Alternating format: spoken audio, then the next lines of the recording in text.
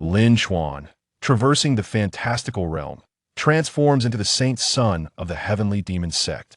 A prodigious talent, charming and suave, yet he chooses to remain passive. 5 years later, the sect's Empress, Leng Ningshuang, emerges from her seclusion. Lin Chuan, the old hag has actually emerged. Her incessant bloodshed will inevitably doom the sect. The stunning Leng Ningshuang. Lin Chuan, you foul old woman, don't think your beauty can compel me to serve you. Not a chance. The eavesdropping Leng Ningshuang. Lin Chuan, come to my chamber tonight. Chapter 1. It's over, yet another breakthrough. Heavenly Demon Sect, Saintess Peak. Today marks the day the sect master, Leng Ningshuang, emerges from her seclusion. A celestial emperor shall soon arise from our sect. From this day forth, our heavenly demon sect shall claim its rightful place among the four great sects. The Grand Elder, Wei Wuyang, was visibly exhilarated, her graceful visage brimming with excitement. Beneath the high platform, 100,000 disciples stood in neat rows before the grand hall of the heavenly demon sect. They eagerly awaited the moment their sect master would reveal herself. However, at the forefront of the crowd, closest to the high platform, a dashing young man yawned incessantly, perpetually appearing as if he had just awoken. His name was Lin Chuan, the saint son of the heavenly demon sect. His languid demeanor stood in stark contrast to the fervor of the other disciples. Why awaken us at dawn, only to await that old witch's emergence? Isn't this utterly tedious? Striving desperately for a place among the four great sects, do they not realize it invites trouble? Endlessly engaged in violence, there is no peace whatsoever. No wonder that old hag, despite her age, remains unmarried. She deserves it. Lin Chuan muttered to himself. Since his inexplicable arrival in the heavenly demon sect, he had become its saint son. This title sounded prestigious, yet it was fraught with peril. The heavenly demon sect, as the name suggests, was not a benign establishment. True to its name, it was a den of demons. Beneath its banner were an array of fiends and monsters, especially the sect master, Leng Ningshuang, a merciless fiend. Legend has it she broke through to the celestial saint level at the tender age of 20. When a disciple of the Xinjiang sect dared to utter a disrespectful remark, Leng Ningshuang single-handedly stormed their sect, slaughtering over 100 individuals. Among them, 5 of the 7 grand elders of the Xinjiang sect perished, while the remaining 2 were gravely injured. Had it not been for the intervention of the Xinjiang sect's master, the consequences would have been dire. Since then, Leng Ningshuang's fearsome reputation had spread like wildfire. With her rise, the heavenly demon sect flourished. Even though it was a demonic sect, ordinary righteous factions dared not provoke it lightly, fearing they might suffer the same fate as the Xinjiang sect. What goes around comes around. The slayer is always slain. If that old hag continues her bloodshed, she will soon bring doom to the heavenly demon sect. In any case, the sect is bound to collapse eventually, so why should I toil in cultivation? Lin Chuan grumbled again, resuming his carefree existence as the saint's son. In truth, he was not inherently pessimistic. Rather, as a transmigrator, he possessed an essential system. However, his system was rather peculiar. It was dubbed the lying flat system. Indeed, lying flat. As long as Lin Chuan opted for an action, he would reap substantial rewards. For instance, while others attended class, he would sleep. While the elders lectured, he would slack off. While others cultivated, he would skip class. The system would naturally bestow upon him bountiful rewards. If lying flat could grant him coveted resources, why should he exhaust himself? Beep. The Grand Elder Wei Wuyang is lecturing host, is slacking off. Reward acquired. 10 years of cultivation. Lo and behold, the system had just awarded him again. A sudden influx of 10 years of cultivation nearly overwhelmed Lin Chuan's capacity. Phew! Suddenly, a stirring wind surged forth, an extraordinary phenomenon. Wei Wuyang and the multitude of disciples turned to Lin Chuan. 100,000 pairs of eyes expressed astonishment, delight, and disbelief. The saint's son has broken through again. A female disciple, enamored with Lin Chuan, squealed while clutching her cheeks. Why the emphasis on again? Because over the years, Lin Chuan had consistently broken through in the oddest of places. During class, while sleeping, and even while wandering. After all, the system's minimum reward for cultivation was 5 years. Lin Chuan could hardly contain it. Yet, To others, Lin Chuan was undeniably a prodigy. His aptitude far surpassed even that of Leng Ningshuang. It was precisely for this reason that Leng Ningshuang had promoted him to Saint's son against convention. Coupled with his strikingly handsome features and carefree disposition, he garnered admiration from numerous young female disciples. To label him as the heavenly demon sect's #1 idol would be no exaggeration. With his breakthrough, the Saint's son must have reached the celestial saint realm. Who would have thought that in merely 5 years, the Saint's son could attain such a level? It is truly astonishing. Even compared to the sect master, he is not lacking in any regard. Wei Weiyang beamed with joy. In a single day, the sect had produced both a celestial emperor and a celestial saint. How could the heavenly demon sect not prosper? I truly wish the sect master could witness this. I'm certain she would be immensely pleased, she remarked confidently. Meanwhile, within the grand hall, a graceful figure sat cross-legged upon a mat. Beneath her flowing black skirt, a glimpse of fair legs was barely visible. Even her alluring figure could not be concealed. Yet, the rise and fall of her chest seemed to indicate her current state was far from favorable. Especially her beautiful face, which could make all women question their existence, was now shrouded in darkness. Leng Ningshuang was furious. Just moments ago, during the most critical juncture of her breakthrough, a man's voice suddenly echoed in her ears. It sounded as if someone was whispering right beside her, resonating with alarming clarity. You gathered us all here at dawn just to wait for that old hag's emergence? Only knowing how to kill, it's no wonder that old hag remains unmarried. Who is it? Who dares to speak? Leng Ningshuang's beautiful eyes widened as she scanned the hall in anger. Yet, she found no trace of anyone. But she was certain she had heard someone speaking. How infuriating! Who had the audacity to call her an old hag? She was merely 26, not old. Moreover, to cultivators, age held little value. At 26, she was still in the bloom of youth. Wait, I'm a celestial emperor. Who among you can speak beneath my very nose without revealing yourselves? Could it be that I am hearing things? Leng Ningshuang pondered. She possessed immense confidence in her own strength.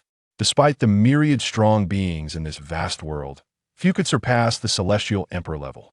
Moreover, that voice repeatedly called her an old hag, clearly belonging to a youth. Could it be that I can hear the thoughts of some disciple? Indeed, it must be so. Curse it. Don't let me catch you otherwise. You shall suffer the greatest of woes. Leng Ningshuang clenched her silver teeth, her murderous intent radiating fiercely. It's over.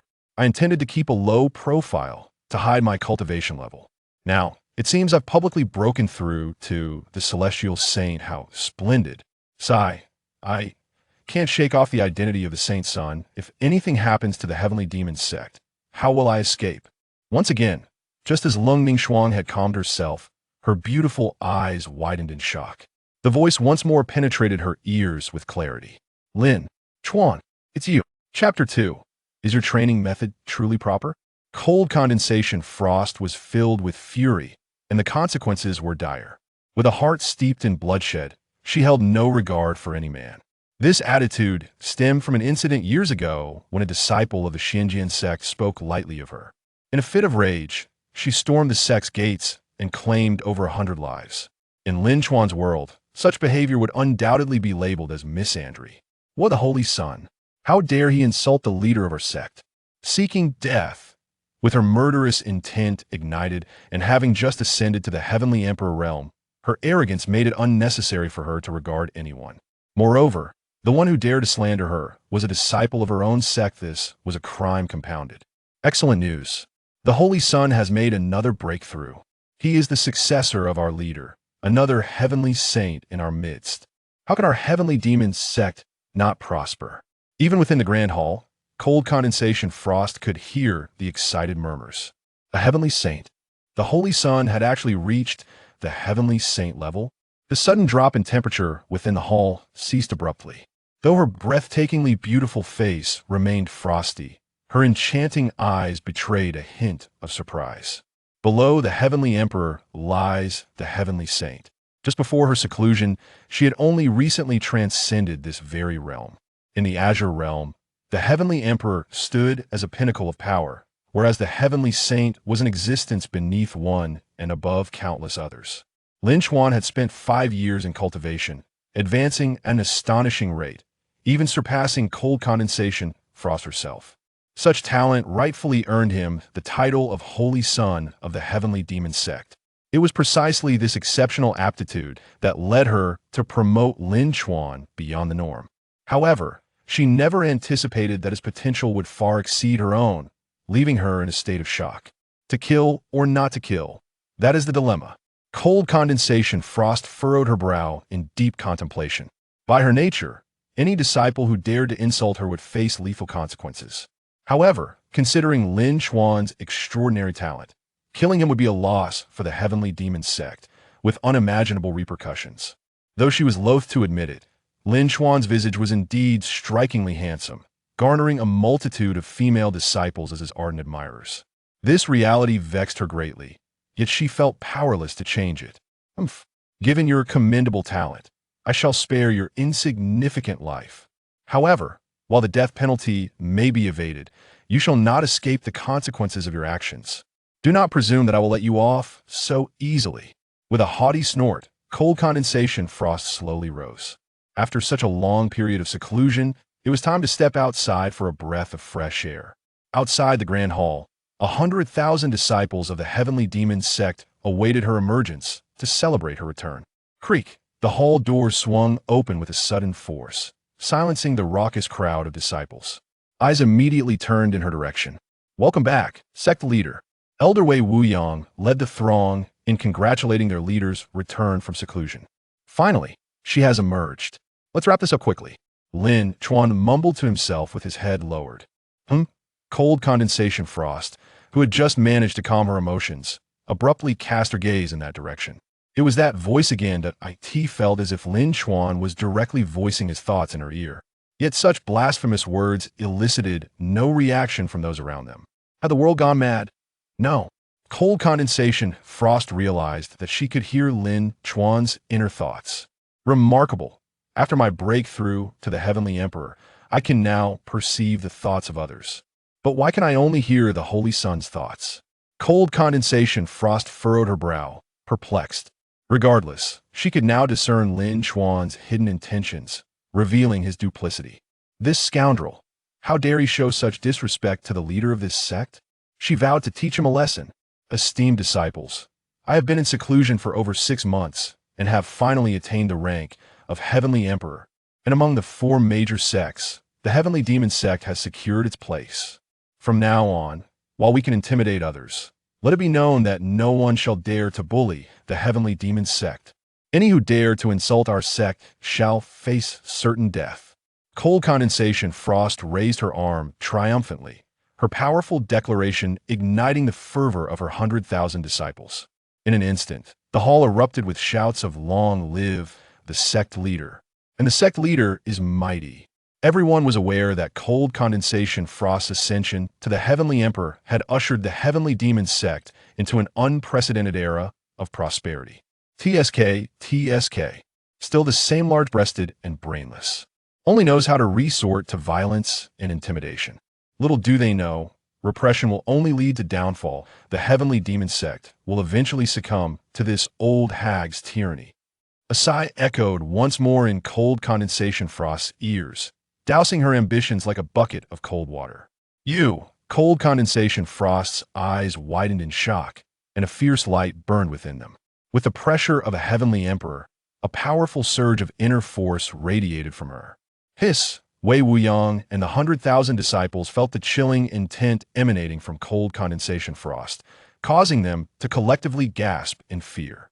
Just moments ago, everything had seemed fine, yet now their leader was in a furious rage. What was happening? The old hag is angry again. No wonder they say she's a volatile temper, always ready to explode. But despite her age, she's still quite beautiful. If only she weren't so fierce, she would surely be adored by the male disciples. Once again, it was his inner voice. This time, cold condensation Frost had been closely observing Lin Chuan and was certain he had not uttered a word. It was evident that she was indeed hearing Lin Chuan's inner thoughts. How dare you call me fierce? Am I fierce? Cold condensation Frost silently gritted her teeth, feeling indignant. Perhaps she was indeed quite fierce, but that was beside the point. This young lad, barely past adolescence, had dared to be frivolous with her. The last disciple who had dared to be so forward with her now lay beneath a mound of earth 3 feet high. Did he not understand? Very well. It seemed she had been too merciful toward Lin Chuan, allowing him to grow so audacious. While I was in seclusion, I sensed the surge of spiritual energy outside the Grand Hall. It was the Holy Sun breaking through to the heavenly saint realm, wasn't it? Cold condensation Frost's exquisite features remained unperturbed, her demeanor calm as a still pond, embodying the poise of a true sovereign. Upon hearing this, Elder Wei Wuyang felt immense relief and quickly responded, "Indeed, sect leader, the Holy Sun has just attained the rank of heavenly saint. Our heavenly demon sect has ascended to a new level of power. In a single day, the heavenly demon sect had produced both a heavenly emperor and a heavenly saint, a feat that would astonish the entire realm." Thus, the disciples were filled with excitement. Yet, it is merely a heavenly saint, nothing to make a fuss about. The Holy Sun has just broken through. He likely has yet to master his new abilities. I shall personally take it upon myself to guide him, allowing him to acclimate to the heavenly saint realm more swiftly. Holy Sun, what do you think? Cold condensation Frost's lips curled into a sly smile, a mischievous glint reflected in Lin Chuan's gaze.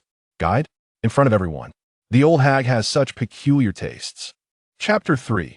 Sect Leader, are you experiencing menopause? Lin Chuan, what on earth was this scoundrel thinking? What did guiding even mean? He, as the holy son of the heavenly demon sect, dared to entertain such lewd thoughts. Cold condensation, Frost was nearly beside herself with rage.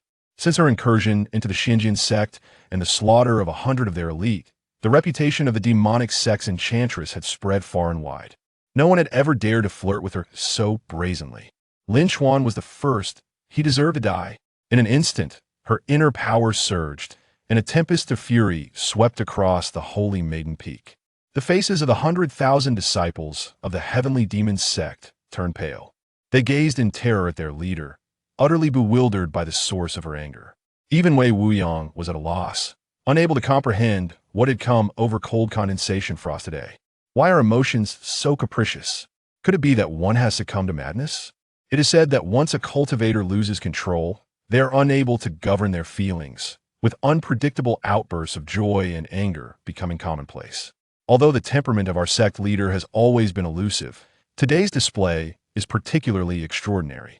Leader, please maintain your composure. We are within the confines of the heavenly demon sect.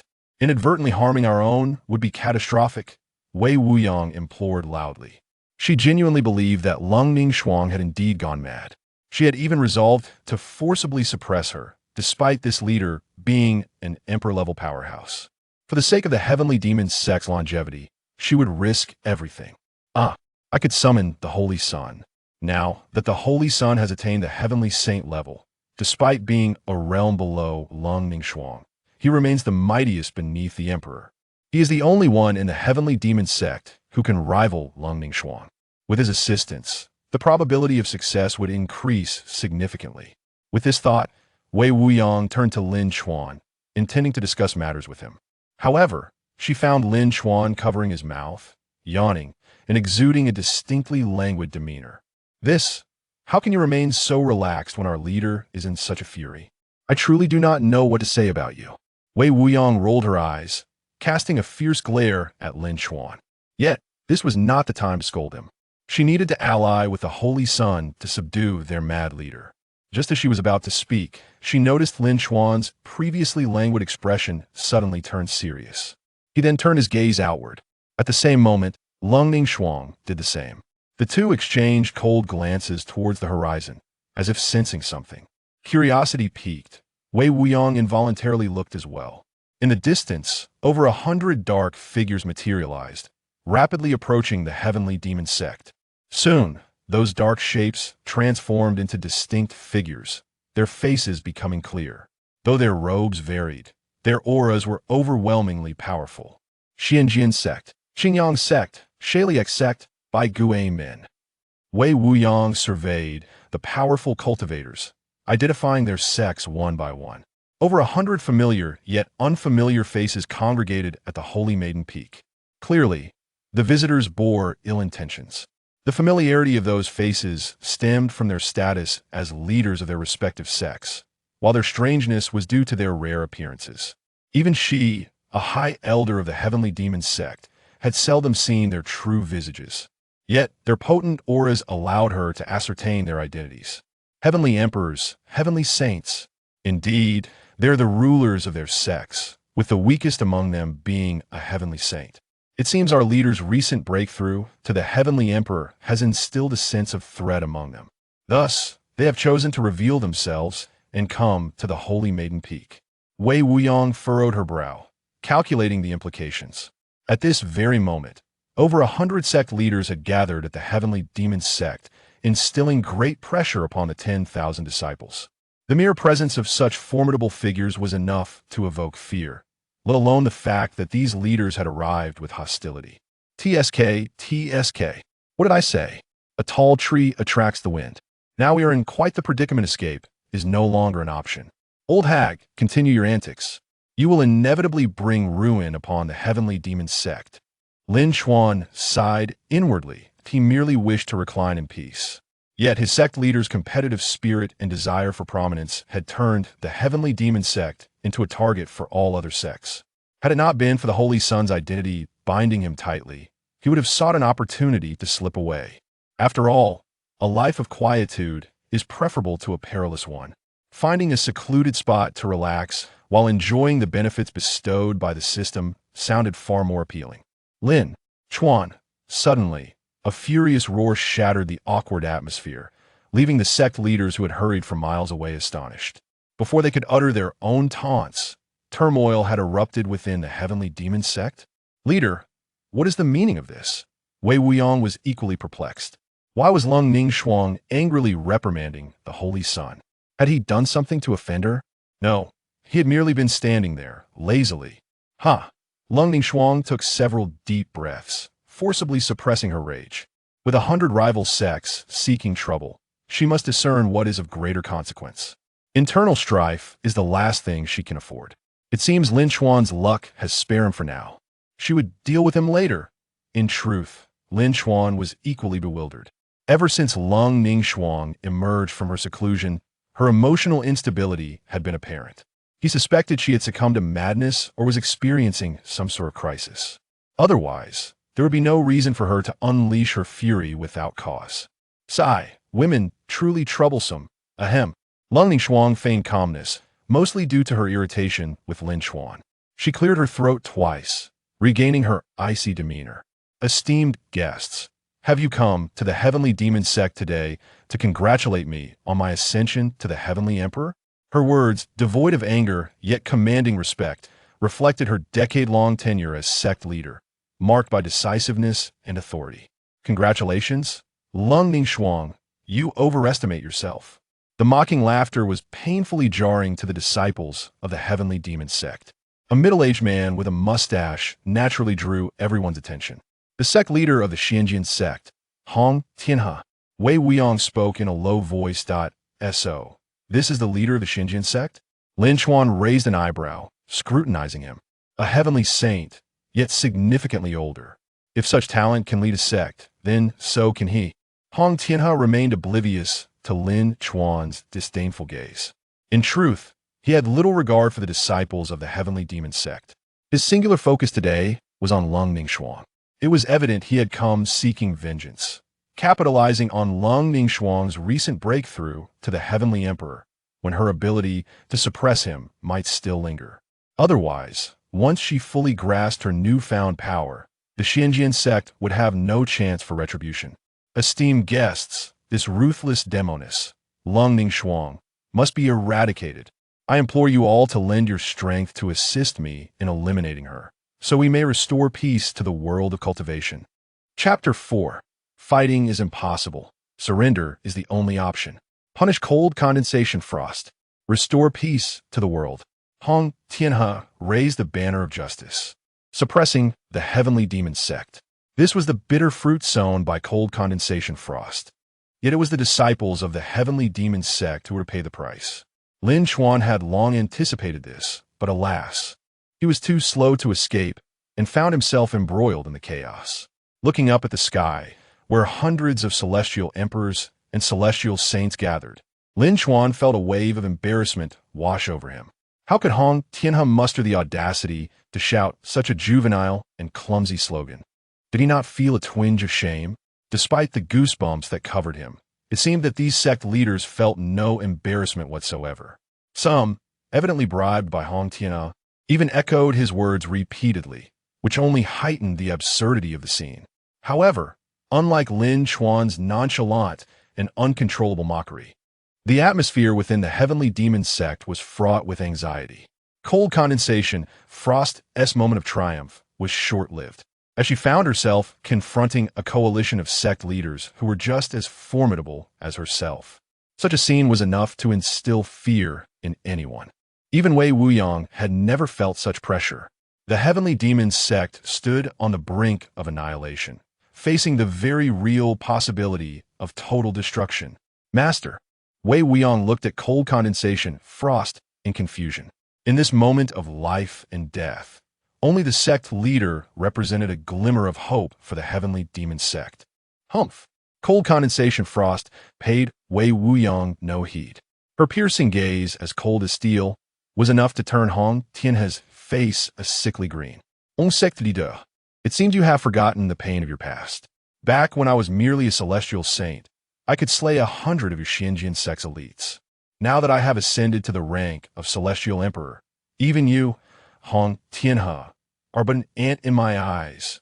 Do you truly believe that gathering these worthless individuals can intimidate me?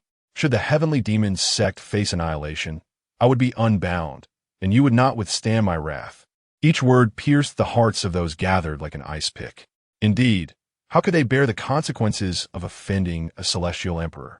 While the annihilation of the heavenly demon sect would be a tragedy, slaying a celestial emperor was no simple task.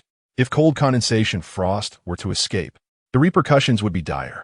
In the dead of night, a celestial emperor could infiltrate every sect. The gasps of those who had considered supporting Hong Tianhe filled the air, their expressions now marked by hesitation. Unlike the Xinjiang sect, which harbored a long-standing grudge against the heavenly demon sect, these individuals had no reason to be adversarial.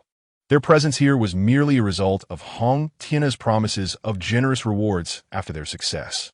But could such rewards truly offset cold condensation, Frost's impending vengeance? Master Cold, you are mistaken. We have come to congratulate you on achieving the rank of Celestial Emperor. The grievances between the Xinjiang sect and your esteemed sect are merely hearsay. We have never intended to interfere. We beseech you not to involve us. Some were eager to distance themselves, and naturally, others echoed their sentiments. When the tree falls, the monkeys scatter. Those bold enough to openly support Hong Tianhe were few and far between. The situation took a swift turn, leaving Hong Tianhe's face flushed with embarrassment. He was furious, yet powerless. After all, how could he contend with cold condensation Frost's formidable strength and ruthless nature? Damn it, this which dares to oppress us, and you fickle turncoats have been intimidated by her mere words. Very well, when the heavenly demon sect rises again, you shall all regret your cowardice. Hong Tianhe was seething with anger. At this juncture, even as others clearly expressed their unwillingness to oppose cold condensation Frost, he could not resign himself to defeat. The atmosphere shifted dramatically. The aura of the celestial saints surged uncontrollably. Hong Tianhe was thoroughly enraged.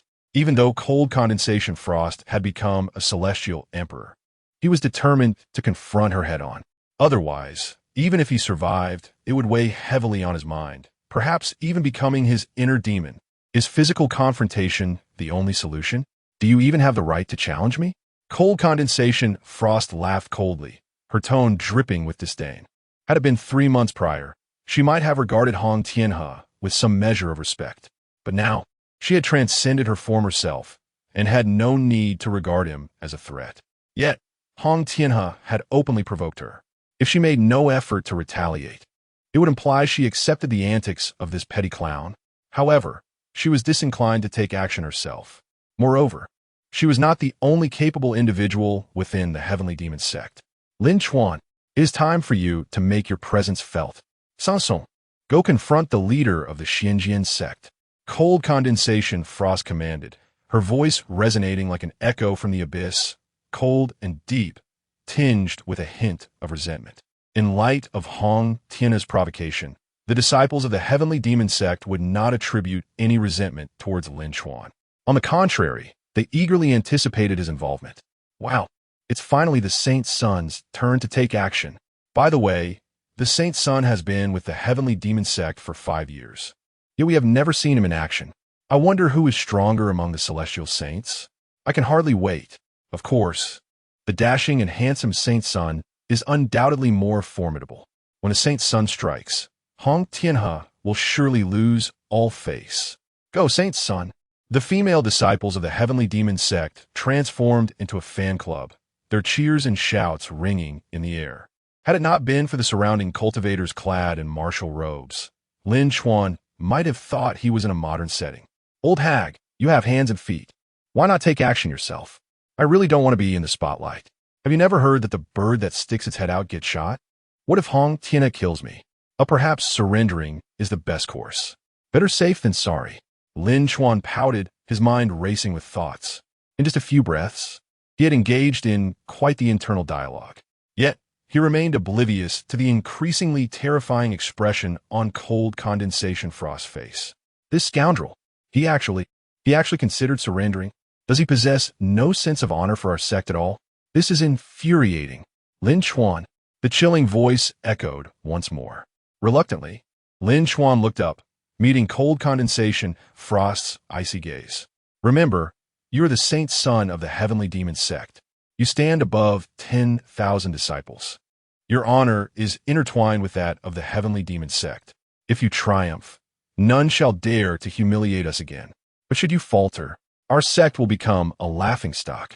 Give it your all and defeat Hong Tianhe. If you emerge victorious, I promise to grant you one wish. Whatever it may be, I will not go back on my word. Cold condensation, Frost felt a pang of frustration. To prevent Lin Chuan, this lazy individual, from surrendering and to preserve her own and the sect's dignity, she was compelled to offer some incentive. This was in stark contrast to her initial intention of punishing him. Anything is possible? Wonderful. If I defeat Hong Tianhe, I can leave the heavenly demon sect. Yay! Chapter 5. Not only handsome, but also strong. Is there no justice left? Yay! Leng Ningshuang stared blankly at Lin Chuan, her mind echoing with his excited exclamation. She felt utterly stunned.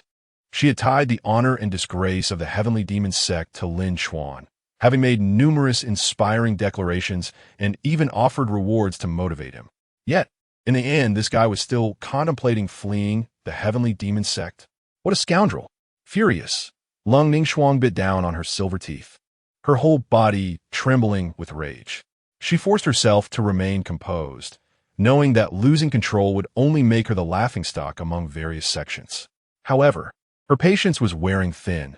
She longed to tear Lin Chuan's handsome face apart and stomp on it repeatedly. Even that would hardly quell the hatred simmering within her. How infuriating! It was even more frustrating than dealing with Hong Tianhe. It was her own disciple who had ignited her ire. Where could she seek justice? The sect master had commanded, and disciples dared not disobey. Just wait, master. I will teach Hong Tianhe a lesson right away. Lin Chuan beamed with a radiant smile. His charm sparked an uproar among the female disciples of the heavenly demon sect. One could not deny the extent of his popularity within the sect, a level that even Leng Ningshuang found hard to commend. Who would have thought that such a beloved figure was solely preoccupied with escaping the heavenly demon sect? One should never judge a book by its cover. Go for it, holy son. Wei Wuyang cheered, making a fist and dramatically dropping it. Was even she captivated by Lin Chuan? At that moment, Lin Chuan pointed his sword towards the heavens with a graceful demeanor. As his aura surged, a piercing sound echoed through the air, and the sword light shot upwards before swiftly descending. Finally, the flying sword, like a gentle breeze, elevated Lin Chuan.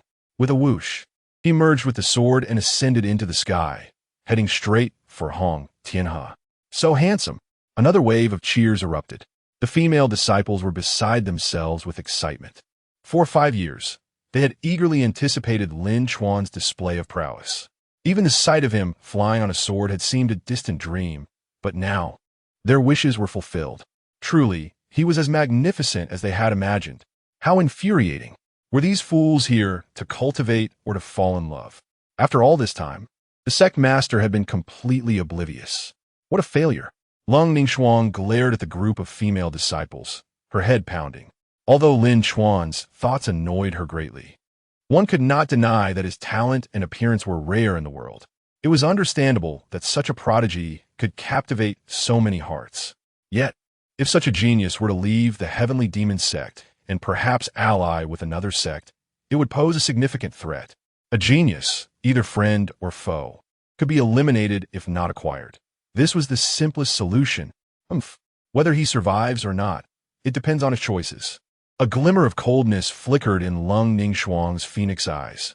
Meanwhile, a beam of sword light soared into the sky, hovering before numerous sect masters and leaders.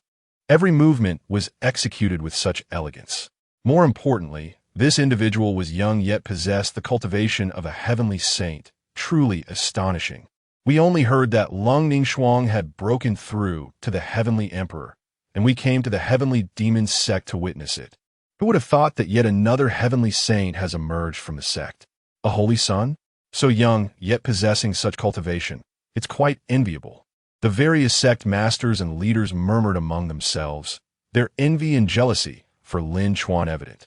Yet, many felt relieved that they were not following Hong Tianhe's reckless antics. After all, provoking both a heavenly emperor and a heavenly saint was a calamity for any sect. One could not help but wonder how Hong Tianhe felt upon encountering Lin Chuan. Out of curiosity, everyone turned to look at Hong Tianhe. His aged face had turned bright red. Lin Chuan's emergence was something he had never anticipated. Although the various sects were not entirely ignorant of the heavenly demon sect, and were aware of the presence of a holy son, they did not know why this holy son was relatively unknown, even in the information from various sects. He seemed like a ghost. His cultivation, talent, techniques, and weapons were all mere footnotes of obscurity. The only things known were his age and his striking handsomeness. Handsome? In the world of cultivation, can good looks feed you? There are no stars or idols here. What people compete for is only strength. Only those with sufficient power have the right to survive, not those who rely on a handsome face. Yet, who would have thought that this holy son, renowned for his looks, possessed such extraordinary talent as well? Heaven above, why are you blind to this? Ahem. So, when shall we commence the battle? My sect master is waiting to reward me, Lin Chuan said lazily. He despised fighting the most. If he could, he would prefer to surrender outright. What was losing a little face? It would not feed him. Besides, being constantly pestered by a group of beautiful junior sisters was quite vexing. You little brat, you dare to underestimate this sect master. Hong Tianhe roared in fury. After all, he was the leader of a sect and a heavenly saint. 10 years ago, he had already reached the heavenly saint level. Lin Chuan was merely a youth under 20. Though he was talented, he could not have been a heavenly saint for long. As a fellow heavenly saint, he had no reason to lose to a mere child. Your master has sent you to your doom. I will fulfill her wish. Little brat, regret it in hell.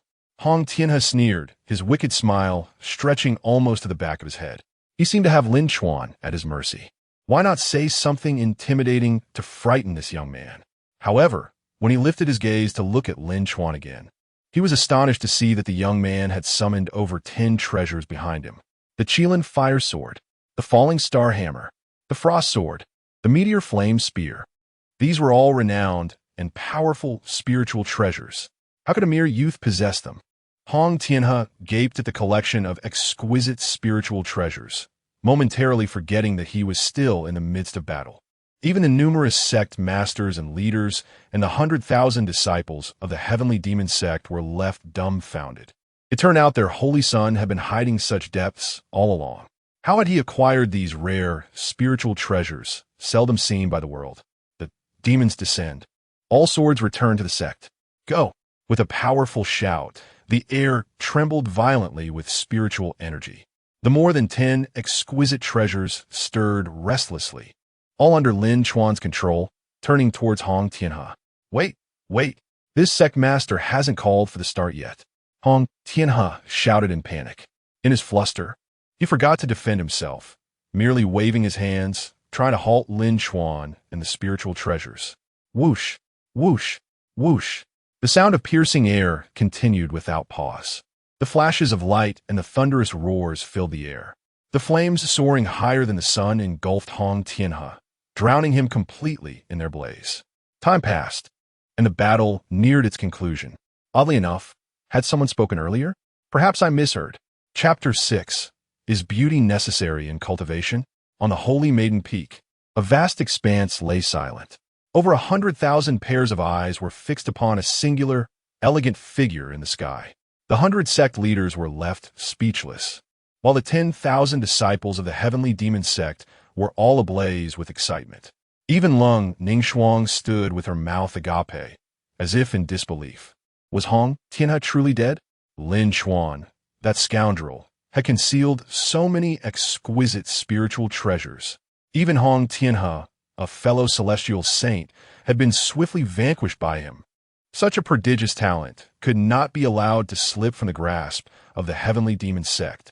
Leng Ningshuang's phoenix-like eyes sparkled with determination. She was resolute in her decision to retain Lin Chuan. Naturally, her ruthless and decisive nature would not allow her to show mercy simply because of Lin Chuan's extraordinary gifts. A talent like him, if claimed by another sect, would pose a grave threat to the heavenly demon sect, and it was only prudent to eliminate potential adversaries swiftly. Though Lin Chuan's displayed prowess astonished all present, including Leng Ningshuang, he was still merely a celestial saint. Compared to others, Lin Chuan was undoubtedly young and exceptionally talented. Yet Leng Ningshuang was an empress. If she resolved to eradicate a threat, it would be an effortless task. Lin Chuan, otherwise, do not blame me for being ungracious. Her beautiful eyes turned icy in an instant, and this demeanor suited her character perfectly. This was precisely why, despite being a demonic sect, few dared to provoke the heavenly demon sect. After all, the sect leader was not to be trifled with. As Leng Ningshuang pondered these thoughts, Lin Chuan faced the soul interrogation from the elder of the Xinjiang sect. The two elders who had accompanied Hong Tianhe glared furiously at Lin Chuan. Right before their eyes, their leader had been killed, reduced to mere ashes scattered by the wind. This was not merely a deep-seated enmity, but a profound humiliation. You, a demon of the heavenly demon sect, dare to slay our sect leader. We shall fight you. The two elders, filled with wrath, unsheathed their weapons and charged at Lin Chuan. A sea of expectant gazes was fixed upon him. His earlier strike had been too swift and spectacular. The onlookers had scarcely comprehended how he had dispatched Hong Tianhe. Help! I've killed someone. Sect leader, please save me. Suddenly, cries for help erupted from Lin Chuan's mouth. To everyone's astonishment, he manipulated a plethora of exquisite spiritual treasures, but showed no intention of employing them. Instead, he leaped onto a flying sword and darted towards Leng Ningshuang, all the while theatrically calling for assistance, his face betraying no trace of panic. As a master, does this young man not care for his dignity? In a life-and-death battle, calling for help. What an absurdity! Initially, it appeared that a remarkable figure had emerged from the heavenly demon sect, but alas, he seemed to be lacking in intellect, disappointing many. Let us disperse. This is no longer entertaining. The 100 sect leaders and masters revealed expressions of disappointment towards Lin Chuan. Some had already begun to leave. They were indifferent to how the Xinjiang sect would seek vengeance against the heavenly demon sect. After all, Hong Tianhe was dead, and Leng Ningshuang had ascended as an empress. The outcome was already foreseen. For the sake of mere curiosity, it was not worth courting danger, and thus the rational and wise departed quietly. Those remaining were mostly intertwined with the Xinjiang sect in some way, a conclusion easily drawn. Ding! At the crucial moment of the duel, the host is slacking off. Reward obtained. Beauty 10, again, with the beauty. For heaven's sake, what use is beauty to a cultivator? Lin Chuan felt utterly bemused. In a world of cultivation, strength reigned supreme. Whether one resembled a handsome figure or a grotesque shape, as long as one possessed formidable power, finding a partner would never be an issue. If all else failed, one could simply seize what they desired. With a heart sufficiently dark, one could easily amass a harem of 3,000 beauties, albeit at the cost of some vital essence. In truth, Lin Chuan's aversion to beauty stemmed from its overwhelming appeal to the female disciples. Imagine, upon opening the doors to his residence each day, being besieged by an endless throng of female disciples. Whatever Lin Chuan did was met with a cacophony of adoring fans exclaiming how handsome the saint was. It was exasperating, not to mention prone to inciting jealousy. I will inevitably perish due to this strikingly handsome face, Lin Chuan muttered with a look of melancholy. Puffed. Nearby, Leng Ningshuang nearly spat blood. Indeed, she could hear Lin Chuan's thoughts once again. This time, she realized just how conceited he was. The thickness of his skin rivaled that of the monks from Tianyin Temple. A cultivator, yet obsessed with appearances. It seemed she had overestimated the saint's character. Thankfully, as disciples of the heavenly demon sect primarily practiced the art of tranquil focus, they were not easily swayed by superficial allure. With a cold huff, Leng Ningshuang felt a surge of confidence. The heavenly demon sect's cultivation method, the great transformation of the heavenly demon, was akin to the meditative practices of Tianyin Temple. The higher one ascended, the more steadfast their heart became. Thus, Leng Ningshuang held great faith in her disciples. Wow, the saint is so handsome. Even in retreat, he retains such charm. After the fierce battle, he shows no inclination to linger, demonstrating his astuteness. Calls of admiration erupted, leaving Leng Ningshuang utterly flabbergasted. That must be a sign that the great transformation of the heavenly demon had not been mastered adequately. Yes, that must be it. A cultivator should not be entranced by mere appearances. Even if Lin Chuan was indeed handsome, could beauty sustain one? Could it provide protection? It could not. In the world of cultivation, only strength mattered. An attractive facade was utterly useless. How disgraceful! The esteemed elder of the Xinjiang sect resorts to a 2-on-1 confrontation, utterly shameless. Sisters, protect our saint. Hey, you two ugly brutes from the Xinjiang sect, do not harm our saint. Suddenly, a chorus of furious rebukes and the sound of clashing metal rang out. 60,000 female disciples of the heavenly demon sect united to block the path of the two elders from the Xinjiang sect. Their eyes were cold as blades, as if they intended to devour the two elders alive. Utterly speechless, Leng Ningshuang's exquisite face drained of color. Should she be angry? The unity of the heavenly demon sect disciples against external threats could not be deemed wrong. Yet the reason for their solidarity was to protect Lin Chuan. Leng Ningshuang felt a twinge of pain in her face. She was furious but could not lash out at her disciples. Thus, she had no choice but to vent her pent-up frustration upon Lin Chuan. Phew! At last, the task of the old hag is complete. Freedom at last. Chapter 7. The script is ready. Just let me go. At last, I can escape the clutches of the old hag. Oh yeah, Lin Chuan's heart surged with excitement. Accompanying this was a relaxed smile on his youthful and handsome visage, a countenance that could easily captivate anyone. It was enough to send the female disciples of the heavenly demon sect into a frenzy. However, the closest to him, the cold Ningshuang, wore a stern expression. Crunch. Crunch. It sounded as if something was being crushed. Lin Chuan was perplexed. He was utterly unaware that this was the sound of Ningshuang grinding her molars. Little did he know that at this moment, she wished to punch him. How could this brat still entertain thoughts of betrayal at such a critical juncture?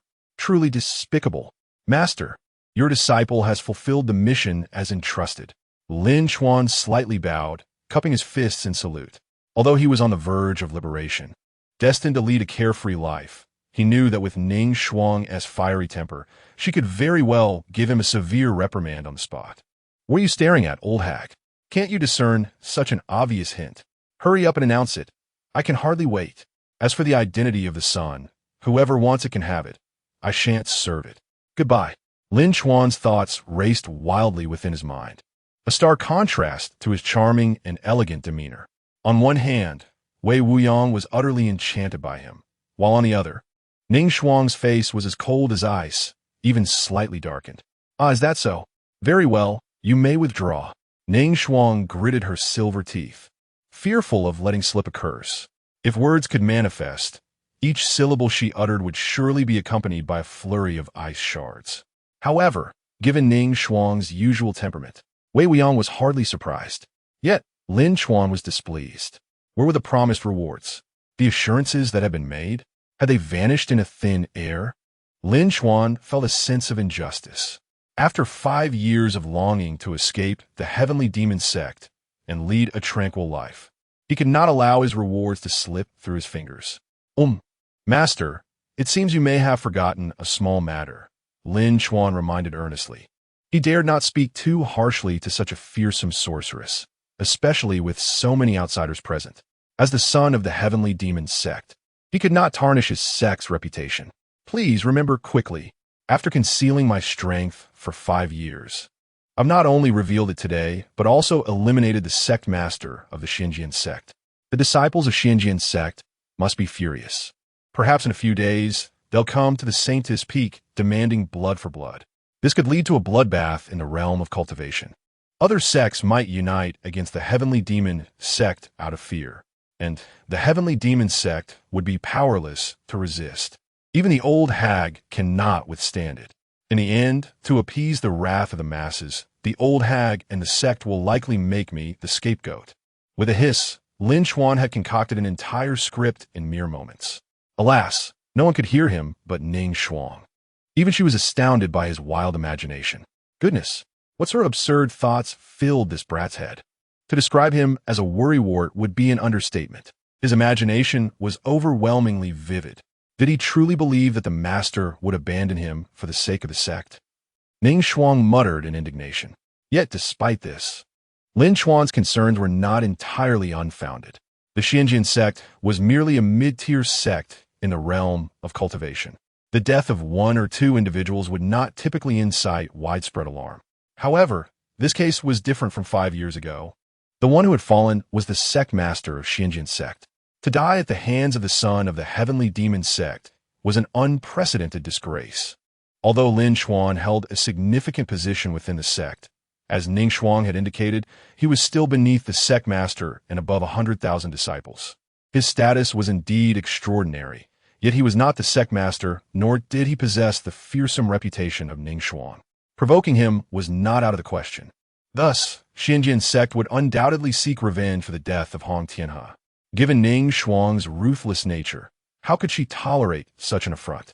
Should the situation escalate, she might very well resort to a massacre of Xinjian sect once again. It was known that the presence of a formidable heavenly emperor was enough to instill fear in countless sections.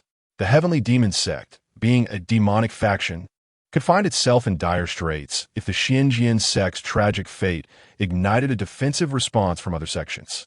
It was entirely plausible that they would unite to combat the heavenly demon sect. At that point, even though Lin Chuan was the son, he would be sacrificed for the greater good of the sect's survival. The decision between the two was one that even Leng Ningshuang might hesitate to conclude. This brat had always wanted to escape the heavenly demon sect. Was he prescient enough to foresee impending disaster? Despite his seemingly dim-witted demeanor, his thoughts were alarmingly astute. While the master was reluctant to bear such a burden, she found it impossible to disregard his concerns. Leng Ningshuang contemplated this, and, upon observing Lin Chuan, her gaze softened considerably.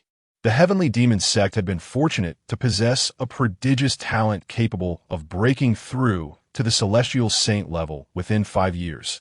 Such grace was a divine blessing. And this talent was also endowed with an extraordinary level of strategic insight.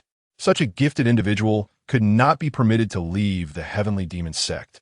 However, if he was truly worried about retribution from the Xinjian sect, then she, as the master, could very well quell them. Regardless of the circumstances, she would not allow him to depart from the heavenly demon sect. Leng Ningshuang silently chuckled with cold determination.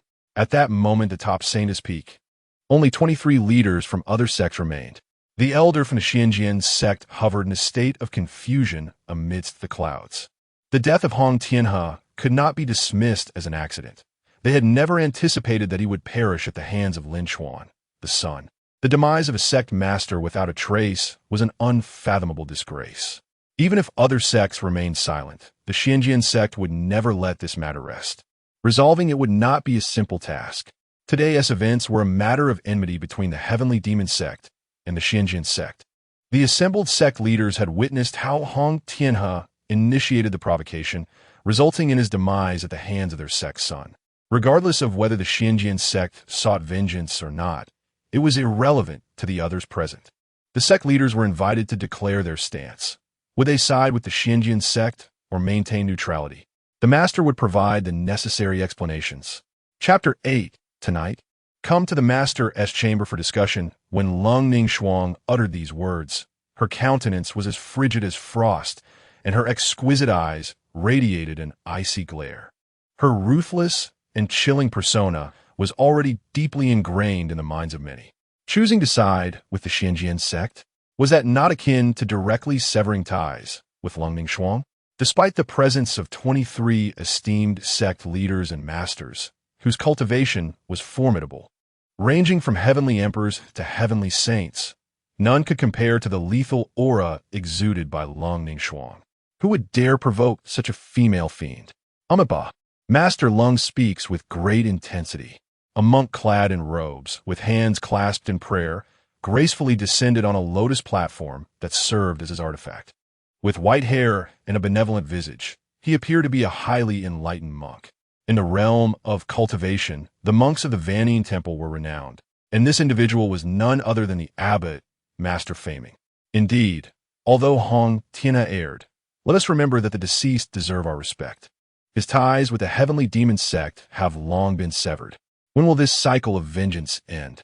I humbly beseech Master Leng to release her hatred and seek reconciliation with the Xianjian sect, Master Faming implored earnestly. The Vanning Temple had always adopted a benevolent stance in the world, and this occasion was no exception. Despite Leng Ningshuang frequently denouncing the temple as hypocritical to the majority, these monks represented the light of righteousness, far exceeding the notorious reputation of the heavenly demon sect. Master, the deceased was our Xianjian sect's leader. A senior elder of the Xianjian sect retorted. He had remained silent during Hong Tianhe's demise, but now emboldened by the presence of a prominent figure, he found his voice. How audacious to confront her after such cowardice. 5 years ago, I could have single-handedly stormed the Xianjian sect. Today, what is to prevent the holy son of the heavenly demon sect from slaying your leader? Should the Xianjian sect disagree, let them come forth. However, let it be known that the enmity between the heavenly demon sect and the Xianjian sect is none of your concern. Anyone who dares to intervene shall be deemed an enemy by the heavenly demon sect. We shall not rest until our enemies are vanquished. Leng Ningshuang's icy voice echoed ominously, sending chills through every listener, as if ice picks were driven into their hearts.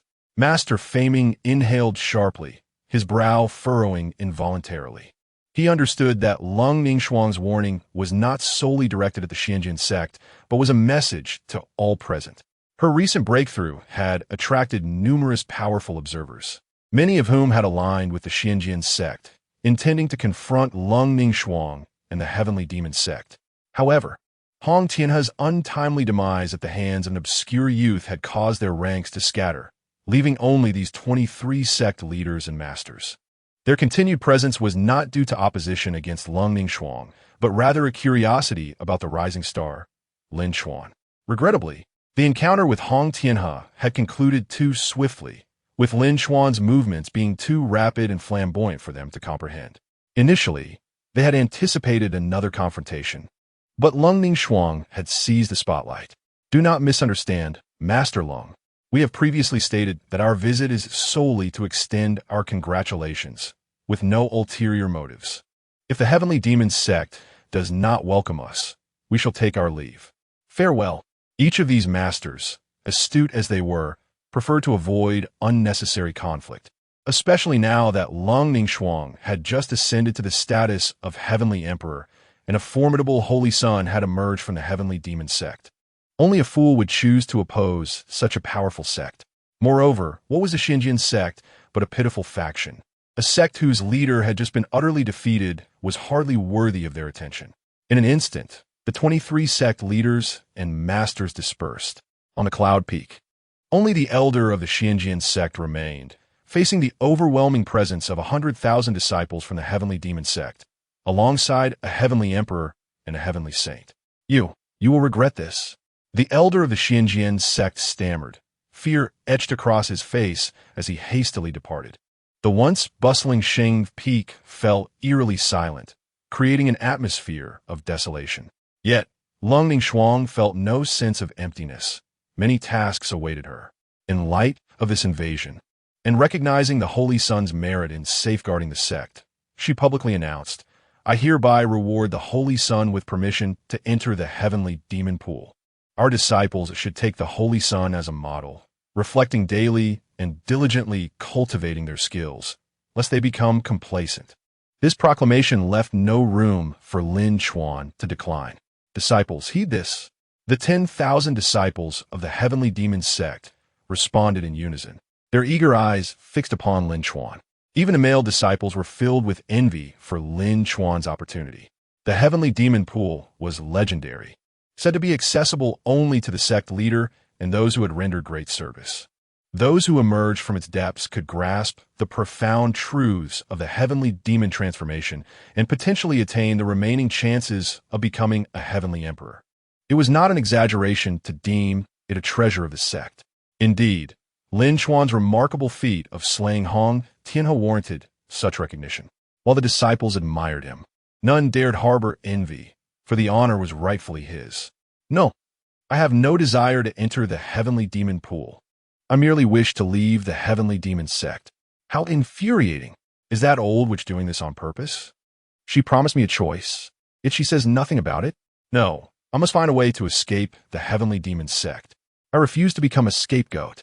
Lin Chuan's heart was heavy with despair, despite Leng Ningshuang's threats that had driven many powerful figures away. The enmity of slaying the sect leader would not fade easily. The Xinjiang sect would undoubtedly seek revenge. If they chose to assault Sheng Peak, it would be too late for Lin Chuan to escape. The chorus of grievances permeated Leng Ningshuang's ears, confirming her suspicions that this troublesome youth still harbored thoughts of fleeing. How absurd! If the heavenly demon pool could not retain him, it seemed Lin Chuan was resolute in his desire to depart. Such a situation was unacceptable. However, having discerned Lin Chuan's thoughts, Leng Ningshuang was determined to make him a scapegoat. With such biases in place, even if she could keep Lin Chuan close, his heart would remain distant. The Holy Sun has rendered great service to the heavenly demon sect today. The refining in the heavenly demon pool is merely to solidify your heavenly saint cultivation. I observe your instability during your battle with Hong Tianhe. You may not yet have realized it. Therefore, how about this? Come to my chamber tonight, and I shall personally guide you. Chapter 9.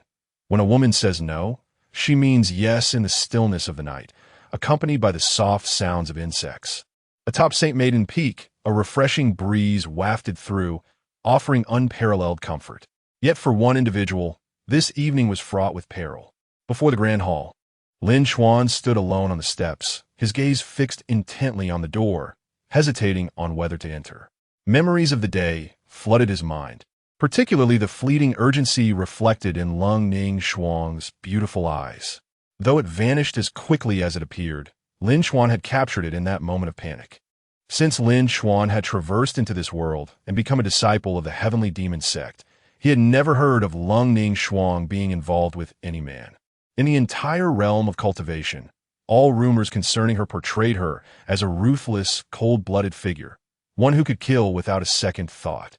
Especially the accounts from other sects, which depicted her as a veritable female demon, her malevolence overshadowing even her reputation as the most exquisite beauty in the cultivation world. At times, Lin Chuan felt an inexplicable sympathy for her. However, how could it be normal for a 25-year-old woman to have never experienced love? Lin Chuan was uncertain. Yet one thing was clear. He was indeed quite popular among women. Otherwise, how could he have garnered the fervent admiration of 60,000 female disciples of the heavenly demon sect? His confidence in his own allure led him to ponder whether Leng Ningshuang might harbor inappropriate thoughts about him. Although she was somewhat older, her beauty was undeniable, and her figure was commendable, albeit her temperament was notoriously poor. If she were to insist on having her way with him, what could he possibly do? Wait a minute. I am determined to escape the heavenly demon sect. How could I entertain such thoughts? No, my safety must come first. If she were insistent on pursuing me, I must remain resolute and never acquiesce. He believed this with unwavering certainty. Fortunately, there was no one nearby. Otherwise, they might have mistaken him for a lunatic. Suddenly, a fierce wind arose from nowhere. Bang! The grand hall's doors swung open violently, and the wind morphed into a tempest, sweeping Lin Chuan off his feet. Acting instinctively, he braced himself, yet the gale felt like a powerful hand, binding him tightly. The oppressive aura of a celestial emperor. How formidable! Lin Chuan was struck with awe. Faced with the might of a celestial emperor for the first time, he found himself utterly incapable of resistance. This only reinforced his resolve to flee the heavenly demon sect. Otherwise, when calamity befell the sect, he would not face just one celestial emperor, but many. How could Leng Ningshuang withstand such forces alone? As the one who had slain Hong Tianhe, he would undoubtedly become a scapegoat. Sigh. Lin Chuan's mind raced with these thoughts, but in his moment of distraction, he was swept into the grand hall. The scenes flashed by, the hall door, the conference room, and then was at the sect leader's chamber. It was only when a faint, alluring fragrance wafted into Lin Chuan's nostrils that he realized he was in a bedroom adorned in hues of blue. Before an antique tea table sat the stunningly beautiful Leng Ningshuang. Her gaze locked onto him. Leader, please no. Lin Chuan panicked. As a man of stature, he truly disliked being passive. If such a fierce woman were to assert herself, should he resist or comply? Thud! A sudden, overwhelming force hurled Lin Chuan onto a soft surface, disorienting him. Yet it did not hurt.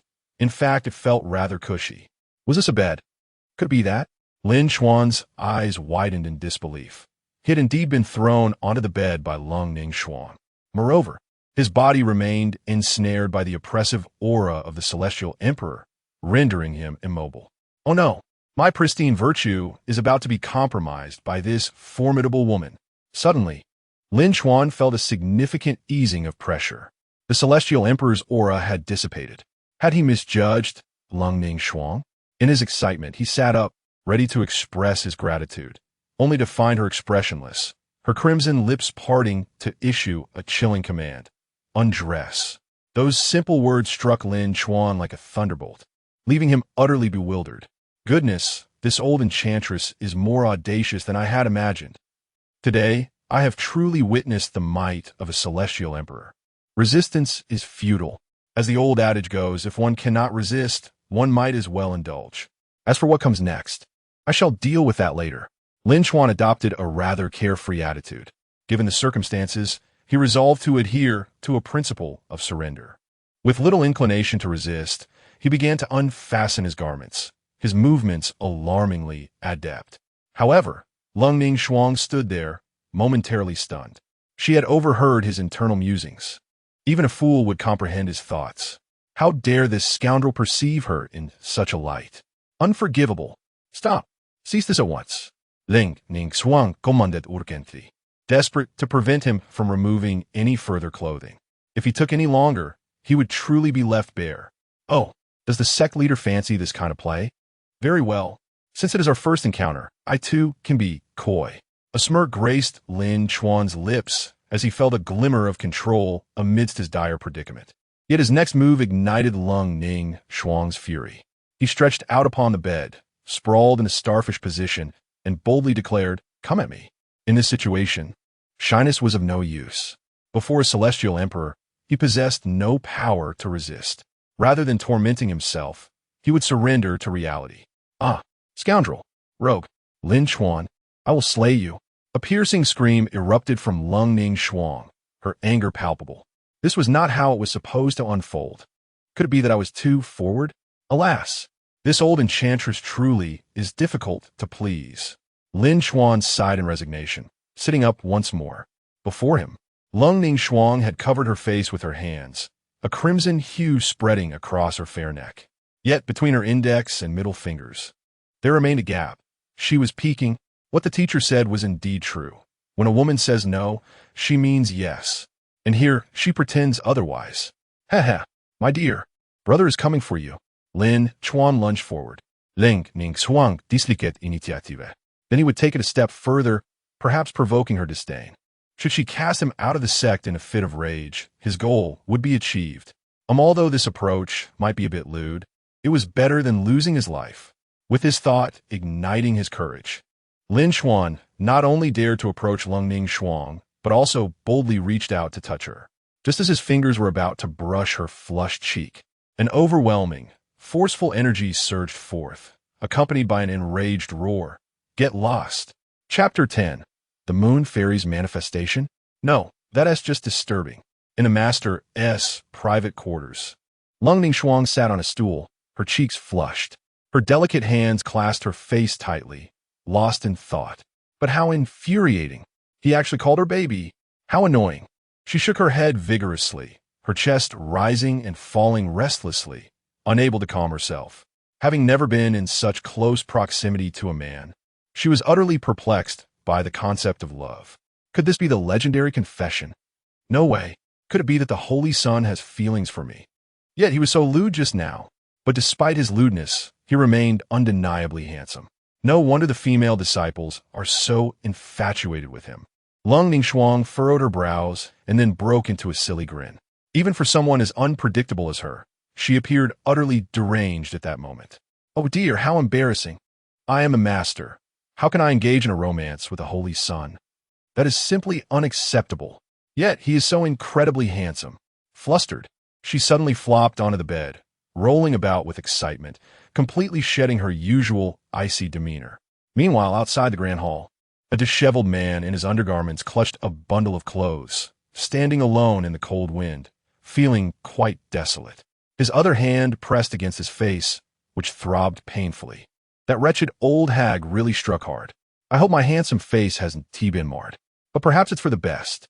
If the old hag dislikes me, maybe I'll be expelled from the sect tomorrow. That would grant me freedom. Oh joy! Lin Chuan muttered to himself, the gloom on his face dissipating, replaced by a look of excitement. Finally liberated from this torment, he was undeniably thrilled, even forgetting to dress properly as he soared into the sky. At this moment, on the Holy Maiden Peak, two female disciples were admiring the moon. Suddenly, a silhouette darted across the moon, leaving behind a shadow that fluttered like a ribbon. From afar, it appeared as if the Moon Fairy was dancing. Look, the Moon Fairy has manifested, one disciple exclaimed, her excitement palpable. I've heard that making a wish at this moment will surely bring it to fruition. Really? Then let us hurry and make our wishes. I hope to receive the Holy Sun's favor, even if it means serving him as he changes clothes. Of course, it would be best to warm his bed.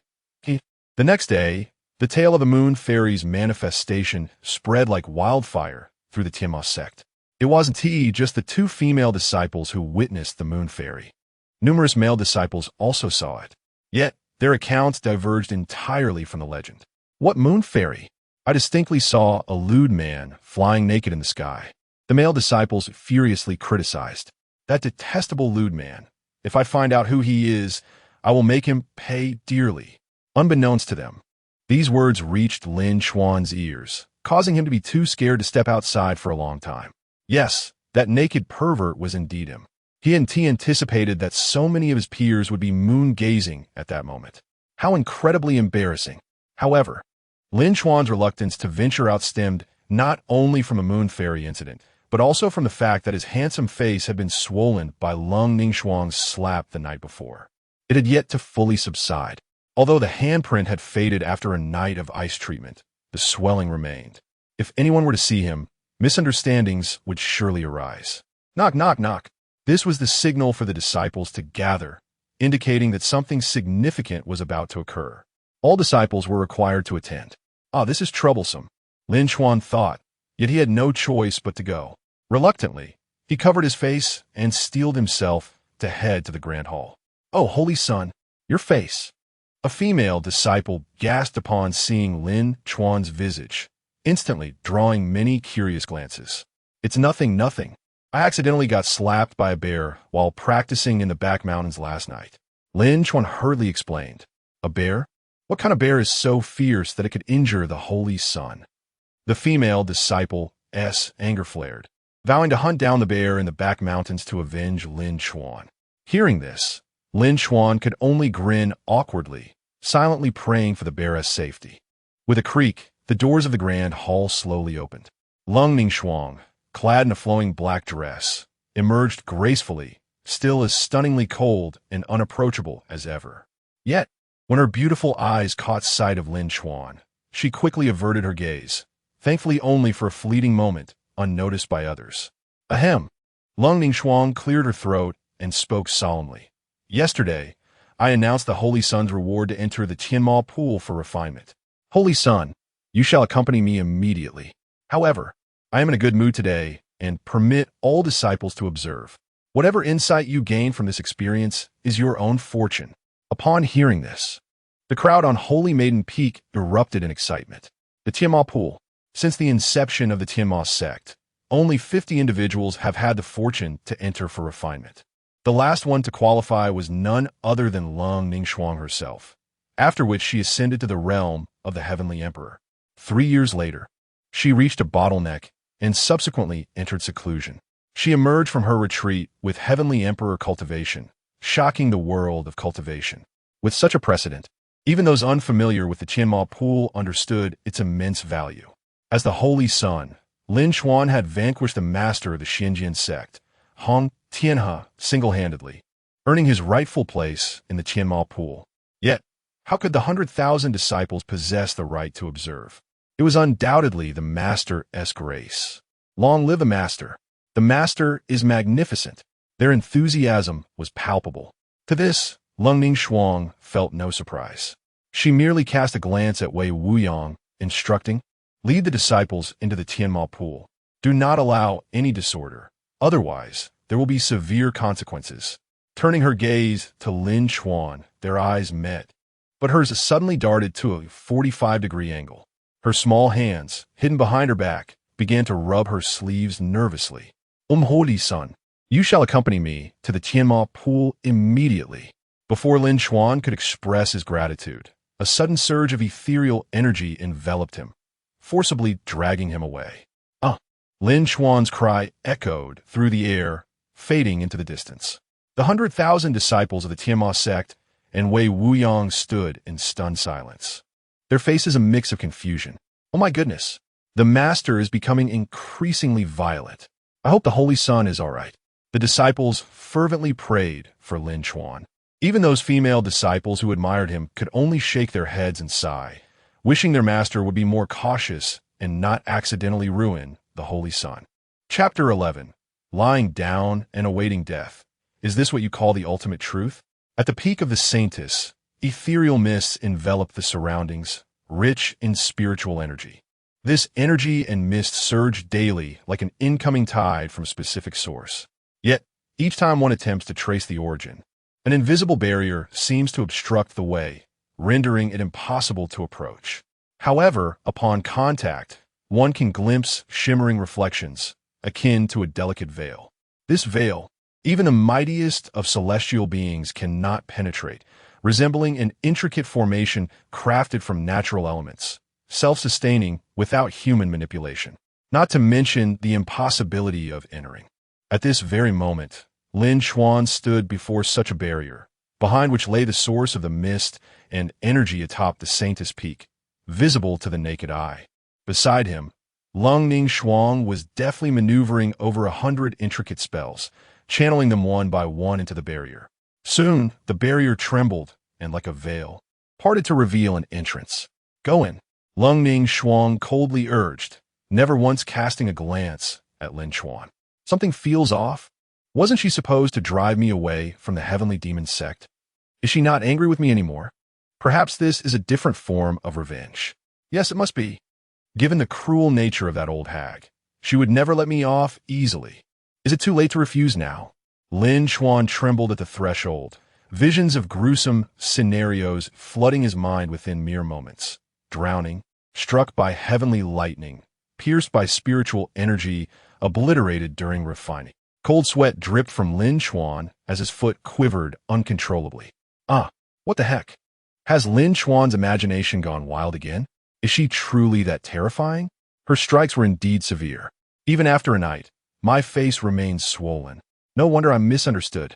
Yet, persuading her to soften her stance was utterly impossible. She was the dignified leader of the heavenly demon sect, a female tyrant in the realm of cultivation. How could she show weakness to a man? Leng Ningshuang let out a soft snort, slowly raising her arm. Her delicate fingers splayed towards Lin Chuan in a swift motion. Not again, Lin Chuan exclaimed, his body suddenly propelled into the heavenly demon pool. Splash! Water erupted around him as he plunged into the depths, akin to a discarded stone. Panic surged within him. He felt he could drown at any moment. Indeed, the female tyrant was devious. He thought he was done for. Wait, no harm? After a few frantic movements, Lin Chuan stood up from the heavenly demon pool. Drenched but unharmed, he exhaled in relief, casting a glance towards Leng Ningshuang outside the pool. Their eyes met once more, and her icy demeanor felt like a blow to his very core. Gasp! Lin Chuan inhaled sharply. It was indeed not as simple as he had imagined. This female tyrant was intent on torturing him slowly. Help! I merely wish to lie down peacefully. Why does life always conspire against me? Wait, the Grand Elder will soon arrive with 100,000 disciples. The old hag specifically summoned them. She wouldn't actually want to publicly execute me. Would she? Heavens, this woman is truly cruel. No wonder she is called a female tyrant. She harbors such a sadistic inclination. Oh no, not only will I die, but I will be publicly tortured to death by Leng Ningshuang. In front of 100,000 peers. I cannot bear such disgrace. Lin Chuan's inner turmoil echoed like a rapid-fire barrage in Leng Ningshuang's ears, causing her to chuckle in disbelief. You little rascal, is this how you perceive your sect leader? I am merely indifferent, not a pervert, and yet, I graciously granted you the opportunity to refine in the heavenly demon pool, and you dare slander me? Very well, since you relish suffering, I shall oblige.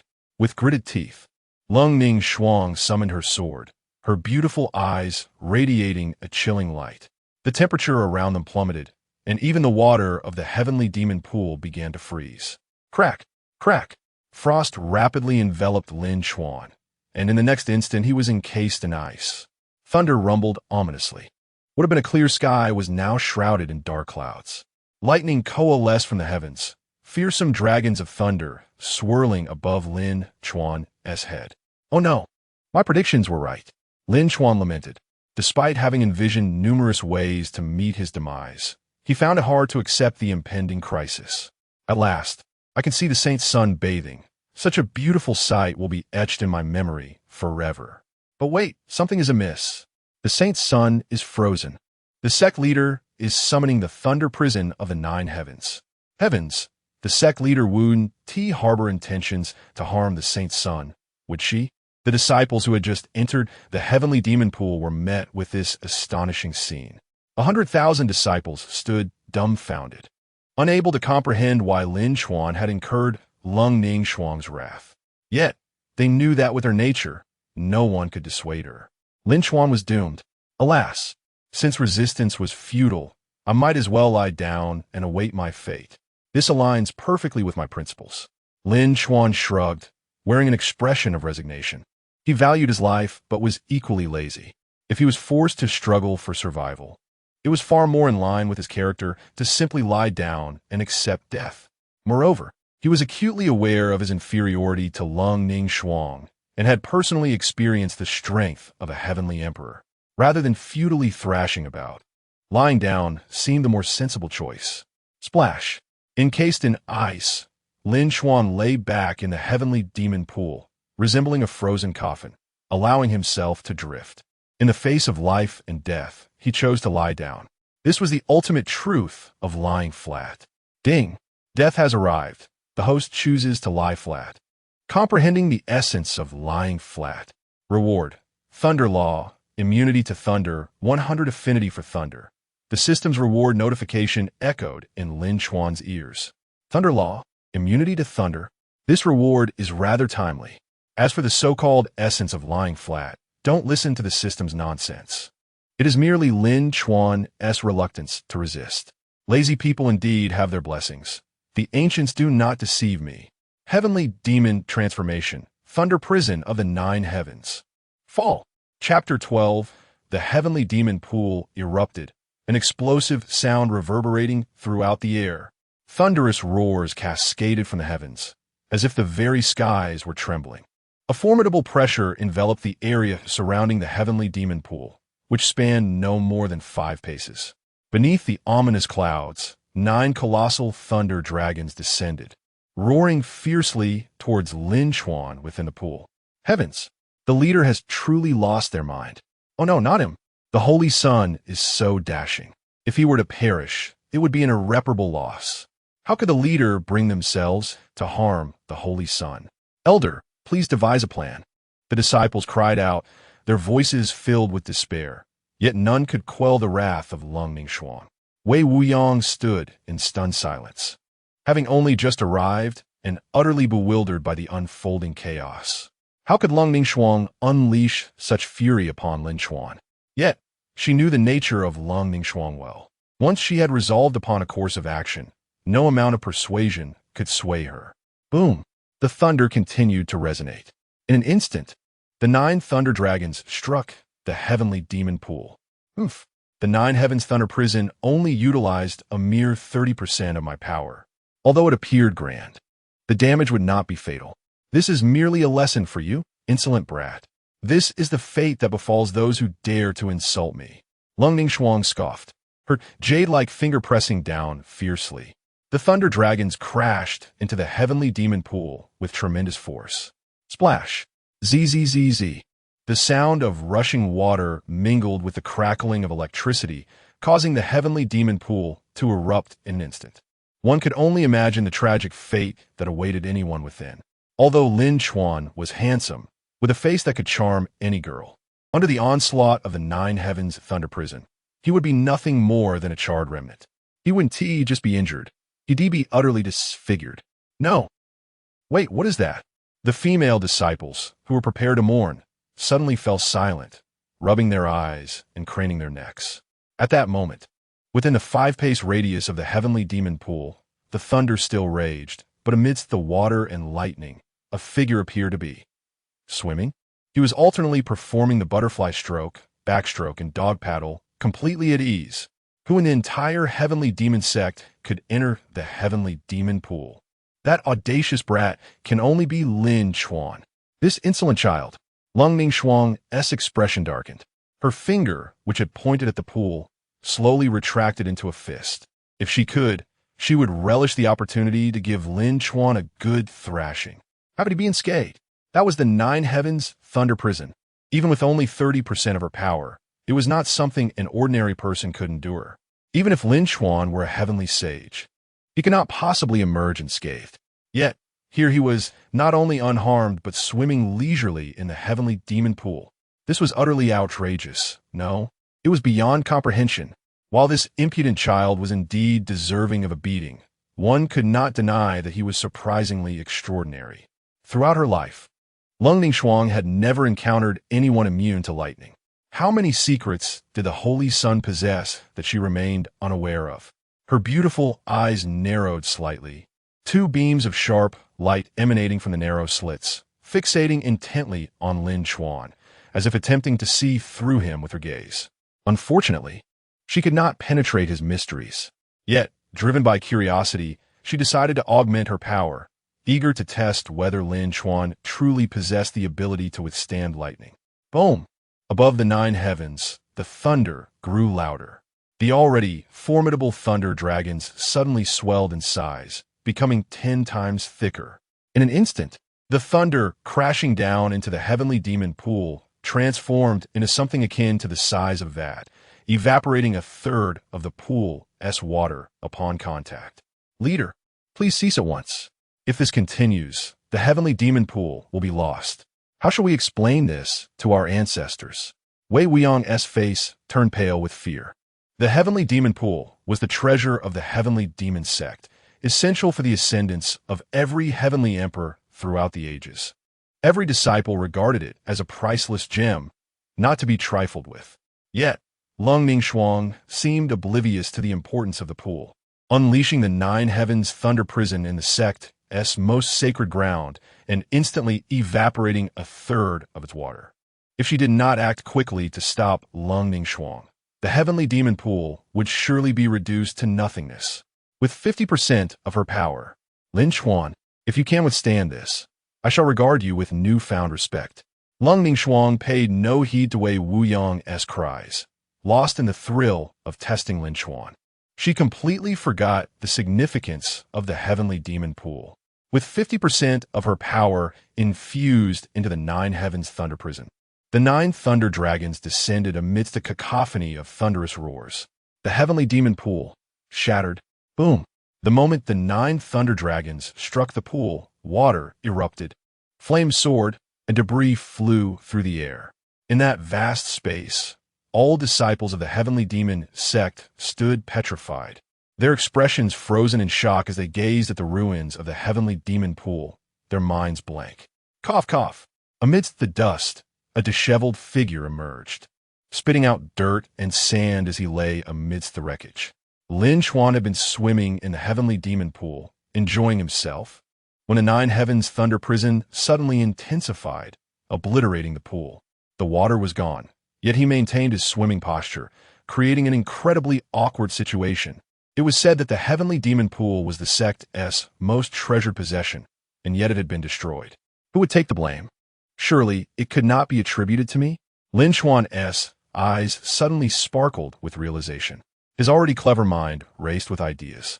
The destruction of the heavenly demon pool is bound to stir the ire of the disciples of the heavenly demon sect, especially the elders like Wei Wuyang.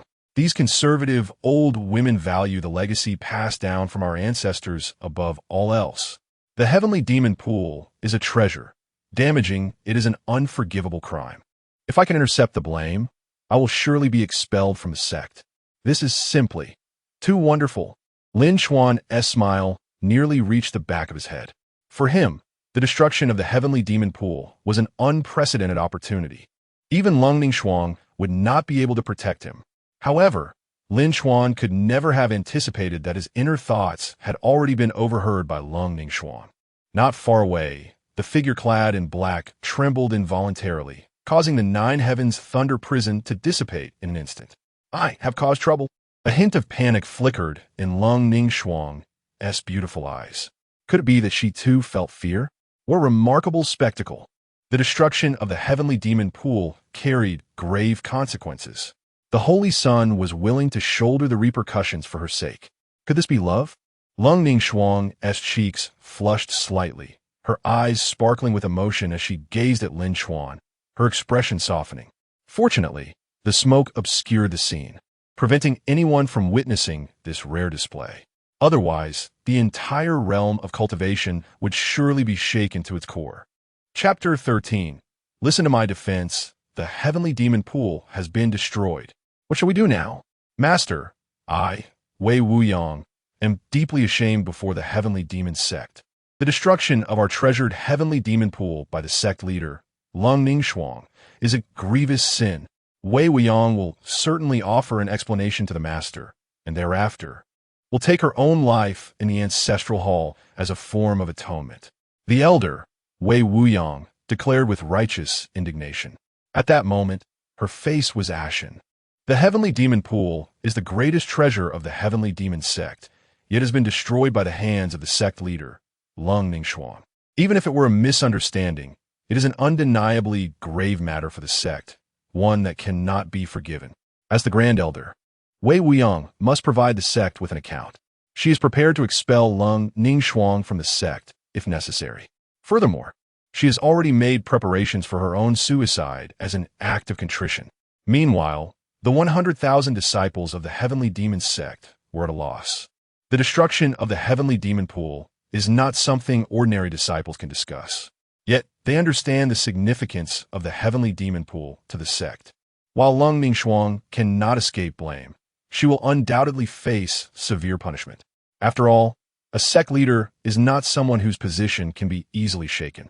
At the very least, the 9 grand elders within the sect have the authority to impeach the sect leader.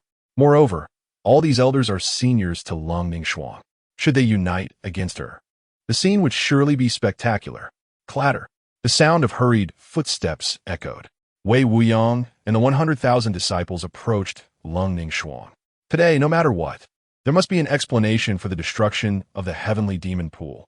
There is no escaping this matter. Wei Wuyang's mind was in turmoil, and she had no inclination to consider suppressing the issue. Furthermore, the destruction of the heavenly demon pool had been witnessed by all 100,000 disciples. There is no way to conceal it.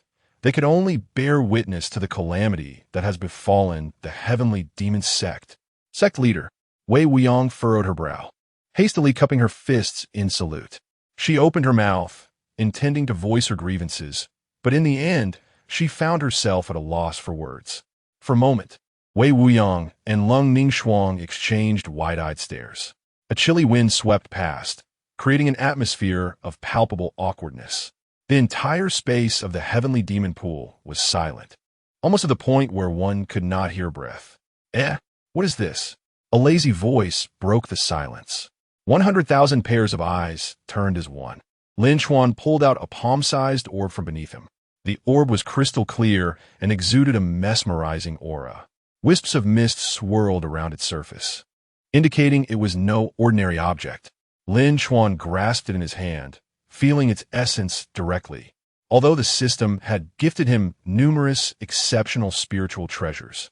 In the 5 years since his arrival in this world, he had encountered many astonishing artifacts, yet none could compare to the orb in his hand.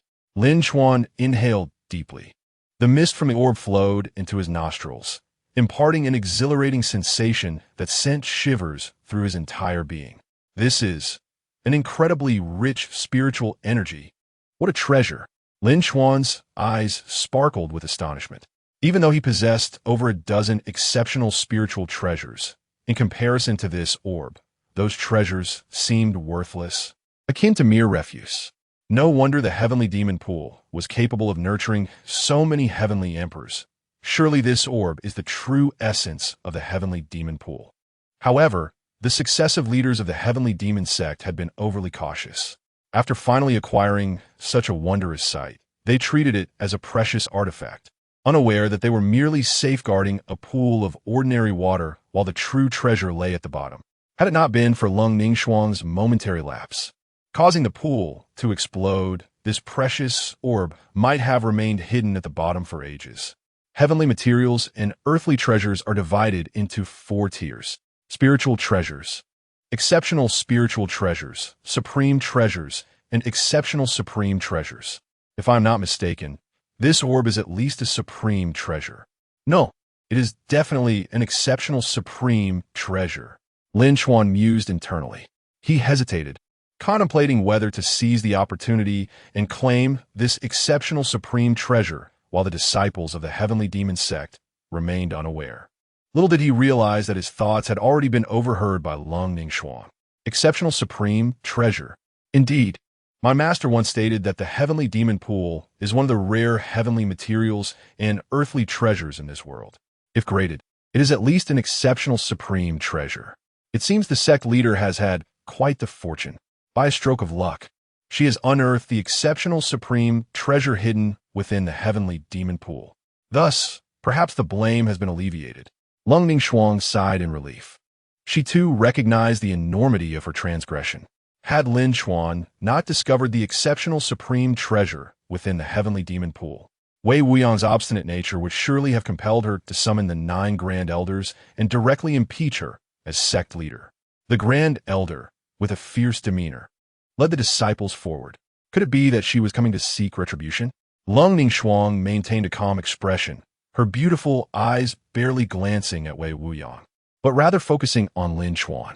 This boy is currently attempting to stuff the exceptional supreme treasure into his pocket. How audacious! Before Wei Wuyang could utter a word, Leng Ningshuang suddenly extended her 5 fingers, grasping at Lin Chuan in midair. An overwhelming force surged forth, directly targeting the exceptional supreme treasure, forcibly snatching it from Lin Chuan's grasp. Oh no, I've been discovered. Lin Chuan was startled, akin to a child caught misbehaving by a parent. He quickly lowered his head, feigning innocence. This scene did not escape Wei Wuyang's notice. Yet she remained unaware of the relationship between the exceptional supreme treasure and the heavenly demon pool. At this moment, she was still engulfed in her anger over the pool's destruction. The sect leader ought to understand that the heavenly demon pool is the treasure of our heavenly demon sect. Every past leader has treated it with utmost caution, daring not to let any mishap occur. Yet you, Leng Ningshuang, have destroyed it. Such a grave sin. How can I explain this to the master? Wei Wuyang clutched her chest, displaying an expression of deep anguish. On one side stood the most esteemed Grand Elder of the sect, while on the other was the cold and eccentric sect leader. The disciples dared not offend either party. Thus they remained silent, not daring to utter a word. Suddenly, a burst of raucous laughter echoed in the ears of all present. Wei Wuyang looked incredulously at Leng Ningshuang. Her eyes filled with unmistakable anger. Yet, before she could reprimand her, Leng Ningshuang lightly parted her red lips, languidly saying, "Is the heavenly demon pool truly worthy of being considered a treasure of my heavenly demon sect? Grand Elder, do you truly believe my sect is a backwater place, so utterly desolate?" Upon hearing this, Wei Wuyang could not help but want to retort, but she was interrupted by Leng Ningshuang's wave of her hand. At this point, allow me to reveal something to you. In truth, I have long sensed that there was something hidden within the heavenly demon pool. It is the essence of the pool. Indeed, an exceptional supreme treasure. It was only by forcing this exceptional supreme treasure out that we realized this. Today's success marks a joyous occasion for our heavenly demon sect, Grand Elder and the 100,000 disciples. Why not join me in congratulating the sect leader and the Holy Son? Chapter 14. The Celestial Demon Pearl. Comprehending the path of the celestial emperor Cold Condensation, Frost engaged in a series of clever arguments, presenting a semblance of coherence. Yet, her words failed to deceive everyone present. At the very least, Wei Wuyang remained skeptical. What treasures could possibly exist within the celestial demon pool? What collaboration with the Holy Son could compel the emergence of supreme treasures? Just because you assert it does not make it true. Are we to be taken for fools? Merely based on the sect leader's word, how could we be convinced? In my humble opinion, we ought to convene the 9 elders for a thorough discussion. After all, the celestial demon pool is a treasure of our sect. It cannot be destroyed wantonly. Even the sect leader must bear the consequences. Wei Wuyang, with a stern countenance, spoke with unwavering integrity. As the Grand Elder, she had always been impartial. Though advanced in age, leading to some rigidity, her character remained trustworthy. Even Cold Condensation Frost dared not openly refute the Grand Elder's stance, opting instead to follow her suggestion. Phew, that was close. She managed to deflect the situation. The Holy Son played a significant role in averting danger this time. However, it seemed that the Council of 9 Elders would still require his assistance. Cold Condensation Frost silently exhaled, relieved to have escaped peril, though not entirely free from it. Wei Wuyang insisted on gathering the 9 elders to thoroughly examine the consequences of the celestial demon pool's destruction. Unless, of course, the pearl discovered within proved to be of greater value than the pool itself. Grand Elder, please proceed as you see fit. The sect leader and the Holy Son have urgent matters to attend to. The arrangement of the disciples present should be left to your discretion. With that, Cold Condensation Frost shifted her gaze towards Lin Chuan. 10 paces away, Lin Chuan's lips curled into a subtle smile. Despite the disparagement thrown at him by Cold Condensation Frost, he felt an exhilarating sense of excitement. It appeared that his escape from the celestial demon sect was imminent. However, to Wei Wuyang and the congregation of 100,000 disciples, his expression seemed deranged. The destruction of the celestial demon pool was a grave matter, yet he smiled. Was he out of his mind? Leave. Suddenly, a sharp command rang out. An irresistible force descended upon Lin Chuan, and Cold Condensation Frost, with a flick of her garment, forcibly removed him from the forbidden area. In the blink of an eye, they found themselves within the great hall of the Saintess Peak. Cold Condensation Frost, still holding Lin Chuan, gently released her grip, placing him softly on the ground. The delicate manner in which she handled him left Lin Chuan feeling quite out of sorts. Had the old hag undergone a change of heart? Odisson, I must inquire whether this pearl was indeed found within the celestial demon pool. Cold condensation frost's visage was as frigid as ice, her beautiful eyes shimmering with an unsettling light. Yes, Lin Chuan responded, acutely aware of the significance this pearl held for cold condensation frost. At that moment, his mind raced with thoughts of the impending gathering of the 9 elders, who would undoubtedly expel him from the sect. No one else would be as eager to shoulder the blame as he was. How splendid! Cold condensation, Frost exhaled softly, her previously tense demeanor relaxing. She retrieved the pearl from her possession, examining it closely in her hand. It was cold to the touch, and wisps of spiritual energy emanated from it. Holding it felt akin to being enlightened, invigorating his spirit. Clearly, this mysterious pearl was not an ordinary item. However, whether its properties were related to comprehending the path of the Celestial Emperor remained uncertain for cold condensation frost. Regrettably, having already attained the realm of the Celestial Emperor herself, this pearl, even if it could unlock the path, held no use for her. Suddenly, a pair of predatory eyes fixated on Lin Chuan. What does the old hag intend to do? Did the Holy Sun gain any insights within the celestial demon pool? Cold condensation frost paid no heed to Lin Chuan's slightly anxious expression. Her entire focus remained on the pearl. No, Lin Chuan exclaimed, the answer seemingly obvious. In such a brief span, while under threat, he had nearly lost his life. What insights could he possibly have gained? Here, without hesitation, cold condensation frost tossed the pearl to him, and Lin Chuan swiftly caught it. If my conjectures are correct, this pearl is known as the Celestial Demon Pearl, one of the top 10 supreme treasures. It contains the essence of the Celestial Emperor's path, a rarity indeed. However, I have only heard of it. I have never seen it with my own eyes. It is unfortunate that I have already attained the Celestial Emperor level, rendering me unable to verify its authenticity. Thus, it falls to you to ascertain its true nature. Cold condensation frost's expression softened as she spoke. The distinction between the heavenly saint and the celestial emperor may seem but a step apart, yet the chasm between them is as vast as the heavens and the earth. Without proper understanding, one could spend a lifetime striving and still never reach the celestial emperor realm. Even with the celestial demon sect possessing the celestial demon pool, only those predestined could comprehend the path of the celestial emperor. The disparity between individuals often manifests in such profound ways. Nevertheless, cold condensation frost believed that with Lin Chuan's extraordinary talent, he could undoubtedly grasp the celestial emperor's path. Moreover, it was imperative that he achieve this before the 9 elders arrived to resolve her predicament. Time was of the essence. Let us commence at once. However, you are well aware of my disposition. Should this take too long, I may become irate. It is best if you attain some understanding within half an hour. No, within the time it takes to brew a cup of tea. Otherwise, cold condensation frost narrowed her eyes, a glint of cold light flickering within their slender depths. Gulp! Lin Chuan swallowed hard. The old hag was furious. How terrifying! He had no doubt that when cold condensation frost was truly angered, she would spare no one. Though he had never witnessed nor heard tales of her killing her fellow disciples, he could not guarantee he would be the exception. This only reinforced the correctness of his desire to leave the celestial demon sect.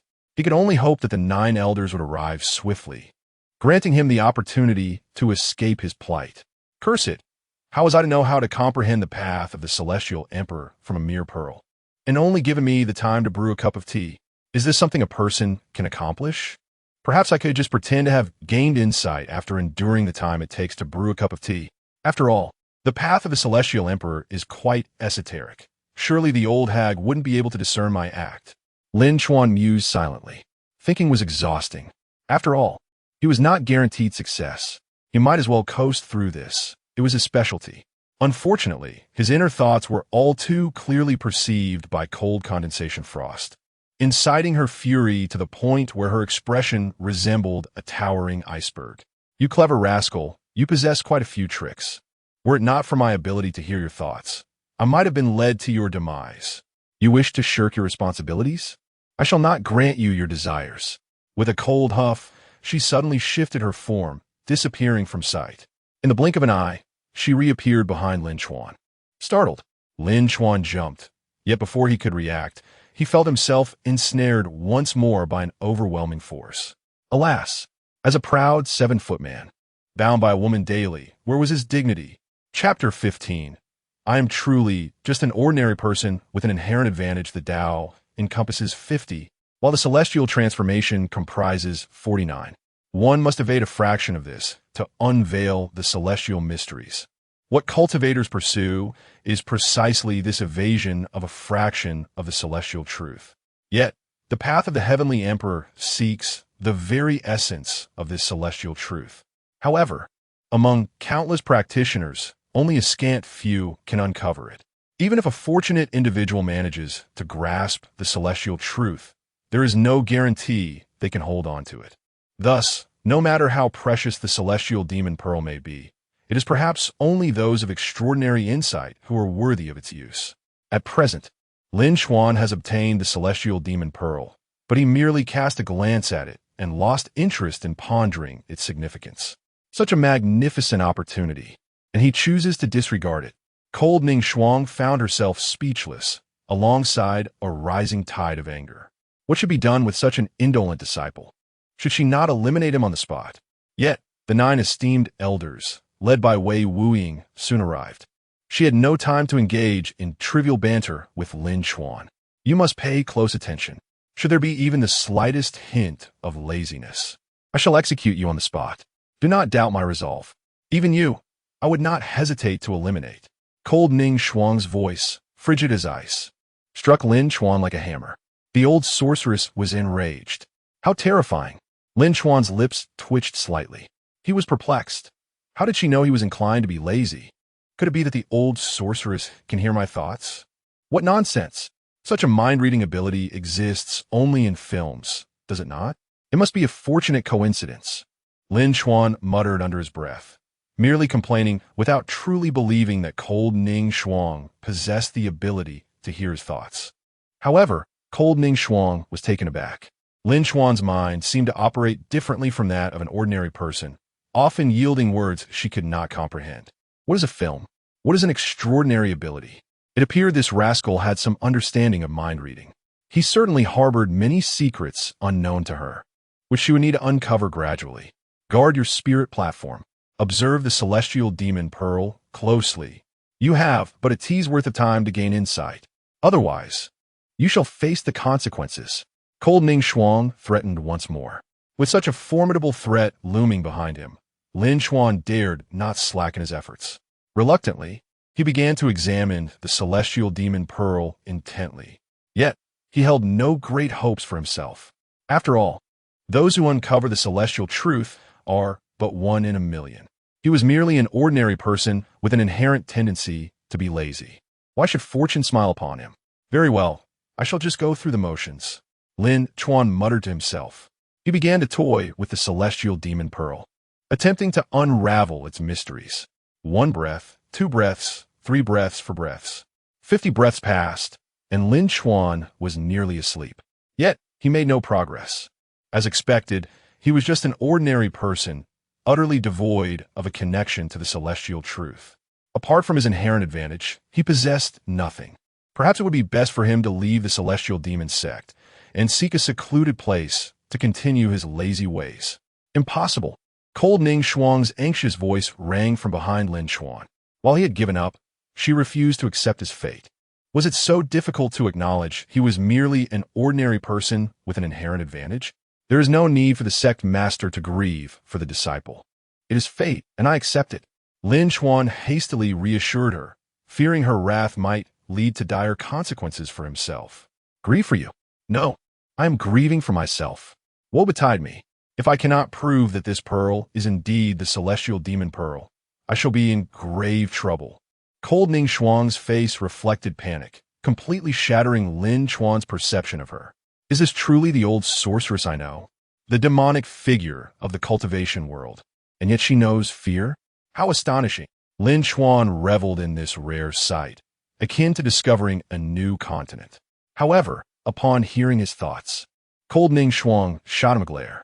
In that moment, rather than waste time being angry with Lin Chuan, she needed to devise a plan to navigate this predicament. Once the 9 esteemed elders arrived, it would spell disaster.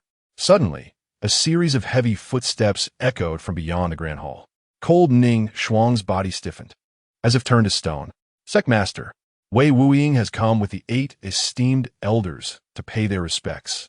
The deep voice of Elder Wei Wuying penetrated the door, drifting into the chamber. At this moment, Lin Chuan observed cold Ningshuang's expression was one of extreme tension. Why would such a cold, decisive figure be apprehensive about encountering the 9 esteemed elders? Was it due to the destruction of the celestial demon pool? Yet, did cold Ningshuang not plan to shift the blame onto Lin Chuan, compelling him to bear the brunt of it? Sect Master, Wei Wuying appeared somewhat impatient, urging her once more. Cough, cough. Let me compose myself and appear somewhat normal. Kumin, 9 figures entered the grand hall, led by Elder Wei Wuying. The other 8 elders wore stern expressions, immediately adopting an accusatory demeanor, exacerbating the already awkward atmosphere. Once the 9 esteemed elders entered, their gazes were firmly fixed on cold Ningshuang, evidently focused on her. However, upon settling in, they noticed another presence in the hall. The Holy Sun, what brings you here, and why is that pearl in your possession? Wei Wuying's shock was palpable, her aged eyes fixated on the celestial demon pearl in Lin Chuan's hand. Cold Ningshuang had mentioned that this pearl was a precious artifact birthed from the celestial demon pool, the very essence of it. Such a treasure could not be casually bestowed upon another. Even the Holy Sun lacked the qualification to touch it. Though Wei Wuying's inquiry was directed at Lin Chuan, it was, in reality, an indictment aimed at cold Ningshuang. The destruction of the celestial demon pool was orchestrated entirely by her. Yet, she had not yet devised a reasonable explanation, and now, before the 9 esteemed elders, she had committed a grave error. The opportunity for her to defend herself had slipped away. Elder, why make such a fuss? It is merely the celestial demon pearl, one of the 10 supreme treasures. Our celestial demon sect is vast and rich in resources. Do we truly lack for this one supreme treasure? The elder is being rather petty. In his eyes, a supreme treasure was indeed of little consequence. After 5 years of idleness, the rewards from the system began at least with superior spiritual treasures. He was extravagantly affluent. Yet, uttering such words before Wei Wuying and cold Ningshuang was undoubtedly a provocation. Holy Sun, what nonsense are you spewing? This pearl is our sect's treasure. Return at once. Wei Wuying extended her hand, demanding its return. Such a treasure could only be deemed safe in her possession. Furthermore, it would allow the 8 elders to scrutinize it closely, aiding in their decision regarding cold Ningshuang's punishment. Since everyone is present, I shall no longer feign innocence. I'll lay my cards on the table. I was the one who detonated the celestial demon pool. This celestial demon pearl need not be returned to the elder. Not only that, but I shall also shatter it. Should the 9 esteemed elders wish to impose punishment, let it fall upon Lin Chuan. Ideally, expel him from the sect. After all, this matter has nothing to do with the sect master. Come now. Chapter 16. The Burden of Blame. No one shall compete with me. Lin Chuan could not afford to miss such a splendid opportunity to break free from the heavenly demon sect. What was it to bear the blame? He embraced it. What did it mean to be expelled from the sect? It was precisely what Lin Chuan desired. He had already devised a plan while in the heavenly demon pool. He must ensure that the blame for the destruction of this precious heavenly demon pool did not fall into the hands of Leng Ningshuang. He had to take it upon himself. Only then would he have the chance to escape the sect. Saint Sun, what nonsense are you spouting? Do you realize that such a grave sin cannot be borne by you alone? Being expelled from the sect is a minor issue. Having your cultivation abolished and being cast into the abyss is merely the beginning. Wei Wuying said gravely, attempting to offer sound advice. Even a fool could discern that Lin Chuan was willingly taking the blame. Yet, this child seemed to be somewhat deranged, believing the consequences to be as simple as expulsion from the sect. Abolishing my cultivation and casting me into the abyss. How terrifying. It's merely the destruction of a bathhouse. It can't be that grave, Lin Chuan thought. Moreover, did he not still possess the heavenly demon pearl? As the sect master had stated, It was far more valuable than the heavenly demon pool. Lin Chuan casually toyed with the heavenly demon pearl, even spinning it on his fingertip as if it were a basketball. This spectacle terrified the 9 elders.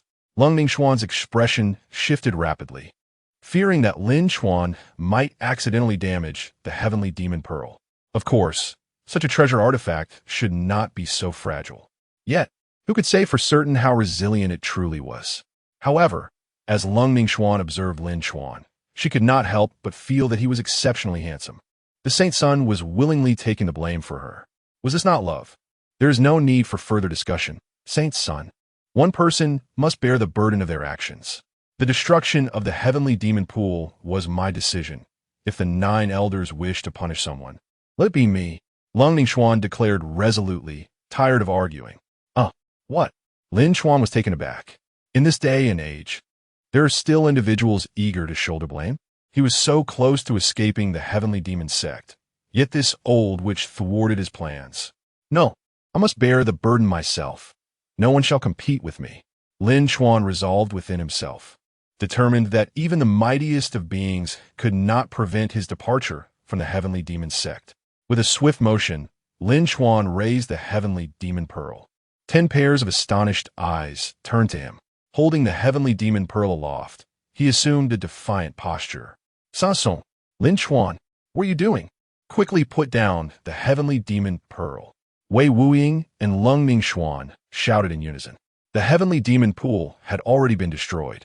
If the heavenly demon pearl were to be damaged as well, the consequences would be far graver. It would likely not just be Wei Wuying committing suicide to atone for the sin. The 9 elders and the sect master might also be compelled to pay with their lives. I have declared that I shall bear the blame. Why will you not heed my words? I refuse to accept this. It is my fault. Elders, sect master, you must expel me from the sect, or I shall perish alongside the heavenly demon pearl. Lin Chuan declared, his anger boiling. He merely wished to leave the heavenly demon sect. Why was it so difficult? It seemed he must steel his heart, for there was no escaping the sect otherwise. Suddenly, a heavy thud resounded as the heavenly demon pearl struck the ground with force. Cracks rapidly spread across its surface, and in an instant, it shattered, releasing a torrent of white mist that filled half the grand hall. The 9 elders and Leng Ningshuang stood in stunned silence, unable to believe that Lin Chuan had truly dared to smash it, and that the heavenly demon pearl was so fragile. Could it truly be so easily destroyed, or had he misjudged its durability? Leng Ningshuang was in disarray. Regardless of whether the heavenly demon pearl was genuine, its destruction was not a favorable outcome for her. One thing was certain: Lin Chuan's transgression far surpassed hers. The consequences would likely extend beyond mere expulsion from a sect. Given the temperament of the 9 elders, they would likely wish to dismantle Lin Chuan piece by piece to quell their wrath. Lin Chuan. Wei Wuying's furious roar pierced through the mist, causing Lin Chuan's ears to ring painfully. Yet, a satisfied smile adorned his face. Wei Wuying's fury was evidence enough of the gravity of his transgression. At last, he could achieve his long-desired goal. Boom! Suddenly, the entire hall trembled, a terrifying force sweeping through like a tempest. Debris cascaded from the ceiling as if a great earthquake had struck the Holy Maiden Peak. This is bad. The 9 elders are furious. Leng Ningshuang's expression changed dramatically. She immediately channeled her energy to protect Lin Chuan, but the 9 elders were evidently quicker. Before she could react, Lin Chuan found himself surrounded by the 9 elders, their faces etched with fury. The 9 heavenly saints struck simultaneously. Even the heavenly emperor would find it challenging to contend with them, let alone Lin Chuan. Have I gone too far? Lin Chuan grinned awkwardly. Upon hearing this, Leng Ningshuang shot him a disapproving glance. He had not merely overstepped, he had committed an unforgivable catastrophe. The heavenly demon pearl was a treasure of the heavenly demon sect, one of the 10 most precious artifacts in the cultivation world. To dare destroy it, even as the saint's son, he could not expect leniency. The 9 elders, seething with rage, would either kill Lin Chuan on the spot, or at the very least, obliterate his cultivation and cast him into a dark prison. In short, his life, as he knew it, was over. Seize the saint's son. After questioning him, we shall decide his fate. Wei Wuying, though not blinded by rage, knew that capturing Lin Chuan would strip him of his freedom. The authority of the 9 elders surpassed that of the sect master. Unless Leng Ningshuang was willing to betray the sect, she would not dare oppose the 9 elders. Lin Chuan did this for me. Can I truly stand by and do nothing? Leng Ningshuang furrowed her brow, feeling helpless. Typically resolute, she now hesitated. The 9 elders advanced with heavy steps, closing in on Lin Chuan. Yet, Lin Chuan, who should have been the most anxious, stood as still as a mountain, unwavering. It seemed the Saint's son recognized the gravity of his offense and chose not to resist. This was for the best, as it would prevent further conflict. Wei Wuying sighed, her eyes reflecting a hint of pity. Although Lin Chuan was an extraordinary talent, a once-in-a-millennium prodigy, one could not afford to be lenient when it came to matters of the sect. Sighing, Wei Wuying slowly reached out towards Lin Chuan. Just as her hand was about to make contact, an immense force suddenly surged back, propelling Wei Wuying away. Audacious! The Saint's son dares to attack an elder. You shall pay dearly. The 8 elders sprang into action. However, when these 8 heavenly saints simultaneously struck Lin Chuan, they were met with a tremendous counterforce upon contact. The 8 elders were sent sprawling, scattering like petals in the wind. Meanwhile, not far away, Leng Ningshuang, who had been worried for Lin Chuan, wore an astonished expression. Could this be the path of the Heavenly Emperor? Not quite. To be precise, it should be the foundation of the Celestial Emperor's banishment. Chapter 17. A fence-sitter. Leaning both ways within the Grand Hall, a thick mist descended, within which an enigmatic opportunity intertwined with Lin Chuan. This was the work of the celestial demon Pearl, which had chosen Lin Chuan as the fated one. His fortune was remarkable, as he had been selected among 11 individuals by the celestial demon Pearl. The foundation of the title of Heavenly Emperor was like an invisible opportunity, merging with Lin Chuan. The most direct manifestation of this was that even the 9 elders, upon taking action, were sent flying by an intangible force. These were 9 powerful celestial saints. Yet they could not approach Lin Chuan. The mere foundation of the Heavenly Emperor title was so formidable. One can only imagine the magnitude of his power if Lin Chuan were to eventually achieve the title of Heavenly Emperor. It is likely that no one in the world could challenge him. Enough! The cold, indifferent voice of Leng Ningshuang floated through the air, momentarily quieting the previously defiant 9 elders. However, their anger remained unquenched. Lin Chuan had dared to destroy the celestial demon Pearl and confront the 9 elders.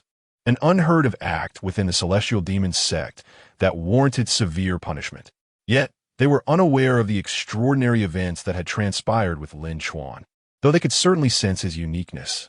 Wei Wuying, enduring excruciating pain, turned to Leng Ningshuang and questioned her regarding the foundation of the Heavenly Emperor title.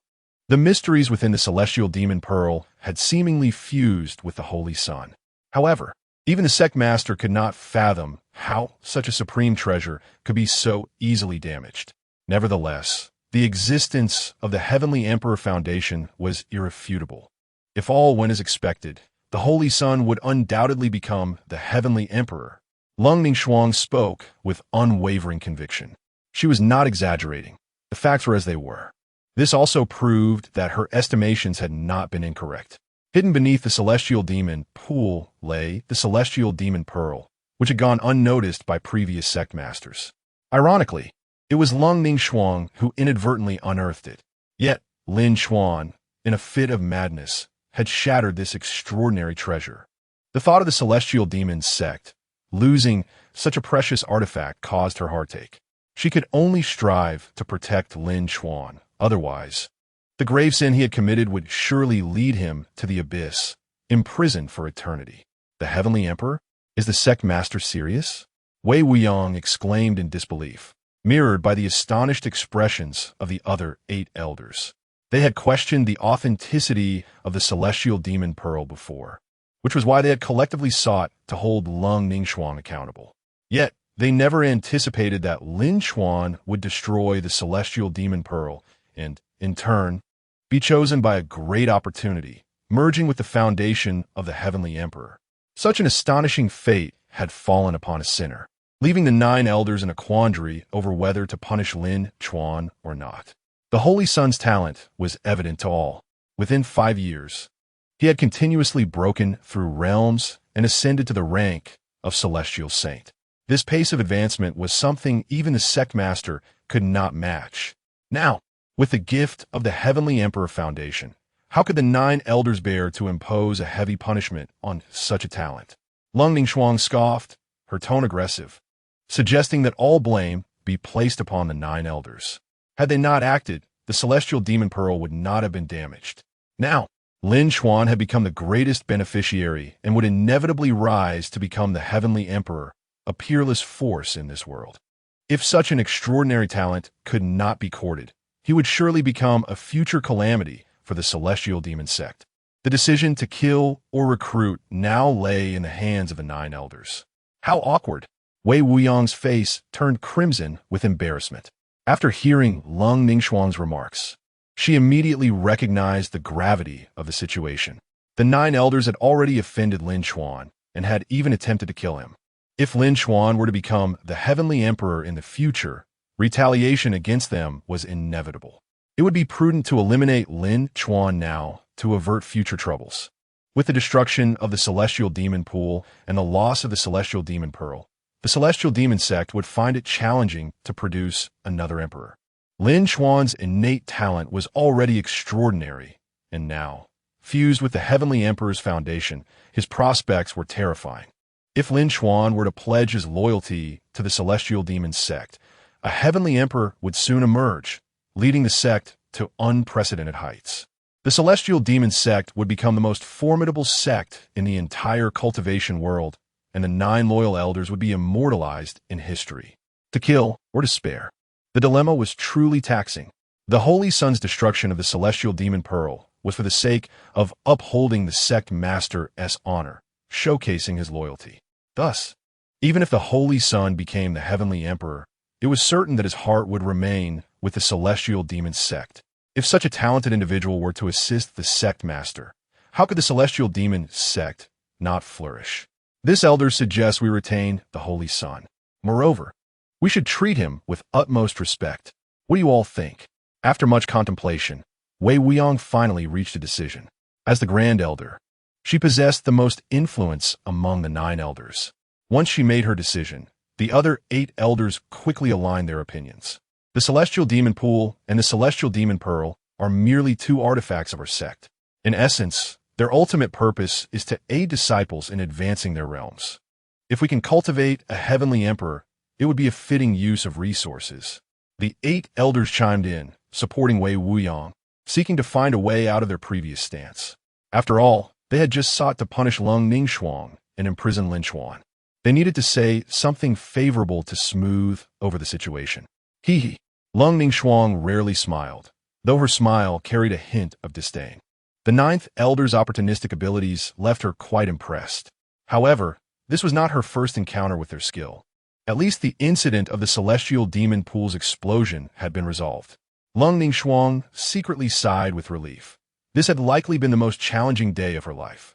Suddenly, a heavy sigh echoed through the peaceful hall, and Lin Chuan slowly opened his eyes, scanning his surroundings with bewilderment.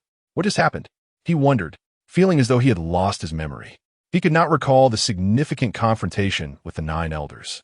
Upon awakening, he sensed something new within his body, though he could not articulate what it was. The Celestial Demon Pearl is destroyed. You may punish me now. However, given the circumstances, could the 9 elders possibly show leniency? A simple expulsion from the sect would suffice. I would not mind. Lin Chuan fixed his gaze on the 9 elders, a wary expression on his face. Though he feigned submission with his words, his body remained honest. If the 9 elders decided to take a hard line against him, he would not sit idly by. Among the 10 present, only Leng Ningshuang, a powerful Heavenly Emperor, could restrain him. Yet, beneath her rank, Lin Chuan had never feared anyone. Misunderstanding. It is all a misunderstanding. The Holy Son is the pillar of our Celestial Demon Sect. He possesses great fortune. The Celestial Demon Pearl, choosing the Holy Son, is surely a blessing for our sect. I hereby announce to the sect that our two great fortunes are now intertwined with the Holy Sun. Anyone daring to dispute this will face severe consequences. Chapter 18. Teaching you. Not showing off in the lecture hall of the Heavenly Demon Sect, thousands of cushions were filled with eager disciples, predominantly female, their excited gazes sparkling like stars. All eyes were fixed upon the elevated platform, where the sole occupant, seated cross-legged, was none other than Lin Chuan. Since the destruction of the heavenly demon pool, the 9 elders of the sect had jointly issued a decree prohibiting any discussion of the event. Remarkably, Lin Chuan had carried on as if nothing had happened, displaying an air of leisure that seemed to perplex even the stern, cold Leng Ningshuang. Known for her disdain for lazy disciples, Lin Chuan, however, epitomized indolence, neglecting morning exercises and evening studies while eschewing any semblance of training or tasks. He rarely ventured out of his residence before the sun had risen high in the sky, and when he did, it was merely to find a secluded spot to nap. Many male disciples had dubbed him the god of sleep. Yet, instead of reprimanding him, cold Leng Ningshuang had sent numerous resources for his cultivation to his abode, inciting envy among the male disciples. Today, at the behest of Elder Wei Wuyang, Lin Chuan was to impart wisdom to the disciples, a first in 5 years. The disciples bore no resentment, for he had ascended to the rank of celestial sage, and moreover, he was the youngest celestial sage in the history of the heavenly demon sect. Cough, cough. Today, this holy sun shall lecture. I kindly ask for your silence. Lin Chuan frowned slightly, his demeanor radiating reluctance. The prospect of teaching was irksome, especially with a throng of infatuated female disciples before him. Initially, he had refused Wei Wuyang's request, believing he should not be compelled to act simply because of her status as an elder. However, upon their meeting, she had threatened him with the repercussions of the heavenly demon pearl's destruction, claiming it was a treasured artifact of the sect, and that while he should have faced severe punishment, his intent to protect the sect leader had led to a leniency from the elders. When did I ever protect the sect leader? Smashing the heavenly demon pearl was merely a ploy to have you expel me from a sect. These old hags really have vivid imaginations. Lin Chuan grumbled quietly, wishing to voice his thoughts aloud. However, Wei Wuyang's subsequent remarks quashed that notion. She asserted that it was a tradition for the Holy Sun to teach, and given his culpability, it was only fitting that he serve the sect. If he refused, the elders could only deliberate on casting him into the abyss to suffer eternal torment. Being cast into the abyss. How terrifying! Lin Chuan, without a second thought, capitulated. After all, since his arrival in this world, he had prioritized survival above all else. His usual meticulousness precluded the idea of spending eternity in the abyss. As for pride, what was it worth? Thus, Lin Chuan found himself in the lecture hall under the fervent gaze of thousands of disciples. He maintained an air of calm amidst their excitement. The Holy Sun is so handsome. Having achieved celestial sage in just 5 years, he must possess profound insights into the Tao. We are truly fortunate. Indeed, such a striking figure with formidable prowess, being of the same sect as the Holy Sun, is a blessing we have earned over several lifetimes. The female disciples were nearly beside themselves with joy. Were it not for the presence of the 9 elders and cold Leng Ningshuang, it was likely that the throng would have surged onto the platform. Cough, cough. Silence. Wei Wuyang's countenance darkened as she reprimanded the fervent disciples. Their unruly enthusiasm was a disgrace. If this continued, the heavenly demon sect, a cultivation sect, would soon be reduced to a mere frivolous gathering, akin to the pleasure sect. The Holy Sun's recent ascension to celestial sage is a result of his own comprehension of the heavenly Tao. Thus, it is imperative that he shares this divine opportunity with all disciples. Holy Sun, please commence, Wei Wuyang urged, casting a meaningful glance at Lin Chuan, her eyes glinting with a hint of menace. Lin Chuan forced a smile, feeling a wave of helplessness wash over him. The Tao? He had no idea about any insights. He merely took a nap and achieved his breakthrough. If one were to speak of diligent cultivation, he was as far removed from that concept as possible. If one were to stretch the definition of comprehending the Tao, could sleeping, idling, and wandering through nature count?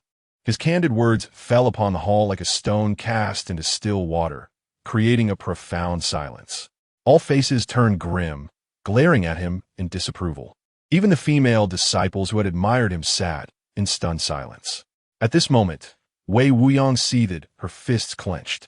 She longed to strike Lin Chuan. Could he not refrain from being so infuriating? In her frustration, she regretted her decision to have him lecture, as she had merely intended for him to share insights into the heavenly Tao and his understanding of the title of emperor. Instead, it devolved into a display of his arrogance. As her irritation grew, Wei Wuyang glanced at cold Ningshuang, who sat cross-legged, eyes closed, seemingly in meditation. It was only when Lin Chuan made his infuriating remarks that she slowly opened her eyes, a hint of displeasure evident in her expression. Clearly, any reprimand of Lin Chuan would require her approval. Sect leader, the Holy Sun's disrespect during the lecture warrants punishment, Wei Wuyang declared sternly. Indeed, punishment is warranted, cold Ningshuang replied without hesitation, surprising Wei Wuyang with her decisiveness. Nonetheless, she acknowledged the truth in the Holy Sun's words. The elder had to admit that Lin Chuan's behavior was consistent with his usual demeanor. Yet, even in his idleness, his cultivation soared. With such extraordinary talent, the elder should rejoice on behalf of the heavenly demon sect. Indeed, the Holy Sun is an unprecedented genius within the sect, cold Ningshuang stated evenly. The sudden reversal left Wei Wuyang taken aback. However, she could not dispute cold Ningshuang's assertion. Lin Chuan was, without question, a prodigy rarely seen in 1,000 years. While there may have been others who achieved the title of celestial sage at a young age, they were invariably those who had drained countless resources and toiled endlessly. But Lin Chuan? To label him as idle would be generous. He spent his days sleeping, lazing about, tending to flowers, and exploring the mountains. Yet, even such a mundane existence could not stifle his remarkable abilities. Consider, if he were to exert even a modicum of effort, would he not soar to unprecedented heights, astonishing the world? The sect leader was correct. The Holy Sun was indeed a once-in-a-millennium talent. Yet, could the heavenly demon sect truly contain such a genius? Once the Holy Sun achieved the title of emperor, would the sect leader have confidence in his continued presence within the heavenly demon sect? This matter, it seemed, was far from simple. It was hoped that the sect leader would make a decisive resolution soon. Chapter 19. The emergence of the lying flat theory shakes the cultivator's Wei Wuyo was not mistaken. With Lin Chuan's extraordinary aptitude, it was only a matter of time before he surpassed Leng Ningshuang, ascending to the title of the heavenly emperor and dominating the world. Such a prodigious individual could hardly be shackled by any sect. However, Lin Chuan's foundation as a heavenly emperor stemmed from the loss of the heavenly demon sect's precious treasure, the heavenly demon pearl. The sacrifice was substantial, and allowing Lin Chuan to depart freely was undoubtedly a loss in Wei Wuyo's eyes. Yet, this matter required the approval of Leng Ningshuang. Furthermore, given Lin Chuan's influence among the disciples of the heavenly demon sect, any mishandling could lead to considerable trouble. Thus, a cautious approach was imperative. The elder's words were indeed wise. The heart of the Holy Sun ought to belong to the heavenly demon sect. However, the elder appeared to be overly concerned. The sect master firmly believed that the Holy Sun's loyalty was evident, harboring no intention of betraying the sect.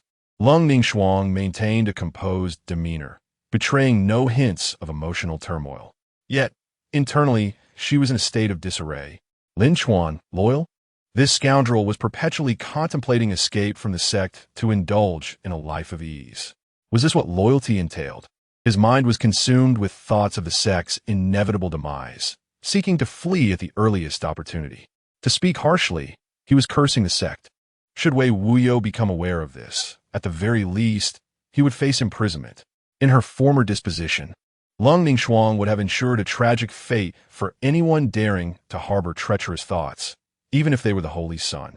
Yet, her attitude had undergone a profound transformation. Aside from Lin Chuan's unparalleled talent, he had also integrated the foundation of the heavenly emperor within the heavenly demon pearl, an opportunity coveted by countless cultivators. To eliminate Lin Chuan would be a grave loss. Nevertheless, The crux of the matter lay elsewhere. Lin Chuan had willingly accepted blame to protect her, stirring emotions within the usually frigid and merciless female demon that transcended mere camaraderie. While she lacked understanding of romantic love, she had heard whispers about the affairs between men and women. Perhaps this was what love felt like. In any case, Leng Ningshuang's mindset had shifted, leading her to make judgments that were entirely different from her previous inclinations. She found herself attempting to shield Lin Chuan and exonerate him. Could the sect master truly possess such faith in the Holy Sun? Indeed, the incident involving the heavenly demon pool and the heavenly demon pearl had already showcased the Holy Sun's loyalty to the sect master. However, what surprised her was the profound bond that seemed to exist between the sect master and the Holy Sun after only a few encounters. Previously, she had assumed the sect master to be ruthless and decisive in action. Little did she realize that she possessed such adeptness in manipulating human emotions. It was genuinely heartening. Wei Wuyo felt a surge of relief. She had evidently misinterpreted Lin Chuan's intentions. Yet was this not precisely what Leng Ningshuang hoped for her to believe? Indeed, it was so. The elder could rest assured. Leng Ningshuang feigned calmness while secretly exhaling a sigh of relief. She then turned her gaze towards Lin Chuan, her brow subtly furrowing, her heart growing heavy. Although Lin Chuan appeared to harbor feelings for her, she was, after all, the sect master of the heavenly demon sect, and in a sense, half of his mentor. If they were to shatter that boundary, would they not become the laughingstock of the cultivation world? Alas, what was to be done? Amidst the throngs of female disciples, a few worried glances were cast, but they went unnoticed. Lin Chuan remained blissfully unaware of the thoughts that Wei Wuyo and Leng Ningshuang had harbored about him. However, his ostentatious lecture had incited considerable animosity among many male disciples. What a holy son! Was he truly unafraid of inciting a beating with such pretentiousness? Hush, keep your voice down. Although the Holy Son may seem laid back, he is a formidable heavenly saint. Be cautious lest he hears you. Not merely a heavenly saint. After the baptism of the heavenly demon pool, the Holy Son has already acquired the potential of a heavenly emperor. He may very well be the next sect master of our sect. Alas, what a pity for our thousands of female disciples. They will surely be afflicted by the Holy Son. The male disciples were filled with indignation. As men, why was there such a disparity in their experiences? In contrast to the male disciples' prejudices against Lin Chuan, the female disciples eagerly anticipated him imparting more cultivation knowledge. Sensing their fervent gazes, Lin Chuan felt that if he did not share more insights, he would appear unkind. Yet, he truly had no profound understanding of cultivation. Cough, cough. The Tao is natural, the universe exists alongside me, and all things unite with me. The path of cultivation is the pathway to the Tao. One must follow their heart's desires, abandon wisdom, and harmonize with nature, returning to unity with all things. The Tao encompasses 50, and the heavens manifest 99. To evade one is to grasp the heavenly mystery. Yet, the heavenly mystery is uncertain, and relentlessly pursuing it yields no results. Instead, it is better to be at peace with circumstances, for perhaps fortune will come to you. Much like a lost item, the more one anxiously searches, the less likely it is to be found. When one ceases to seek, it mysteriously reappears. Thus, why not lie flat and enjoy life? Far removed from the strife of the martial world, the manipulations and the bloodshed, would that not be delightful? Lin Chuan eloquently spoke. As a transmigrator, he understood the principles better than anyone. However, he was also well-versed in fallacies. To articulate the concept of lying flat with such eloquence and philosophy was something that perhaps no one else in the entire cultivation world could achieve. When he fell silent, the hall was enveloped in utter silence. Even Leng Ningshuang and Wei Wuyo were rendered speechless. What was this talk of the Tao being natural? What did it mean to follow one's heart and abandon wisdom, to lie flat and enjoy life? Not a single soul grasped the meaning. Yet they all felt that Lin Chuan's words were profoundly reasonable. There was simply no way to refute it. Wait, something feels amiss. This brat has presented laziness in such a refreshing and transcendent manner. Does he truly believe the sect master cannot discern it? Leng Ningshuang's beautiful eyes widened, and her lips twitched slightly. She nearly fell for this trick. Fortunately, I had read numerous web novels back in the day, learning many obscure and cryptic phrases. Perhaps this could mislead these cultivators. Later, I can allow them to comprehend it on their own, and I can openly indulge in laziness. Oh joy! Lin Chuan's excitement was laid bare within, yet he maintained a facade of solemnity and inscrutability. Had it not been for Leng Ningshuang's ability to hear his inner thoughts, she would likely have been deceived by his seemingly harmless visage. Oomph! With such remarkable talent, yet always seeking to be lazy, is this not a waste of potential? No, I must enforce strict discipline upon the Holy Son from now on. Otherwise, I shall impart the most profound techniques of the heavenly demon sect to him. Perhaps that will ignite his enthusiasm for cultivation. Leng Ningshuang glared coldly at Lin Chuan, secretly resolving her determination. Chapter 20. Will you be delighted to receive 10 supreme demon arts? Within the heavenly demon sect, an abundance of profound techniques exists, predominantly focusing on demonic arts. Naturally, practitioners of the demonic sect prioritize the cultivation of these arts. However, the more advanced the demonic techniques, the greater the difficulty in mastering them. A moment's carelessness may lead to deviation from the path, and in severe cases, to a reversal of inner force, resulting in a catastrophic demise. Therefore, those lacking in cultivation must exercise caution when approaching advanced techniques. The most esoteric and intricate methods are safeguarded by the sect leader, seldom revealed to others.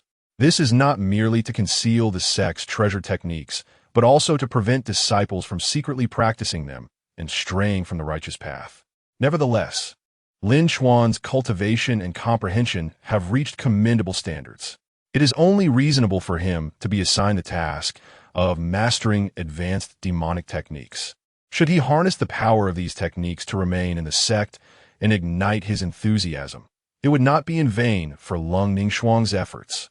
The sect leader's words resonate profoundly. The Holy Son possesses many admirable qualities, yet his inherent laziness is a concern. If he could be motivated to be more proactive, his accomplishments would surely transcend the ordinary. Wei Wuiyang could hardly contain her agreement. Even she perceived that Lin Chuan, endowed with exceptional talent, squandered his potential through idleness.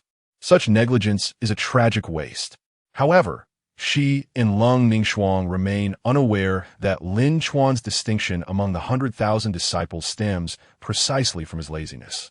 Diligence is an impossibility for him, a notion he would never entertain, unless, of course, the system were to vanish unexpectedly.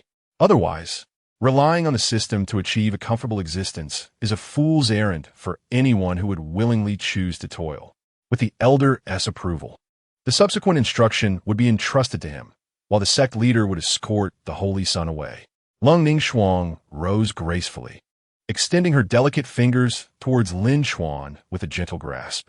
A torrent of formidable inner energy surged forth, immediately ensnaring Lin Chuan in its grasp. Not again.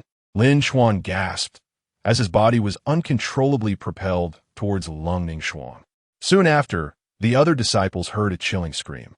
Two figures swiftly swept overhead. Leng Ningshuang and Lin Chuan had vanished from the lecture hall. Ahem. The subsequent instruction will be conducted by this elder. Disciples, pay close attention. On the Holy Maiden Peak, within the grand hall of the sect. Thud! Lin Chuan landed heavily on the ground, wincing in pain. At his level of cultivation, even a fall from a height of 100 feet would not harm him in the slightest. Yet, Leng Ningshuang's superior cultivation, combined with her overwhelming inner strength, rendered him helpless. He desired to summon his own energy, but that was contingent upon his ability to do so. Curse that old hag. With such ferocity, she is destined to remain unmarried for life. Sigh. I once thought I might perish in the chaos of a righteous crusade. Now, I realize that my ultimate demise may very well be at the hands of that old witch. I must hasten my departure from the heavenly demon sect. Otherwise, I will surely meet my end at her hands. Lin Chuan seethed with indignation. His sentiments are not surprising. In his perspective, Leng Ningshuang is indeed ruthless. whether compelling him to challenge Hong Tianhe, casting him into the heavenly demon pool to endure the nine heavens thunder prison, or randomly tossing him from great heights. All seemed deliberately aimed at him, with a cruel intent. Lin Chuan genuinely could not fathom what offense he had committed against Leng Ningshuang. Or perhaps, as he speculated, she was experiencing the tumultuous changes of menopause. Women in this phase are often more capricious and irritable. Moreover, it was rumored that Leng Ningshuang harbored a disdain for men. While Lin Chuan was notorious within the sect as a female killer, with over 60,000 female disciples vying for his attention, some even clamoring for offspring. Such matters had likely reached the ears of Leng Ningshuang, the woman afflicted with misandry. How could she possibly spare him? If this is indeed the case, I must leave the heavenly demon sect at once. It is too terrifying. Lin Chuan shivered involuntarily, as if his demise was imminent. However, unbeknownst to him, all of his thoughts were transmitted to Leng Ningshuang's ears. Lin Chuan paid no heed to the increasingly cold and displeased expression on her face. Misandry, how dare anyone spread such ludicrous rumors? How infuriating! If only the sect leader could uncover the identity of the slanderer. Leng Ningshuang was on the verge of exploding with rage. She recalled how, at the age of 20, she had single-handedly stormed the Xianjian sect merely due to the disrespectful words of its disciples. The graves of those she had slain now towered 3 feet high. It seemed that her prolonged seclusion had caused people to forget her fearsome reputation. Of course, the slanderers must be dealt with severely. Yet, the most pressing matter now is to prevent Lin Chuan from fleeing the sect. At this juncture, the Holy Son still insists on abandoning the sect. Could it be true, as he claims, that the sect leader is too harsh with him? With her brow furrowed, Leng Ningshuang's beautiful eyes flickered with a hint of unease. Ever since she believed Lin Chuan had confessed his feelings for her, their relationship had transformed from mere comrades to something more complicated. She had initially intended to treat him with more kindness, but her naturally cold disposition left her unaware of how to show care, often leading to unintended cruelty. In the eyes of Lin Chuan and others, her actions appeared as abuse. Is the sect leader's image truly so dreadful in the eyes of the world? Very well. Perhaps her previous actions were indeed too extreme. This time, she would adopt a gentler approach. Bestowing upon Lin Chuan the opportunity to cultivate advanced techniques should be a coveted chance for any practitioner of demonic arts, one that no one would refuse, including Lin Chuan. With this thought, Leng Ningshuang's confidence blossomed as she smiled slightly. Her crimson lips parted as she spoke. Lin Chuan, you have been in my heavenly demon sect for nearly a decade, and you have held the title of Holy Son for 5 years, correct? 10 years ago, you were merely an ordinary 8-year-old child within the sect. 5 years ago, you crossed over, revealing your remarkable talents. It was at that moment that both I and Wei Wuyang recognized your potential and conferred upon you the title of Holy Son. Since then, you have leveraged the system, experiencing meteoric growth. In just 5 years, you have ascended from an inconspicuous disciple to a heavenly sage. This astonishing rate of advancement has even taken me by surprise. However, Lin Chuan had no inkling that all these years, Leng Ningshuang had been observing him closely. What remains uncertain is whether being targeted by such a formidable woman is a blessing or a curse. Indeed, now that the Holy Son has attained the status of a heavenly sage, according to sect regulations, all heavenly sages are permitted to cultivate the sect's advanced techniques. Given your extraordinary talents, I have decided to make an exception. I shall impart to you 10 supreme demonic arts, and 3 days hence, I shall personally assess your mastery of the heart method. Chapter 21. Reading and sleeping, richer rewards. Divine magic skills? And he was given 10 volumes all at once. Was this not akin to putting Lin Chuan's life at stake? Upon hearing Leng Ningshuang's words, Lin Chuan's expression immediately morphed into one of despair. As a lazy individual inclined to take the easy route, how could he possibly wish to delve into the complexities of divine magic skills? After all, he was someone who would doze off even during lectures. If he were to study earnestly, wouldn't that completely ruin his persona? Thus, he felt a profound internal resistance. However, when he caught sight of Leng Ningshuang as frosty countenance. He faltered. What a jest! The person before him was none other than the leader of the heavenly demon sect, the fearsome woman who had single-handedly stormed the Xinjian sect, slaying hundreds. To dare refuse her goodwill would surely mean courting death. Nevertheless, Lin Chuan understood his limitations. He was no prodigy, merely a pretender. 10 days' time? Forget mastering 10 volumes of divine magic skills. He doubted he could even peruse them all. If that were the case, why bother learning at all? Instead, he might as well remain in the grand hall, indulging in sleep. Given the system's nature, it would surely reward him handsomely. Moreover, since Leng Ningshuang valued his potential enough to invest in 10 volumes of divine magic skills for his cultivation, the outcome must align with her expectations. A contrary result would undoubtedly incite her wrath. Who knows, perhaps he might even earn a punishment of expulsion from the sect. Indeed, with that old witch's fiery temper, she would surely impose a penalty upon me. After 10 days, I shall voluntarily admit my unworthiness to be the holy son of the heavenly demon sect. Let the crime be one of expulsion from a sect. A smirk crept onto Lin Chuan's lips as he reveled in his self-satisfaction. His scheme was rather exquisite. Furthermore, given Leng Ningshuang's temperament, it was indeed likely she would punish Lin Chuan in a fit of rage. However, this was contingent upon her ignorance of his true thoughts. Voluntarily confessing. You intend to use the guise of laziness to escape the sect, do you? The sect leader was left puzzled. Divine magic skills were treasures long coveted by many. Why was he so indifferent? Leng Ningshuang felt a throbbing headache. Lin Chuan's inner thoughts were in stark contrast to her intentions. She had aimed to seize this opportunity to win him over, ensuring he would remain wholeheartedly within the heavenly demon sect. Yet, this young man seemed unperturbed, with divine magic skills laid before him, instead wishing to flee. Was it possible he had foreseen some impending calamity befalling the sect? To preserve himself, he was resorting to all means to escape?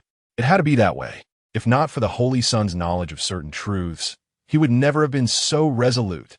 Clearly, he harbored numerous secrets unknown to her. If that is the case, then I shall pry the truth from your lips myself. Leng Ningshuang shot Lin Chuan a cold glance, already formulating her plan. However, she remained committed to honoring her promise to him. Moreover, she had discerned his true intentions, so there was no need for haste. 10 volumes of divine skills were merely that. Even if given to Lin Chuan, he would undoubtedly refrain from practicing. At best, it would merely be 10 days spent in idle time. Once the 10-day period elapsed, Lin Chuan's illusions would inevitably be shattered. Of course, as the sect leader, the tasks she personally assigned would not be neglected by her disciples. Lin Chuan not only intended to hoard the divine skills without studying them, but also planned to slack off. Some form of punishment was in order. Though the severity of the punishment may not be great, it would certainly cause a stir within the sect. She intended for all sect members to be aware. At that point, even if Lin Chuan harbored intentions of betraying the sect, he would think twice before attempting to flee. Otherwise, should the heavenly demon sect issue a warrant in the cultivation world, Lin Chuan would lose all standing, and his dreams of a leisurely life would be dashed.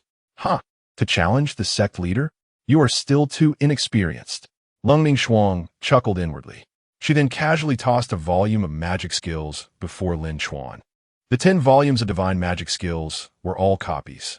Though they were replicas, they meticulously documented the core concepts. Leng Ningshuang never expected Lin Chuan would abandon his studies before she even finished speaking. In that case, why waste breath? She would simply acquiesce to his wishes. After all, this young man could not escape her grasp. 10 days. Once the deadline passed, the sect leader would personally verify his progress. Given that the 9 elders held the Holy Son in high regard, she would invite them to witness the Holy Son's prowess alongside her disciples. The Holy Son must not disappoint his fellow sect members. With a mischievous smile, Leng Ningshuang departed, leaving Lin Chuan alone to ponder the magic skills. That wretched old witch. You are clearly setting me up for public humiliation, and to do so before those female disciples who idolize me. How will they regard me? Alas, it matters not. I am leaving the heavenly demon sect anyway. Why concern myself with others' opinions? Lin Chuan chuckled nonchalantly, dismissing the matter from his mind. That was simply his nature, carefree and leisurely. He valued his life too much. While there was nothing inherently wrong with this, it seemed out of place in a world rife with deceit and the ever-present specter of death. Coupled with his extraordinary talents, he was bound to attract attention. If he refused to exert effort, others would compel him to do so.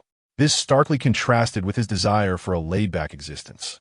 How troubling, Lin Chuan mused, his thoughts crystal clear.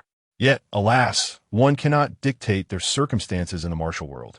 If not for his inferior skills, would he ever find himself relying on others? Awaiting the day the heavenly demon sect faced annihilation, did he truly need to actively cultivate?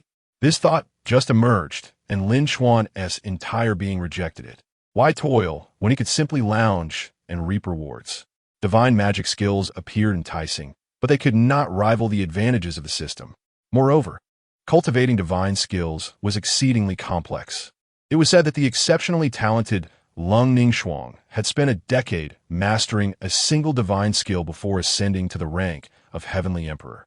In contrast, Lin Chuan, having done nothing for 5 years, was already a heavenly saint. The comparison was glaringly in his favor. Forget it. It had been years since he had cracked open a book. He would likely fall asleep after a short while of reading. Rather than forcing himself, it was better to recline and enjoy a good nap. The cool, refreshing floor of the grand hall was perfect for sleeping. Lin Chuan chuckled and lay down. Before he could even close his eyes, the system's notification chimed in his ear. Beep. While cultivating divine magic skills, the host chooses to slack off. Reward: Primordial Heavenly Demon Skill, Divine Magic Skill. Chapter 22. Senior Sister Wu Nanming and the Divine Magic Art. The system graciously bestowed upon him this unparalleled skill, sparing him the arduous journey of cultivation. Such a delightful circumstance is solely deserving of Lin Chuan.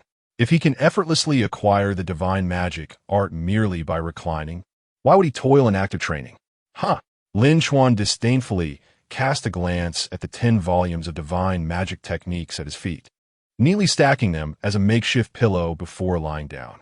In that moment, he reclined in the grand hall, casually crossing his legs and whistling, reveling in leisure. This carefree image was visible only to Leng Ningshuang, who nearly choked on her indignation. You little rascal, do you truly intend to slack off for 10 days? Do you realize that these 10 volumes of divine magic are treasures coveted by countless individuals, yet you treat them as mere pillows? Such thoughtlessness is truly exasperating. Leng Ningshuang gritted her teeth. She had never felt so helpless towards anyone else. It was precisely because she valued Lin Chuan's extraordinary talent that she resolved to capture his heart with the divine magic art. Yet to her dismay, what others coveted, Lin Chuan regarded merely as betting. Even Leng Ningshuang was at a loss. Fine, today is but a day. There's still 9 days left. Even if he is momentarily blinded by ignorance, it does not mean he can resist his desires indefinitely. After 10 days, I shall personally assess his progress. With a frosty expression, Leng Ningshuang uttered a cold snort before her figure gradually vanished into the shadows of the hall. Simultaneously, Lin Chuan, lying in the grand hall, was not as leisurely as he appeared. Although he seemed languid, the Hunyuan heavenly demon technique gifted by the system was gradually operating within him. Even without his deliberate effort, the divine magic art surpassed ordinary techniques. The Hunyuan heavenly demon technique formed a unique system, perfectly integrating with Lin Chuan's physique. The essence of Hunyuan embodies the concept of Wuji, transcending meridians and acupoints, and disregarding the dualities and the 8 trigrams, representing the most primal state of existence. Compared to the heavenly demon technique cultivated by Leng Ningshuang, the Hunyuan heavenly demon technique was far superior, even exceeding the 10 volumes of divine magic she had bestowed upon him. Thus, even without active cultivation, the Hunyuan heavenly demon technique would evolve autonomously, seeking the path of heaven day and night. Undoubtedly, this technique was tailor-made for Lin Chuan, designed for his ease. Consider this. Whether Lin Chuan was sleeping, dining, or exploring the mountains, all counted as states of cultivation. His progress would not stagnate, which leaves no room for anyone to accuse him of idleness. A fine technique indeed. Yet, for the time being, it would be prudent to keep it concealed. Otherwise, with my exceptional talent, it would become increasingly difficult to depart from the heavenly demon sect. I shall keep it hidden awaiting the 10th day. With a gentle sigh, Lin Chuan muttered to himself, exuding a sense of resignation. On the Sanctus Peak, amidst the heavens, a graceful figure approached on a flying sword. In the mountains, disciples of the heavenly demon Sect gazed upon her with joy. Even the 9 elders hastened to witness, surely indicating some developments regarding the great marsh illusion. Everyone quickly followed this elder to the grand hall to meet the sect master. Wei Wuyang exclaimed, her face aglow with excitement. The figure she referred to, Wu Nanming, was the senior sister of the heavenly demon sect and a peer of Lin Chuan. Although her standing within the sect was not as high as that of Lin Chuan, the holy son, her strength was formidable and her cultivation was significant. Known for her amiable nature, she was exceedingly well-liked among her peers. As the disciples learned of Wu Nanming's return, they eagerly made their way to the Sanctus Peak to welcome her, their cheers audible from a distance. The fervor rivaled that of Lin Chuan's fervent admirers. With a soft thud, Wu Nanming gracefully descended. She was promptly surrounded by a throng of male and female disciples. The female disciples cherished her approachable demeanor, while the male disciples admired her stunning beauty. If one were to rank the beauties of the heavenly demon sect, the first place would undoubtedly belong to the sect master, Leng Ningshuang. The second, without a doubt, would be Wu Nanming. Regrettably, Leng Ningshuang, known as the Ice Queen, had long established a reputation for her cold and ruthless demeanor, leaving no room for affection even among her disciples or within the entire realm of cultivation. In stark contrast, Wu Nanming was approachable, with a captivating appearance and a kind disposition, making her the object of many male disciples' affections. Thus, it was entirely natural for a multitude of male disciples to gather around her upon her return. My dear junior brothers and sisters, it has been a while since we last met. Upon my return, I bear exceedingly important news to report to the sect master. Once I have attended to the pressing matters, I shall recount our past. Wu Nanming inclined slightly, clasping her hands before attempting to leave. However, the disciples were well aware that entry was not permitted. The grand hall had remained closed for 9 days. Ever since the sect master took the holy son away, none had seen them again. A well-meaning female disciple cautioned, "You cannot enter. The grand hall has been shut for 9 days." We are all eager to know what the sect master and Lin Chuan have been doing in there, to have remained unseen for so long. The sect master is understandable, as Leng Ningshuang has always been aloof. Even a year's absence would not be surprising. Yet Lin Chuan is different. We have never seen him in seclusion or cultivating. He is usually carefree and leisurely, wandering about. The notion that he is in seclusion is utterly unfathomable. But if Leng Ningshuang has indeed forced him to cultivate, that changes everything. It is a pity for us female disciples who yearn to see Lin Chuan's handsome face. 9 consecutive days without his presence have left us quite distressed. Is that so? It's rare for the holy son to enter seclusion. This is indeed a positive development. Wu Nanming remarked with a gentle smile. As the senior sister, she had often kept an eye on Lin Chuan. Even before he ascended to the position of holy son, Wu Nanming would frequently encourage him.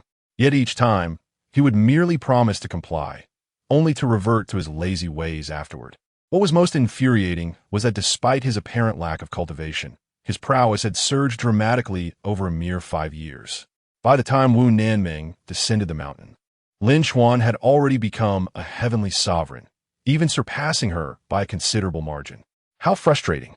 After a year of experience on the mountain, it seems your cultivation has also improved. Could it be that you have become a heavenly sovereign?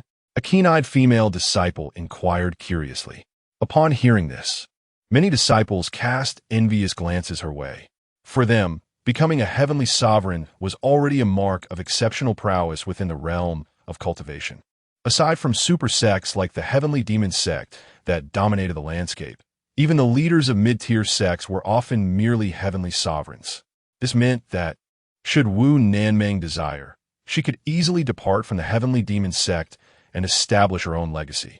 Indeed, during my year of experience, I stumbled upon a fortuitous opportunity, allowing me to break through my bottleneck and attain the status of heavenly sovereign.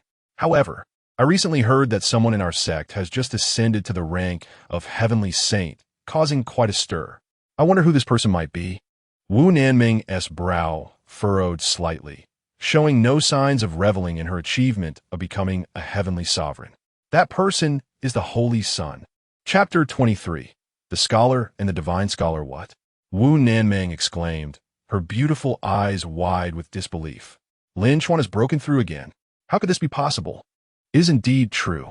Not long ago, the Sect Master was about to emerge from seclusion.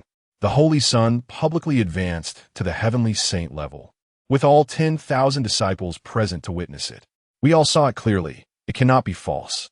Moreover, the Holy Sun personally slayed Hong Tianhe, the master of the Zhuangjian sect, and the entire cultivation world is aware of this. Surely the senior sister must know? The female disciple blinked her bright eyes, seemingly reminding Wu Nanming. She must not lose face in front of so many disciples. About that, I have indeed heard some rumors, Wu Nanming suddenly realized, nodding in agreement. Thankfully, the female disciple had reminded her in time. Otherwise, she would have been embarrassed in front of her fellow disciples. The news of Lin Chuan slaying Hong Tianhe had long since spread across the cultivation world. The word had traveled far and wide. If she were entirely ignorant of it, wouldn't that make her subject of ridicule? Her reputation as the senior sister would be tarnished. However, she had gathered from some vague remarks that there was conflict between the Zhuangjian sect and the Tianma sect, and that Hong Tianhe had perished in this conflict. Yet, she did not know who was responsible for his death. Little did she expect that the one who killed Hong Tianhe and achieved the status of a heavenly saint was none other than Lin Chuan. Heavens, you are truly biased. Nanming, the voice of the elder Wei Wuyang pierced through the crowd, reaching Wu Nanming's ears. Elder, Wu Nanming's brow relaxed, as if all her earlier worries had been swept away. At this moment, Wei Wuyang arrived with the 8 elders, here to welcome Wu Nanming and, coincidentally, to meet Leng Ningshuang. 9 days prior, Leng Ningshuang had confined Lin Chuan within the hall, and there had been no news since. Wei Wuyang was concerned that with Leng Ningshuang's temperament, trouble might arise. Moreover, Lin Chuan was notoriously lazy. If Leng Ningshuang were to personally teach him a technique, and Lin Chuan remained unmotivated, she might very well strike him down in a fit of rage. Such a genius, so rare in a millennium, will be a tragic loss if he were to perish. Nanming, you have come at the right time. The Sect Master and the Holy Sun have been in seclusion for 9 days. I have heard that the Sect Master intends to personally teach the Holy Sun a divine-level magic technique. I wonder how the Holy Sun is progressing today. Shall we go and pay a visit together? Wei Wuyang said cheerfully. Previously, she had no reason to enter the hall, which suited Wei Wuyang's intentions perfectly. Wu Nanming, unaware of Wei Wuyang's true thoughts, readily agreed. However, deep down, she was not as calm as she appeared. The Sect Master is actually going to teach Lin Chuan a divine-level magic technique. Our sect's divine-level magic techniques can only be mastered by those who reach the heavenly saint level. It seems that Lin Chuan's achievement of the heavenly saint realm is already a foregone conclusion. How infuriating! Why is it that I'm always one step behind him? Wu Nanming felt a surge of resentment. Clearly, Lin Chuan had entered the sect after her and was inherently lazy, rarely seen practicing diligently. Yet in just 5 short years, he had made astonishing progress, surpassing her by leaps and bounds after becoming the Holy Sun. Even though Wu Nanming had sought the path of the heavenly sovereign and ventured down the mountain for training, it felt akin to a diligent student toiling day and night, only to end up with 2nd place. Meanwhile, Lin Chuan, who hardly ever studied, effortlessly claimed the top spot in every exam. If Wu Nanming is a diligent scholar, then Lin Chuan is a divine scholar, one who achieves success without effort. How maddening! Not only is it vexing, but the elders and the Sect Master also revolve around Lin Chuan.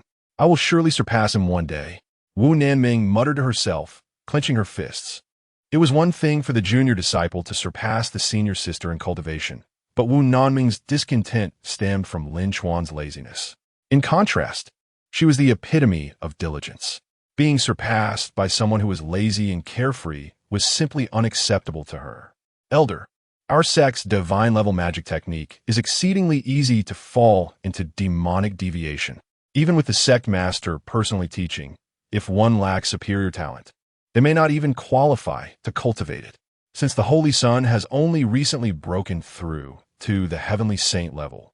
Why the urgency to impart the divine-level magic technique to him? Wu Nanming inquired, maintaining a calm demeanor. Deep down, she was uncertain of what she truly anticipated. Perhaps she secretly hoped for Lin Chuan to fail in his cultivation, even to the point of demonic deviation. However, the moment this thought surfaced, Wu Nanming was startled. As a disciple of the Tianma sect, how could she harbor such malicious thoughts?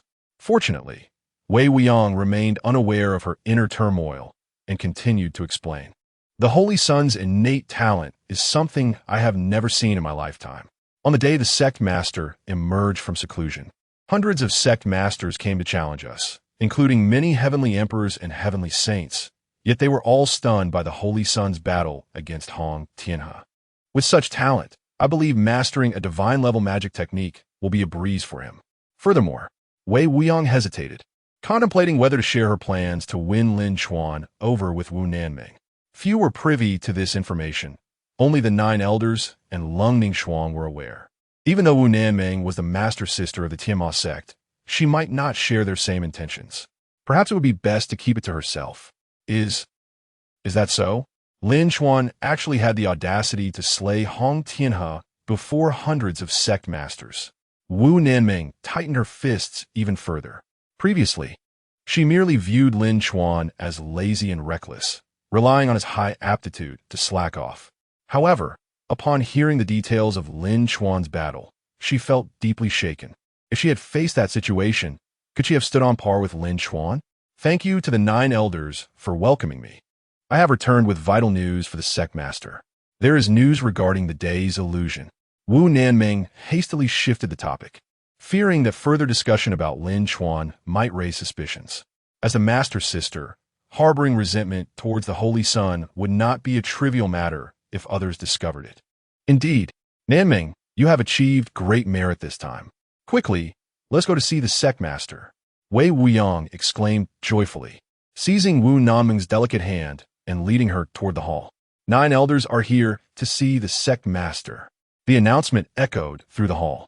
Behind them, thousands of disciples awaited eagerly, eager to witness how the Holy Sun had fared after 9 days of silent cultivation of the divine-level magic technique. Creak! The grand doors slowly swung open, revealing a handsome and striking visage. Yet, before Wei Wuyang and Wu Nanming could utter a word, the youth nonchalantly stretched his eyes half-closed, and remarked, "Wasn't it agreed upon for 10 days? I distinctly remember only sleeping for 9. Chapter 24. I beg you, punish me. The grand hall lay in disarray. Several tattered books were haphazardly stacked together, as though they had been used as makeshift pillows. Coupled with Lin Chuan's appearance, just awakened from slumber, it was evident that this fellow had indeed been shirking his responsibilities. Upon witnessing this, Wu Nanming's feelings of jealousy resurfaced. The sect master personally imparted divine magical skills to Lin Chuan, yet he chose to indulge in slumber? How could she endure such an affront? Lin Chuan, while you may be prone to laziness on ordinary days, the sect master bestows upon you these divine magical skills out of great respect. How dare you disregard the gravity of this opportunity and indulge in idleness? Wu Nanming was seething with frustration. What kind of luck does that scoundrel Lin Chuan possess to garner such favor from so many? It is not only the sect master who holds him in high regard. It seems even the heavens have bestowed their best upon him, while he fails to appreciate it. In truth, this mattered little. After all, the path one chooses in life is a personal decision. However, Wu Nanming regarded Lin Chuan as a rival. This rendered her own diligent cultivation efforts seem all the more foolish. "Oh, it is the senior sister," Lin Chuan exclaimed. "You have grown even more beautiful in the months since we last met." He attempted to deflect the situation with jest. Unfortunately, Wu Nanming appeared to harbor a long-standing prejudice against him and refused to engage in conversation. Cough, cough. Wei Wuyang sensed the awkward atmosphere and quickly coughed to ease the tension.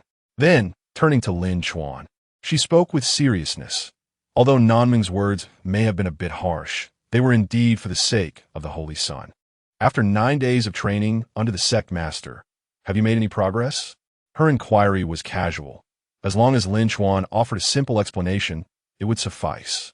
After all, mastering divine magical skills in just 9 days was a daunting task.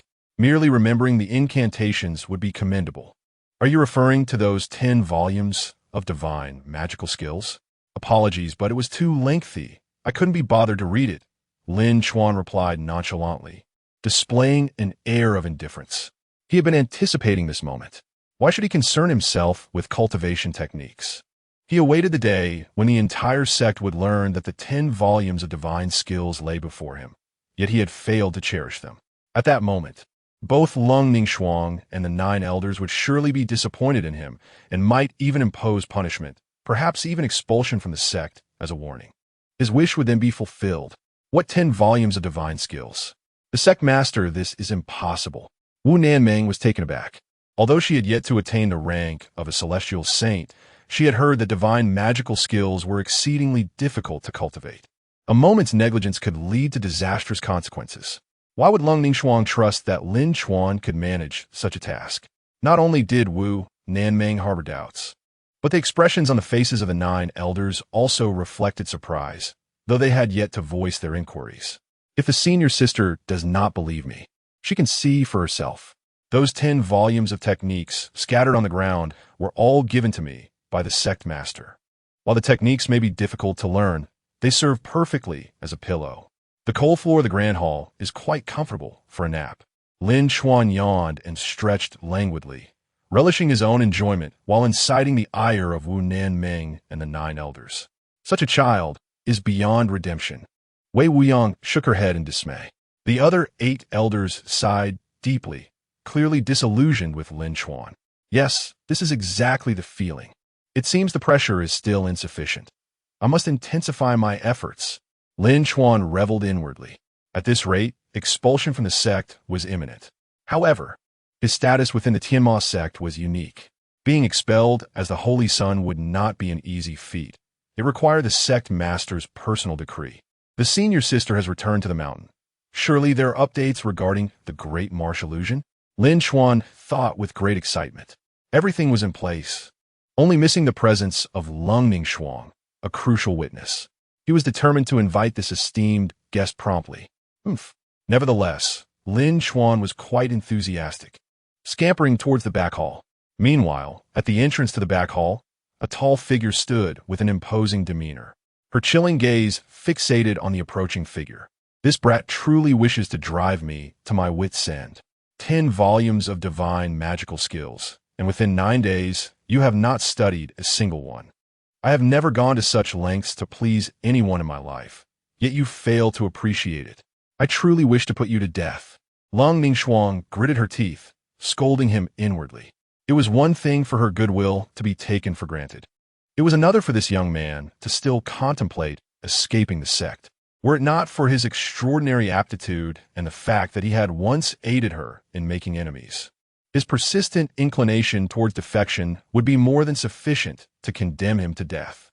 Of course, if Leng Ningshuang had not been able to hear Lin Chuan's inner thoughts, she would have remained oblivious to his true intentions. It could only be said that this boy was exceptionally skilled at concealing his motives. The human heart is indeed enigmatic. The sect master? Lin Chuan encountered Leng Ningshuang midway, beaming and clasping his hands in a gesture of respect. His face radiated excitement, leading one to believe he had achieved mastery in his magical skills and was eager to boast. Only Leng Ningshuang understood that Lin Chuan was actually thrilled at the prospect of being expelled from the sect today. You infuriate me to no end. Leng Ningshuang trembled with barely contained rage, her piercing eyes diverting from Lin Chuan.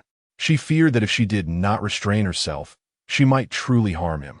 Lin Chuan rambled on, yet Leng Ningshuang absorbed not a single word. How has your magical cultivation progressed? Her icy tone interrupted his chatter as she strode toward the grand hall. At the same time, the 9 elders and Wu Nanming approached, but abruptly halted at the spot where Lin Chuan had previously napped. The entire group gazed at the divine magical skills scattered across the floor, their expressions grim. These were the treasures of the Tianma sect. How could Lin Chuan have treated them as mere pillows? Such an affront was utterly intolerable. The disciple is foolish and cannot comprehend these divine magical skills. I beseech the sect master to punish me. Lin Chuan boldly declared, particularly emphasizing the word punish, as if he eagerly awaited Leng Ningshuang's reprimand. At that moment, Leng Ningshuang's gaze lingered on the scattered divine magical skills. To see precious treasures used as pillows not only pained her heart, but also ignited a desire to eliminate Lin Chuan. Yet, Leng Ningshuang exhaled slowly, her expression returning to normal. It matters not. Divine magical skills are inherently difficult to cultivate. I merely expected you to memorize the incantations. I never held high hopes for your successful cultivation. You need not berate yourself. She waved her hand, effectively quelling Lin Chuan's aspirations. Is it truly this difficult to receive a punishment? How am I to endure this life? I beg you, just punish me already. Lin Chuan grew agitated, once more clasping his hands and pleading, I do not dare to conceal anything from the sect master. I have not memorized the incantations. In fact, I have not even glanced at the techniques in these 9 days. I implore the sect master to punish me. Chapter 25. The Hunyuan Heavenly Demon Technique Master. You must punish the disciple.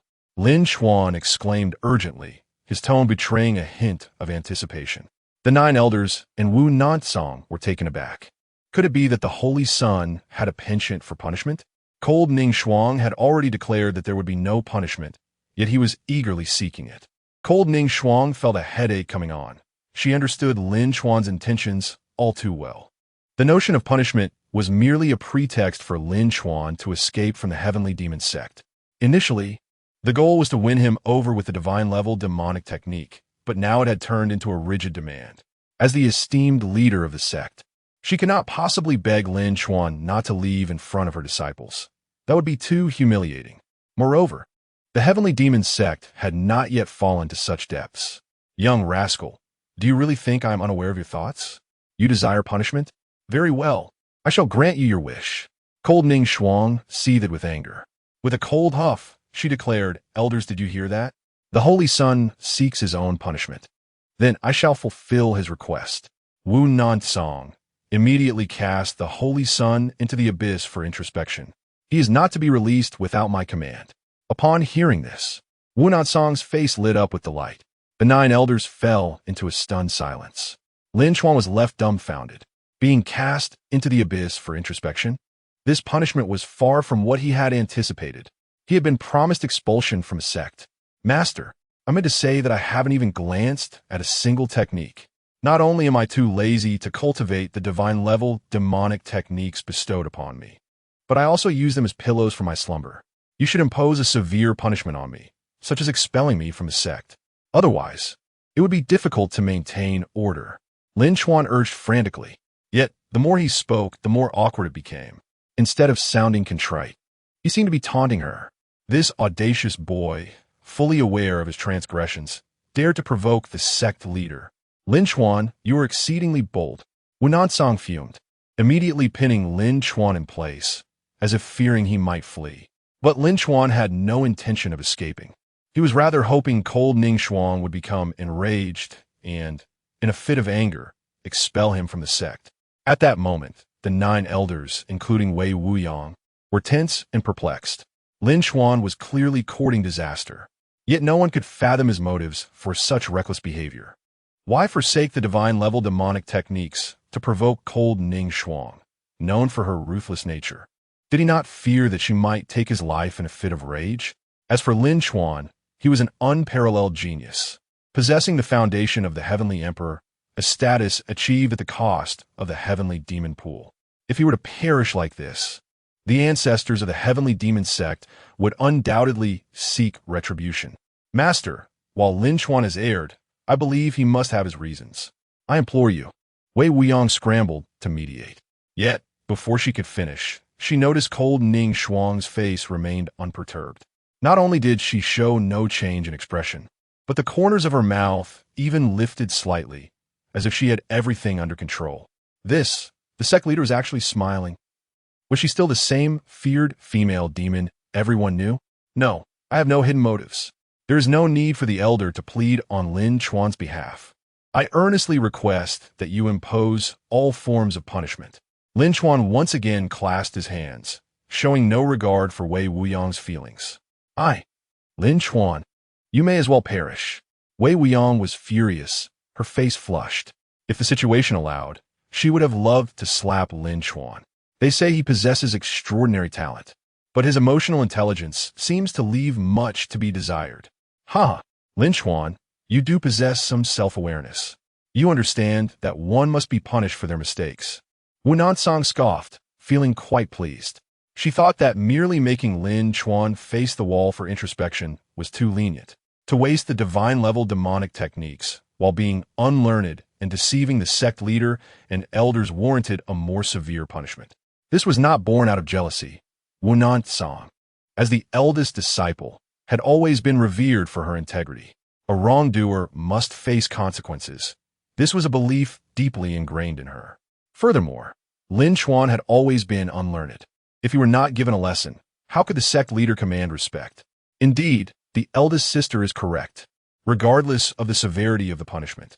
I willingly accept it without complaint, Lin Chuan emphasized, adopting a proactive attitude that left the 9 elders and Wu Nansong momentarily speechless. Just moments ago, Wu Nansong had thought Lin Chuan showed a commendable attitude of contrition, but now she began to doubt her judgment. Something was clearly amiss. Lin Chuan was acting far too strangely. A cold huff abruptly interrupted the awkward silence. Suddenly, a chilling aura surged forth. The 9 elders and Wu Nansong snapped back to attention and turned to see Leng Ningshuang exuding an overwhelming presence, her attire billowing dramatically. The oppressive force of a heavenly emperor filled the entire hall, rendering the air palpably heavy. In the blink of an eye, the crowd was taken aback. Leng Ningshuang transformed into a shadow, hurtling directly toward Lin Chuan. The murderous intent emanating from her left no room for doubt. Leng Ningshuang harbored the intent to kill Lin Chuan. Master, Wei Wuyong cried out instinctively, attempting to intervene. However, the gap in strength between her and Leng Ningshuang was insurmountable. Despite her quick reflexes, it was too late to stop her. As for the 8 elders and Wu Nansong, they stood frozen in place, utterly a loss. The shadow surged forward with alarming speed, its deadly intent focused solely on Lin Chuan. The distance between a heavenly emperor and a heavenly saint, though seemingly small, was a chasm of difference. Lin Chuan had indeed provoked this female demon to the brink. He was doomed. Wow! Lin Chuan could only exclaim inwardly, as he instinctively summoned his inner strength in response to the imminent danger. The situation demanded his utmost effort. He could not afford to be complacent against a heavenly emperor. Clang! Clang! Clang! In an instant, numerous top-tier spiritual treasures unfolded. The air crackled as his inner strength surged, creating a tempest that swept in all directions. Boom! Boom! Boom! The clash of forces echoed, tormenting the ears of all present. The 9 elders and Wu Nansong gritted their teeth, enduring the discomfort as they widened their eyes in disbelief. Staring at Lin Chuan, a heavenly saint standing against a heavenly emperor should have been a certain death sentence. Yet Lin Chuan seemed capable of putting up a fight. Especially notable was the natural flow of his inner strength, which seemed to embody the most primitive and pure energy in existence. While he lacked the quantity compared to Leng Ningshuang, the quality of his strength managed to hold back the threat of the heavenly emperor, if only just barely. The Hunyuan heavenly demon technique, Wei Wuyong murmured, uttering those 5 words that brought a sudden stillness to the once tumultuous atmosphere. Looking at Leng Ningshuang, one could see the shock flickering in her beautiful eyes. Young rascal, dare you still claim you have not cultivated the divine-level demonic technique? Chapter 26. The old witch certainly has telepathy. You dare claim you have not cultivated demonic arts? Leng Ningshuang's voice was laced with astonishment as she questioned him. In her moment of agitation, she spoke without considering her words. Reflecting back, Lin Chuan had astonishingly mastered the divine-level demonic arts in just 9 days. A genius, unparalleled in the world. Such a prodigy could not be put to use by the heavenly demon sect, which was truly infuriating. Leng Ningshuang's piercing gaze was fixed on Lin Chuan, yet internally, she wrestled with uncertainty. Was it right to eliminate such an extraordinary talent? Meanwhile, The 9 elders and Wu Nanming were utterly dumbfounded, resembling 10 statues as they stared at Lin Chuan. The primordial heavenly demonic art? This is the supreme technique of our heavenly demon sect. Throughout 36 generations of sect leaders, only our ancestor achieved mastery. The Holy Son, actually, this is simply unbelievable. Wei Wuying stammered with excitement, inadvertently revealing the arduousness of mastering the primordial heavenly demonic art. It was no wonder everyone was in such shock. However, one individual appeared bewildered, Wu Nanming. She was not privy to the complexities of the primordial heavenly demonic art, a divine-level technique reserved for the sect's leaders. Yet, even as a closely guarded treasure, it was still divine. The fact that Lin Chuan could cultivate a divine-level technique in merely 9 days was beyond comprehension. Could such talent still be deemed human? Perhaps extraordinary was an understatement. It would be more fitting to label him a monster. I have been comparing myself to this monster all along. I must truly be out of my mind. Genius and ordinary people are indeed worlds apart. It would be wise not to measure myself against him henceforth to avoid further bruising my ego. Wu Nanming felt disheartened. In contrast to others, she was not overly astonished. Deep down, she already believed Lin Chuan's aptitude surpassed her own. Rather than shock, she felt an overwhelming sense of defeat.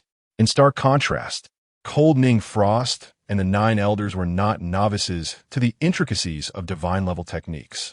Particularly Cold Ning Frost, as a formidable empress, had genuinely mastered such techniques to great heights, using it to break through to the empress level herself.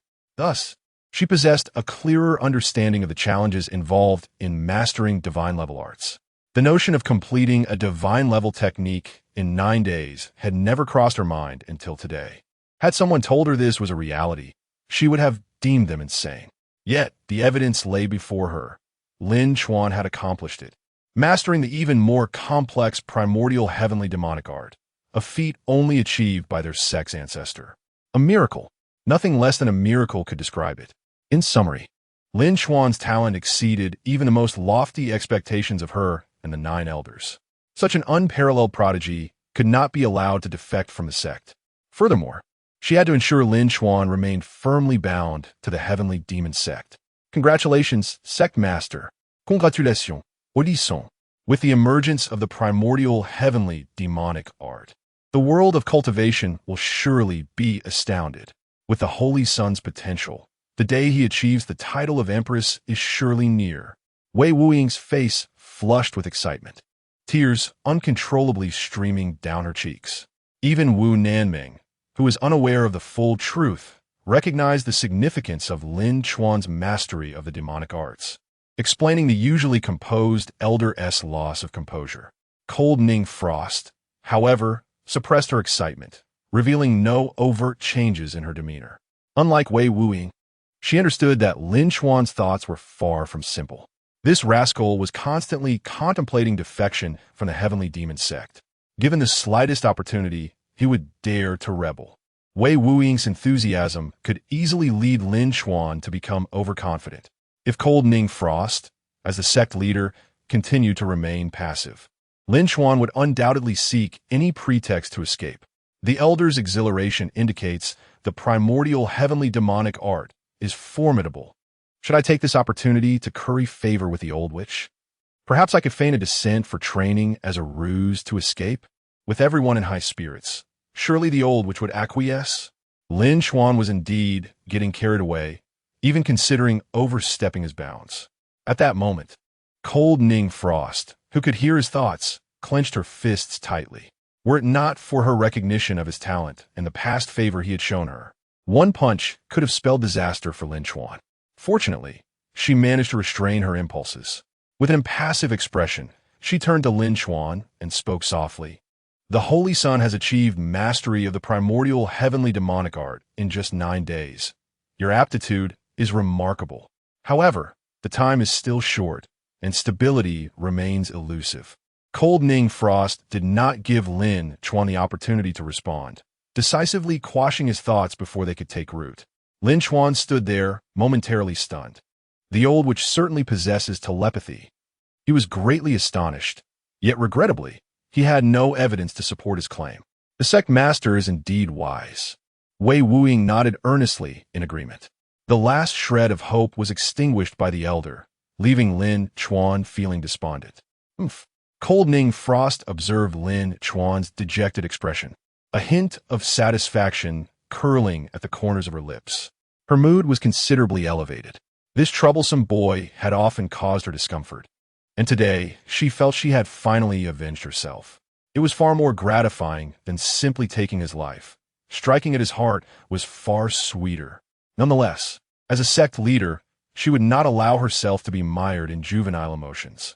With Wu Nanming's return from her training, she had accomplished the task assigned by the sect, to investigate the Great Marsh illusion. It was said that within the marsh lay a paradise-like illusion, teeming with extraordinary flora and fauna. Occasionally, those who ventured into the Great Marsh would bring back rare plants that became highly sought after. Gradually, tales of this legendary treasure spread throughout the various sections. A year prior, Cold Ning Frost had dispatched Wu Nanming down the mountain, both for training and to seek information regarding the Great Marsh illusion. Once they had news, the Heavenly Demon Sect could seize the opportunity to enter and gather resources for cultivation. Now that Wu Nanming had returned, even without inquiry from Cold Ning Frost, it was clear she must possess some intelligence. Nanming, Cold Ning Frost said in a calm tone, signaling Wu Nanming to speak. She then adopted a serious expression. Sect Master, I have gathered news regarding the Great Marsh illusion. However, I am not the only one aware of its location. It is likely that within a few days, the position of the Great Marsh illusion will spread throughout the cultivation world. Within half a month, hundreds of sects will dispatch their disciples to enter. I implore the sect master to mobilize our disciples to venture forth immediately. Chapter 27. Unleashing the Tiger, Never to Return? The location of the Grand Marsh illusion has been exposed. Various sects are dispatching their disciples to the Grand Marsh. Within half a month, a fierce battle for the Grand Marsh illusion is inevitable. This information comes from Wu Nanming upon her return to the mountain. The competition for resources has always been a traditional craft in the world of cultivation. Elixirs, spiritual treasures, herbs, inner elixirs. These consumables are the coveted targets of all sections. If one arrives late, there may be nothing left to claim. Furthermore, it is crucial that the disciples sent to the Grand Marsh illusion possess a certain level of strength. Sect leader, the Grand Marsh illusion is a renowned treasure land. Our sect has gained a formidable reputation since the sect leader ascended to the Heavenly Emperor and the Holy Son to the Heavenly Sage. This presents a perfect opportunity to strike a blow to our rivals, allowing them to recognize the might of the Heavenly Demon Sect. Therefore, I believe the Holy Son's transgressions may be temporarily set aside.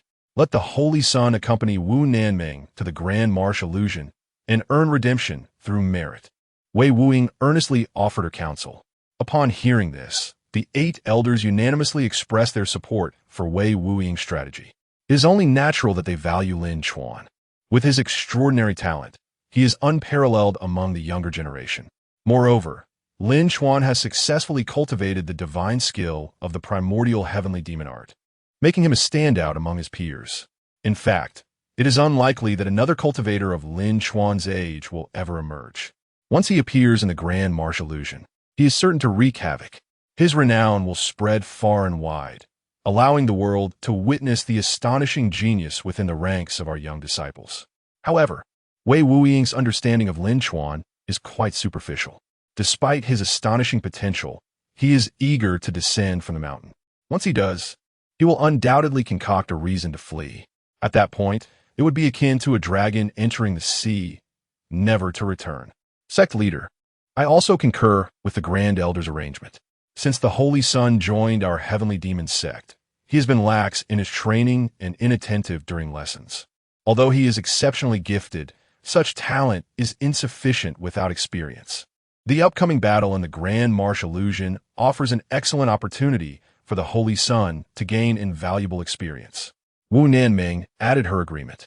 This only served to exacerbate Leng Ningshuang's concerns. Yet, while some were troubled, others were delighted. At this moment, Lin Chuan wore an expression of calm, but the gleam in his eyes betrayed his excitement. Splendid. Once I descend the mountain, I shall seize the first opportunity to slip away. Heavenly Demon Sect. That old hag and the 9 elders, our paths shall diverge. Lin Chuan's internal musings were so rich that even Leng Ningshuang could discern his every thought. Just as she had anticipated, the Holy Sun's journey would likely be a one-way trip.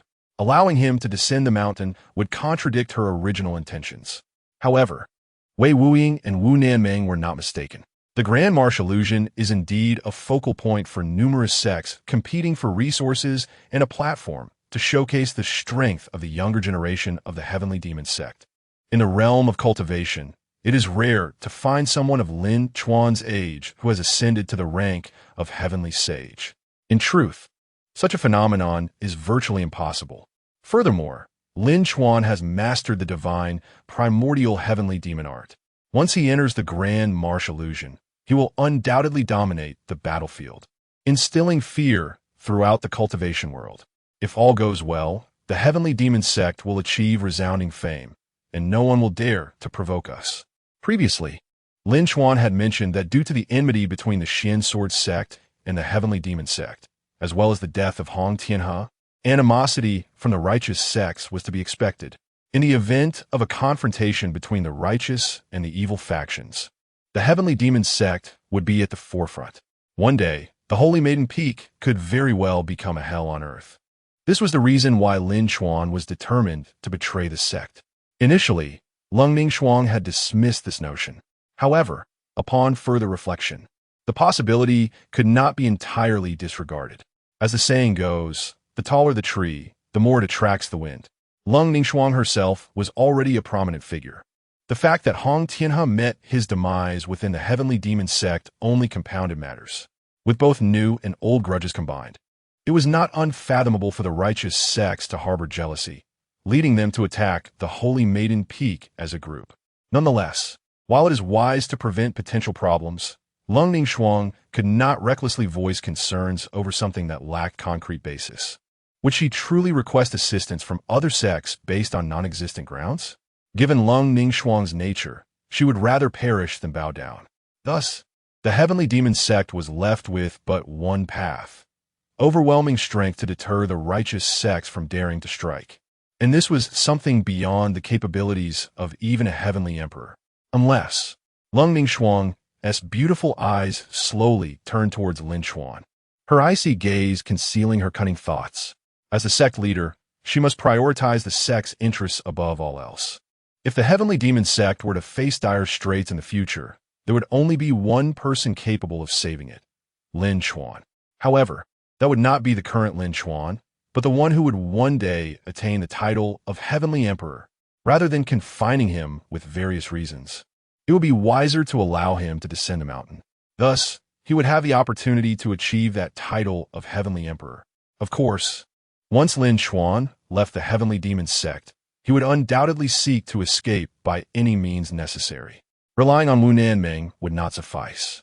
Within the entire Heavenly Demon Sect, only one person could restrain Lin Chuan, and that person was none other than Leng Ningshuang herself. Very well. The Holy Sun has been within the sect for 5 years and has attained the rank of Heavenly Sage. It is indeed time for him to descend the mountain and gain experience.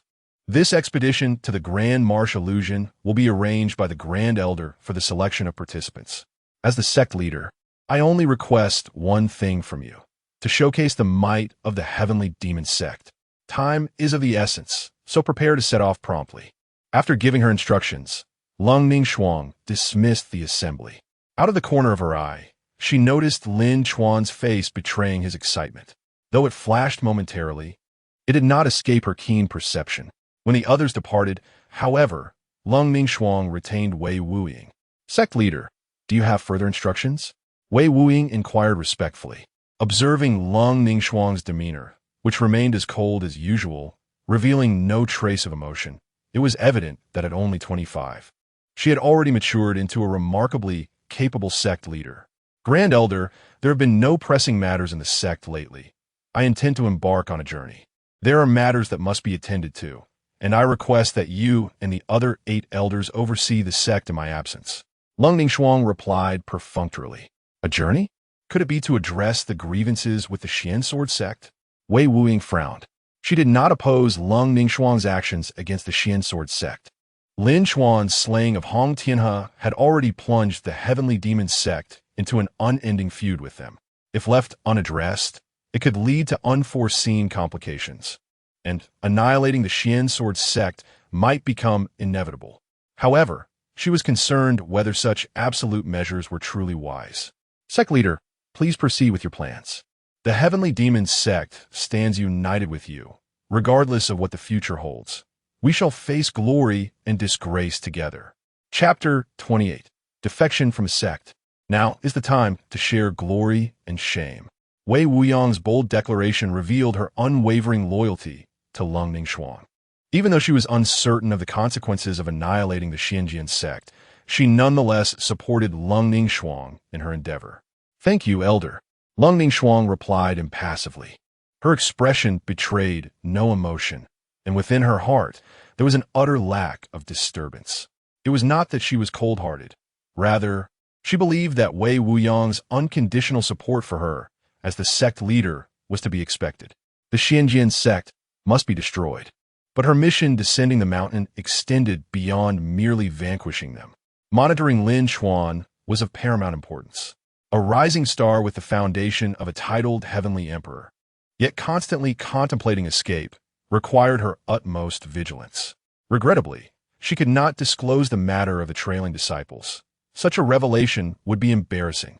Even if she were to inform Wei Wuyang of her ability to perceive Lin Chuan's thoughts, it was uncertain whether Wei Wuyang would believe her.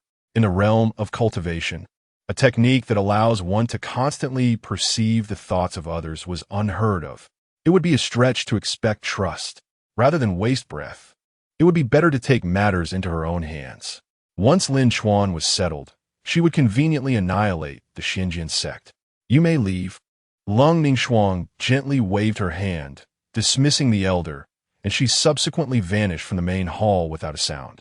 Half a day later, atop the Saintess Peak, Wu Nanming and 10 disciples of the Tianma sect, including Lin Chuan, stood in neat formation. The 9 elders had just finished their exhortations and had assigned the training mission in the day's illusion. Aside from Wu Nanming and Lin Chuan, the other 8 disciples were exceedingly excited, aware that the day's illusion was not exclusive to the Tianma sect. It was estimated that there would be no fewer than 1,000 participants, all young prodigies of their respective sections. Yet these 10 were no weaker than them. The sect leader had commanded that they must showcase the prestige of their sect, and they should not bring shame to the Tianma sect. Wei Wuyang's impassioned words stirred even greater enthusiasm among the disciples. Although the 8 disciples of the Tian sect constituted the backbone of the Tianma sect, they could only be deemed moderately strong in the broader context of the cultivation world.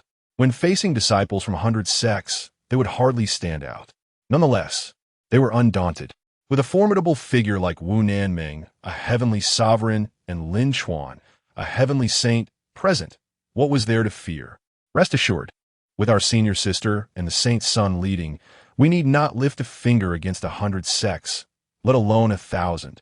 Perhaps the other disciples will be so frightened by the name of the saint's son that they will flee in terror. Upon uttering this statement, the group erupted in laughter. In terms of confidence, they surpassed even Lin Chuan. Such remarks left Wu Nanming without a counterargument. It was undeniable. The heavenly saint was indeed formidable. Ahem, let us keep a low profile, Lin Chuan awkwardly interjected. His fellow disciples held him in such high regard, yet his mind was preoccupied with thoughts of escape, which weighed heavily on his conscience. However, to preserve his life, he felt compelled to leave. To ease his conscience, it would be best to distance himself from his fellow disciples as much as possible. Let us set off. With a commanding voice, Wu Nanming led Lin Chuan and the others down mountain. Concurrently, on the opposite side of Saintess Peak, a shadow traversed the air silently, heading towards the mountain's base, its direction aligning with that of Lin Chuan and the others. Yet this figure moved without a sound, making it exceedingly difficult to detect, even in broad daylight. In the depths of the night within the forest, around a crackling campfire, 10 individuals sat together. Having covered half a day's journey, they were nearing the days. The mode of travel for cultivators differed entirely from that of mortals. They could traverse the air at remarkable speeds. A day's journey of 1,000 miles was considered modest. For a heavenly saint like Lin Chuan, covering 10,000 miles in a day was well within reach. Wu Nanming had to slow her pace to accommodate the other 8 Tian Sect disciples. Otherwise, they would have already entered the days by nightfall. The crackling of burning firewood enlivened the otherwise desolate night. Shortly after the Tianma Sect disciples settled down, Lin Chuan rose and walked toward a large tree. There, in full view of everyone, he sat beneath the tree and promptly fell into a deep slumber. Goodness, the saint's son is not merely a heavenly saint. He is clearly the god of sleep. Another disciple remarked, I have heard tales that the saint's son can sleep at any time and in any place, regardless of the situation. While such a talent in our case would be deemed laziness, for him, it is simply a matter of temperament, something we cannot emulate. Of course, I've never seen the saint's son practice, yet he achieved the rank of heavenly saint in just 5 years. It seems as though the heavens have been feeding him. The 8 disciples expressed their envy, but it ended there. Heavenly sect, heavenly sovereign, heavenly saint. Though there are merely 2 steps of difference between these 3 realms. Those 2 steps could consume a lifetime for countless cultivators, often yielding no success. While effort was undeniably important, innate talent held even greater significance. Even Wu Nanming, who had become a heavenly sovereign through hard work, possessed excellent aptitude. However, she still paled in comparison to Lin Chuan. Yet, relative to the average cultivator, she was already among the rarest of geniuses. Regrettably, the saint's son seemed to lack social skills. With such striking features, he remained without a romantic partner. What a pity, one male disciple muttered in frustration. In truth, many male disciples of the Tianma sect had fantasized about possessing Lin Chuan's handsome visage. Otherwise, how could they still be single? Moreover, the Tianma sect did not prohibit romantic relationships among its disciples, making being single all the more shameful. What nonsense are you all spouting? As cultivators, we must maintain our focus and dispel distractions. Engaging in dual cultivation will only hinder our progress. No wonder you are still only at the heavenly sect level. It seems our lectures have not been stringent enough. Wu Nanming abruptly chided. As the senior sister, she did not always maintain a friendly demeanor, especially regarding cultivation. She was even stricter than Wei Wuyang. It was evident that the idle chatter of the 8 disciples had crossed her threshold of tolerance. It was no surprise, as she had long aimed to catch up with Lin Chuan. In contrast, these heavenly sect disciples were envious of Lin Chuan's appearance and even fantasized about becoming him to escape their single status. Such absurdity. Approaching the days, disciples from 100 sects would soon converge. A great battle was inevitable. While the atmosphere remained calm, it was wise to rest early.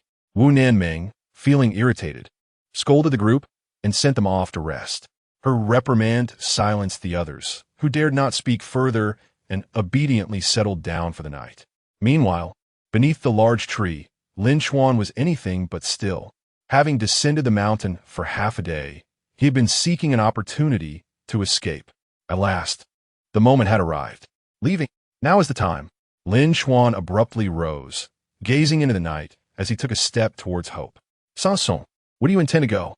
A chilling voice pierced the night, reaching Lin Chuan's ears.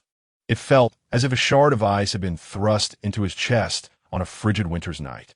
He shuddered, instantly petrified. Old hag, what are you doing here? Chapter 29. The master has arrived, run. Lin Chuan's foot froze mid-step as the rustling sound of wind sweeping through fallen leaves reached his ears. The cool night air was not only damp, but also carried an unsettling chill. Suddenly, a shadow darted through the woods. It's over. I've been discovered by the old hag. No, why am I panicking? I haven't made any blatant moves. Even if the old hag shows up, there's no need for alarm. At worst, I could just tell her I was in the woods to relieve myself. What can she do to me? Lin Chuan quickly regained his composure, his mind racing as he even concocted an excuse. He was merely waiting for the appearance of Leng Ningshuang. However, after a few moments, she remained elusive, leading Lin Chuan to question whether he had imagined the sound. Yet he distinctly recalled a woman's voice, strikingly similar to Leng Ningshuang's. and there had indeed been a figure moving through the trees. With his keen eyesight, it was impossible for him to be mistaken. Disciple Lin Chuan humbly welcomes the master. If you have arrived, please show yourself. Summoning his courage, Lin Chuan boldly called out. If he had merely imagined it, he could leave without a care after this little test. If not, once Leng Ningshuang appeared, he would have a ready excuse to deflect the situation, ensuring everyone remained unscathed. Of course, there was a third possibility. What if the old hag truly possesses mind-reading abilities? If she knew I was contemplating defecting, it would be entirely reasonable for her to follow me. However, knowing her temperament, if she truly grasped my intentions, she would not have allowed me to live this long. Unless the old hag has taken a liking to me? Lin Chuan muttered to himself, his brows furrowing in thought. He found himself feeling somewhat resentful. Crack! Suddenly, a sound of something snapping in the woods jolted Lin Chuan to attention. Is it you, master? He inquired again tentatively. As soon as the words left his mouth, a rabbit sprang from the bushes, glanced at Lin Chuan, and vanished like a wisp of wind. So it was merely a rabbit. What a pity. Although the old hag had a fierce temperament and a rather sour disposition, she was not without her charms. If she were to be my girlfriend, I could perhaps manage. Lin Chuan mused, not out of vanity, but rather from his popularity among the female disciples of Tianma Sect. Finding a girlfriend was hardly a challenge, let alone amassing a harem of 3,000 beauties. Besides, the ambiguous moments he had shared with Leng Ningshuang made him realize she was not entirely unattainable. However, dealing with such a difficult woman was undoubtedly perilous, requiring a reckless courage that risked his very life. Unfortunately, Lin Chuan valued his life above all else. Rather than courting disaster, he would prefer to live a few more years. Crack! Boom! Suddenly, a deafening crash echoed from a distance, reminiscent of a great tree toppling. The sound was so tremendous that it reverberated for miles. What is happening? Wu Nanming's voice rang out, swiftly followed by her leading 8 disciples of Tianma Sect to the scene. The 10 gathered quickly, their expressions grave as they stared into the dark woods. Sanson, do you know what has transpired? Wu Nanming cast a wary glance at Lin Chuan. As they arrived, he was the sole figure present, and naturally, they sought his insight. Yet, Lin Chuan appeared bewildered, or rather frightened. The noise had been anything but coincidental, though he had not investigated the source. He could surmise that the tree's fall was a result of human intervention. It was merely a tree. Even a celestial master could easily break it. Yet, considering Leng Ningshuang was nearby, Lin Chuan found it impossible to remain calm. Could it be? The old hag truly has arrived? She must have overheard my words, which is why she is furious. It's over. I'm doomed. Perhaps I should just run away. Otherwise, she will surely kill me. Lin Chuan's mind was in disarray. Leng Ningshuang's ferocity was renowned, and the last person who dared to tease her now lay in the graveyard of Xinjian Sect, likely long forgotten. He had no desire to follow in that unfortunate soul's footsteps. Yet, as he pondered, a nagging doubt crept in. If the person concealed in the darkness was indeed Leng Ningshuang, why had she not revealed herself? Was she perhaps monitoring him to prevent his escape? This thought made Lin Chuan even more uneasy. He had never disclosed his plans to defect to anyone. How could she possibly know? Unless she possessed mind-reading abilities or had an extraordinary observational acuity that surpassed the ordinary. This was more formidable than any detective. Senior sister, just now, I sensed an intense surge of internal energy nearby. The individual surpasses me, yet for some reason, they remain hidden. This grants us an opportunity to leave. I advise we depart swiftly. We must not provoke this person. Lin Chuan fabricated a hasty lie, half of which bore truth. The individual he referenced was indeed stronger than he, but that individual was Leng Ningshuang. Even if she were to target someone, it would solely be him, posing no threat to Wu Nanming and the others. However, Lin Chuan's words frightened his companions significantly. A person more powerful than he could only be the Heavenly Emperor. Was there truly a Heavenly Emperor in this vicinity? Is that true? Wu Nanming inquired, her brow furrowing in caution. Lin Chuan nodded, feigning vigilance, which only heightened their alarm. Senior sister, the Saint's son's perception cannot be mistaken. We must retreat immediately. The disciples quickly rallied around Lin Chuan, naturally placing their trust in him, especially given his formidable cultivation. Very well, we shall heed the Saint Sun's counsel and leave this place, making haste toward the great marsh. Wu Nanming, without suspicion, led her disciples in packing their belongings and departing swiftly. As Lin Chuan and his group fled, a figure clad in black emerged silently from the woods. The woman's exquisite features bore a complex expression as her beautiful eyes followed the retreating, albeit faintly visible, figures. You wretched boy, do you truly find me so fearsome? With a temper that could be fierce and a disposition that was less than amiable. Was this truly how you perceived me? Yet, even so, could I not be considered as a potential girlfriend? Oomph. The esteemed Saint Sun of Tianma Sect shows such timidity. Perhaps I should offer him a hint. No, I'm the leader of Sect. I cannot act in such a manner. Leng Ningshuang muttered to herself, visibly conflicted. Oh dear, what am I saying? This brat was just contemplating abandoning the Sect. That is the crux of the matter. Chapter 30. Fighting? Utterly unrefined for many days, the myriad Sect have been fervently searching for the elusive Great Marsh illusion. This unclaimed treasure trove has naturally attracted a multitude of cultivators. Whether disciples of sects or solitary practitioners, they have all hastened to arrive. However, the exact location of the Great Marsh illusion remains shrouded in mystery. Within the dense forest, numerous ferocious beasts lurk, making solitary ventures perilous. Thus, most who seek the Great Marsh are groups of cultivators, either sect disciples or solitary practitioners banding together. On the day the 10 from the Heavenly Demon Sect arrived at the Great Marsh, the location of the illusion was still an enigma. The Great Marsh stretches over 1,000 miles. Even with thousands searching, it would take considerable time, no more than half a month at most. Moreover, the news of the illusion's emergence had already spread, and it would not be long before tens of thousands would converge upon this site. Wu Nanming gazed at the bustling figures and calmly explained. She was among the first true seekers of the Great Marsh illusion.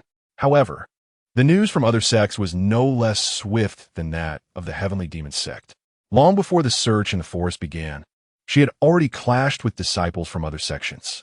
Their strengths were comparable, and without reinforcements, Wu Nanming had no choice but to retreat temporarily. In truth, her intention was to send more disciples to compete for resources in the Great Marsh. Yet, Leng Ningshuang dispatched Lin Chuan along with 8 other disciples from the Heavenly Sect.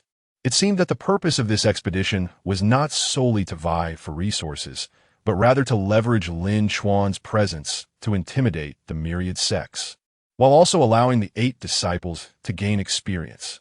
Indeed, Lin Chuan, despite his youth, had already attained the status of a celestial saint in the entire realm of cultivation. Such talent was undeniably remarkable.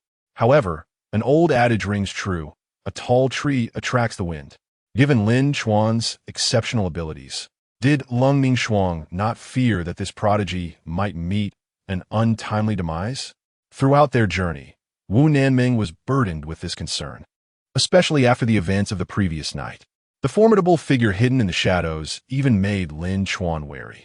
Coupled with the death of Hong Tianhe, Lin Chuan's notoriety had already reached a crescendo. It was entirely possible that someone was already targeting him. While celestial emperors are indeed rare, they are not non-existent. Apart from Leng Ningshuang of the Heavenly Demon Sect, there were Elder Faming of the Fanyin Temple, Master Jianxun of the Qingyang Sect, the Blade Emperor of the Blood Slaughter Sect, and the Elder Baiku of the 100 Ghosts Sect. All of these individuals were celestial emperors. The battle that day had witnessed many of these powerful figures, who had personally witnessed Lin Chuan's slaying of Hong Tianhe. Perhaps they had already harbored murderous intent towards him. The Great Marsh illusion presented the perfect opportunity to eliminate him and curtail the development of the Heavenly Demon Sect. How could such an opportunity be squandered? Contemplating this, Wu Nanming felt the weight of responsibility upon her shoulders grow heavier. Although Lin Chuan's cultivation surpassed hers, she was the senior sister. Moreover, it was the sect leader who entrusted her with leading the expedition to the Great Marsh, clearly placing the safety of the disciples in her hands. If any mishap were to occur, how could she account to the sect leader and the sect? Esteemed colleagues, It is certain that the expedition to the Great Marsh will culminate in a chaotic melee. Yet, the scale of this tumult is entirely unpredictable. Especially you, Lin Chuan, as the Saint's son, the most valued talent of the sect, you must not falter, do you understand? Wu Nanming's gaze was fixed intently upon Lin Chuan, fearful of losing sight of him. In truth, had it not been for the events of the previous night, Lin Chuan would have already slipped away. To this day, he harbored doubts that Leng Ningshuang was shadowing him, monitoring his every move. Otherwise, how could he remain so compliant? Senior sister, forgive my candor. The Great Marsh is fraught with danger, teeming with peril. One might lose their life at any moment. If we preserve our lives, what need have we for cultivation resources? Besides, the scramble for resources is rather unrefined. Our heavenly demon sect is not lacking in wealth. Why not simply purchase what we need? Even thieves adhere to a code. The demonic sect should at least maintain some semblance of legitimacy. Lin Chuan declared with righteous fervor. Originally, he had agreed to descend the mountain at Leng Ningshuang's behest. Yet, his purpose was not to partake in any farcical contest for resources, but rather to seize this opportunity to defect from the sect. Who would have thought that the plan would falter before it even began? He was now compelled to follow Wu Nanming into the Great Marsh. But who decreed that entering the Great Marsh necessitated participation in the contest? Blades and swords are merciless. What if he were to be fatally wounded? Even if not fatal, a mere scratch could be quite painful. Moreover, others may lack cultivation resources, but he certainly did not. With the system generously bestowing an abundance of treasures, he had more than he could utilize. Yet resources acquired through desperate struggles would have to be submitted to the sect in full. What needless endeavor! Thus, Lin Chuan sought to persuade Wu Nanming to avoid entering the Great Marsh, suggesting instead to enjoy the scenery from the periphery. Saint Sanyu, the 8 disciples of the heavenly sect gazed at Lin Chuan in disbelief, and the atmosphere grew palpably awkward. Lin Chuan braced himself for an impending beating. However, in the next moment, the 8 disciples suddenly became emotionally stirred. Is the Saint's son truly concerned for us? They exclaimed, tears welling in their eyes. The 4 female disciples transformed into lovesick fools, weeping uncontrollably, while even the 4 male disciples displayed expressions of self-indulgent sentimentality, leading one to question their peculiar inclinations. Observing this, Lin Chuan's reaction was to clutch his forehead, muttering, I miscalculated. Such is the burden of high charm. This is quite troublesome. Wu Nanming looked at her rather peculiar fellow disciples, utterly bewildered. What was happening? No, something was amiss with Lin Chuan's earlier remarks. This scoundrel was having second thoughts. How could he, a celestial saint, be more cautious, nay, cowardly, than she? He was lazy and timid, and despite his handsome appearance, his character was sorely lacking. She could not fathom how such a slothful and fearful individual could garner the favor of the heavens. Heavens, you must be blind. Enraged, Wu Nanming cast caution to the wind. Regardless of whether it was a chaotic melee or a desperate battle, retreat was not an option. If Lin Chuan yearned for a fight, she would insist on plunging into the fray. She was determined to ascertain just how much substance lay behind Lin Chuan's illustrious reputation as a celestial saint. Time was of the essence. Everyone, hasten with me into the Great Marsh to seize resources. We shall expel those who threaten our sect. Shapta Tiativon. I agree. Wu Nanming led Lin Chuan and 9 other disciples deep into the Great Marsh. Along the way, the disciples were filled with enthusiasm, eagerly anticipating a challenge to test their skills. Only Lin Chuan lagged behind, appearing lethargic. Occasionally, a peculiar smile would surface on his lips, giving the impression that he was somewhat deranged. Expelled from the sect, ha! Lin Chuan chuckled to himself. But no one realized that he was secretly pleased about having another chance to escape from the heavenly demon sect. Fortunately, Wu Nanming was oblivious to Lin Chuan's thoughts. Otherwise, she would surely have been infuriated to the point of fainting. Senior sister, what's wrong with the Holy Son? Has he been provoked? The disciples, puzzled, could only inquire of Wu Nanming. These disciples were merely Lin Chuan's little fans. They had no idea that Lin Chuan's true intention was simply to slack off. However, She would never grant Lin Chuan the chance to be lazy. Suddenly, Wu Nanming's sharp gaze fixed upon a group of individuals. Within the Great Marsh, countless cultivators traversed, some harboring grievances against the heavenly demon sect. Yet, the targets of Wu Nanming's attention were not merely rivals. They were her enemies, the Blood Slaughter Sect. Although the Blood Slaughter Sect also belonged to the demonic factions, their relationship was far from harmonious. Especially when interests were at stake, intrigue was commonplace. The last time Wu Nanming entered the Great Marsh, one of her assailants was a disciple of the Blood Slaughter Sect. And at this moment, that very individual was among them, leading the disciples of the Blood Slaughter Sect in search of the entrance to the illusory realm of the Great Marsh. Li Dangfeng, one of the direct disciples of the Blood Slaughter Sect's sect master, the Blade Emperor. 3 years ago, he had broken through to the heavenly sovereign level, gaining renown among the 100 sections. Who would have thought that he would be the one leading the Blood Slaughter Sect in exploring the illusory realm of the Great Marsh? Concerned voices arose behind Wu Nanming. Li Tongfeng's fearsome reputation preceded him, and the Blood Slaughter Sect was notorious. It was no wonder they were apprehensive. At that moment, it seemed Li Tangfeng sensed the gazes upon him and turned to look.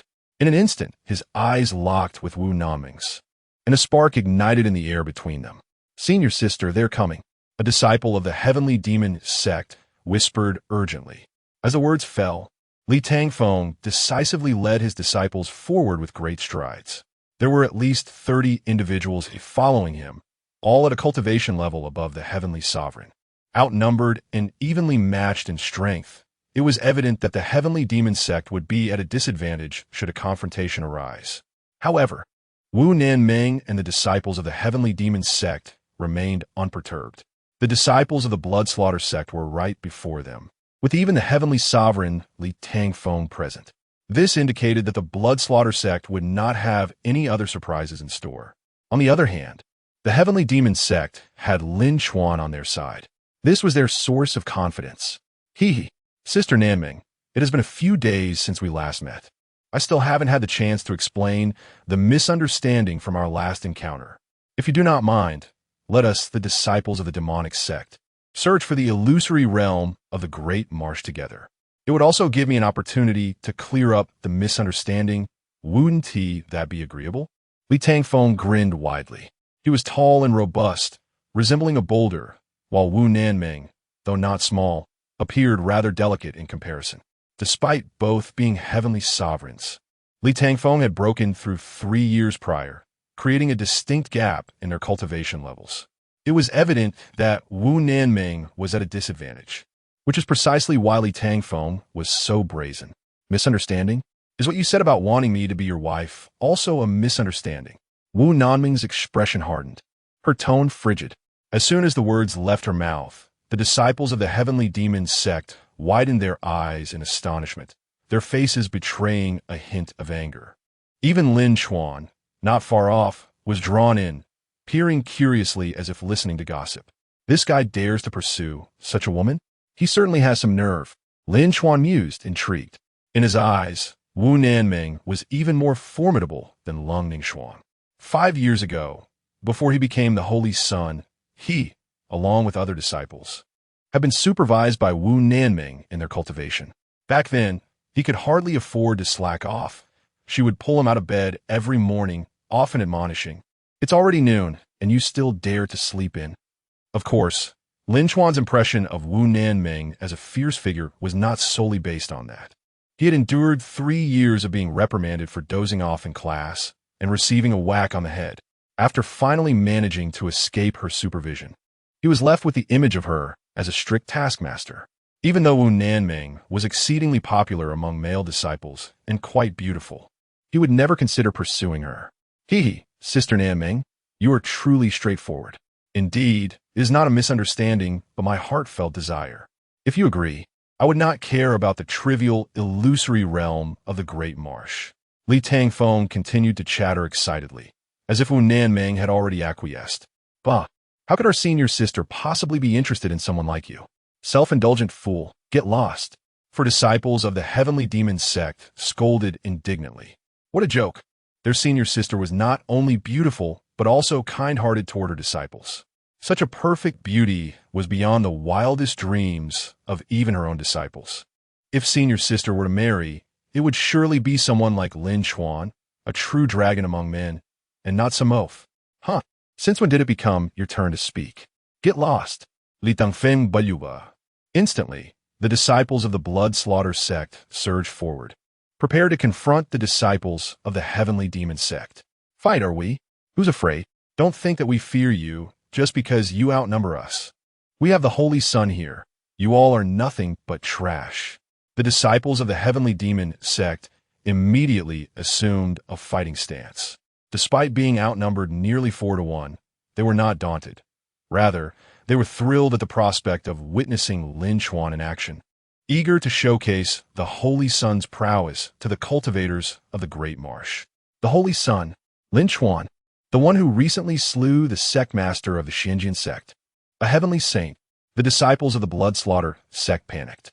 Li Tongfeng's expression fell instantly as it dawned on him that Lin Chuan had followed them to the Great Marsh. This was a heavenly saint, a formidable opponent second only to the heavenly emperor. Among the younger generation, he vastly surpassed the heavenly sovereigns. If the rumors held any truth, then he and the many cultivators entering the Great Marsh would indeed be mere trash. Is that so? The Holy Sun of the heavenly demon sect has personally arrived. I too wish to behold the Holy Sun. May I request an audience with him? Li Tangfen persista. With beauty so close at hand, he could not afford to back down. If he did, he would lose face. Moreover, rumors could be true or false. He cannot be satisfied without seeing with his own eyes. Want to see the Holy Sun? He is right there. With those words, everyone turned to follow the direction of the speaker's finger. There a young man was seen squatting on the ground, yawning, seemingly oblivious to the attention. Upon sensing a multitude of gazes upon him, he paused momentarily and then said, I agree. Chapter 32. Those who can chatter never resort to violence. I concur. Lin Chuan and Li Tangfeng were entirely out of sync. He mistakenly believed that everyone was seeking his opinion. Unbeknownst to him, there existed a deep-seated animosity between Wu Nanming and Li Tangfeng. The situation was so tense that even a physical confrontation would seem mild in comparison. However, Lin Chuan's nonsensical remarks unexpectedly eased the previously fraught atmosphere. Li Tangfeng had anticipated that this young master of the heavenly demon sect would stand up for Wu Nanming. As a formidable heavenly saint, he should have exhibited a certain dignified demeanor. Yet, upon closer inspection, Lin Chuan, despite his handsome appearance, appeared to be a Navi novice, utterly oblivious to the intricacies of the martial world. How delightful! If this young master were to marry your esteemed senior sister, you would be my little brother-in-law. We would be family. I would certainly bestow a grand gift upon you.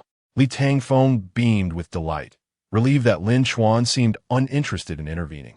Against a heavenly saint, he had no chance of victory. Who would have thought that this young master would be so unexpectedly refreshing? Lin Chuan merely nodded absent-mindedly, suddenly sensing a chilling aura of murderous intent emanating from Wu Nanming. What is happening? He was startled. What could have provoked such animosity from Wu Nanming? Had he misspoken? Lin Chuan, I shall slay you. Wu Nanming erupted in fury, her exquisite face flushed with rage. Her beautiful eyes glinted with cold light, radiating an overwhelming intent to kill, as though Lin Chuan were her sworn enemy. As Wu Nanming appeared on the verge of losing control, the disciples of the heavenly demon sect grew anxious. Senior sister, please remain calm. Young master, do you not understand? Our senior sister harbors a grudge against Li, and he is belittling her, the disciples hastily explained. It was evident that Lin Chuan was an outsider in this matter. His habitual state of confusion was nothing new. He often drifted off even when the sect leader emerged from seclusion. What else could he be capable of? Thus, it was entirely reasonable that he had not heard Li Tongfeng's provocations. Huh? Lin Chuan blinked, still wearing a puzzled expression. Indeed, his memory lingered on the moment when Li Tangfeng had professed his feelings to Wu Nanming. He had not absorbed any of the subsequent dialogue. It became clear that a misunderstanding had arisen. No wonder Wu Nanming bore a murderous expression. Misunderstanding. is merely a misunderstanding. If senior sister is unwilling to pursue a relationship with Li Tangfeng, she should simply refuse him. And you, Li Tangfeng, why persist in your relentless pursuit? My esteemed senior sister does not fancy you, so why act like a love-struck fool? Let me offer you a word of caution. Those who cling to false hope often meet a tragic end.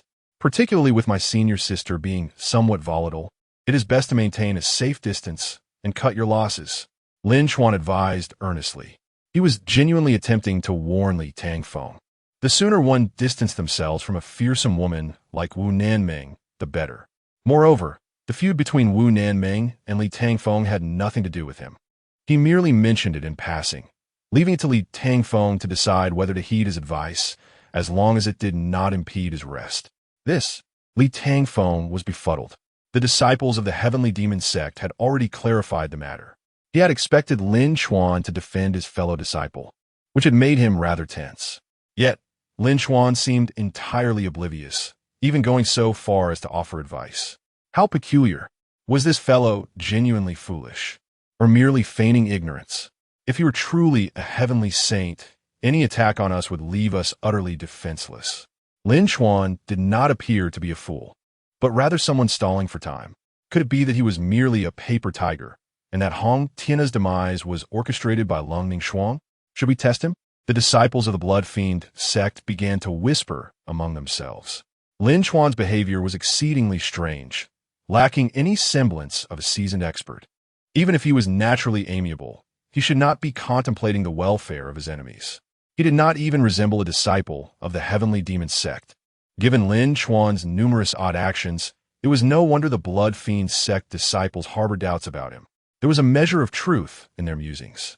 The tale of the young master of the heavenly demon sect's battle with Hong Tianhe had only circulated within the martial world. On that day, the sect leader had been present. However, since returning to the mountain, he had never mentioned the event again. At that moment, I found it peculiar. Perhaps the young master's ascension to the status of heavenly saint was merely a fabrication of the heavenly demon sect. Yet, one should not let their guard down. We must preserve the harmony between our two sections. A simple probe will suffice. Do not cause him harm. Li Tangfeng decisively commanda. Who says that a brawny figure must lack intellect? Li Tangfeng's mind was indeed quite astute. Top. 3 disciples of the Blood Fiend sect stepped forward from the crowd. All 3 had been personally selected by the Blade Emperor. Skilled disciples who accompanied Li Tangfeng in exploring the great marsh illusion. Their cultivation levels were all at the heavenly level. In the realm of cultivation, they constituted a formidable force. However, compared to heavenly saints, they were still significantly lacking. Although the 3 disciples of the Blood Fiend sect were self-assured, they were not arrogant. Whether Lin Chuan was merely a paper tiger remained uncertain. Yet, should they strike true, it would grant them leverage over the heavenly demon sect. If they seized the opportunity to pressure Wu Nanming, Li Tangfeng's dreams of winning her heart could become a reality. As they considered this, the 3 disciples grew increasingly exhilarated, their steps becoming lighter. 3 figures glided past Wu Nanming. The eyes of the heavenly demon sect disciples followed them closely. Had these disciples of the Blood Fiend sect truly come to deliver gifts to Lin Chuan as per Li Tangfeng's promise? However, Wu Nanming did not share this perspective. If Li Tangfeng genuinely intended to present a gift to Lin Chuan, he ought to do so himself, rather than send unrelated individuals. Furthermore, although these 3 disciples moved lightly, their gazes were sharp, exuding a subtle yet palpable aura of battle. This did not resemble the demeanor of those delivering gifts. It felt more akin to preparations for combat. The corner of Wu Nanming's mouth curled slightly as she let out a cold snort. Her earlier fury had dissipated considerably. Li Tangfeng dared to question Lin Chuan's abilities and thus dispatched disciples to test him. He was courting death. Lin Chuan, who was typically quite languid, would rather remain inactive even when faced with a blade at his throat. He had once confided in her his personal motto: those who can chatter never resort to violence. It could be said that Lin Chuan had reached an extraordinary level of laziness. For him to act, it would require an imminent catastrophe threatening his very existence, forcing him into action, and the swiftest way to eliminate an enemy was to slay them. Lin Chuan, You are reluctant to offend Li Tangfeng, are you? Allow me to provide you with a reason to do so. Chapter 33. I possess a sword. Named Heaven's Sword. Wanming misinterpreted the situation. Lin Chuan was not merely reluctant to offend Li Tangfeng. He was, in fact, timid. Indeed, Lin Chuan was a coward. Having lived 2 lives, he was acutely aware of the perils that accompany prominence. He would rather choose to remain passive, developing quietly, than to become an enemy of others and be perpetually haunted by foes. Furthermore, in his previous life, he had discerned the intricacies of the cultivation world. One would face younger adversaries first, followed by their elders, and then even older foes. The cycle of vengeance never ends. If one cannot eradicate the roots of animosity, it is wiser to avoid conflict altogether, unless one's life is at stake, in which case swift resolution is imperative, eliminating any who might leak information to prevent future troubles. Wanming fancied herself knowledgeable about Lin Chuan, yet she was utterly mistaken. Her attempts to provoke Lin Chuan into action indeed touched upon his bottom line. For one who has chosen a path of tranquility, the sole boundary is not mere laziness but the very essence of survival. Thus, the 3 Blood Fiend Sect disciples who dared to provoke Lin Chuan were destined for an unfortunate end. The name of the Holy Sun is renowned. Today, we are fortunate to witness it, and we 3 are feeling somewhat restless. Might the Holy Sun be willing to impart some guidance? The 3 disciples took turns to taunt Lin Chuan, attempting to incite him into action. However, their words were rather tactful, sounding more like a friendly sparring than anything else. Yet, should the confrontation truly commence, controlling the intensity of their blows would prove challenging. After their remarks, the 3 disciples gazed at Lin Chuan with eager anticipation. Surely, after such flattery, he could not refuse them. Could he? How could he possibly decline? Impart guidance? Your restlessness is of no concern to me. If your hands are itching, why not simply rub them on the ground? Resorting to brawls is hardly elegant. With the energy you expend, you might as well take a few more steps to expedite the search for the illusion. Moreover, your Li Tangfeng is currently confessing his feelings to my senior sister. What significance do you 3 fools have? Lin Chuan unleashed a torrent of words, rolling his eyes in disdain. By the end of his tirade, not only the 3 Blood Fiend Sect disciples, but also Wanming, Li Tangfeng, and a multitude of disciples from the Celestial Demon Sect and Blood Fiend Sect stood there, dumbfounded. Especially Li Tangfeng, who was convinced that Lin Chuan lacked the demeanor of a true expert. After all, this fellow was purportedly a heavenly saint. Even if he were bluffing, he should at least maintain a pretense. His incessant chatter far surpassed that of the village grandmothers. The irony was that he spoke with an undeniable grain of truth. Infuriating. Indeed, simultaneously, Wanming seethed with anger. Lin Chuan's persistent focus on Li Tangfeng's confession was intolerable. Did this scoundrel genuinely wish to offer her to Li Tangfeng? Did he perceive her as a suitable match for him? Infuriating, utterly unforgivable. Lin Chuan, if you continue your nonsense, I shall tear your mouth apart. Unable to endure any longer, Wanming took it upon herself to defuse the situation. After chastising Lin Chuan, she paid no mind to his reaction and turned sharply to Li Tangfeng, commanding, Li Tangfeng, if you truly desire to marry me, you must defeat Lin Chuan. The holy son of the Celestial Demon Sect is akin to a half-sovereign. Only by vanquishing him do you earn the right to seek my hand. However, my holy son never engages with the inept. Your ability to overcome him is contingent upon your own prowess. Her provoking words struck a chord within Li Tangfeng. He was not oblivious to the fact that, given his heavenly sovereign cultivation, he was no match for Lin Chuan. Yet pride compelled him, having made such bold claims. And coupled with his lingering doubts about Lin Chuan's true strength, his overconfidence grew. Nevertheless, caution is the mother of safety. He would not dare to offend Lin Chuan irreparably, so he resolved to engage under the guise of spar. With measured steps, Li Tangfeng approached Lin Chuan. He accepted the challenge, motivated by pride and the desire to win the affections of a beautiful woman. Upon seeing Li Tangfeng draw closer, Lin Chuan felt a wave of resignation wash over him. Why am I being coerced into this? This is none of my concern. I truly do not wish to be a third wheel. What if I feign a few exchanges with Li Tangfeng and then take the opportunity to slack off? The system will reward me, and I can facilitate a budding romance, a win-win situation. With this thought, Lin Chuan allowed a smile to grace his lips. However, his smile instantly set Li Tangfeng and the Blood Fiend Sect disciples on edge. Oh no, the Holy Sun is about to make a move. The disciples gasped in horror, and the three closest Blood Fiend Sect disciples hurriedly retreated to preserve their lives. Even Li Tangfeng's advancing foot fell stiffly to the ground, too afraid to proceed. Please, Holy Sun, do not be angered. Li Tangfeng hurriedly raised his hands to halt Lin Chuan. Yet, Lin Chuan found himself perplexed. Had he shown anger? He was so amiable. How could he possibly lose his temper? But Li Tangfeng, undeterred, insisted that Lin Chuan was indeed enraged. He quickly clarified, I, Li, am aware that I am no match for the Holy Sun. However, your senior sister has explicitly challenged me to defeat you. I have no choice but to rise to the occasion. I humbly ask the Holy Sun to show mercy. Li Tangfeng bore respectfully. He genuinely believed this to be his only chance to prove himself and did not expect to truly defeat Lin Chuan. Nonetheless, if Lin Chuan were indeed a weakling, he would not be the man he appeared to be. He might even slay Lin Chuan, thereby tarnishing the celestial demon Sect's reputation, while he himself could achieve fame. In that scenario, Wanming would become his plaything. Please. Lin Chuan stood with his hands behind his back, a smirk playing on his lips. He surprisingly agreed, leaving Wanming and the gathered disciples of the celestial demon Sect in utter shock. Their Holy Sun had changed his tune. Lin Chuan had suddenly become so eager. Something was amiss. Yet, since he had already accepted the challenge, it was a good start. To intervene now would be unreasonable.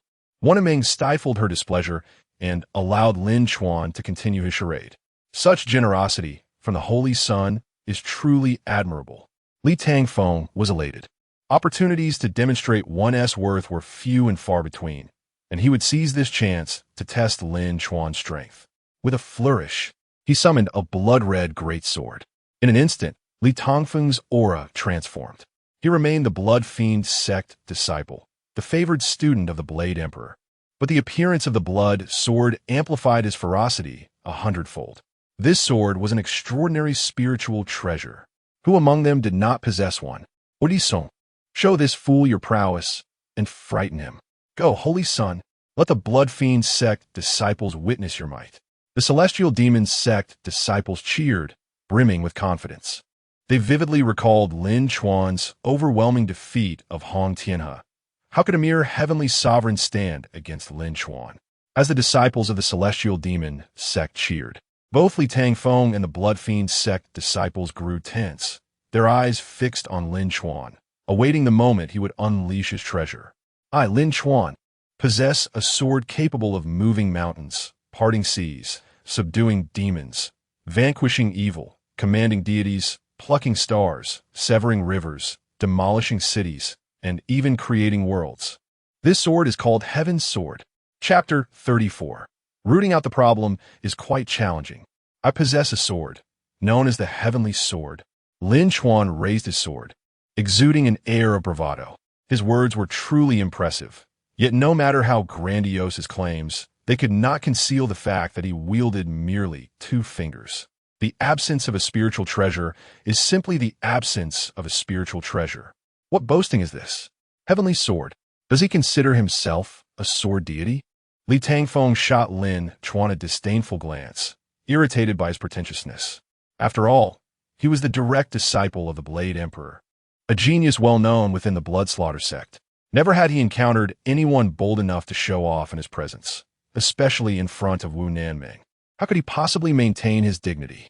Were it not for Lin Chuan being a formidable heavenly saint, Li Tangfeng would have already sent his fist to greet Lin Chuan's nose. What he said was quite true. If I do not exaggerate a little, how can I navigate this situation? Those disciples of the Heavenly Demon Sect have all witnessed my spiritual treasures. If I were to summon those treasures, how could I continue to perform? Do you think they are fools, unable to see through my charade? A dog biting El Dongbin is no good deed. Lin Chuan felt wronged. He had merely intended to facilitate a good relationship while also preserving his own interests. Yet, Li Tangfeng was so ungrateful. It truly hurt his feelings. In truth, Lin Chuan was trying to foster a bond between Li Tangfeng and Wu Nanming, not out of any goodwill for Li Tangfeng, but because he believed that Wu Nanming was not treating him well and was constantly targeting him. Such a senior sister would be better off marrying early. Lin Chuan, I warn you, if you intentionally lose to Li Tangfeng, I will take my own life. Wu Nanming seemed to have seen through Lin Chuan's intentions. This scoundrel was known for shirking responsibilities at crucial moments. He possessed so many exquisite spiritual treasures, yet refused to use them, opting instead to boast with merely 2 fingers. Was he looking down on Li Tangfeng? Certainly not. He was merely seeking an excuse to deliberately lose to Li Tangfeng. Wu Nanming was furious. Did Lin Chuan not realize that the honor and disgrace of their sect were at stake? What on earth was this scoundrel thinking? Hiss! He had been seen through. Lin Chuan inhaled sharply and then shot a furious glare at Li Tangfeng. It was all this guy's fault. Had he not spoken out of turn, Lin Chuan could have easily played along with his performance. What does this have to do with me? Li Tangfeng was startled, his expression shifting to one of tension. But he soon smiled. Lin Chuan's anger was a good thing, for it meant he could engage in a serious sparring session with Lin Chuan. If he won, it would be splendid. If he lost, given Lin Chuan's dim-witted nature, he likely would not pursue the matter further. It was a guaranteed win-win situation. Saint's son, if we delay any longer, we will lose our chance in this grand march illusion. Moreover, I, too, am a person of pride. Your claims of the heavenly sword cannot fool anyone. Why not summon your spiritual treasures so we may have a proper contest? Li Tangfeng Murja. He had no time to waste in idle chatter with Lin Chuan, and he was eager to see what treasures this saint son of the heavenly demon sect possessed. Even in defeat, he would gain valuable intelligence to report back to the Blade Emperor. Apologies, but I must decline. Suddenly, Lin Chuan changed his tone, reverting to his previous languid demeanor. He plopped down onto the grass, yawning as he spoke. My senior sister has warned me that if I were to lose, she would take her own life. That is a responsibility I cannot bear. Please, do as you wish, young Masterly. Initially, he had aimed to facilitate a good connection, but Wu Nanming's words had awakened him to the fact that she had no desire to marry Li Tangfeng. Why should he meddle? However, his statement was tantamount to ridiculing Li Tangfeng and the disciples of the Blood Slaughter sect, which was bound to incite anger. Lin Chuan, do you truly think my Blood Slaughter sect is easy to bully? Can you simply decide what we do? How will my sect maintain its standing in the cultivation world? Regardless of the circumstances, you must fight me. Otherwise, you shall not leave. Li Tangfeng roared with rage, pointing his blade directly at Lin Chuan. A palpable murderous intent filled the air. The unique demonic energy of the Blood Slaughter sect only grew stronger with increased ferocity. Thus their disciples were known for their volatile tempers. Even someone as fiery as Leng Ningshuang appeared gentle compared to them. Had Li Tangfeng not known from the outset that Lin Chuan was a heavenly saint, he would have hardly wasted his breath. But knowing did not change the fact that letting Lin Chuan go would tarnish the sect's reputation. Even if he were to lose, would the heavenly demon sect truly dare to sever ties with the Blood Slaughter sect? Let us not forget that they were currently in the Grand March, where disciples from 100 sects were watching. If he were to perish, the heavenly demon sect would also face dire consequences. Senior sister, this situation seems to be escalating. The disciples of the heavenly demon sect sensed something amiss. Li Tangfeng was clearly beside himself with rage. If Lin Chuan were to inadvertently kill Li Tangfeng, it would ignite a blood feud between the two sections. Yet, Li Tangfeng had issued a direct challenge. Would they allow Lin Chuan to back down? Fear not. This matter is between Li Tangfeng and me. It concerns no one else.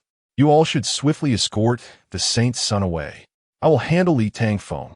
Wu Nanming's brow furrowed, already regretting her actions. To put it plainly, she had instigated this entire affair. Even pushing Lin Chuan to fight Li Tangfeng was her doing. Should anything go awry, the blame would undoubtedly fall upon her shoulders. As the senior sister, she had a duty to ensure the safety of her comrades. Alas, just as Wu Nanming lifted her foot to step forward, a long sigh echoed through the air. Hearing the sound, Wu Nanming turned to look.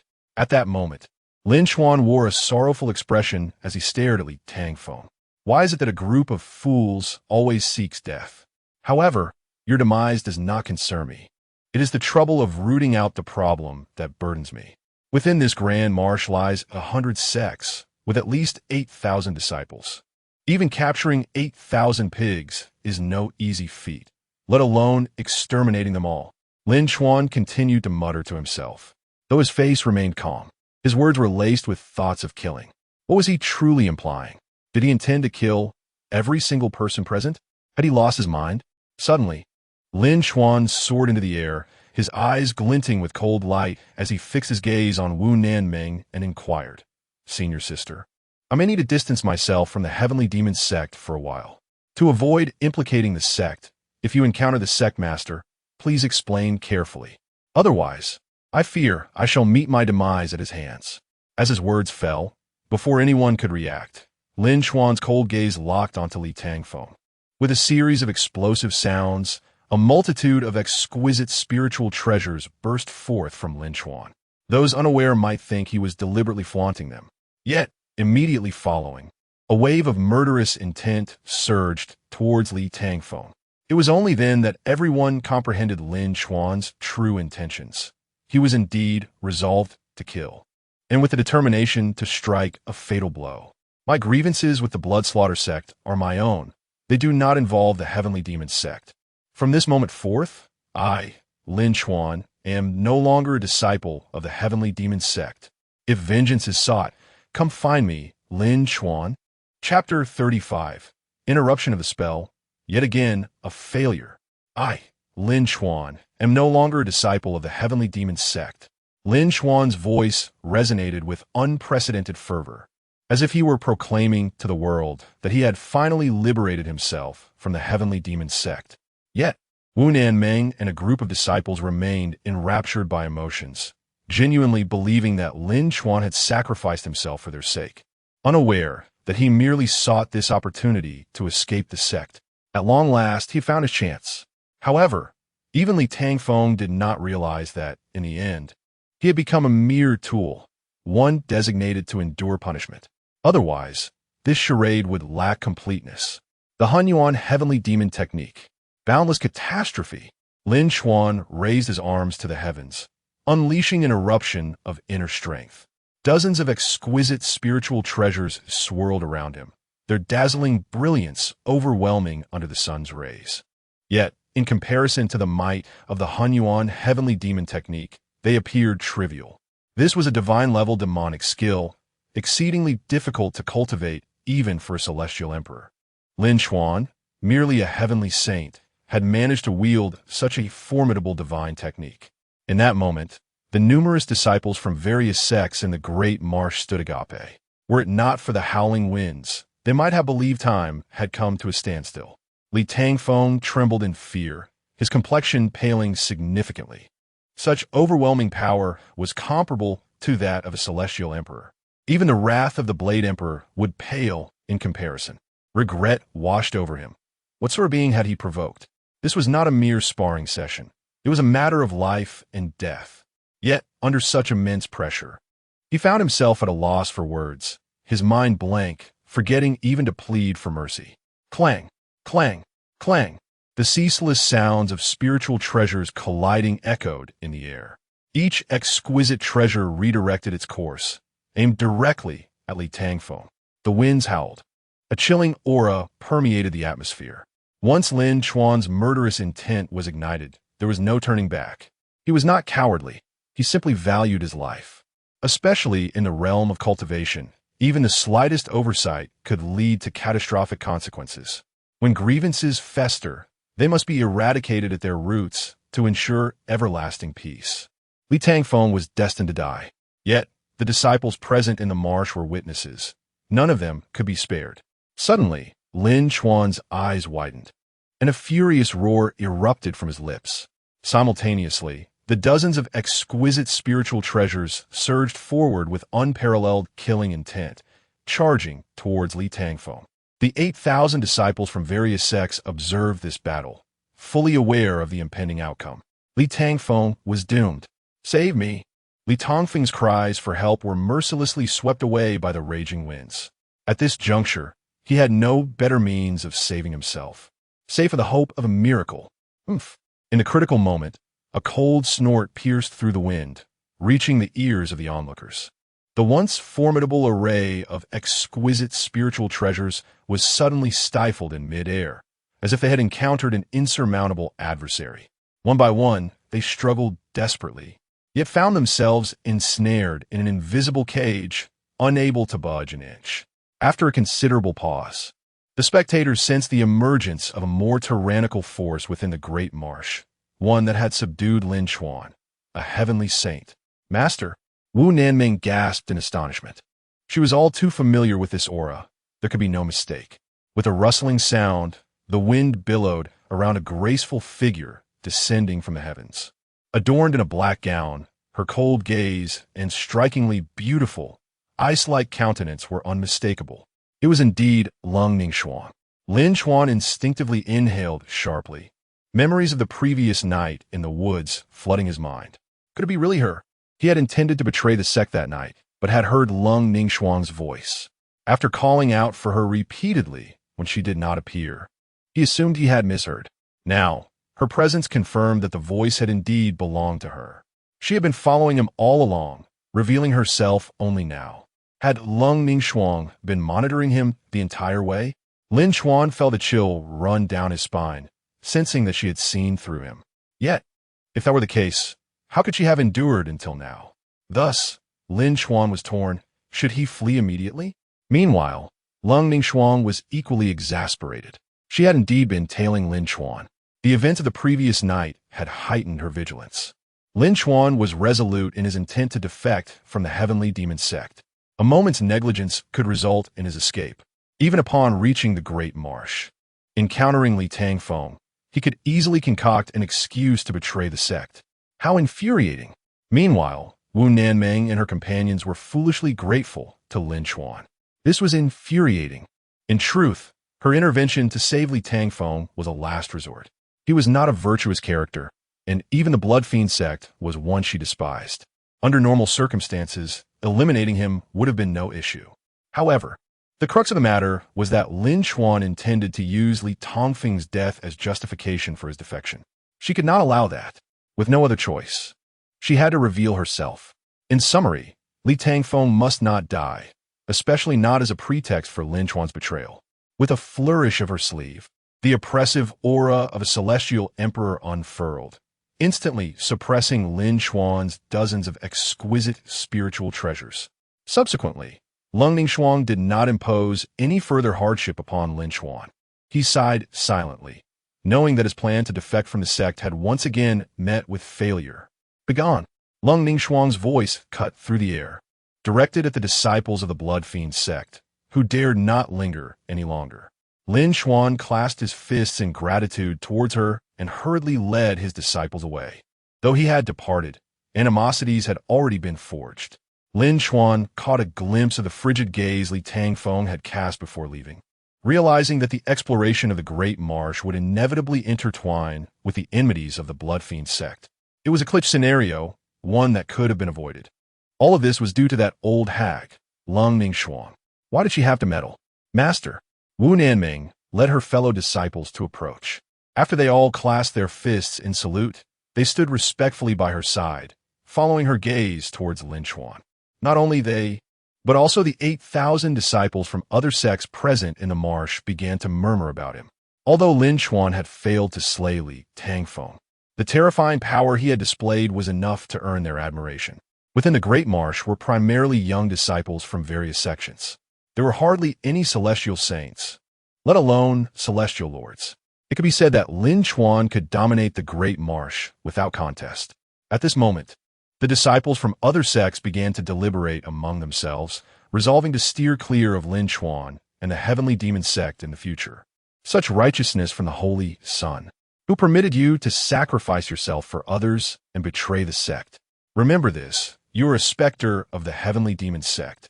Even in death, Nanming, you and the others must remember this.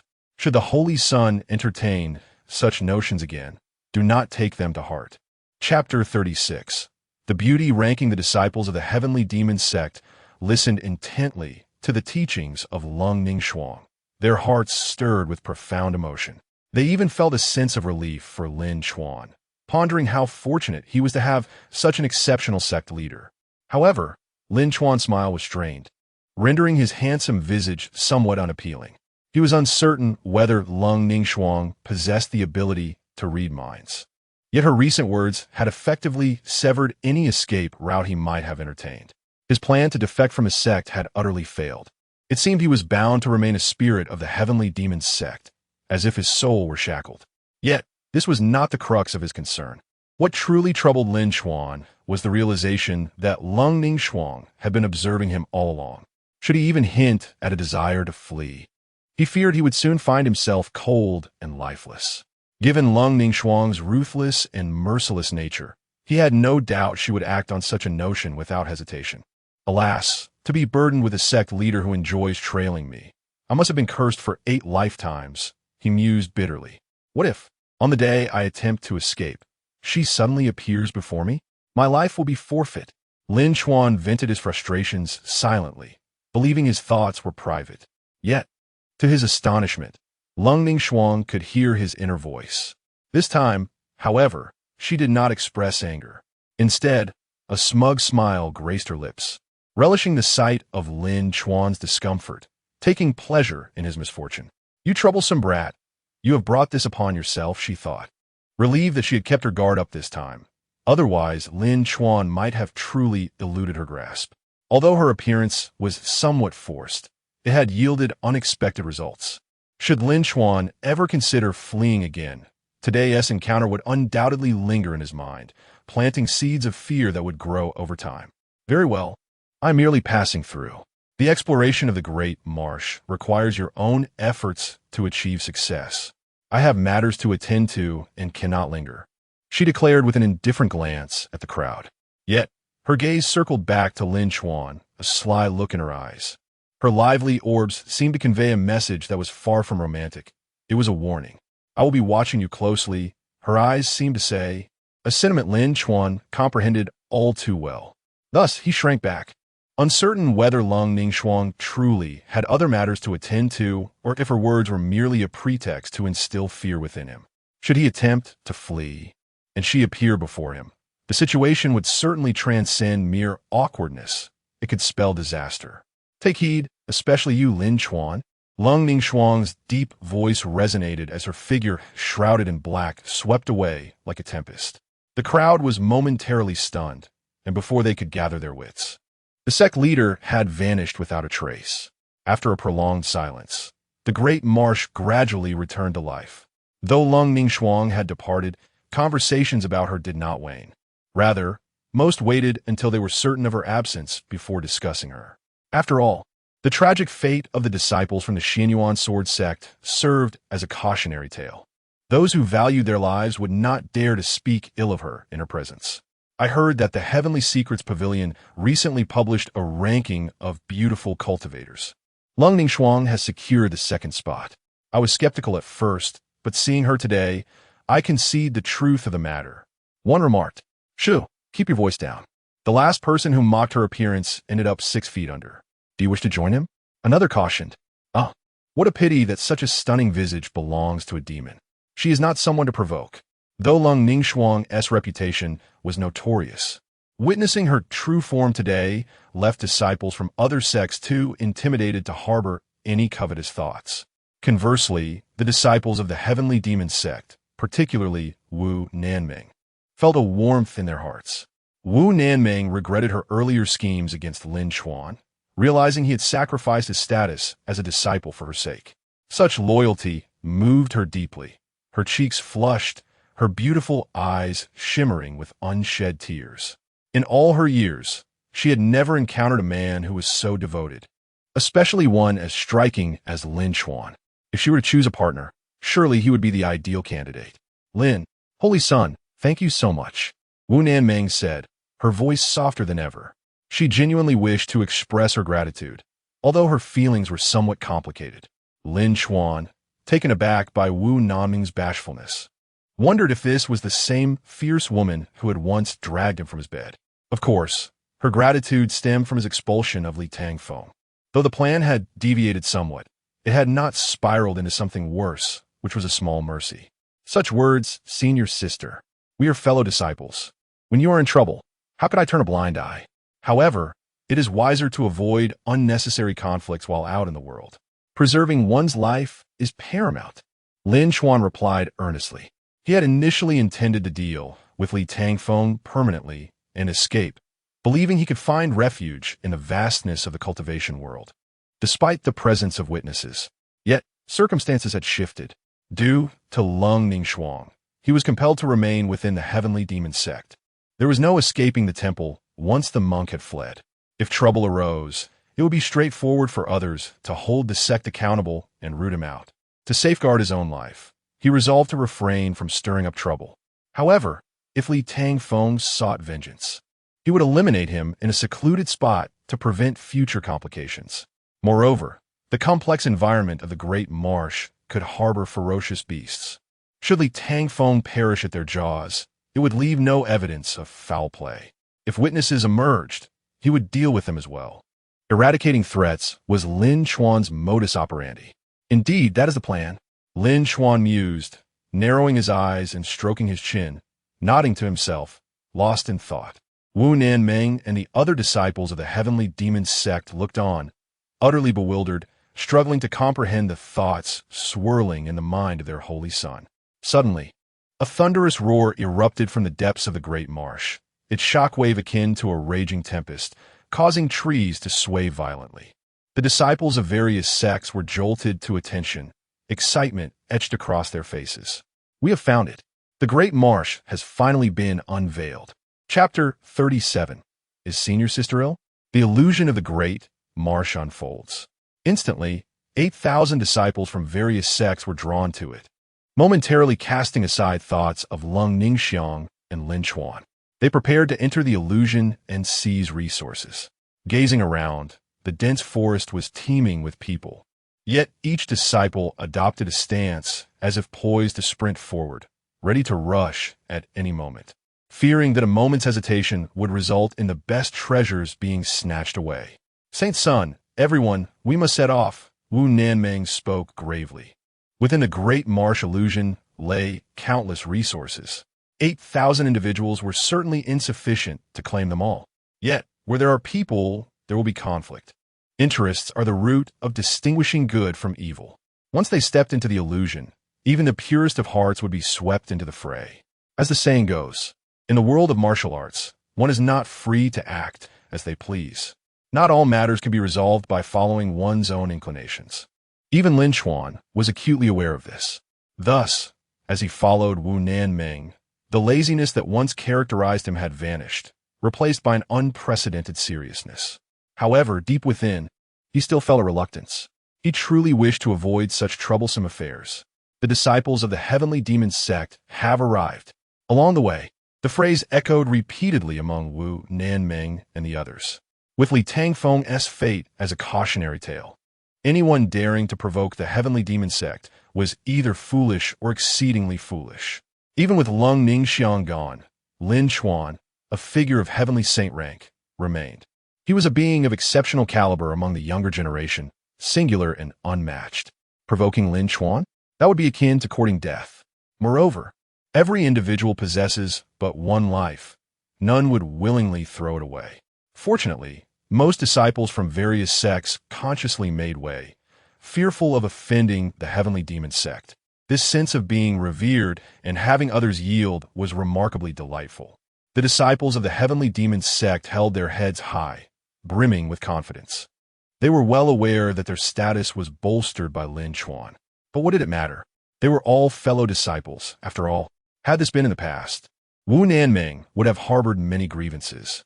Yet, following the incident with Li Tangfeng, her feelings toward Lin Chuan had grown complex. A man who dared to stand up for her, even at the risk of offending the sect, was indeed reckless but undeniably genuine.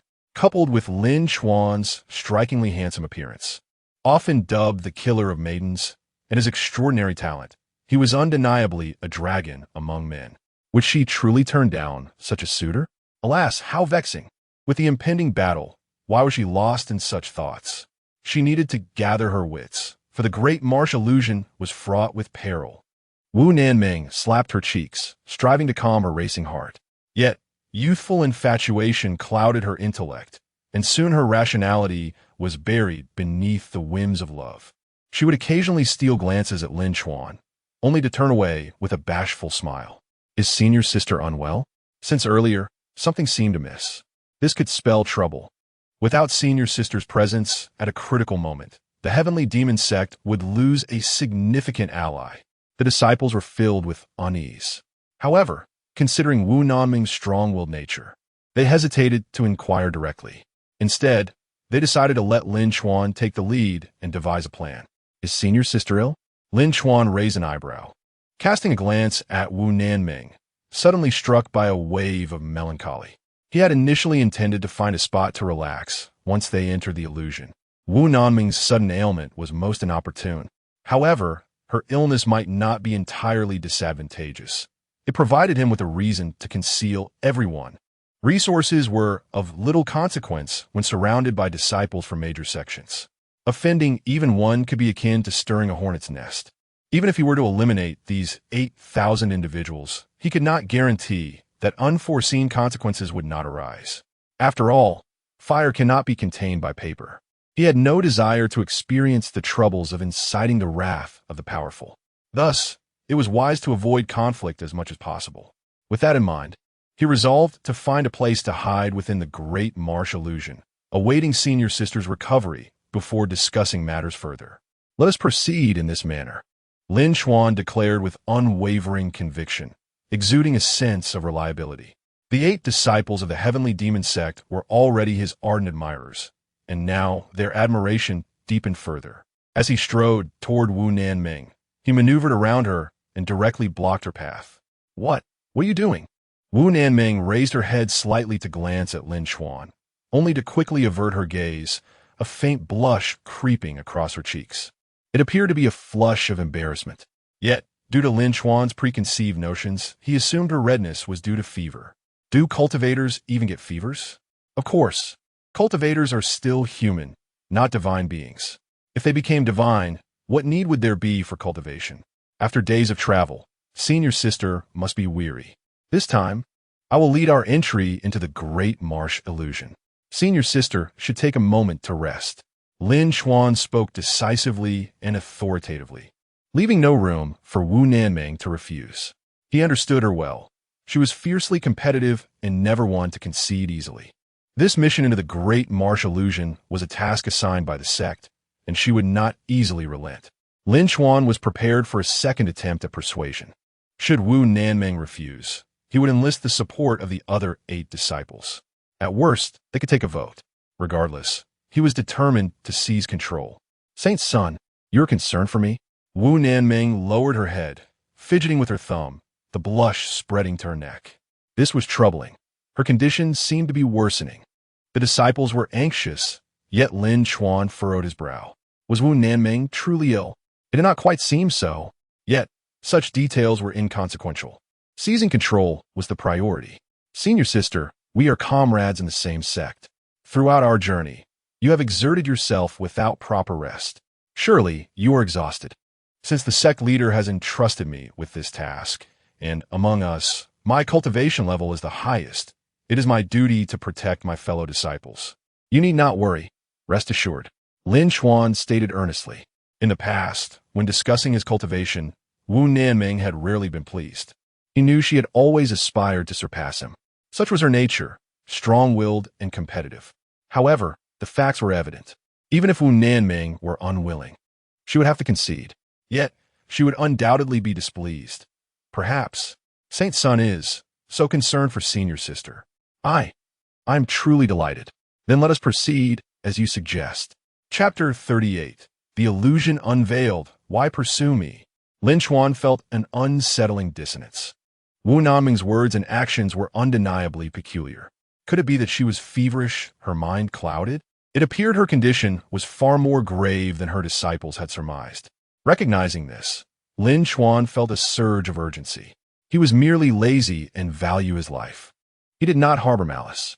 As fellow disciples of the heavenly demon sect, Wu Nanming had been akin to a mentor since Lin Chuan had entered the sect. Although she could be somewhat harsh and often visited his residence to disturb his rest. This did not tarnish their bond. With his senior sister's health in such dire straits, how could he remain indifferent? Quickly, follow me into the illusion and find a secluded place to recuperate. Lin Chuan commanded decisively, leading his fellow disciples straight into the vast illusion. The so-called illusion was merely a realm distinct from the mundane world. Here, the air was filled with the songs of birds and the fragrance of flowers. Lush grasses carpeted the ground, and spiritual herbs flourished alongside formidable beasts. Despite the myriad dangers, opportunities abounded. The abundant spiritual herbs, the beast cores harvested from vanquished creatures, and the skins and meats all held immense value. Various sects needed to sustain their numerous disciples not only through martial arts and spiritual treasures, but also through substantial wealth and resources for cultivation. The larger the sect, the greater the daily consumption of resources. Without financial and resource replenishment, a sect would have long since collapsed. However, treasures like the Great Marsh illusion were rare and hard to come by. The treasures found therein could merely be viewed as unexpected windfalls, contributing to the flourishing of the sect. If the quality were exceptional, it could elevate a sect's status significantly. Yet, this venture into the Great Marsh illusion attracted myriad sections. Though there were merely 8,000 individuals, they represented the Armée de la Armée of their respective sections. The Heavenly Sect and the Celestial Sovereigns were in abundance. Even a minor clash could prove challenging to resolve. For someone like Lin Chuan, a heavenly saint, it felt akin to fishing in a barrel, an inherently uneven matchup. Thus, it was unlikely that any sect would willingly approach the heavenly demon sect, with even disciples from other sects keeping a prudent distance. Saint Sun, we have entered the illusion. Please direct us on which path to take, inquired the disciples, their curiosity piqued. However, their surroundings were largely dominated by disciples from other sections. To seize territory would likely incite fierce battles. It was not that they lacked speed. Rather, the entrance to the illusion was simply too far. Some fortunate disciples from other sects had entered first, naturally claiming advantageous terrain without conflict. Additionally, the treasures at the entrance were not necessarily the best. The resources deeper within might be even more abundant. After a moment's contemplation, Lin Chuan discerned a course of action. Logically, the depths of such a treasure trove should harbor denser spiritual energy and superior resources. However, correspondingly, the beasts therein would likely be more formidable. The creatures visible entangled with disciples from other sects exhibited considerable strength, at least at the level of the heavenly sect. Conservatively estimating, it was conceivable that beasts deeper within the illusion could reach the levels of celestial sovereigns or even heavenly saints. Should that be the case, recklessly venturing into the depths could pose a mortal threat. Nevertheless, Lin Chuan considered that engaging in conflict with disciples from other sects would inevitably lead to grievances. Fighting against men would breed enmity, but battling beasts meant that if one could not prevail, retreating was always an option. Thus, he could avoid entangling karma.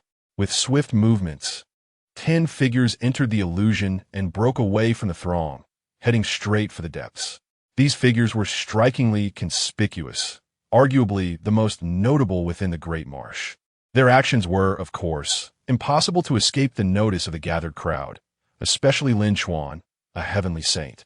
As a powerful figure, he exuded an air of mystery and confidence, his unhesitating advance into the depths of the illusion instilling in the many disciples a strong sense of purpose. The heavenly demon sect knows the secrets of the Great Marsh illusion. They must be seeking the illusion's treasures. Quick, follow them. If we delay, there will be nothing left for us. As a wave of fervent speculation surged, thousands of disciples surged forward in pursuit of the heavenly demon sect. Even those who had intended to guard their own territories abandoned their posts in a frenzied chase after Lin Chuan. What was happening? The tumultuous sounds behind him were impossible to ignore. He truly wished to avoid entanglement in karma. Yet, why were these disciples from other sects relentlessly pursuing him? Had he drawn too much attention to himself, inciting their ire? Lin Chuan felt an overwhelming sense of foreboding. The choices before him were stark. Either eliminate these 8,000 disciples or attempt to evade them and find a secluded spot to hide. 8,000 individuals were akin to 8,000 pigs. Capturing them would require considerable effort. Unless absolutely necessary, he had no desire to engage in such a taxing endeavor. Thus, he opted for the latter. "Everyone stand back," Lin Chuan barked, abruptly halting. In full view of all, he summoned the Lin Fire Sword. This sword was a top-tier spiritual treasure, imbued with formidable fire attributes. Even a gentle swing could release a torrent of flames.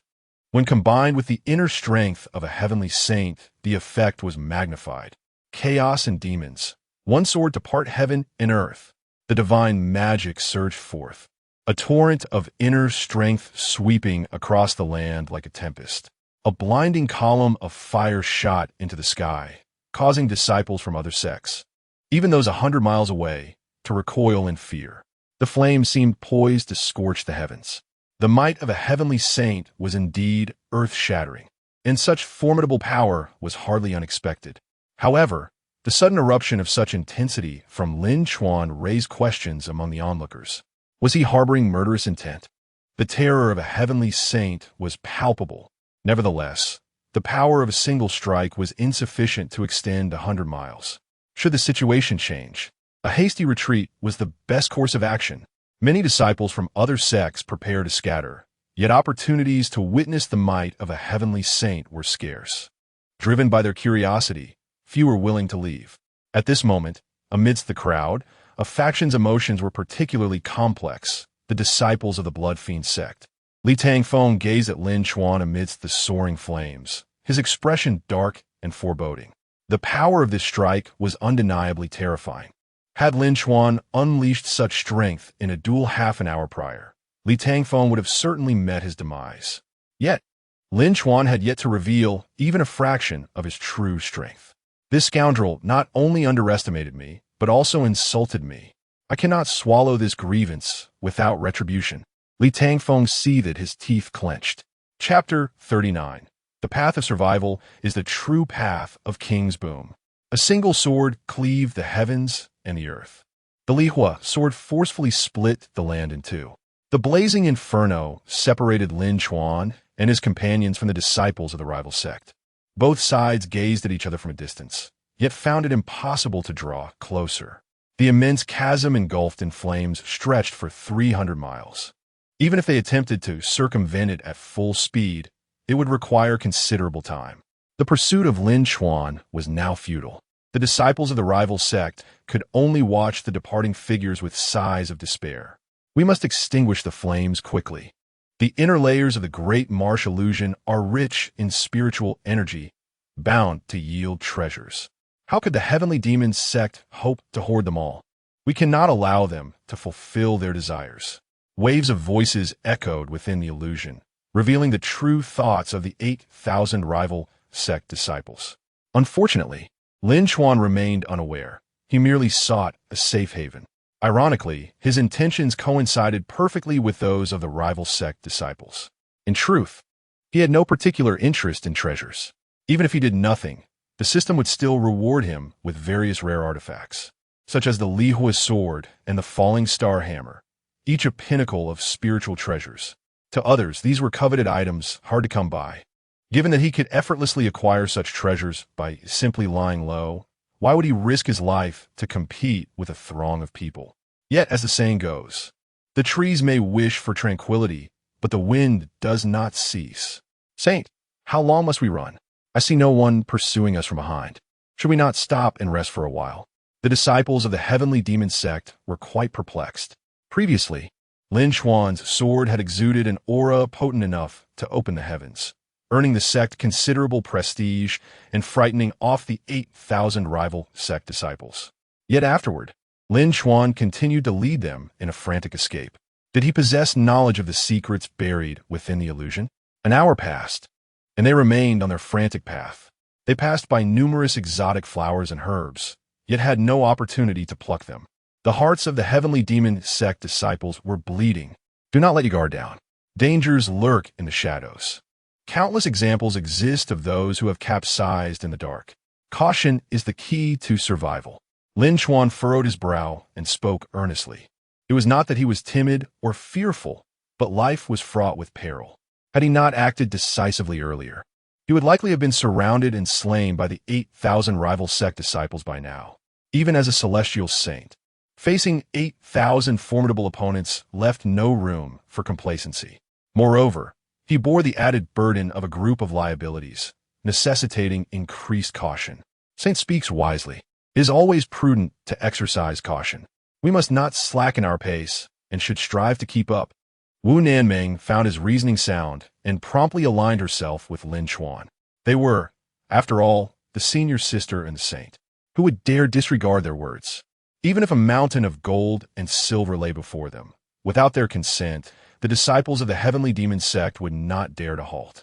They could only gaze longingly at the rare treasures, silently shedding tears.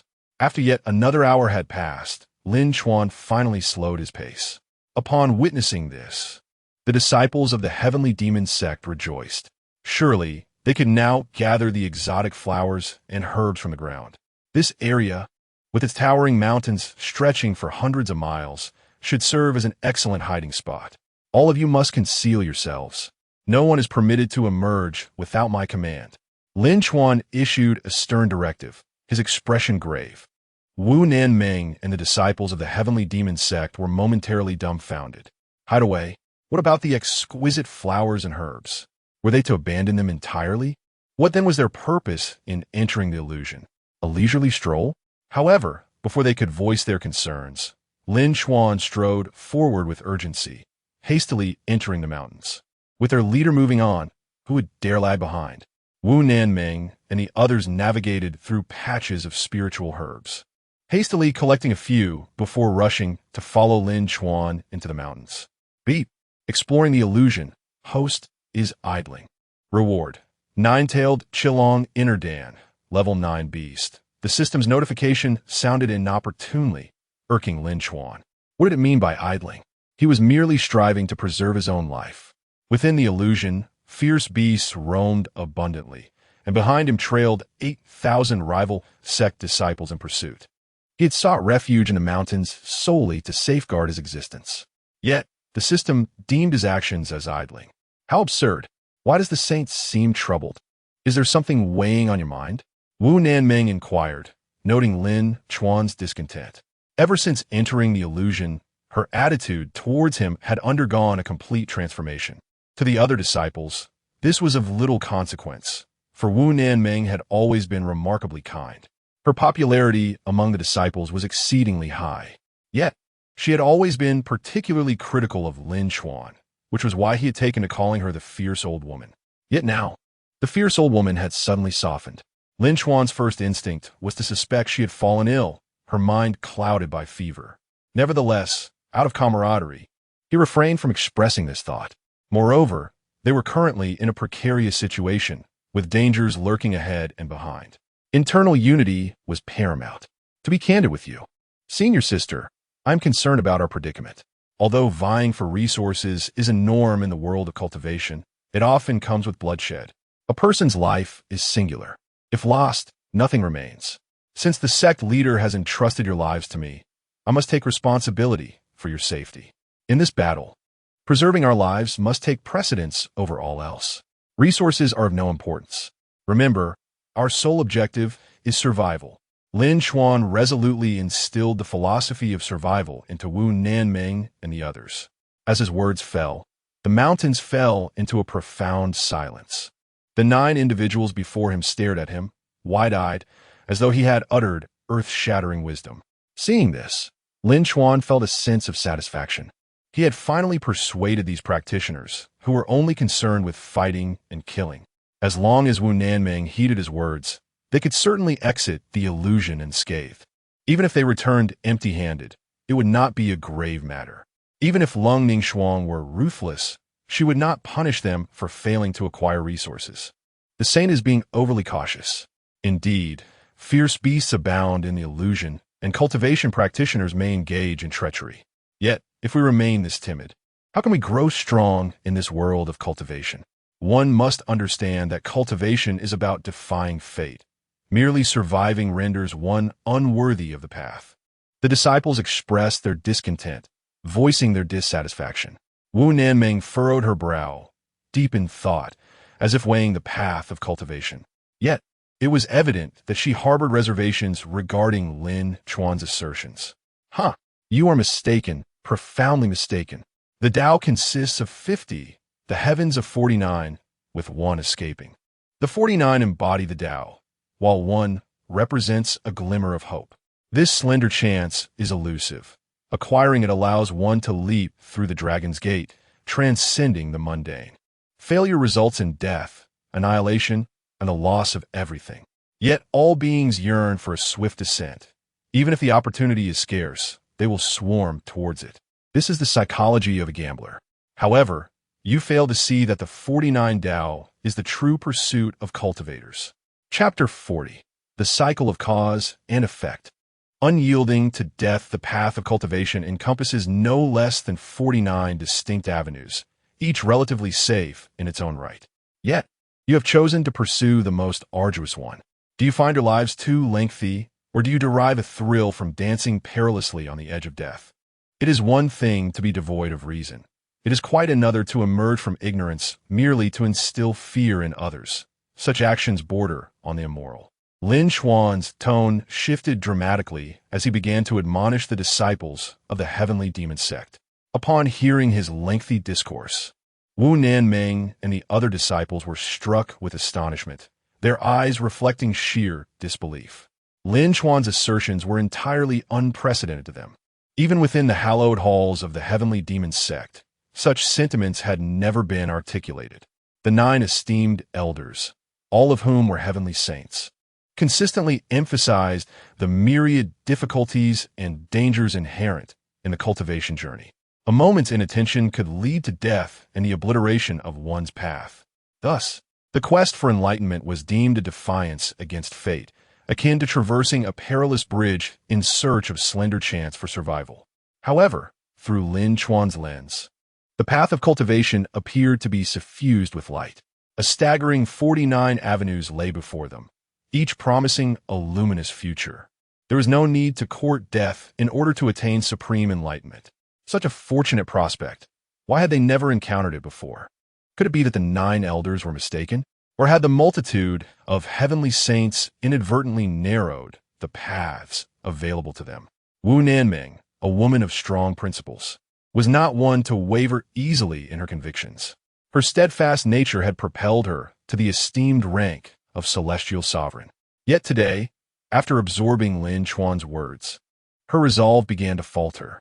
This was primarily due to Lin Chuan's extraordinary talent and his cultivation that rivaled that of the 9 elders. If mere complacency could lead one to become a heavenly saint, who would still wish to engage in the arduous practice of meditation? Perhaps all cultivators ought to recline in bed and indulge in slumber instead.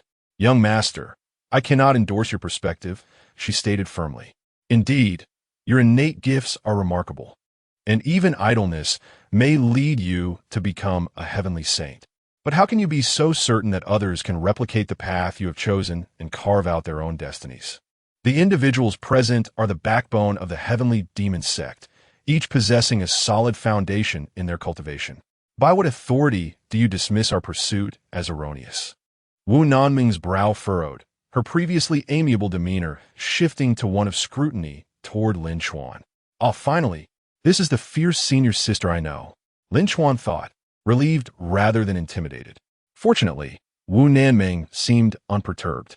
Her focus remained steadfast on the path of cultivation, and now that the topic had turned to her primary concern, she was determined to extract clarity regarding the matter at hand. At this juncture, the 8 disciples of the heavenly demon sect were all ears, eagerly awaiting insights. For cultivators, the pursuit transcended mere combat. It also entailed the cultivation of the mind. If one fails to comprehend the path they seek, their future prospects will be dim indeed. Would you like to know the rationale behind this? Lin Chuan replied. It is simple.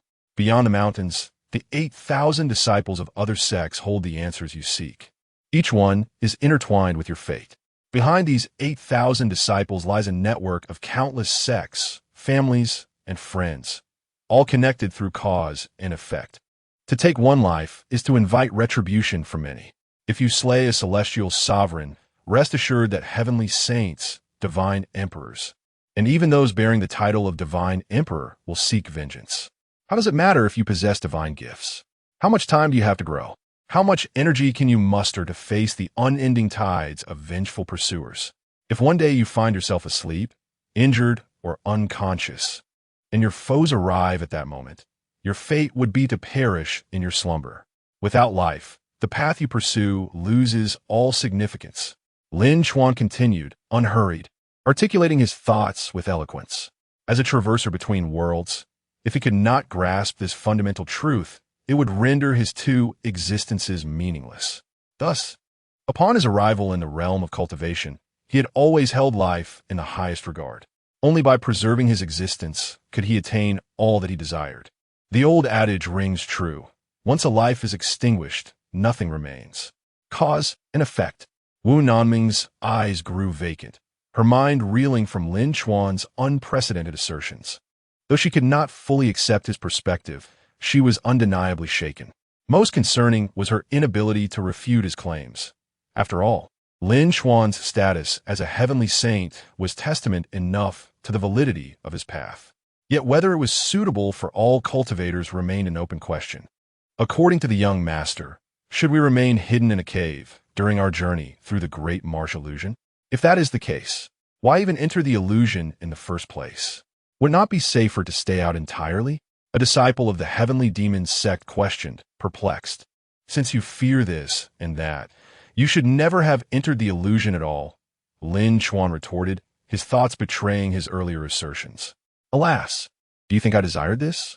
The expedition into the illusion was a direct order from the sect leader. Previously, she made an appearance. Who knows whether she has departed or remains nearby? If we simply fled without caution, would the sect leader let us off easily? Some theatrics are unavoidable. Do you understand? Lin Chuan replied, exasperated, casting a disapproving glance at them. The disciples of the heavenly demon sect nodded in unison, expressions of enlightenment dawning upon their faces. Perhaps they grasped Lin Chuan's intentions. Yet, persuading them to fully embrace his pragmatic approach would prove challenging. After all, returning empty-handed from such a treasure-laden place would equate to a significant loss. Even if genuine dangers loomed, they had yet to confront any real threats. Had they? A calculated risk is but a natural inclination of humanity. Young master, the area beyond the mountain is teeming with wondrous flora. Surely we can carefully gather some specimens? Furthermore, the cave is vast, seemingly harboring its own universe. While you may wish to avoid entanglement in causal matters, confronting ferocious beasts likely bears no such implications. The disciples of the heavenly demon sect attempted to persuade him. They too wished to reap rewards before their departure. Should they truly return empty-handed, they would find themselves disheartened without needing others to chide them. Remain here and do not venture anywhere, Lin Chuan commanded in a low tone. Time holds little value for cultivators. Even a leisurely individual like Lin Chuan would occasionally meditate. Yet, it was during these brief moments of inattention that his meticulously crafted plans could unravel. Ultimately, the 8 disciples of the heavenly demon sect pressed deeper into the cave. A thunderous roar reverberated through the mountains, jolting Lin Chuan and Wu Nanming from their reverie. Gazing at the desolate expanse before them, Lin Chuan rolled his eyes. This is bad. They are in danger. We must hasten to their aid, Wu Nanming urged, her anxiety evident as she turned to Lin Chuan. Assist? Absolutely not. That is the aura of a level 9 ferocious beast, comparable to a divine emperor. They are surely finished, Lin Chuan declared. For safety's sake, let us retreat. Chapter 41. The 9th level beast, the royal wolf cub in the vast illusion of the great marsh. The ground quaked and the sky trembled, as if a formidable enemy were at hand. The 1,000-mile illusion descended into chaos. Even the ferocious beasts engaged in combat with the cultivators suddenly grew frantic, their eyes wide with terror as they trembled at the sight of the mountains. They then fled in desperation, heading in the opposite direction. The 8,000 disciples from various sects were at a loss, acutely aware that the ground beneath their feet was violently shaking. as if some colossal creature were about to emerge from the earth. Such an anomaly surely heralded something extraordinary. Li Tangfeng, with his keen insight, deduced certain clues from the reactions of the beasts. However, the disciples present were not fools. Such conspicuous signs could not escape their notice. The unexpected turn of events was overwhelming. Nearly all the beasts reacted as if facing a dire threat. It was evident that the creature about to break through the surface was anything but ordinary. To advance recklessly could spell disaster. Life and death were uncertain. If one were to lose their life, what use would any treasure be, no matter how precious? If memory serves, Lin Chuan and the disciples of the heavenly demon sect fled towards the mountains. This treasure, capable of causing such a commotion, must be of significant importance. If it fell into the hands of the heavenly demon sect, their power would surely ascend to new heights. Li Tangfeng snorted coldly, lost in his thoughts. His voice, though low, reached the ears of those around him as he plotted revenge against Lin Chuan and Wu Nanming for the humiliation they had caused him. How could he easily forgive them? His words were undoubtedly true. If there was indeed a great treasure within the mountains, the heavenly demon sect's holy son would not return empty-handed. However, the emerging creature would not be simple either. When powerful beings clash, the outcome is not determined quickly. The proverbial clam and the snipe fight, while the fisherman benefits. There may yet be opportunities for us. A pale-faced young man, holding a folding fan, cast a knowing glance at Li Tangfeng. Though he appeared amiable and graceful, no one dared approach him. The nearest group flinched at the sight of him, as if encountering a harbinger of doom. This man was a disciple of the Hundred Ghosts sect, known as Gui Russian. The art of raising minor spirits was a mere trifle for the Hundred Ghosts sect. It was rumored that they also possessed curse techniques, capable of stealthily bewitching others. Those marked by them were like shadows of death, with their fates dictated by the Hundred Ghosts sect. When Li Tangfeng met Gui Rushing's inscrutable gaze, he felt a chill. Even he was unaware of the awkward stiffness that had seized his smile. The disciples of the Blood Fiend sect behind him instinctively took a step back, fearful of being targeted by Gui Rushing. As the saying goes, a gentleman aids in the success of others. Li Tangfeng's earnest admiration for Wu Nanming of the heavenly demon sect moved Gui Rushing deeply. If he could fulfill Li Tangfeng's wishes, it would count as a favor from the Hundred Ghosts sect to the Blood Fiend sect. What say you, Li Shixiao? Gui Rushing habitually waved his fan, exuding an aura of confidence. Despite the disdain held by various sects towards the Hundred Ghosts sect, none dared provoke them lightly. Thus, Gui Rushing's confidence stemmed from the strength of his sect. His cultivation level was merely that of a heavenly sovereign, whereas the heavenly demon sect boasted more than just Wu Nanming as a heavenly sovereign. Lin Chuan, a formidable heavenly saint, stood in their way. Could Gui Rushing truly challenge a heavenly saint with his heavenly sovereign status? Indeed, if he succeeded, it would be a triumph. Even if he failed for Li Tangfeng, it appeared to be a minor risk. Not only could he find fault with Lin Chuan, but he could also cultivate goodwill with the Hundred Ghosts sect. It was a win-win situation. Without a second thought, Li Tangfeng exclaimed, Gui Gongzi, your intentions are appreciated.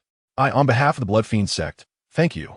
As the great treasure approaches manifestation, whoever acquires it is of little consequence. What matters is that the heavenly demon sect must not succeed. I'm willing to accompany you, Gui Gongzi, to suppress the arrogance of the heavenly demon sect and Lin Chuan.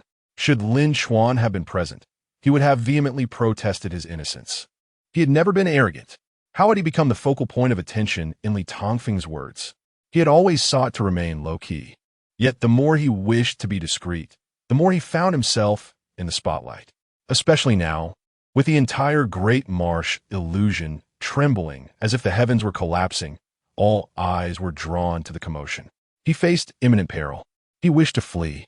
He could have escaped in time. However, Wu Nanming had seized him, once again thwarting Lin Chuan's plans. Senior sister, big sister, my dear aunt, if you wish to perish, do not drag me down with you.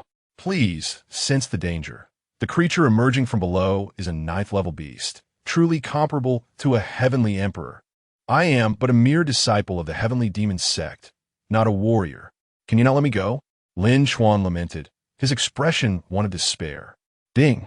Great peril approaches. Host is slacking off. Reward. Agility 1. At such a critical moment, the system mocked Lin Chuan. Was life to be so unbearable? Lin Chuan felt a dark cloud of frustration looming. Although his agility had increased, without the opportunity to utilize it, it was as if he had gained nothing. Wu Nanming obstructed his escape. Was he left with no choice but to fight the beast? Warning, danger! The 9th level beast, the royal wolf cub, is about to emerge. The chance of winning in a direct confrontation is 1. Host is advised to vacate the danger zone immediately. The system issued a warning. This was the first time Lin Chuan had encountered such a scenario since his arrival in the world of cultivation. The power of this 9th level beast was evident. Yet why was it merely a cub? Could this royal wolf still be a baby? Even as a cub, it possessed 9th level strength. If it were to mature, would it not ascend to greatness? Help! Senior sister, holy son, save us! They cried, disheveled and in despair. Their plight was not merely unfortunate, it was utterly dire. To make matters worse, from the approaching sandstorm behind them, a young wolf was pursuing them with frenzied intent. Even within the dark cave, those chilling, bloodthirsty green eyes could be seen clearly. Lin Chuan inhaled sharply. This overwhelming aura of murderous intent was all too familiar, akin to the icy demeanor of Leng Ningshuang. So the old hag belongs to the wolf clan. In a moment of urgency, Lin Chuan silently scoffed. However, realizing the gravity of the situation, he knew he must fight with all his might. Thus, I, Lin Chuan, shall battle to the death. If I must perish to save my fellow disciples, though reluctant, it shall be a noble end. Chapter 42. Driving the wolf and devouring the fat sheep, it is a rare occasion for Lin Chuan to exhibit such vigor. Yet he utters words steeped in despondency. However, Wu Nanming and her companions display no surprise. The 9-tiered ferocious beast, the cub of the imperial wolf, possesses strength rivaling that of a celestial emperor. Even Lin Chuan, as a heavenly sage, cannot hope to contend with the imperial wolf. This battle is destined to be a perilous one. Swish, swish, swish. Wu Nanming leads the disciples of the heavenly demon sect, drawing their swords in preparation. They are acutely aware that life and death may hang in the balance in an instant. Even though the 8 disciples of the heavenly demon sect are filled with regret, now is not the time to dwell on who is at fault. Lin Chuan. Wu Nanming gazes at Lin Chuan's silhouette, whispering his name. She does not require him to take any action, nor does she need to know his strategy for dealing with the imperial wolf cub. She merely recites his name to alleviate her guilt over his predicament. Originally, Lin Chuan could have fled, avoiding this peril. Yet because of her, he faces such a dire situation. Should Lin Chuan perish, she would be at a loss as to how to explain to the sect and to Leng Ningshuang. Roar. The imperial wolf's howl resonates harshly within the cave, while the sand and debris nearby coalesce into a tempest charged with the malevolent aura of the 9-tiered beast. Rushing toward them. At this moment, Lin Chuan stands motionless, back turned to Wu Nanming and the disciples. The promised, desperate struggle seems to be devoid of preparation, leaving the disciples of the heavenly demon sect both anxious and puzzled. They can only maintain the formation set by Wu Nanming, hoping to withstand the impending onslaught. Get closer. Even closer. Lin Chuan completely forgets about his companions behind him, muttering incantations under his breath. He does have a plan to confront the imperial wolf cub, yet he doubts whether he will even survive the moment the beast approaches, fearing the storm of sand may sweep him away.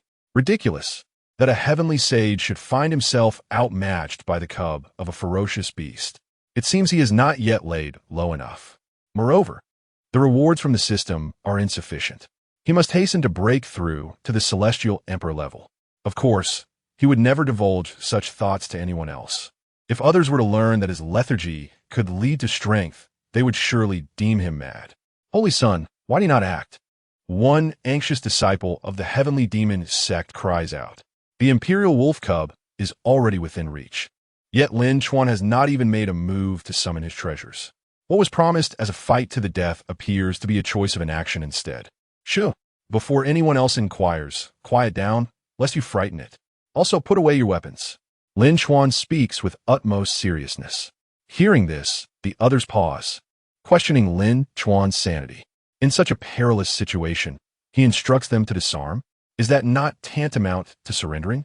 Boom, boom, boom. The commotion within the cave intensifies. As the Imperial Wolf approaches, Lin Chuan remains still, and the others begin to feel lost.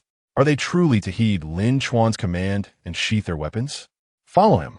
Put them away. I trust Lin Chuan.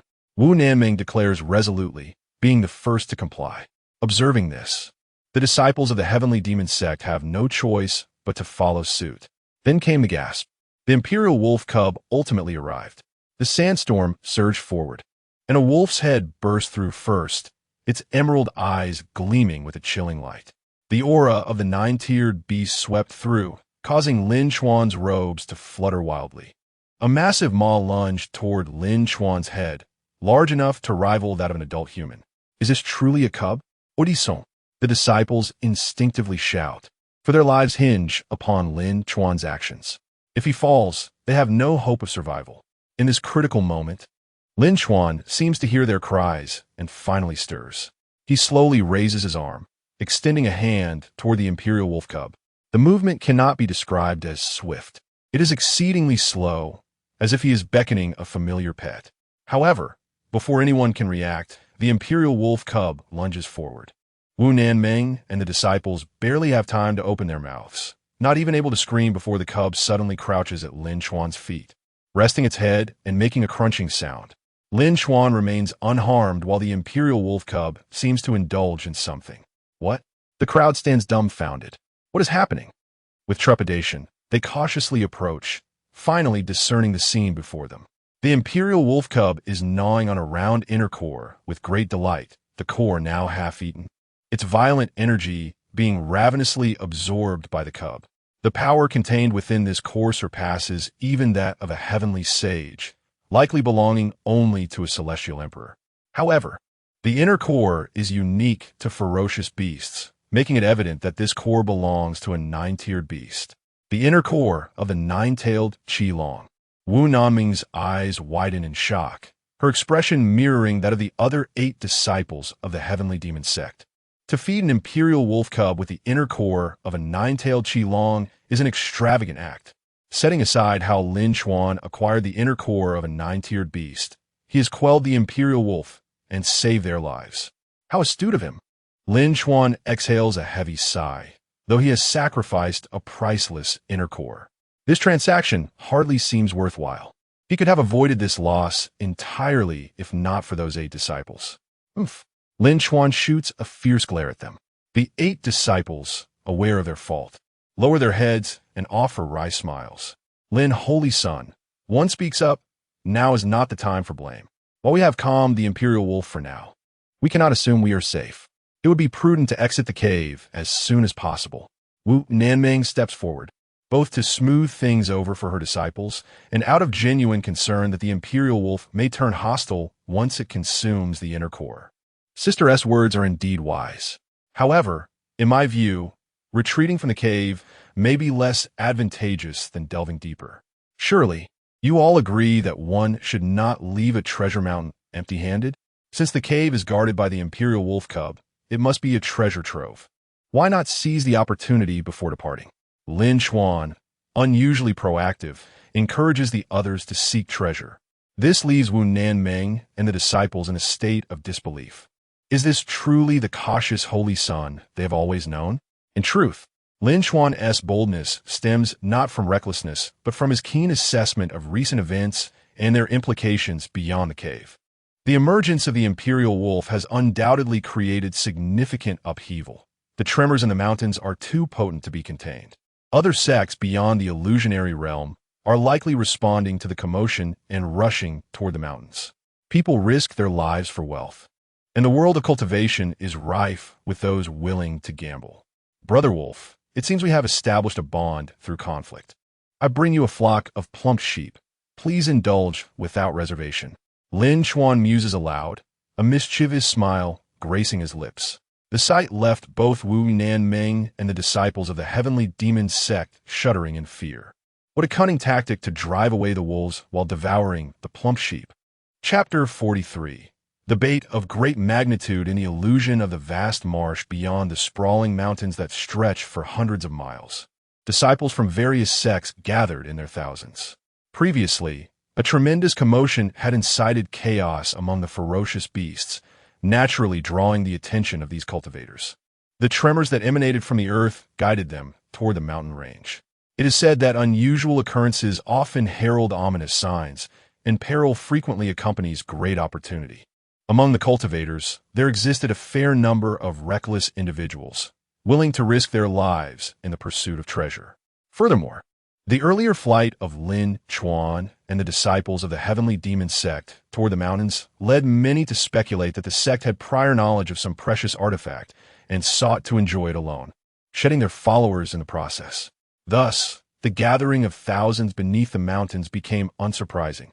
Strangely enough, the ground that had trembled with such ferocity now lay in sudden silence.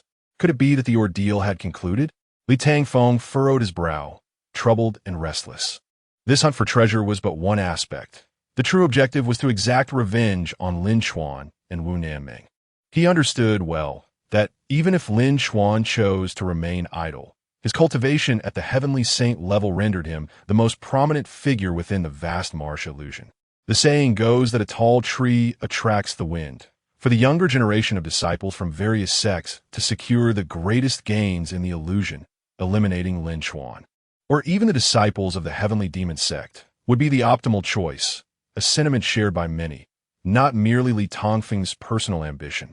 However, every endeavor must have a starting point, and someone must take the lead, possessing the authority to command respect. Thus, Li Tangfeng volunteered to become the initiator of the treasure hunt. Of course, the encouragement from the Ghost Scholar was also a pivotal factor. While the alliance between the Blood Fiend sect and the 100 Ghost sect provided other sects with a reason to join the fray. Even with heavenly saint powerhouses present, a surge of thousands could muster the strength to confront Lin Chuan. Li Tangfeng's thoughts were straightforward. Since he alone could not contend with Lin Chuan, he sought to rally more individuals, surrounding and eliminating Lin Chuan and the disciples of the heavenly demon sect within the cave. It is likely that the ferocious creatures inside have already devoured most of the heavenly demon sect members. We could take advantage of this opportunity to seize the spoils. The Ghost Scholar licked his lips and chuckled softly. This notion, albeit speculative, unveiled the deep-seated desires within the hearts of many. Murder and treasure-seeking were, after all, commonplace in the world of cultivation. Should the treasures within the cave prove exceedingly valuable, it would not be surprising for a bloodbath to ensue among the thousands. As greed is an inherent aspect of human nature. With this in mind, why delay? The first to arrive shall reap the rewards, determined solely by the depth of one's fortune. A voice rang out in laughter, and one individual boldly dashed forth from the crowd, burrowing into the cave. This action immediately sparked discontent among the others. Yet, despite their vocal complaints, none wished to be left behind. In an instant, the throng surged forward, like wild horses breaking free, clamoring into the cave. Even Li Tangfeng and the Ghost Scholar found themselves swept along, unwilling to lag behind. The sound of footsteps echoed chaotically within the cave as thousands surged in, obscuring the sole source of light. Inside the cave, shadows danced in the dim light, revealing a white mass lying on the ground, accompanied by a peculiar gnawing sound. What could that be? Li Tangfeng raised an eyebrow, cautiously peering forward. As the cacophony of footsteps faded, the surrounding air grew eerily still, and the sound of chewing sent chills down their spines. Burp. The white mass seemed to have just finished its meal, letting out a burp. A large head shook twice, slowly revealing a pair of emerald green eyes. The terrifying glimmer of those green orbs caused the onlookers to collectively gasp in shock. Though their cultivation levels were not particularly high, they could discern that the creature before them possessed extraordinary strength. Most alarmingly, it radiated a profound danger. Even if the thousands banded together, there would undoubtedly be no match for this ferocious beast. A 9th-level ferocious beast. How could such a perilous creature exist here? What happened to Lin Chuan and the disciples of the heavenly demon sect? Had they already fallen victim to this beast? Li Tongfeng's face contorted into a frown, grappling with three troubling questions. The news of Lin Chuan's demise should have elated him, yet now he faced the imminent threat of a ninth-level beast, with his own life hanging in the balance. It was conceivable that he might soon meet his end and reunite with Lin Chuan in the afterlife. Hardly a cause for celebration. Calm yourselves. This beast has just feasted. It should be satiated. Let us retreat slowly from the cave and devise a plan to enter again. We must not disturb it, or we shall all perish. Li Tangfeng lowered his voice, urging the crowd. The individuals present were all outstanding members of their respective sects' younger generations. Though not all were particularly shrewd, they were certainly not fools. A ninth-level beast, capable of rivaling a heavenly emperor, stood before them. Retreating to preserve their lives was undoubtedly the wisest choice. Thus, none among the gathered thousands dared to refute Li Tangfeng. Instead, they cooperatively began to withdraw. To avoid provoking the Emperor Wolf into a frenzy, they kept a vigilant watch on the beast, sneaking away from the cave like thieves. Before long, the once crowded cave was left desolate, not a single silhouette remaining. Meanwhile, the young Emperor Wolf, having seemingly satisfied its hunger, lazily yawned and promptly lay down to sleep. In the depths of the cave, Lin Chuan rubbed his forehead, rolling his eyes in frustration. Failure. Utter failure. The plan to drive the wolves to devour the sheep had spectacularly backfired. He muttered to himself, his troubles extending beyond the conflict between the Emperor Wolf and the other sect's disciples. The Emperor Wolf stood guard at the entrance. Without vacating, they could not escape. Moreover, Li Tangfeng and his thousands would not willingly depart, lying in wait to exhaust Lin Chuan and his companions. With these dual impediments, Lin Chuan and his 10 companions found themselves with no avenue of retreat. This, he considered, was the primary reason for his perceived failure. It appeared that leaving was out of the question. Perhaps it was better to delve deeper and discover what treasure the Emperor Wolf Cub was guarding. Wu Nanmeng, too, had regained her composure. Just moments ago, the 8 disciples of the Heavenly Demon Sect had recounted all they had witnessed. Previously, they had disregarded Lin Chuan's warnings, insisting on entering the cave, which had summoned the Emperor Wolf. Fortunately, Lin Chuan had acted wisely, temporarily pacifying the beast with the inner core of a 9th-level ferocious beast. Otherwise, their lives would have been forfeit. Though the 8 were reckless, their misadventure yielded some rewards. At the very least, they had glimpsed the location where the Emperor Wolf had originally resided, a place housing an exceedingly rare treasure. A treasure? Are you certain? Lin Chuan's expression grew serious once more. The 8 nodded in unison, though they no longer dared to speak hastily. Previously, they had deemed Lin Chuan overly cautious, believing it unnecessary. However, following the incident with the Emperor Wolf, they genuinely admired Lin Chuan. In their eyes, he was not only powerful in cultivation, but also possessed an uncanny foresight. What appeared to be an inconspicuous cave concealed a 9th-level beast within. Had they heeded Lin Chuan's advice, they would not have found themselves in such a predicament. Do you suspect there is something amiss with this treasure? Wu Nanmeng inquired softly. Ever since descending the mountain with Lin Chuan, her attitude towards him had undergone a significant transformation amidst the unfolding events. In the past, she held a strong disdain for the idol, yet there was an undeniable spirit within her. In the midst of a complex environment, she was capable of making astute judgments that defied ordinary expectations. Upon reflection, Lin Chuan indeed epitomized the archetype of a formidable individual who, when faced with overwhelming adversity, remained unflinching. The strong command the respect of others, and without a doubt, Wu Nanmeng had succumbed to Lin Chuan's influence. Consequently, she found herself bereft of critical thought, increasingly inclined to trust his judgment. Surely there would be no issues. You have not erred in your observations, for that must indeed be a treasured artifact. However, it is said that a common man, though innocent, bears the burden of possessing a precious gem. Whether this treasure brings fortune or calamity remains uncertain. Lin Chuan shook his head slightly, his expression grave. He maintained his characteristic caution, yet this time, no one dared to question him. The reasoning was rather straightforward. Any revered treasure is the target of frenzied pursuit by various sections. Even within the Tianma sect, it would be regarded as a sacred relic. If the treasure guarded by the Imperial Wolf were among the top 10 artifacts, the ensuing commotion would likely be magnified 100-fold. Although Lin Chuan possessed exceptional advantages that allowed him to acquire the treasure first, the exposure of such a coveted item would inevitably invite peril. It was plausible that the first to strike would be the offspring of the Imperial Wolf. Even if they managed to evade the pursuit of this ferocious beast, they would still have to contend with the frenzied assaults of 8,000 disciples from rival sections. Thus, from the moment the treasure was secured, as per the words of the Holy Son, the question lingered, should we keep this treasure?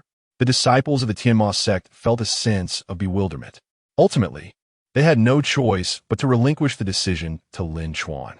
Despite Wu Nanming leading the expedition, the disciples seemed to have nearly forgotten their senior sister, who remained oblivious to this fact, her gaze fixated intently on Lin Chuan. Well then, Lin Chuan mused, stroking his chin in contemplation. His earnest demeanor only served to enhance his allure. Were it not for the perilous circumstances surrounding them, the 4 female disciples might have succumbed to infatuation once again. It is possible to take it, yet not necessary, was the conclusion Lin Chuan reached. However, Wu Nanming and her companions were left perplexed. What did he mean by possible but not necessary? They were eager to hear Lin Chuan elaborate, yet he merely smiled and turned to delve deeper into the cavern. Seeing this, the others had no choice but to follow. They were merely curious to witness what extraordinary maneuver Lin Chuan would conjure next. As 8 disciples from the Tianma sect had previously scouted the path, they possessed a fair understanding of the cave's internal structure. The group encountered little difficulty in locating the original position of the Imperial Wolf.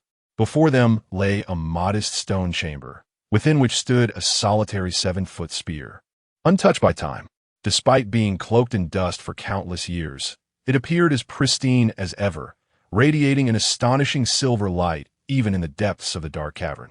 The 9 Heavens Dragon Roar Spear, ranked 5th among the top 10 treasures. Indeed, it was a hot potato. Wu Nanming's brow furrowed, her expression grave. Under Lin Chuan's influence, she and the disciples of the Tianma sect had grown considerably more cautious. Though the treasure lay before them, they dared not even touch it, let alone seize it. Such an enticing bait. If they could ensnare 8,000 fish within this place, surely they could sever the ties of fate. Above all, safety must come first. Chapter 44. He appears foolish, let us deceive him.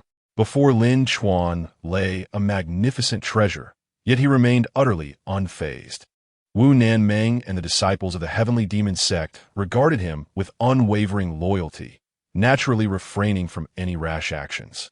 They had entered this treasure-laden mountain but left empty-handed, feeling an undeniable sense of loss. However, Lin Chuan seemed to have other plans, compelling everyone to suppress their desires for the treasure. At this moment, within the cave, the royal wolf cub was still in a deep slumber, its 9th-grade beast core sufficient for it to cultivate for quite some time. As long as it was not disturbed, it showed no interest in the cultivators. Talp, talp, talp. The sound of footsteps echoed from within the cave. Outside, thousands of disciples from different sects anxiously deliberated on how to enter the cave and seek the treasure. Unfortunately, a 9th-grade beast guarded the entrance. To intrude recklessly would likely incur dire consequences. Even the most desperate of individuals would prefer a meaningless death, let alone these esteemed cultivators, who value their lives far more than ordinary folk. Is someone coming out? The crowd's ears perked up at the sound of footsteps, directing their gazes toward the cave's entrance. Soon, several figures emerged from the darkness, with Lin Chuan, the one they had longed for, leading the way. Clang, clang. The sound of iron clashing resonated as countless figures swiftly surrounded Lin Chuan and his companions. Various peculiar weapons exuded a chilling aura, and the other sect disciples did not conceal their murderous intent. Within the vast, illusory marsh, Lin Chuan's cultivation was universally acknowledged as the strongest. Even the renowned Ting Tang Feng, a formidable celestial, found himself far outpaced, nearly facing death at Lin Chuan's hands. If such a formidable opponent were not dealt with swiftly, most treasures within the illusion would likely fall into the hands of the Heavenly Demon Sect. Previously, they had refrained from confronting the sect directly due to their fear of Lin Chuan's celestial prowess. However, the circumstances had now changed, as their numbers were overwhelming. Brother Lin, the treasures within this cave are rightfully yours. Yet, you may not have anticipated that you would be ambushed by us after exerting such effort. Surrender the treasures, and I shall spare your life. What do you say? Ting Tang Feng declared with a smug grin. This situation was orchestrated by him, and naturally, he felt a sense of triumph. However, facing this encirclement, Lin Chuan appeared unperturbed, revealing no trace of panic. If he were the only one feigning calmness, it would be one thing, but Wu Nanmeng and the 8 disciples of the Heavenly Demon Sect also exhibited remarkable composure, which was rather unusual. Ting Tang Feng, we anticipated that you would be waiting outside the cave. To be frank, we have already located the treasure, but we chose to leave it inside. Would you like to know why? Wu Nanmeng retorted coldly, her words causing the eager assailants to hesitate momentarily. The treasure remains in the cave? Does that not mean they still have to face the royal wolf? If that is the case, even if they kill Lin Chuan and the disciples of the Heavenly Demon Sect, they would merely claim a few lives without any knowledge of the treasure's whereabouts. It seems rather unwise. Huh, Sister Nanming, you say all this merely to buy time. Even if you haven't taken the treasure, I can retrieve it myself. However, Lin Chuan and you are formidable foes for us who have entered the illusory marsh. If you remain alive, you will undoubtedly become a significant threat. Ting Tang Feng scoffed, scanning the crowd before raising his voice. Everyone, there is no need for hesitation. Let us slay Lin Chuan, and then we can peacefully divide the resources within this illusion. At this declaration, the crowd stirred restlessly, for Ting Tang Feng had voiced their innermost thoughts. Lin Chuan's continued existence posed the greatest threat to them. Eliminating him swiftly would ensure their safety. Do you truly believe you can contend with the royal wolf? Or do you think you are capable of seizing the 9 Heavens dragon roar spear right before its eyes? A calm voice, laced with mockery, echoed through the throng. Only 2 questions, yet they ignited a frenzy among the crowd. The 9 Heavens dragon roar spear, the 5th-ranked treasure on the list of 10 great treasures. It is actually here. Excited whispers spread like wildfire, for no one could resist the allure of such a treasure, especially one ranked 5th among the most coveted artifacts. Even formidable celestials would find it hard to resist, let alone the gathered celestial and sect cultivators. Is that true? Came a voice of skepticism from behind Ting Tang Feng, as the ghastly pale face of Gue Rusheng emerged. Lin Chuan had encountered many from the 100 Ghost sect, but none appeared as weak as Gue Rusheng. It was a pity that the world of cultivation offered all kinds of medicinal pills, yet lacked the 6-flavor Remania pill. Otherwise, he would have recommended it to Gue Rusheng to remedy his frail condition. Whether it is true or not, why ask such a question? Lin Chuan shot a glance at Gue Rusheng, his disdain palpable. He preferred Ting Tang Feng, who appeared somewhat foolish and easily deceived. He promptly turned his attention back to Ting Tang Feng, smiling. Brother Ting Tang, you must be wondering how I managed to pass the royal wolf unscathed. Allow me to enlighten you. My decision not to take the treasure was not due to concern over your encirclement outside the cave, but rather to avoid disturbing the royal wolf. Consider this. The royal wolf exists to protect the treasure. Should any disturbance occur, it would surely incur the wolf's wrath. I was left with no choice but to seek your counsel. Counsel? Are you out of your mind?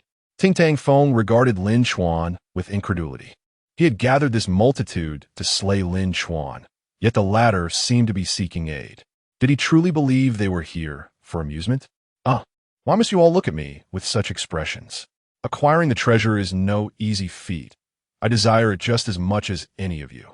However, we face a common enemy, the royal wolf. Until we resolve that, how can we discuss seizing the treasure? Just think, the 9 Heavens dragon roar spear is right inside the cave, beckoning to you. Lin Chuan's tone resembled that of a child attempting to coax another. And while it was childish, it was nonetheless the truth. There are no eternal enemies, only enduring interests. Whether it is to slay Lin Chuan or to seize the treasure, it all hinges on which side their interests weigh more heavily. At this moment, the hesitation on the faces of the thousands of disciples was evident. revealing their greater desire to obtain the treasure. Even Ting Tang Feng, who harbored a deep-seated hatred for Lin Chuan, found himself swayed by the allure of the treasure. Pray tell, how did you manage to safely navigate past the royal wolf? Ting Tang Feng ultimately could not resist the temptation of the treasure. Chapter 45. Am I really so wealthy? The moment Li Tang Feng relaxed his guard, he had already fallen into the trap meticulously laid out by Lin Chuan. He had anticipated that thousands would be waiting outside the cave, and he knew they were there to seize the treasure. Coupled with the presence of the Emperor Wolf, it was evident that Lin Chuan and the disciples of the Heavenly Demon Sect were facing dire peril. If Lin Chuan were a tad more ruthless, carving a bloody path to freedom would not prove difficult given his strength. However, bringing along burdens like Wu Nanming would complicate matters significantly. Despite his constant claims of fleeing for his life, deep down he yearned to escape the clutches of the Heavenly Demon Sect. Yet, the bonds of brotherhood were not something one could simply abandon.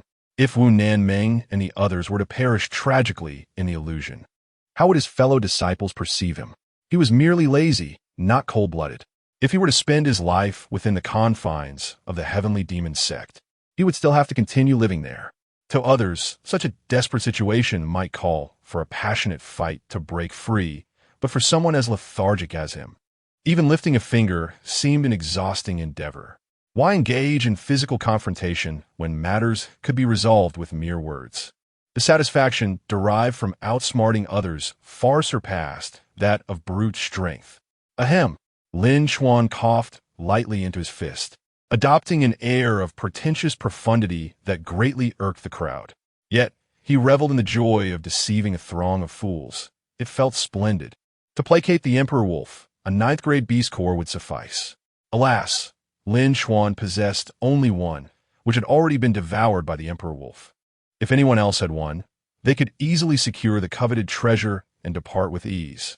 Lin Chuan spoke eloquently, asserting that while beast cores were indeed precious, they were but consumables, not to be taken with one in death. If he could trade a single core for a treasure as formidable as the Nine Heavens Dragon Roar Spear, it would be an undeniable bargain. Once Li Tang Feng and his companions entered the cave, preoccupied with seizing the treasure, he could swagger away with Wu Nanming and the others, leaving this treacherous place behind. If all went well, the Emperor Wolf would hold off the throngs, allowing both sides to inflict mutual destruction while he reaped the rewards. What a flawless plan! At that moment, Lin Chuan was lost in self-indulgence, oblivious to the dazed expressions of Li Tang Feng and his companions. The atmosphere had turned palpably awkward within the vast space. The only sounds were the chirping of insects and the calls of birds, with not a soul daring to speak. What was amiss? Lin Chuan realized that a full minute had elapsed. He glanced around, filled with curiosity. Ha ha! Li Tongfeng's lips twitched numerous times, his expression brimming with helplessness. Lin brother, are you jesting with us? A ninth-grade beast core? If I possessed such a thing, would I fear an Emperor Wolf? Even within my blood-slaughter sect, or your Heavenly Demon Sect, a beast core worthy of a being comparable to a heavenly emperor is a treasure of utmost significance. Yet you propose to feed it to a mere beast? The last sentence was nearly a shout, not out of hatred for Lin Chuan, but rather out of sympathy for him and the Heavenly Demon Sect's loss. That was a ninth-grade beast core. Regardless of the beast it belonged to, such cores were exceedingly rare treasures. The Blade Emperor of the Bloodslaughter sect had achieved the status of a heavenly emperor for a century, yet had stagnated for at least 40 years in his cultivation, all in vain pursuit of a ninth-grade beast core, proclaiming he would spare no expense for it. This underscored the rarity of such a core. It was common knowledge among cultivators, yet Lin Chuan, a heavenly saint and the holy son of the Heavenly Demon Sect, seemed utterly ignorant. Li Tang Feng began to suspect that this young man might be lacking in intellect. Is it truly so precious? Lin Chuan queried, looking at Wu Nanming with a bewildered expression. Indeed, she replied. In truth, when she had witnessed Lin Chuan feeding the Emperor Wolf with a nine-tailed Chi-Dragon core, she had felt a pang of regret. However, her life had been on the line then, leaving no room for contemplation. She had been moved by Lin Chuan's willingness to sacrifice such a valuable treasure for their lives. Yet now, she harbored doubts about whether he genuinely understood the core's worth. or if he had merely grabbed the most suitable feed for the Emperor Wolf without a second thought. Well then, Lin Chuan shrugged. He truly did not comprehend the value of such items. After all, many treasures have been directly bestowed upon him by the system. Over 5 years, he had accumulated an uncountable number of treasures, pills, and rare artifacts, and he had never bothered to study them. It was merely a coincidence that the system had gifted him a core recently.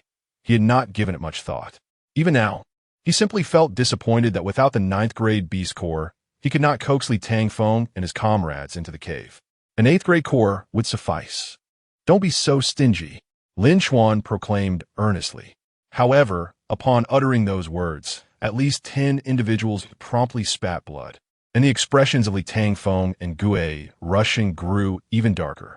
Lin Chuan, are you mocking us? An 8th grade core? Not only can we not provide one, but even with the full might of the Heavenly Demon Sect, we could not procure 3. If you are ignorant, then keep silent. Alternatively, if you do not desire the treasure, I could simply end your life right now. Li Tangfeng, burning with indignation, summoned his magical artifact, unleashing a wave of malevolence. Seeing this, the disciples of the Bloodslaughter sect readied themselves for battle, awaiting Li Tangfeng's command to strike first. Meanwhile, Gue Rusheng snapped his folding fan shut with a heavy thud, his dark eyes narrowing into slits. Coupled with his identity as a disciple of the 100 Ghosts sect, he exuded an air of intrigue. As the tension escalated, thousands of people drew their weapons, surrounding Lin Chuan and the disciples of the Heavenly Demon Sect. A bloody confrontation seemed imminent. Sanson, let's fight our way out. The disciples of the Heavenly Demon Sect could no longer endure the humiliation. Although outnumbered, they were formidable cultivators, and Wu Nanming was a heavenly sovereign. With Lin Chuan, the sole heavenly saint of the great marsh illusion, they were not without the strength to battle. Better to fall valiantly than to live in disgrace. Kill. All you know is how to fight and kill. Just like that old demon. Just like the sect master. Lin Chuan shot a disdainful glance at the one speaking before turning to Li Tangfeng with a chuckle. Is a mere 8th grade beast core worth such a grand display? I, Lin, am not lacking. I happen to possess 2, which I shall generously offer to Brotherly. Before his words had fully settled, Lin Chuan suddenly tossed 2 dark shapes towards Li Tangfeng. Smack! Li Tangfeng caught them in his hand, his face a mask of suspicion as he scrutinized his clenched fist. Gue Rusheng couldn't help but lean forward in curiosity, while the thousands of disciples from various sects watched with eager anticipation. As Li Tangfeng's hand slowly opened, every eye widened in disbelief. Even Wu Nanming and the 8 disciples of the Heavenly Demon Sect wore expressions of shock, murmuring in unison, "Oh my, they truly are 8th grade beast cores. And 2 of them. The Saint's son is so wealthy." Chapter 46. Please lessen the intelligence of the supported characters. Is it truly worthy of such astonishment? Merely 2 level 8 beast core? Lin Chuan cast a derisive glance at everyone present. This group of simpletons likely had no inkling of the myriad rare treasures he had amassed over the past 5 years. Indeed, level 8 beast cores were hardly remarkable. However, considering that he possessed over a dozen supreme spiritual treasures, casually gifting away these cores seemed hardly surprising. Yet, the act of bestowing treasures upon others was certainly not born of his generosity. Lin Chuan was never inclined to be a fool. He would not engage in losses without substantial gains.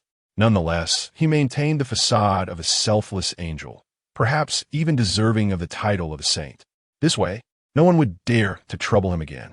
Level 8 beast cores. Indeed, are they truly for Li?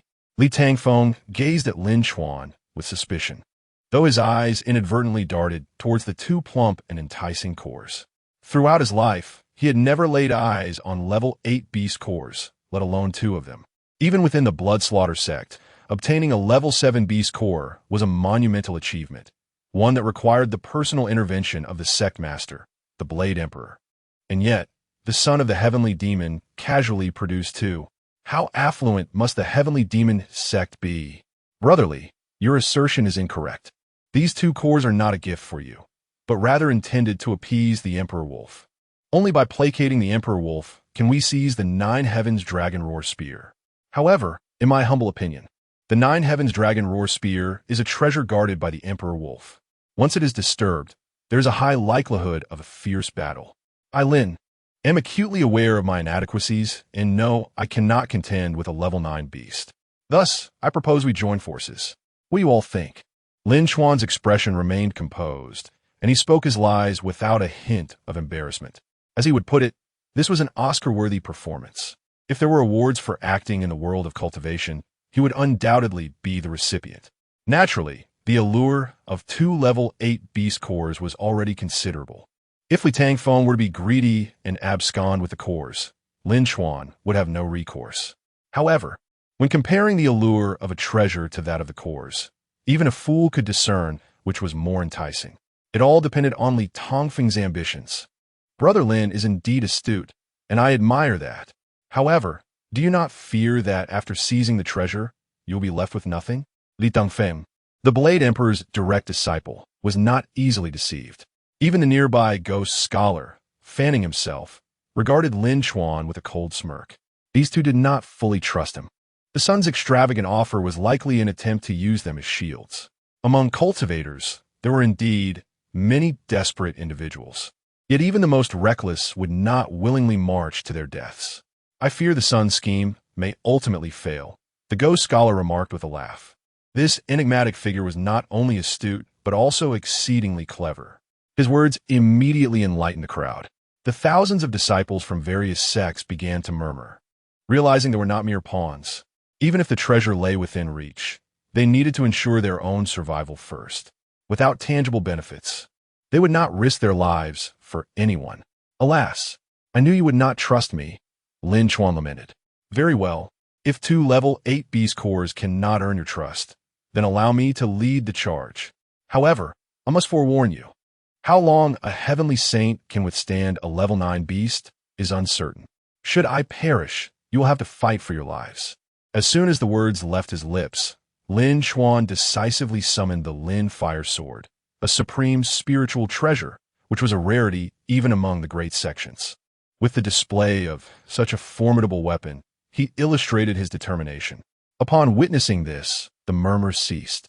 Conversely, Li Tangfeng and the ghost scholar furrowed their brows, their doubts resurfacing.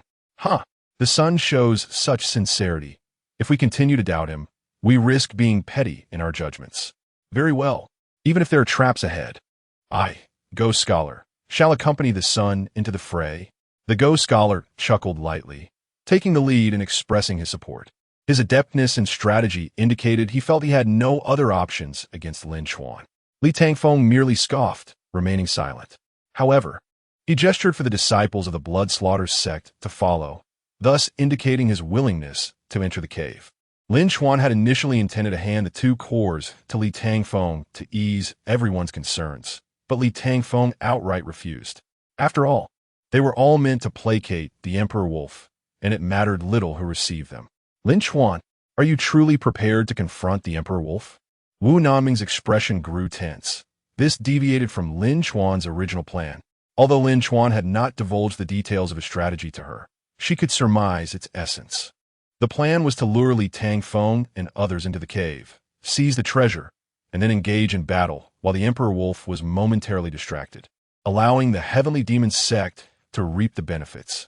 It was a flawless plan, except that the cultivators were not fools and quickly saw through Lin Chuan's intentions. Reluctantly, Lin Chuan had to put himself at risk. Of course, he shrugged nonchalantly and cast a glance at Li Tangfeng and the ghost scholar. These 2 pests were right behind him, feigning ignorance while likely eavesdropping on his whispered words. Seizing the treasure would not be easy. Despite the vast expanse of the Great Marsh, stretching 800 miles, the Emperor Wolf was a beast on par with the Celestial Emperor. If it remained alive, even if we escaped 100 miles, we would not be safe. In this battle, none of us could expect to remain unscathed. Should I fall, I implore you, sister, to swiftly lead our companions out of the illusion, lest we all perish. Lin Chuan sighed softly, his expression somber, as if he were embarking on a journey from which there was no return. However, his words, seemingly directed at Wu Nanming and the disciples of the Heavenly Demon Sect, were actually a veiled attempt to manipulate Li Tangfeng and the ghost scholar. The implication was clear. he would certainly enter the cave.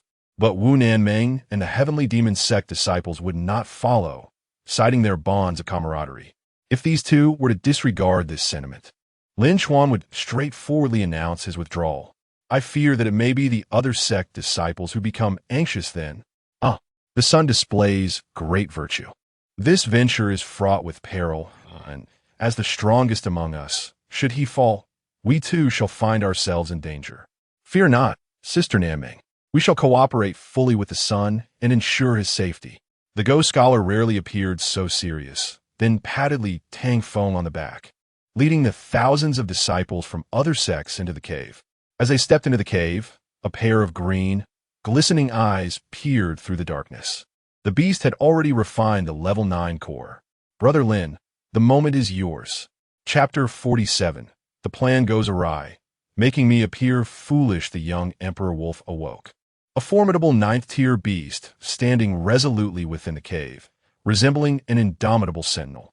Despite the presence of 8,000 experts within the vast illusion of the days, should the Emperor Wolf unleash its wrath, a significant number would surely perish. After all, no one emerged unscathed from the crevices of stone. Thus, none were eager to meet an untimely demise. Naturally, the onlookers were more than willing to reap the benefits. Brother Lin, it's your turn. Li Tangfeng maintained a calm demeanor, revealing no hint of hostility towards Lin Chuan, recognizing the necessity of his cooperation. However, whether such tranquility would persist after their mutual interests were served remained uncertain. Absolutely, Lin Chuan responded, signaling an okay gesture towards Li Tangfeng, indifferent to whether he comprehended it. The key was to manipulate these fools effectively. Yet, the Emperor Wolf was not merely his pet. It remained uncertain whether the inner cores of 8th-tier beasts would satisfy such a creature. Thus, despite Lin Chuan's composed exterior, he remained perpetually prepared for combat. The Emperor Wolf's vigilant green eyes fixated on Lin Chuan, surprisingly refraining from launching an immediate attack. A positive omen. It seemed that the previously acquired 9-tailed Qilong Dan had indeed had some effect. If he could seize this opportunity to subdue it, that would be even better. Lin Chuan licked his lips, indulging in such fantasies. Since his arrival in this realm of cultivation, he had yet to hear of anyone daring to harbor a 9th-tier beast as a pet. In this world, the supreme beings, known as Heavenly Emperors, stood at the pinnacle. Those with the title of Heavenly Emperor were legendary figures, elusive as dragons, and Lin Chuan had never encountered anyone claiming such a title. Yet, this young Emperor Wolf already possessed strength rivaling that of a Heavenly Emperor. Its innate pride would never easily submit to humanity. Therefore, the most favorable outcome would be to appease the Emperor Wolf with 2 8th-tier inner cores, while Li Tangfeng and his group searched for treasures within the cave. He would then make a swift escape. When Li Tangfeng and his companions seized the treasures, it would undoubtedly incite the Emperor Wolf's wrath, and amidst their ensuing battle, Lin Chuan would stand to profit. Delighted by his internal musings, Lin Chuan couldn't help but chuckle. The Emperor Wolf tilted its head, a glimmer of confusion shining in its emerald eyes, as if questioning what this foolish human found amusing. Fortunately, Lin Chuan's back was turned to the others, concealing his mischievous grin while allowing him to observe the young Emperor Wolf closely. Upon further inspection, he realized that the creature appeared to have grown significantly since their last encounter. If the previous Emperor Wolf resembled a small puppy, the current one was akin to a fully grown dog. If it grew even larger, it would undoubtedly resemble a striking husky, one that Lin Chuan could ride into the wild. To consider a 9th-tier beast as a mount seemed extravagant, yet if such fortune were to befall him, even Leng Ningshuang would have to take a back seat. In that scenario, would he choose to depart from the heavenly demon sect or remain? The old hag's words would no longer hold sway. Lin Chuan stroked his chin, lost in thought. Brother Lin, why are you dawdling? Are you merely wasting time? Suddenly, Li Tangfeng's voice rang out. The emperor is not in a hurry, but the eunuchs are. How cautious he was. In response, Lin Chuan shrugged, leisurely producing 2 8th-tier beast inner cores, waving them before the Emperor Wolf. Good dog, I brought you some food. A full belly leads to sweet slumber. You mustn't bite me for being so generous. If you must bite, Direct your ire at those scoundrels behind me. Adopting a tone akin to soothing a child, Lin Chuan conversed amiably with the young Emperor Wolf. Though his voice was soft, it resonated clearly within the cave. The expressions of Li Tangfeng and his companions darkened instantly, yet they understood Lin Chuan's willingness to re-enter the cave was born of their coercion. A hint of resentment was only natural. Their objective was simple, to leverage Lin Chuan's ability to placate the Emperor Wolf. Once the treasures were acquired, he would have outlived his usefulness, and the decision of whether to spare or eliminate him would no longer require deliberation. The young Emperor Wolf, unable to comprehend Lin Chuan's words, nonetheless stared intently at the two eighth-tier inner cores, its tongue lolling in anticipation. Indeed, whether human or beast, the poor creature likely had spent its entire life within the cave, never having tasted the delights of the human world. If only he could present it with a roasted chicken leg, would that win his favor? As Lin Chuan squatted, contemplating, a series of hurried footsteps echoed behind him. The urgency in Li Tangfeng and the others' steps was palpable. Leave some behind to watch this kid. After obtaining the treasures, we must ensure a safe escape. Ghost Scholar observed Lin Chuan, a cold smile playing on his lips. Damn it! Lin Chuan cursed silently, realizing his thoughts had been laid bare by Ghost Scholar. Could these supporting characters not possess the awareness befitting their roles? Why must they be so astute? It was infuriating.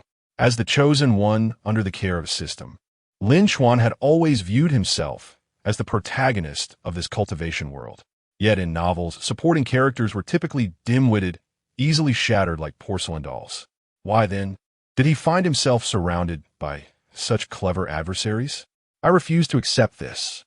Lin Chuan sulked, crossing his arms in frustration as he sat on the ground. The onlookers regarded him with bewilderment, puzzled by his sudden outburst. But none of that mattered. Obtaining the treasures was paramount. Li Tangfeng beckoned to his companions, leading the majority away. Those who remained were either fearful for their lives, hoping to make a swift escape in case of unforeseen events, or were vassals of the Blood Slaughter Sect and Hundred Ghost Sect, compelled to obey Li Tangfeng and Ghost Scholar's commands. In any case, a considerable number remained to guard Lin Chuan. Though he could potentially fight his way out, doing so would render his prior strategies meaningless, appearing foolish in the process. Hey, brothers, do you have any food? Don't be stingy. I've already sacrificed 2 eighth-tier beast inner cores. Is it too much to ask for a little something to eat? Roasted meat would be ideal, but if not, anything will do. Lin Chuan insisted, playfully persuading a few relatively agreeable disciples from other sections. With his brazen demeanor, had he not been formidable in cultivation and possessed a rather handsome appearance, he would have been beaten long ago. Smells delicious. I wager this roast comes from Bai Xiang Tower. 1 pound costs 2 taels of silver. You're quite affluent. Lin Chuan lavished praise upon the young man who provided him with food, all the while covertly glancing at the young Emperor Wolf. Isn't it delicious? Never tasted it before, have you? If you wish to savor this, you must first deal with those fools. He brandished the roasted meat as if deliberately flaunting it before the Emperor Wolf. No one could resist the allure of Bai Xiang Tower's roast. At that moment, the young Emperor Wolf seemed to lose interest in the 8th-tier beast inner cores. Its green eyes, fixated intently on the roast, drool cascading down. It was envious. Chapter 48. Alas, I have become a wet nurse. The inner core of the fierce beast has lost its allure. The aroma of roasted meat, however, is far more enticing to the Emperor Wolf. This tactic, known as borrowing flowers to offer Buddha, proves effective. What a 9th-tier, ferocious beast. In truth, it is merely a young wolf cub, not fully matured. With a little coaxing, subduing it is not beyond the realm of possibility. Here, take this. Lin Chuan casually tossed the roasted meat towards the creature, gazing with a smile as the Emperor Wolf devoured it with fervor. He even attempted to reach out, softly stroking the wolf's head, much like one would train a puppy. As long as the Emperor Wolf did not resist, it could be considered a success. However, his audacious actions left the onlookers in shock. This is a 9th-tier beast, possessing strength comparable to a heavenly emperor. If it were to go on a rampage, it could indeed claim lives.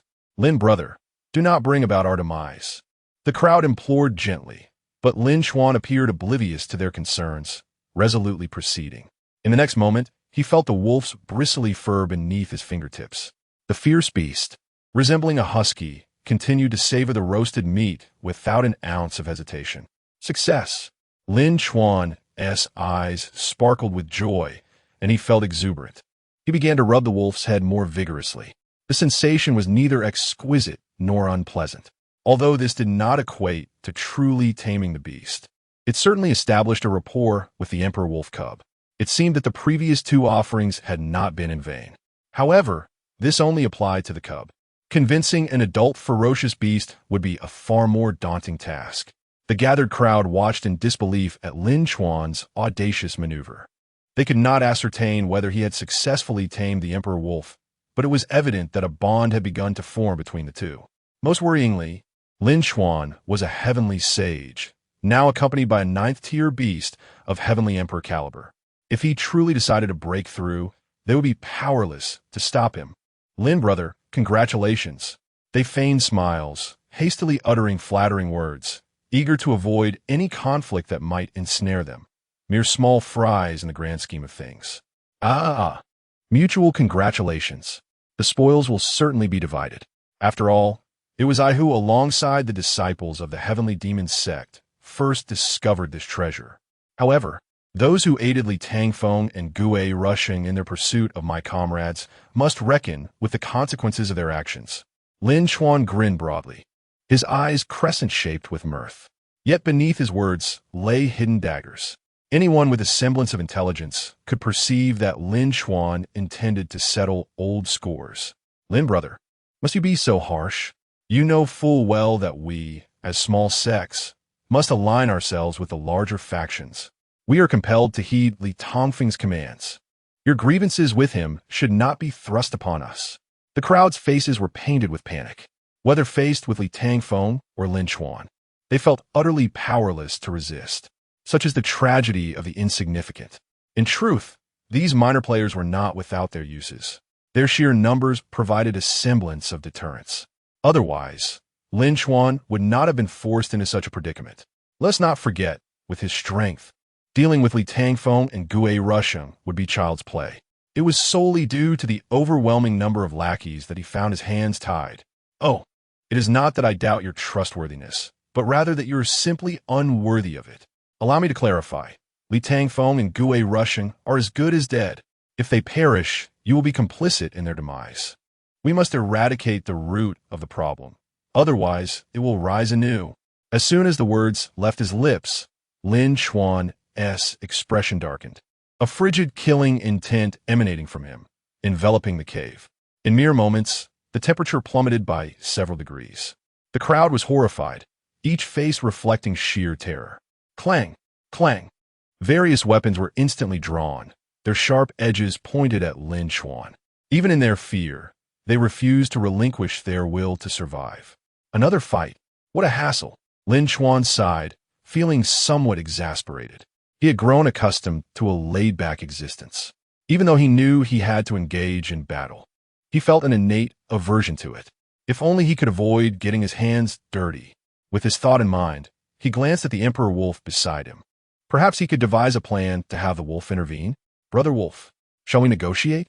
I shall offer you 2 8th-tier beast cores if you help me deal with these 10 or so individuals. If that is insufficient, I can add 2 more.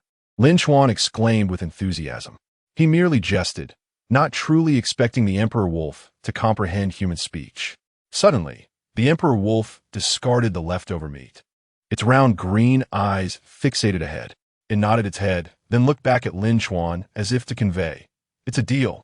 This scene left Lin Chuan and the others utterly dumbfounded. The emperor wolf could understand human language? This creature had indeed become sentient. Brother wolf, catch! Lin Chuan rejoiced, unconcerned about losing a few beast cores. After all, he had plenty to spare. To subdue a ferocious beast with cores felt like a profitable exchange. Of course, this was contingent upon his thoughts remaining undisclosed. One must realize that a creature with strength akin to a heavenly emperor was merely a cub among ferocious beasts. The 8th-tier beasts, however, represented genuine heavenly sage power, both formidable and exceedingly rare.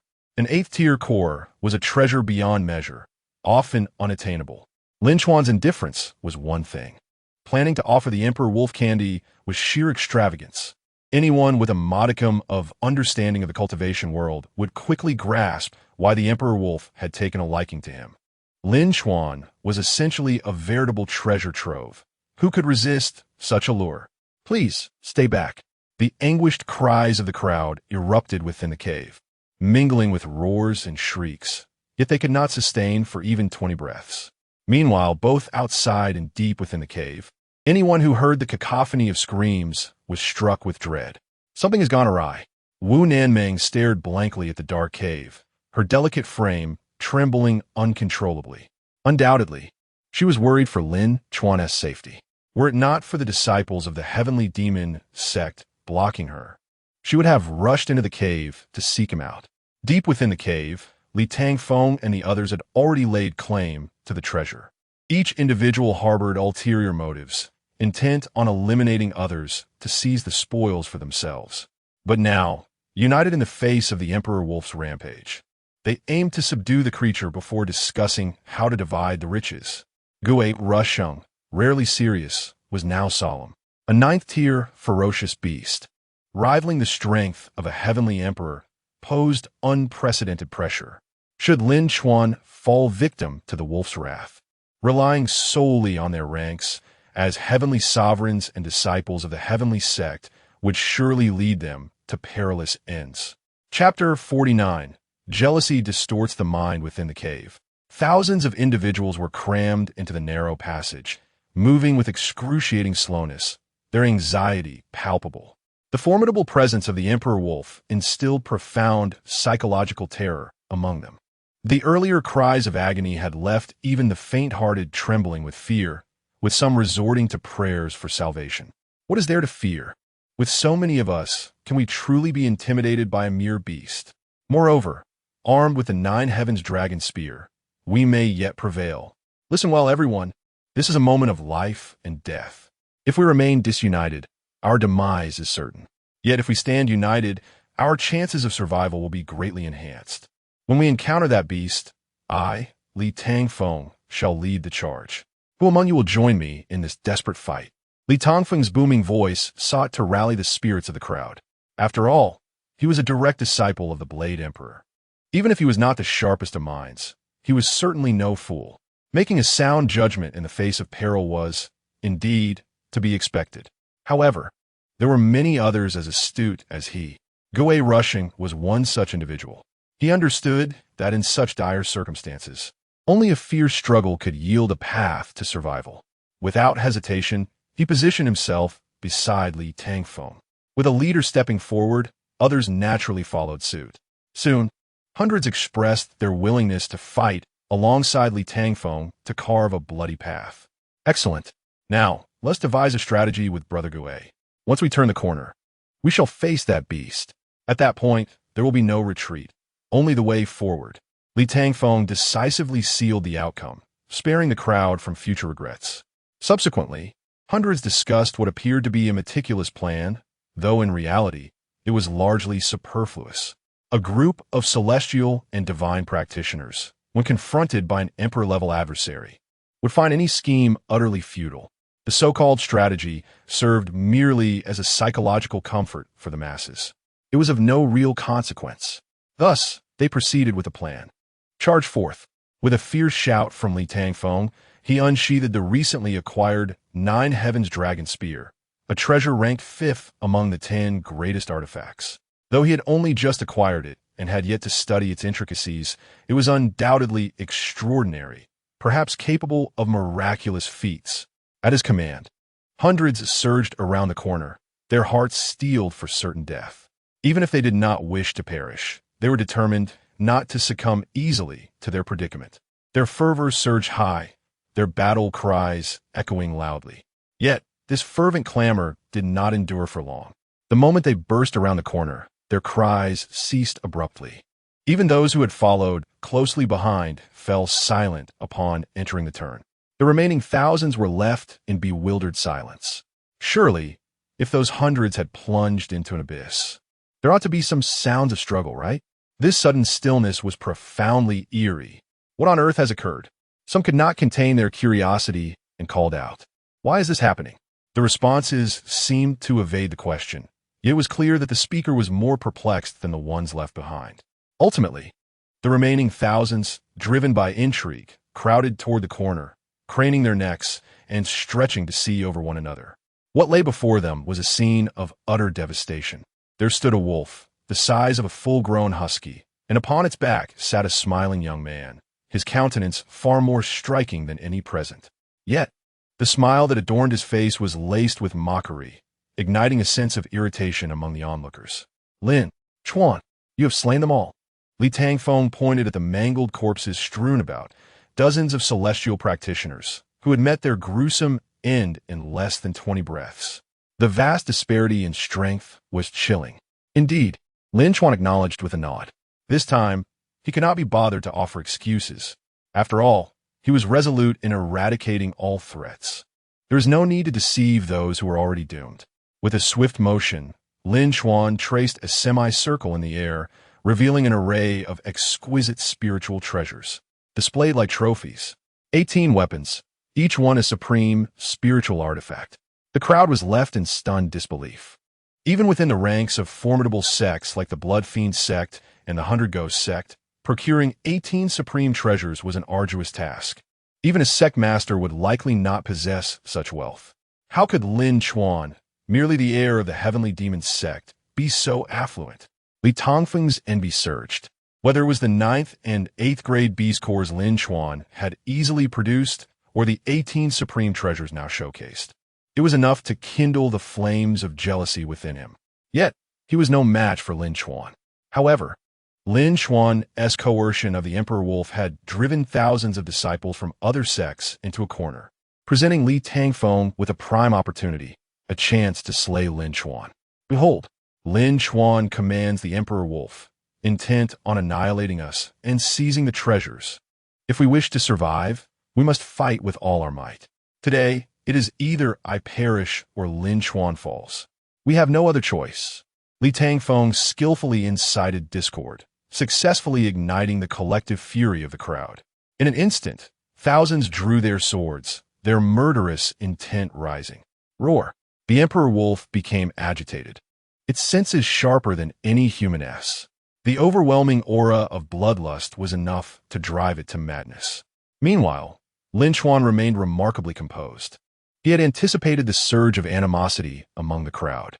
Li Tangfeng was correct. In this battle, only one side would emerge alive. Everyone present, save for the disciples of the heavenly demon sect, must meet their end. Brother Wolf, unleash your fury, annihilate these individuals, and I shall treat you to a grand feast. Lin Chuan chuckled, leaping down from the wolf's back. He then commanded the 18 supreme treasures, effectively sealing off the sole escape route. Roar! The Emperor Wolf licked its lips, grinning widely. This grin sent a chill through Li Tangfeng and the others, their expressions shifting dramatically. This beast can understand human speech. Li Tangfeng questioned in disbelief. If that were true, then the Emperor Wolf must have overheard their conversation upon entering the cave. Damn it! This creature possesses intelligence. It has played us all for fools. A powerful gust of wind surged forth. A colossal silver light charged into the crowd, sending shockwaves throughout the tranquil cave. In an instant, the air was filled with shouts of battle, cries of despair, pleas for mercy, and furious roars, creating a cacophony that enveloped the cavern. Within the darkened space, it felt akin to a hell on earth. Outside the cave, Wu Nanming and her companions stood in stunned silence, gazing at the mountain range. The terrifying pressure of the Emperor had caused the entire mountain to tremble violently. Just how fearsome was the Emperor Wolf? Chapter 50. The crushing confidence the exit had been completely blocked by Lin. If anyone wished to leave, they would have to eliminate both the Emperor Wolf and Lin himself. Lin Chuan smiled cheerfully at the crowd within the cave, occasionally tossing out sarcastic remarks to unsettle their minds. As a transmigrator, Lin Chuan's thoughts were far more agile than those of these cultivators. Causing mental anguish was merely a basic tactic for him. If he could cause the psychological collapse of thousands with just a few words, he would gladly expend the effort. However, even with his unparalleled verbal prowess. It was essential that it rested upon a foundation of overwhelming strength. Otherwise, no amount of rhetoric would suffice to bring about the demise of the thousands under Li Tangfeng as command. Ultimately, it was his good fortune that he had subdued the Emperor Wolf as his enforcer. Without it, he could not have retained so many cultivators. Lin Chuan, do not be so ruthless. We are all esteemed disciples from significant sects. Should we perish, your heavenly demon sect will face unrelenting retribution. Li Tangfeng shouted in a fit of rage. He was desperate, fully aware that his life was likely forfeit here and resorting to threats of his sect in a last-ditch effort. He recognized this was a poor strategy. It might either deter Lin or provoke his suspicions, leading to their annihilation. Yet, he was oblivious to the fact that Lin had already planned for this from the start. Regardless of Li Tangfeng's words, Lin was resolute in his plan to eradicate them entirely. The roar of the Emperor Wolf mingled with the screams of numerous disciples, saturating the cave with an ominous atmosphere. Every moment saw lives snatched away by the wolf. This beast, comparable to a celestial emperor in strength, was terrifyingly powerful. Even a throng of thousands could not withstand its ferocity. Engaging the Emperor Wolf offered no chance of survival, and the only escape route lay through Lin Chuan. If they could kill him, they might break free from the cave. Once they exited the great marsh mirage, doom would befall the heavenly demon sect. Brother Li, why are we still wasting words? Let's slay Lin Chuan and charge out together. Sheng said with a sinister expression. Time was of the essence, leaving no room for hesitation. Within the chaotic crowd, over 60 individuals quickly separated, including Li Tangfeng and Sheng. Their singular target was Lin Chuan. Slay him, and survival might be possible. Hee, have you finally remembered me, Lin? However, you may have forgotten that I am of the heavenly saint. Are you truly prepared to confront me? Lin Chuan said languidly. If circumstances permitted, he would prefer to avoid conflict. A person as lethargic as he found even attending lectures a drain of energy, let alone fighting. Yet, compared to losing his life, he would certainly expend his strength. Especially this time, he could not allow any of them to escape, for that would spell endless trouble for him and the heavenly demon sect. Whoosh! 18 supreme spiritual treasures circled in the air. Lin Chuan had long been prepared for battle, and even the lazy demeanor on his face vanished, replaced by a rare seriousness.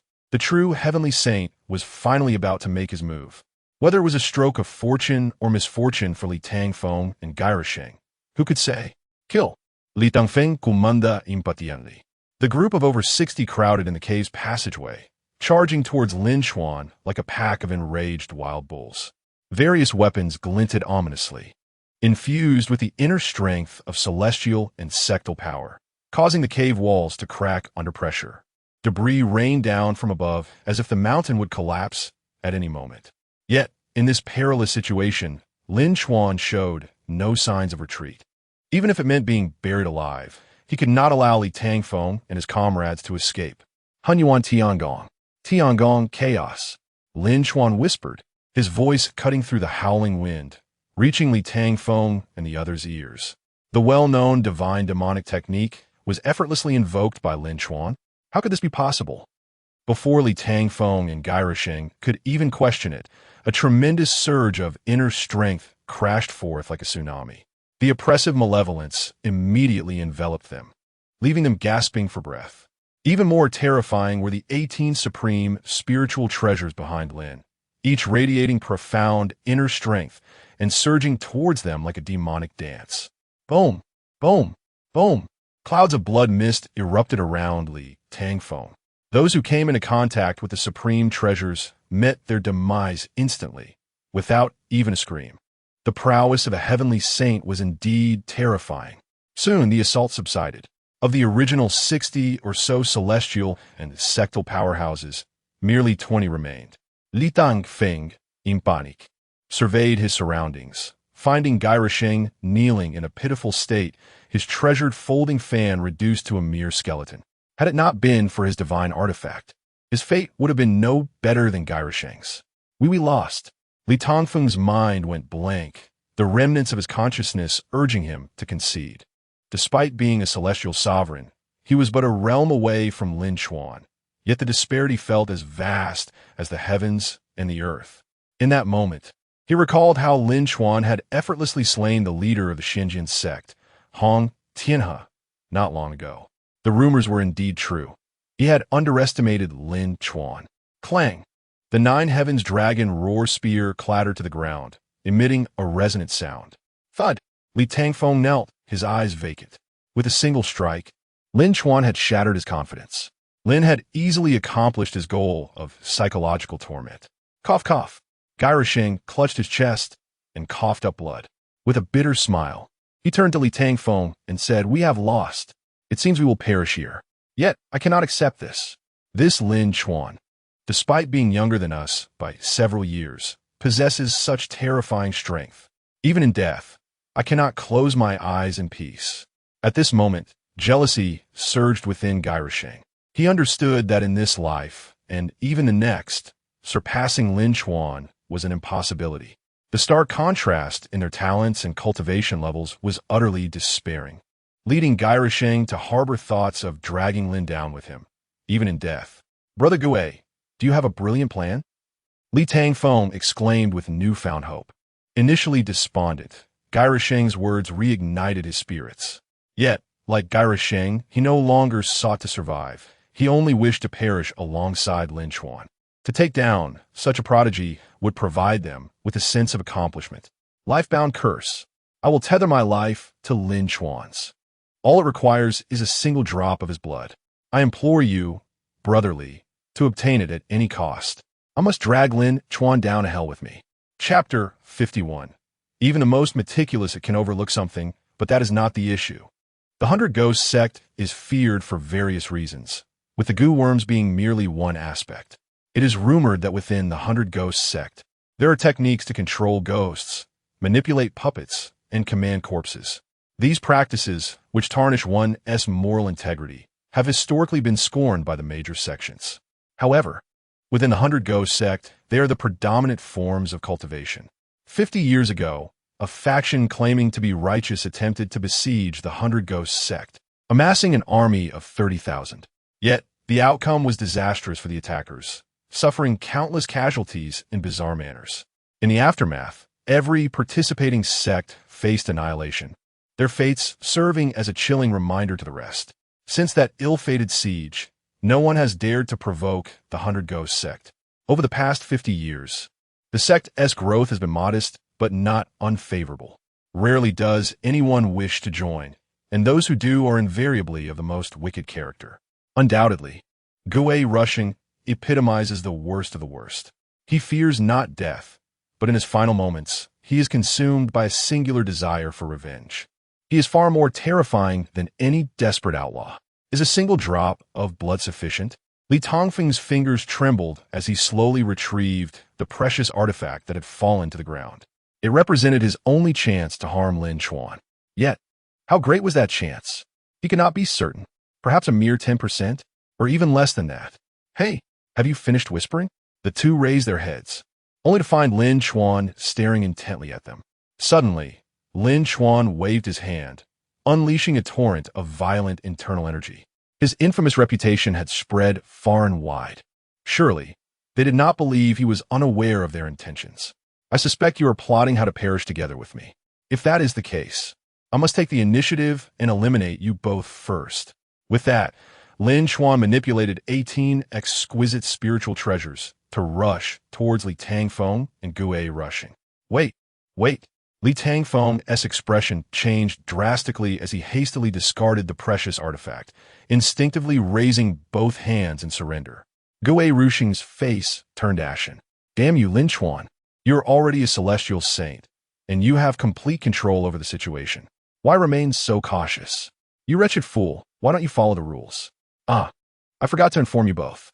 To preserve your lives, the best approach is to remain low-key. However, if that is not feasible, one must eradicate the source of the threat. Whether you're a celestial sovereign, a celestial sect, or a celestial emperor here, it is but a path to death. Lin Chuan sneered, disregarding whether Li Tangfeng's surrender was genuine. He commanded the 18 exquisite spiritual treasures to strike without hesitation. Bastard! Li Tangfeng seethed with rage. Even in surrender, Lin Chuan pursued total annihilation.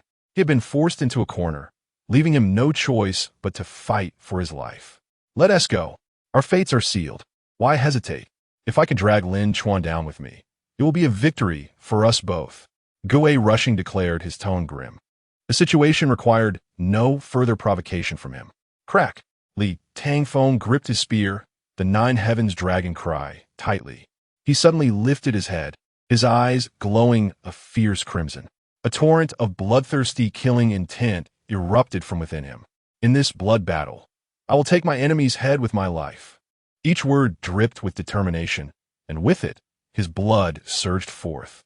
The overwhelming internal energy coalesced like a mist of blood. This was undoubtedly a desperate move, a signature technique of the Blood Fiend sect. Only its disciples could wield such power at the brink of death, sacrificing their lives to take their enemies down with them. Clearly, Li Tangfeng had reached a critical juncture. Regardless of whether he utilized the blood battle technique, he was doomed. Thus, he resolved to take Lin Chuan down with him. The fierce winds were laced with the heavy scent of blood. Lin Chuan sensed the intensity of Li Tangfeng's rising aura. A celestial sovereign was forcibly elevating his cultivation by burning his life force, drawing perilously close to the celestial saint level. Impressive, yet, being on the verge of attaining the celestial saint status without actually reaching it was ultimately a flaw. Even if he did force his way to become a celestial saint. What of it? I have slain Hong Tianhe before. Any ordinary celestial saint pales in comparison to me. Lin Chuan chuckled lightly, dismissive of Li Tangfeng. Yet, he kept a vigilant eye on Gue Rushing. Compared to the reckless Li Tangfeng, someone adept at underhanded tactics like Gue Rushing was far more formidable. Lin Chuan might not be privy to their conspiratorial discussions, but he understood that eliminating Gue Rushing first was paramount. Thus, he deftly redirected the majority of his power. 18 exquisite spiritual treasures surged forward, with a significant portion aimed directly at Gue Rushing. The terrifying energy of the celestial saint was unleashed without reservation, piercing through Li Tangfeng and crashing toward Gue Rushing.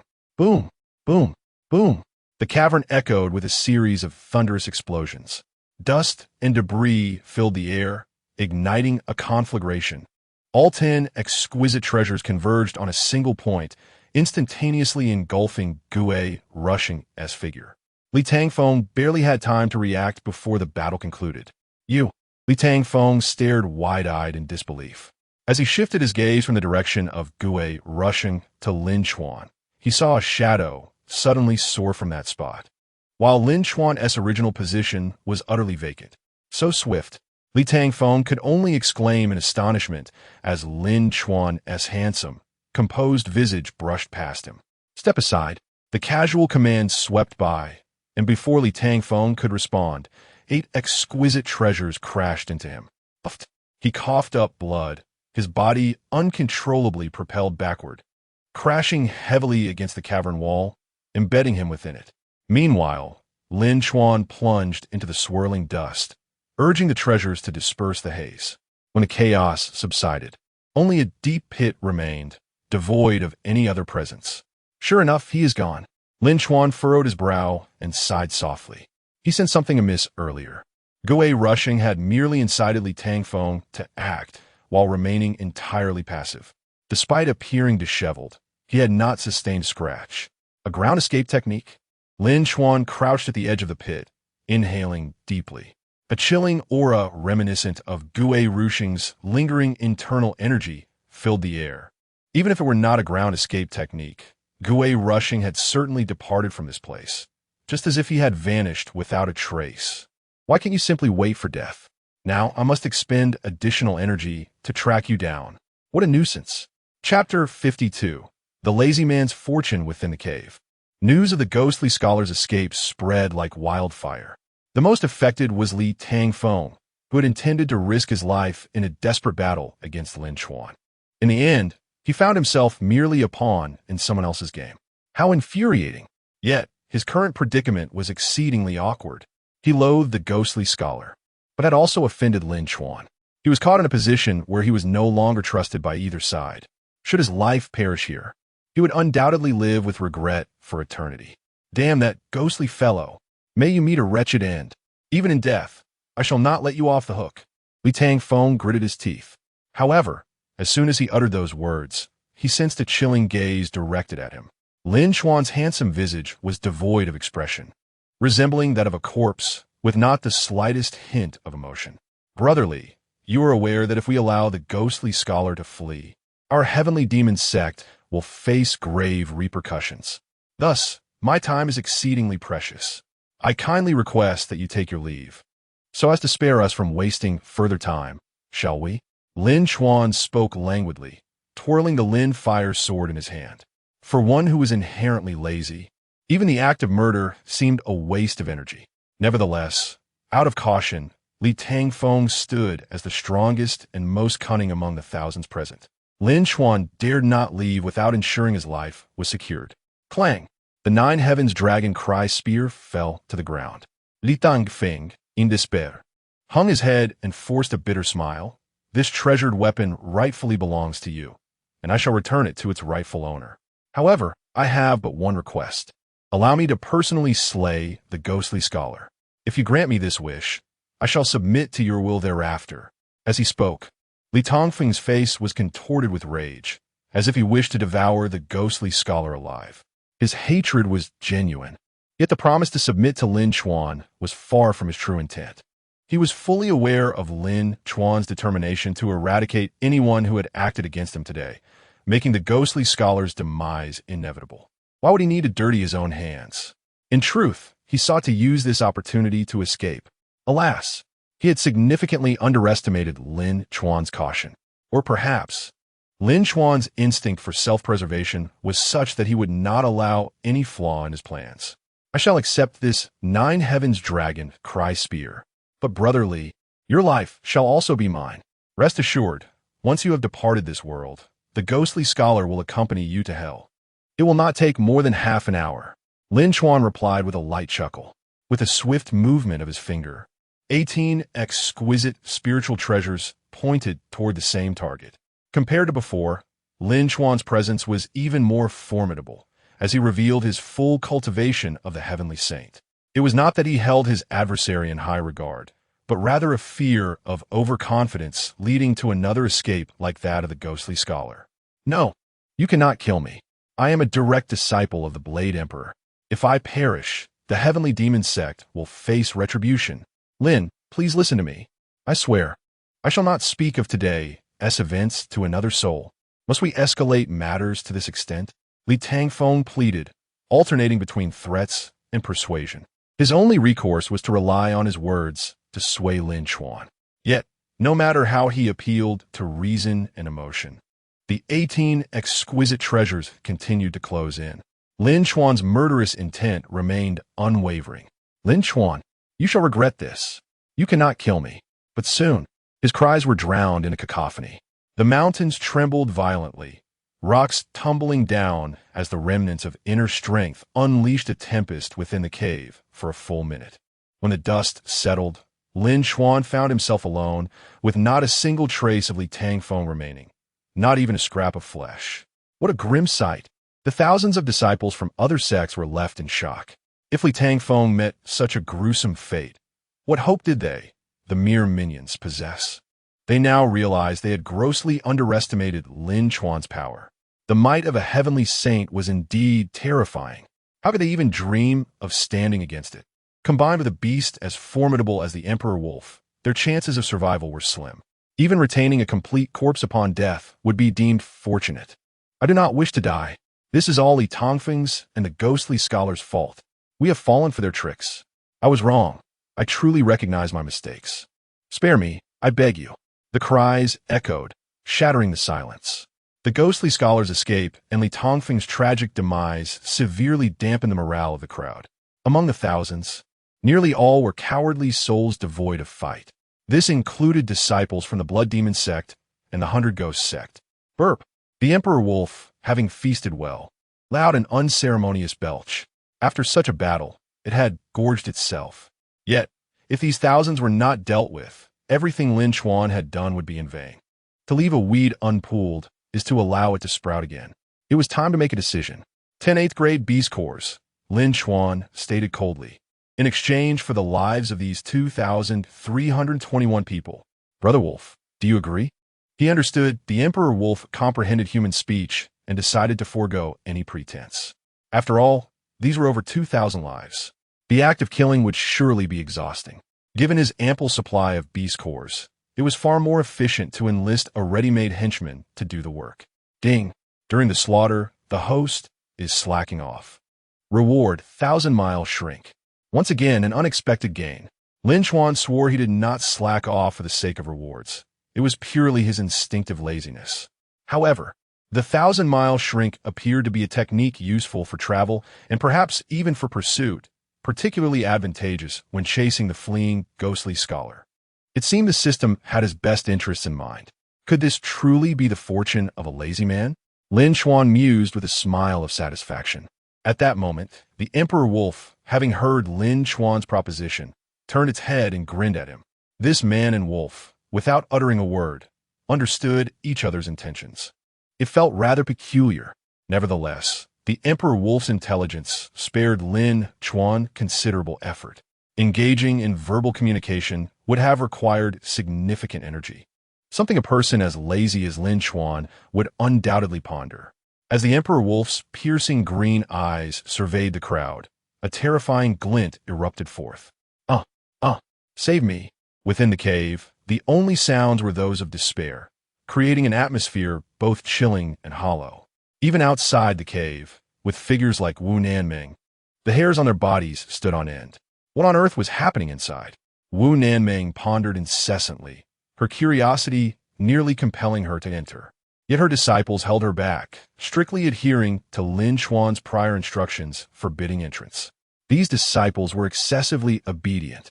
In truth, it was not merely obedience, but rather the presence of a heavenly emperor-level Emperor Wolf within the cave, a beast even Lin Chuan struggled to subdue. What difference was there between entering and seeking death? Remaining outside the cave allowed for a quicker escape should something arise. As for the chilling cries emanating from within, though they piqued their curiosity, they were forced to suppress it. After all, curiosity kills the cat. Fortunately, their wait was not prolonged. The pitiful wails gradually faded away. Yet the hearts of the onlookers began to race even faster. They worried that Lin Chuan might also be in grave peril. What would become of them then? Clop, clop, clop. Suddenly, the tranquility was shattered by the sound of footsteps. In the next moment, a figure emerged from the depths of the pitch-black cave. Following closely, a handsome face pierced through the darkness, revealing itself to Wu Nanming and the others. It was the Holy Son, Lin Chuan. The crowd erupted in joyous disbelief. Lin Chuan had emerged alive, and remarkably, he appeared to be unscathed. How is this possible? Their expressions shifted from shock to elation, yet in an instant, they froze. 9 pairs of terrified eyes were fixated on what lay behind Lin Chuan. A wolf, its fur a shimmering silver, trailed closely behind him, bearing what seemed to be a prominent symbol of danger upon its head. Meanwhile, Lin Chuan appeared utterly oblivious, flashing a V sign towards Wu Nanming and the others. Hooray! Chapter 53. Erasing Evidence. Lin Chuan is a madman ye, you big-headed ghost. Wu Nanming felt an intense headache. Was this truly a moment for relaxation? It was perilous. She swiftly drew her sword, heedless of the danger, and charged towards Lin Chuan. Form a formation. The disciples of the heavenly demon sect decisively set up a defensive array. The Emperor Wolf was overwhelmingly powerful. Thousands of disciples from various sects had perished within the cavern, with only 10 of them remaining. How could they possibly withstand such a force? It was likely that this battle would end in utter annihilation. Yet even so, Wu Nanming and her companions did not relinquish their desire to survive. However, unlike the other 8 disciples, Wu Nanming instinctively sought to protect Lin Chuan. This simple act did not go unnoticed by him, stirring something deep within his heart. From now on, I shall never again call you a fierce witch. He acknowledged his own feelings of gratitude, but it was merely the bond of fellow disciples. Even among comrades, entrusting one's life to another was not uncommon. Hadn't Lin Chuan contemplated such notions before? Senior sister, there's been a misunderstanding. Brother Wolf and I are friends. He would not harm us, would he? Lin Chuan smiled at the Emperor Wolf, casually tossing it an 8th grade beast core. Oh, whoa. The Emperor Wolf lazily growled, swallowing the core and then settling down for a nap. Its languid demeanor mirrored Lin Chuan's own. Wu Nanming and the others exchanged glances, a single phrase flashing through their minds. Birds of a feather flock together. Nevertheless, the fact that Lin Chuan, as a holy son, could subdue a 9th grade beast was bound to send ripples throughout the realm of cultivation if it became known. Undoubtedly, they could sense that he had more reserves than he let on, though the extent remained a mystery. Another pressing concern soon followed.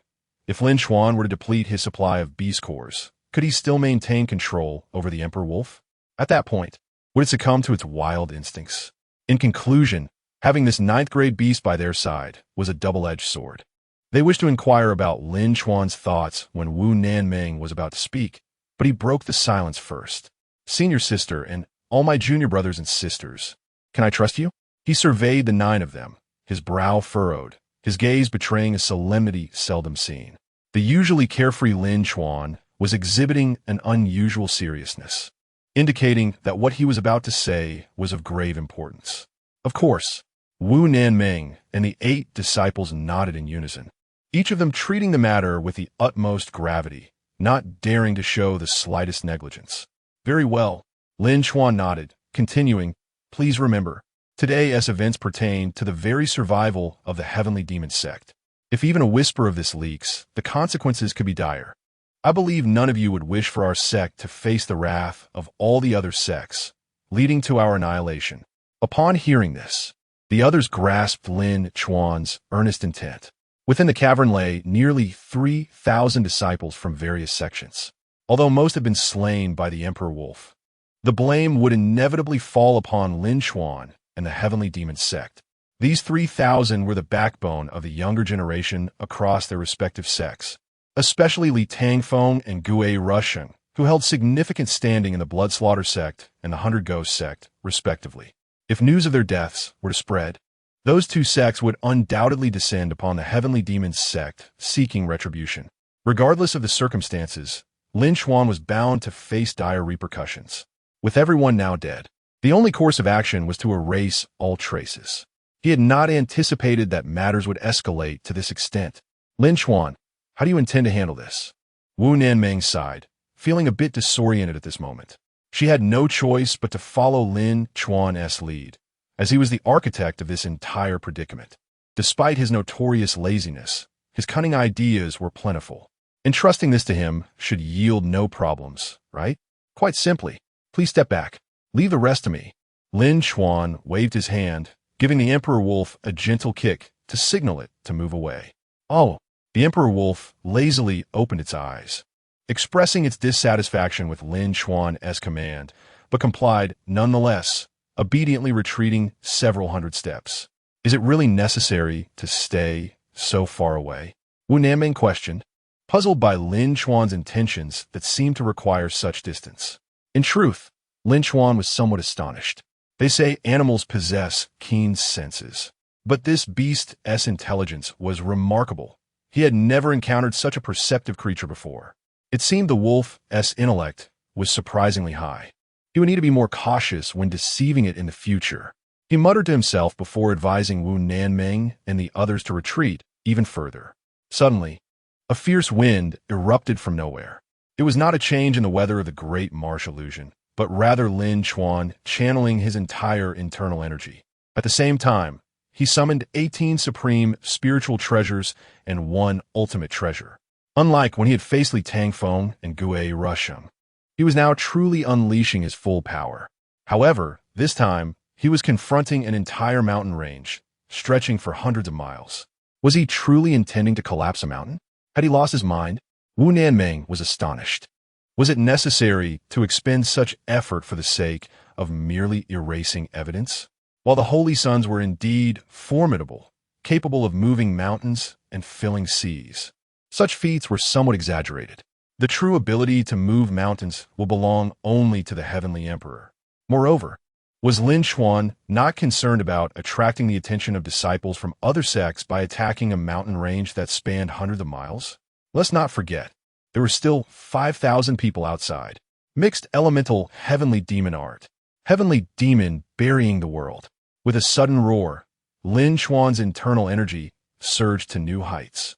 Doubling in power, the residual force swept across 10 miles, nearly sending Wu Nanming and the others, who stood 600 steps away, flying.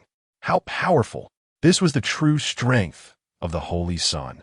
The disciples of the heavenly demon sect were elated, believing they were finally witnessing Lin Chuan unleash his full potential. However, in the next moment, a celestial might descended from the heavens, piercing through the clouds.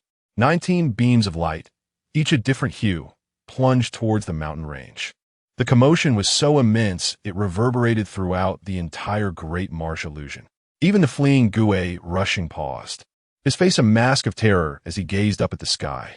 Lin Chuan, he actually intends to shatter the 100-mile mountain range. This madman, curse it, had I known, I would never have provoked him.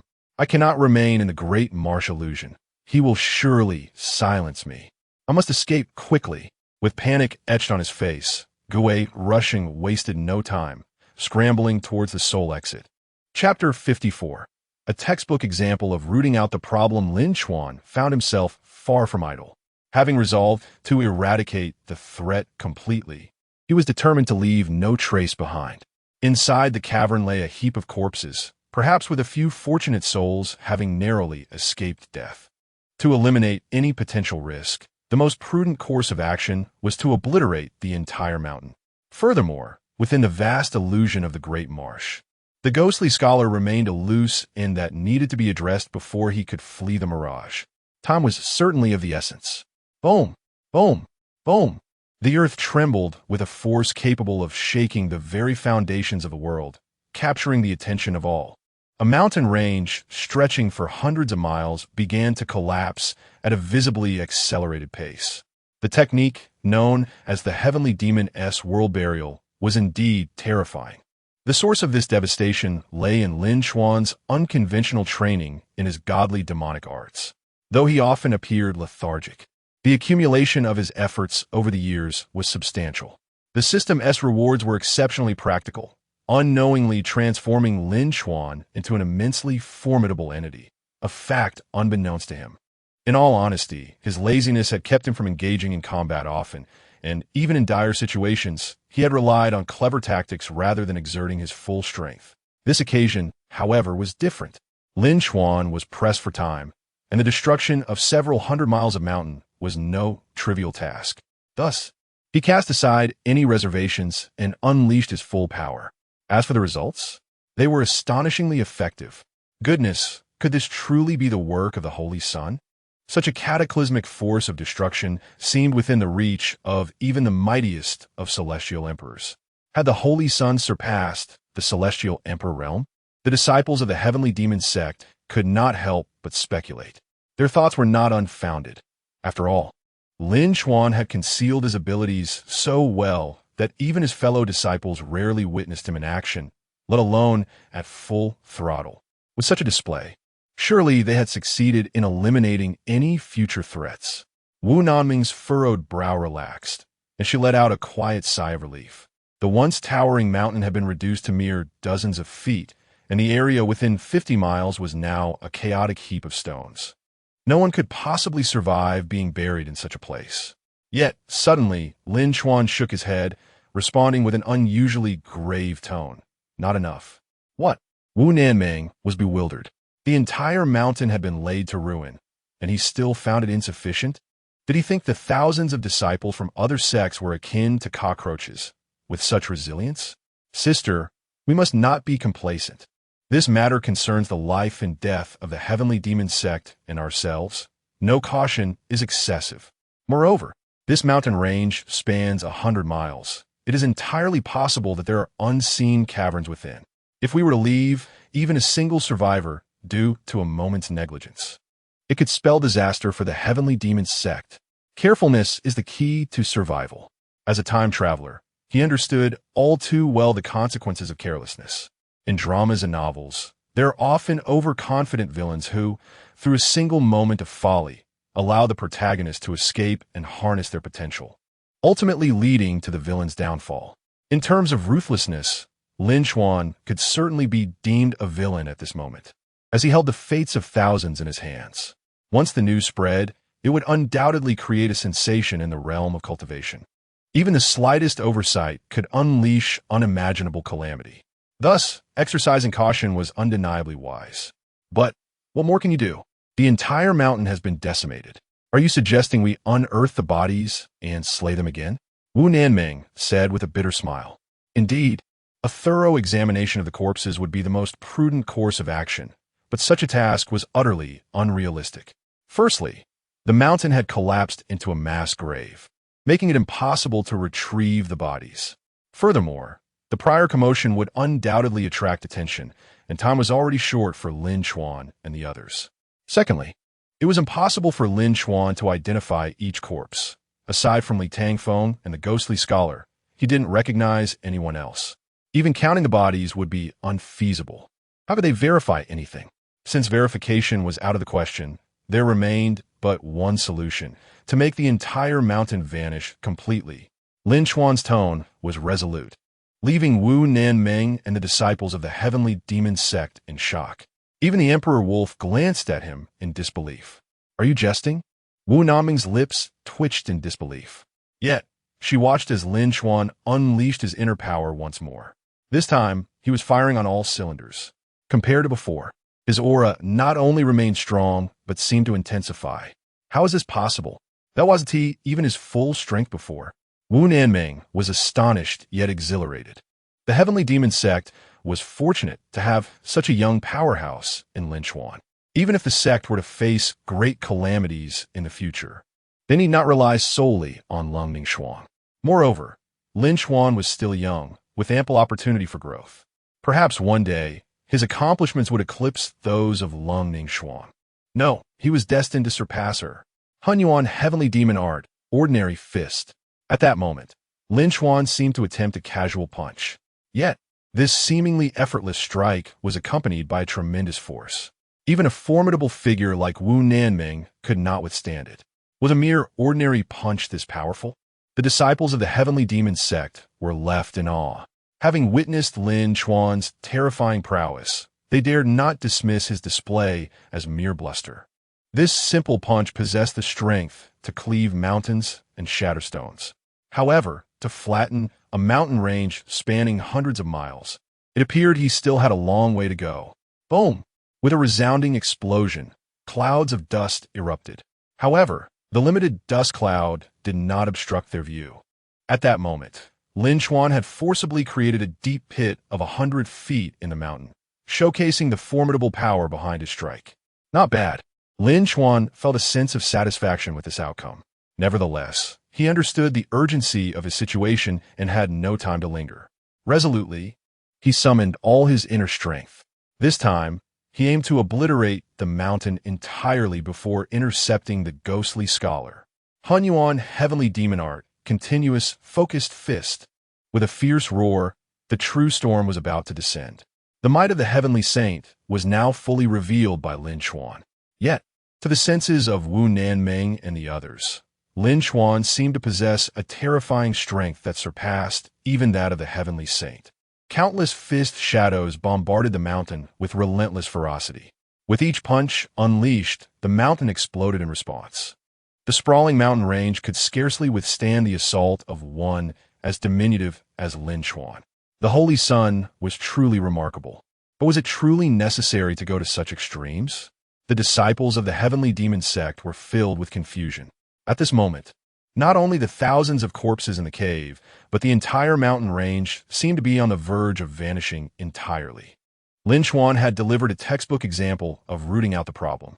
Though admittedly exaggerated, it would undoubtedly ensure that not a single trace remained. Chapter 55. Do you think I will perish from excessive chatter? Too naive.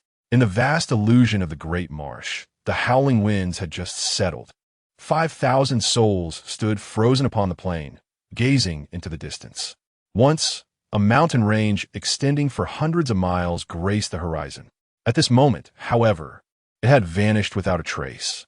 What on earth transpired there? Due to their distance, they could only perceive 9 beams of light descending from the heavens, followed by a tremor that shook the ground. When they regained consciousness, the mountain range had simply disappeared. While the cause of this devastation remained uncertain, it was evident to all that the terrifying force at play was no natural phenomenon. It was undoubtedly man-made. To annihilate a mountain range in the blink of an eye, only a being of celestial might could achieve such a feat. Could it be that a celestial sovereign was concealed within the great marsh? The mere thought filled many with dread, their faces paling with fear. It is crucial to note that all present were disciples of the younger generation, with the strongest among them being Lin Chuan, who was merely at the heavenly saint level. If a celestial sovereign truly intervened, the likelihood of survival for the 8,000 who entered the illusion would be non-existent. What to do? When compared to their lives, the rare treasures within the illusion could easily be forsaken. Perhaps this realm was the territory of some reclusive master, and their intrusion had incited the wrath of this being. If they departed now, they might still escape. A frenzy of speculation ensued among the group. Fear of the unknown is inherently human, and in such moments, even greed can be cast aside. However, their wild conjectures inadvertently aided Lin Chuan significantly. Initially, he feared that the commotion he had caused would attract a multitude. Yet he overlooked the fact that his exhibited prowess had transcended the common understanding of a heavenly saint, redirecting the calamity towards an unknown celestial sovereign instead. The existence of such a being remained a mystery, known only to fate itself. Of course, Lin Chuan never placed his hopes in others. Following the destruction of the mountain range, he did not linger. Promptly, he employed the technique of traversing 1,000 miles in an instant, making his way towards the exit of the illusion. Presently, all who were aware of the truth were deceased, leaving only the potential threat of the ghost scholar. If he eliminated this foe, Lin Chuan could rest easy. Yet, a temporal discrepancy existed between them. Relying solely on his feet to pursue would be futile. Fortunately, the system proved considerate, rewarding him with a technique that allowed for rapid traversal. The concept of traversing 1,000 miles was not as mythical as legends suggest, nor could it replicate the feats of Sun Wukong, who could leap vast distances in a single bound. Nonetheless, it did enable the folding of space and acceleration of travel. Compared to the technique of Earth escape, the efficacy of traversing 1,000 miles was approximately 50 times greater. Even with such a stark contrast, Lin Chuan remained apprehensive. His concerns were not unfounded. After all, within the Great Marsh, there existed but a single exit. Once the ghost scholar departed, finding him would be akin to searching for a needle in a haystack. Sister, remain here and do not wander. I will eliminate the ghost scholar and return to join you, he instructed urgently. Brother Wolf, you are not to harm them. With that, Lin Chuan vanished in a flash. His sudden disappearance startled the Emperor Wolf. Unbeknownst to Lin Chuan, this technique, seemingly designed for swift movement, was not any easier to cultivate than the primordial heavenly demon art. It could indeed be classified as a divine-level skill. Regrettably, neither the Emperor Wolf nor Wu Nanming recognized its value, merely noting Lin Chuan's instantaneous vanishing act without discerning any nuances. At that very moment, on the opposite side of the Great Marsh, the ghost scholar fled in a state of utter disarray. The exit of the illusion loomed before him, and a flicker of relief crossed his weary visage. He was escaping. At long last, he could vacate this accursed place of turmoil. He had not anticipated that the saint son of the heavenly demon sect would be even more formidable than the rumors suggested. He had indeed encountered a formidable opponent. However, do not rejoice just yet. Based on the earlier display of power, I dare assert that Li Tangfeng and his companions must have perished at your hands. That amounts to 3,000 lives. Should news of this spread through the cultivation world, the heavenly demon sect would face utter annihilation. Lin Chuan, even if I cannot defeat you, I possess means to bring about your demise. The ghost scholar clenched his teeth, muttering to himself.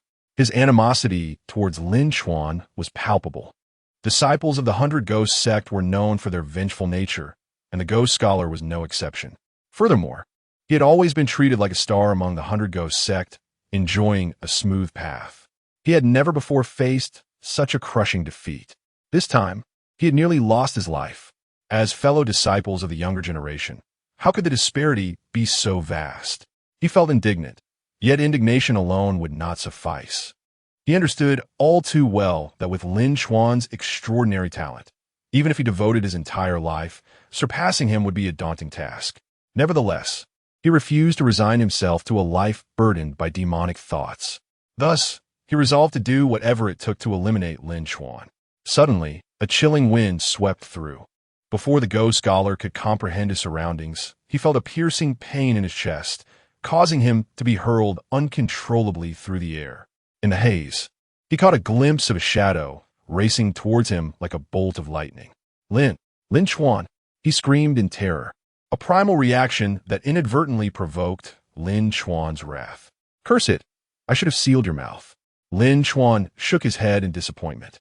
Though his concerns had proven somewhat excessive, it is wise to proceed with caution. What if someone was lurking nearby, concealed from even his perception? The Go scholar's recent outcry had undoubtedly exposed his identity. Regardless, the Go scholar must die. After dealing with this individual, he would thoroughly examine his surroundings. With a resounding thud, the Go scholar crashed to the ground. His already disheveled appearance now seemed even more pitiful. Though he had always strived to maintain an image of refinement, Lin Chuan's actions had utterly ruined his carefully curated facade. With a swift motion, Lin Chuan summoned the 9 Heavens Dragon Roar Spear, his eyes glinting with cold determination. A murderous intent radiated from him. Gulp! The Go scholar's face contorted with fear. Wait, can we not discuss this? He pleaded. No, Lin Chuan replied resolutely, thrusting the 9 Heavens Dragon Roar Spear directly at the Go scholar. Do you think you can cause my demise through excessive chatter? How utterly naive. Chapter 56. The moment of stupefaction leads to your demise at the exit of the great marsh illusion. The ghostly scholar lay in a pool of his own blood. A gaping wound marring his chest, a fatal injury. Just moments ago, he had been full of life, but now he teetered on the brink of death. Yet, he felt no remorse. Only shock enveloped him. He was astonished by Lin Chuan's ruthless decisiveness. Instead of pondering how Lin Chuan had managed to catch up to him so swiftly, he reflected on the stark contrast between Lin Chuan's temperament and that of most young disciples of their generation. To him, Lin Chuan resembled not a 20-year-old youth, but rather a seasoned veteran of the martial world, someone with decades of experience.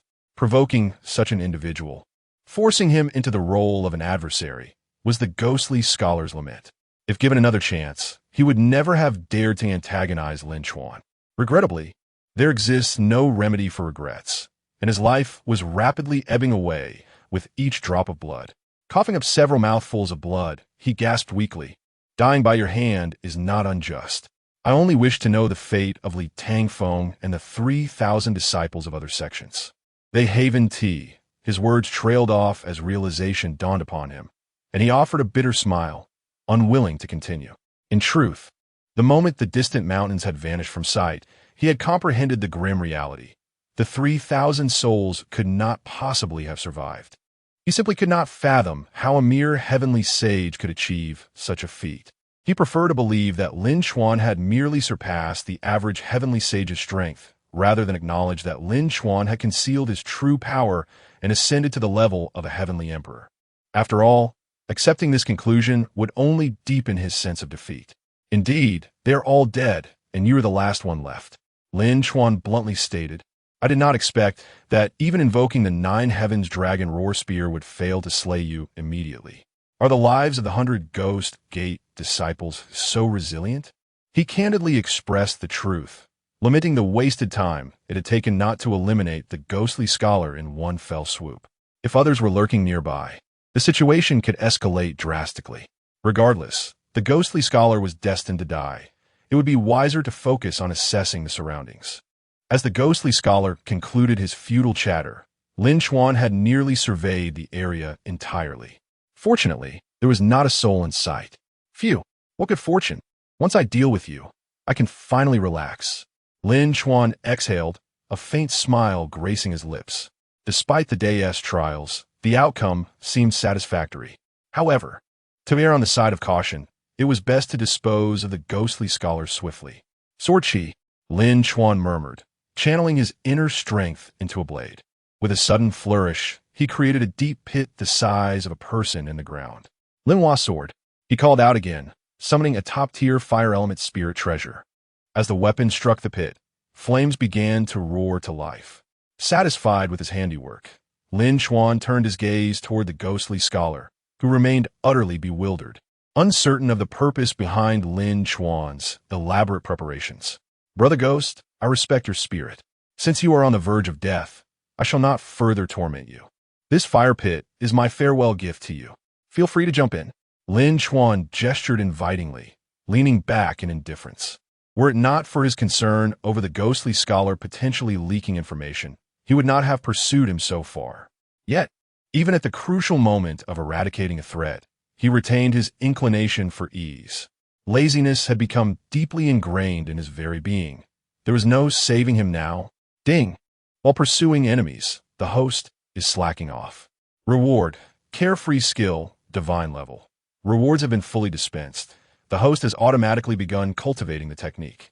Carefree skill continuously absorbs the spiritual energy of heaven and earth, automatically converting it into inner strength. As long as heaven and earth endure, cultivation never ceases.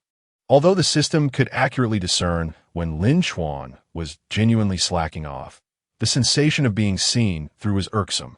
After all, slacking was hardly a commendable trait, and being called out for it was even less so. Despite Lin Chuan's thick skin, he could not shake a sense of guilt. Nevertheless, the rewards offered were too generous to refuse. As for this latest reward, Lin Chuan was thoroughly pleased.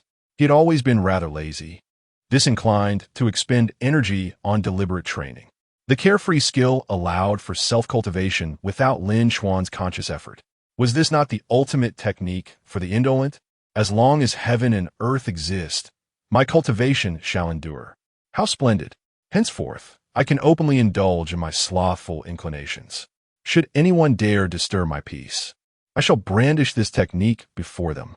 Ah, except for my senior sister and the old hag, of course, Lin Chuan reminded himself, wary of making reckless declarations that might come back to haunt him. This soliloquy consumed a full 30 breaths of time, by which point the ghostly scholar had succumbed to death, his body now cold. Ah! Lin Chuan shook his head and chuckled. He had forgotten that the ghostly scholar had been bleeding profusely. That he had held on for this long was a testament to his status as a cultivator. Leaving him unattended for so long, it was a wonder he had not perished sooner. Well, it seems I must personally incinerate you. This is hardly fitting for your arrogance. Lin Chuan shot a glare at the corpse of the ghostly scholar before seizing the man's clothing and, with a vigorous motion, flung it into the fire pit. Crackle! The flames roared to life, and the acrid scent of charred flesh filled the air. Lin Chuan immediately regretted his decision. The stench would surely attract other disciples, and perhaps even nearby, ferocious beasts. While he was not particularly fearful of low-tier beasts, he could not guarantee that a frenzied creature would not carry the ghostly scholar's remains away. If that were to happen, all his efforts would have been in vain. Indeed, eradicating a threat was no simple task. What he had hoped would save him energy now seemed impossible. Lin Chuan promptly adjusted his approach. Resolved, he summoned forth 18 top-tier spirit treasures alongside the 9 Heavens Dragon Roar Spear, his prized weapon. Demon Transformation, 9 Heavens Thunder Prison. Boom! The air was filled with a thunderous roar as dark clouds gathered, and the heavens unleashed a torrent of lightning. In mere moments, the skies above were shrouded in darkness for miles around, once again stirring the thousands of disciples from other sects within the illusion. What is happening today? Within half an hour, 2 celestial phenomena have occurred. Could it be that there is more than one heavenly emperor within the great marsh illusion? Panic gripped the thousands of disciples. This time it is at the exit. If there truly are 2 heavenly emperors, one of them will block our escape. In a frenzy, the disciples conjured images of Lin Chuan as a reclusive master. Senior, please do not take offense. If we have caused any disrespect, we beseech your forgiveness. As for the rare treasures we have gathered in the illusion, should they belong to you, we are willing to return them in full. In a cascade, thousands of disciples hastily discarded the precious items they had worked so hard to obtain, forming small mountains of treasures at their feet. despite their reluctance. Under the looming threat of two heavenly emperors, they dared not act out. It was better to relinquish their treasures than to lose their lives. Chapter 57. Unexpected Windfall. Quickly carry it home, the once turbulent atmosphere suddenly calmed, as if the heavens had forgiven humanity's insatiable greed. Thousands of disciples from various sects sighed in relief, gazing down at the heaps of rare treasures scattered around them. Though they felt a sense of reluctance, they dared not indulge in further greed. Yet, relinquishing these treasures that were already within their grasp required immense fortitude. Had their lives not been in jeopardy, it is likely no one would have been willing to part with them. The sight of such an abundance of exquisite items left them breathless with anguish. Their departure signified the conclusion of their adventure in the Great Marsh Illusion. However, for Lin Chuan and Wu Nanming, disciples of the Heavenly Demon Sect, the treasure-hunting journey was only just beginning. Initially, they had indeed come with the intent to seek treasures. Yet, they soon discovered a veritable bounty of rare gems and artifacts. Most notably, the fact that these countless treasures were unclaimed. Strange occurrences were commonplace, but today was particularly extraordinary. Could it be that such an abundance of treasures simply fell from the heavens? The disciples of the Heavenly Demon Sect were filled with both astonishment and joy, though confusion lingered. Nevertheless, after grappling with their uncertainties, they accepted the treasures without hesitation. What they had originally deemed a successful expedition for a few quality spirit herbs had turned into a staggering fortune. With over 10,000 7th-grade spirit herbs and millions below the 4th grade among the piles of treasures, the disciples were elated. While their achievements may have been serendipitous, fortune is indeed a facet of strength. In the realm of cultivation, luck plays a pivotal role. Those with profound fortune often encounter opportunities that elude ordinary individuals, such as fate. One cannot dispute it. However, an excess of treasures can also pose a dilemma. While it remained uncertain whether disciples from other sects had shared similar fortunes, the quantity they had amassed was unparalleled. A large tree attracts the wind. Wealth should not be flaunted. Wu Nanming cautioned, her tone serious. Compared to her junior disciples, she was seasoned in the ways of the world, fully aware of its unpredictable nature. Especially given the astonishing haul of the day, they dared not leak any information, not even to their sect. Lin Chuan was indeed correct. One must maintain a low profile. With this thought, Wu Nanming cast her gaze afar. On a small mound, Lin Chuan was intently surveying the surroundings. Just a short while ago, he had taken the initiative to stand guard, a first for him. For a moment, Wu Nanming almost mistook him for someone else. In hindsight, it seemed Lin Chuan perceived the sheer volume of treasures as too conspicuous, necessitating vigilance against potential thieves. Fortune appeared to be on their side today. Initially encountering a staggering number of unclaimed treasures, they had not encountered a single outsider throughout their extended time here. It felt as though the heavens were particularly benevolent towards them. Sister, everything is packed. 5 million spirit herbs are stored in the spatial ring. We are ready to depart at any moment. One of the disciples reported, their joy evident as their smiles nearly reached their ears. Wu Nanming shared in their excitement. Yet she remained conscious of her role as their senior. She needed to maintain composure, so she merely nodded, her expression composed. Despite her calm demeanor being feigned, it provided reassurance to her disciples, an assurance even Lin Chuan could not impart, for his demeanor was too laid back. Lin, junior brother, we can leave now, Wu Nanming reminded her disciples. After their extensive efforts and considerable gains, it was time to take their leave. Their time in the Great Marsh Illusion had not been long, merely 2 or 3 days, but it had caused Wu Nanming to regard Lin Chuan with newfound respect. This was not due to his prowess, but rather his acumen in handling situations. Lin Chuan's excessive caution was well-founded. The world was perilous, and a moment of carelessness could cost one their life. Only through extreme vigilance could one ensure their safety. Remarkably, this fledgling had demonstrated an awareness that even she had not. Sister, I fear I cannot accompany you, Lin Chuan declared gravely. His words caught everyone by surprise. Fortunately, Wu Nanming and the others remained unaware of Lin Chuan's prior thoughts of betraying their sect. Otherwise, they would never have allowed him to depart alone. Of course, Lin Chuan himself would not dare to flee. The terror he felt when cold condensation frost had suddenly appeared still lingered in his mind. She could be lurking nearby, waiting for him to escape, only to spring forth and frighten him once more. After these days, do you now comprehend the importance of eliminating threats at their roots? A fortnight ago, I killed Hong Tianhe, the leader of the Xinjiang sect. His sect harbors a deep-seated hatred for the heavenly demon sect, and for me. This is a significant risk. If it cannot be resolved, I shall be unable to find peace. Lin Chuan's expression was somber. In truth, the death of Hong Tianhe had weighed heavily upon Lin Chuan's conscience. He did not regret the act of killing him, but lamented his failure to contain the news, which left him with numerous troubles. His usual caution stemmed from the fear that one day, the heavenly demon sect might be besieged.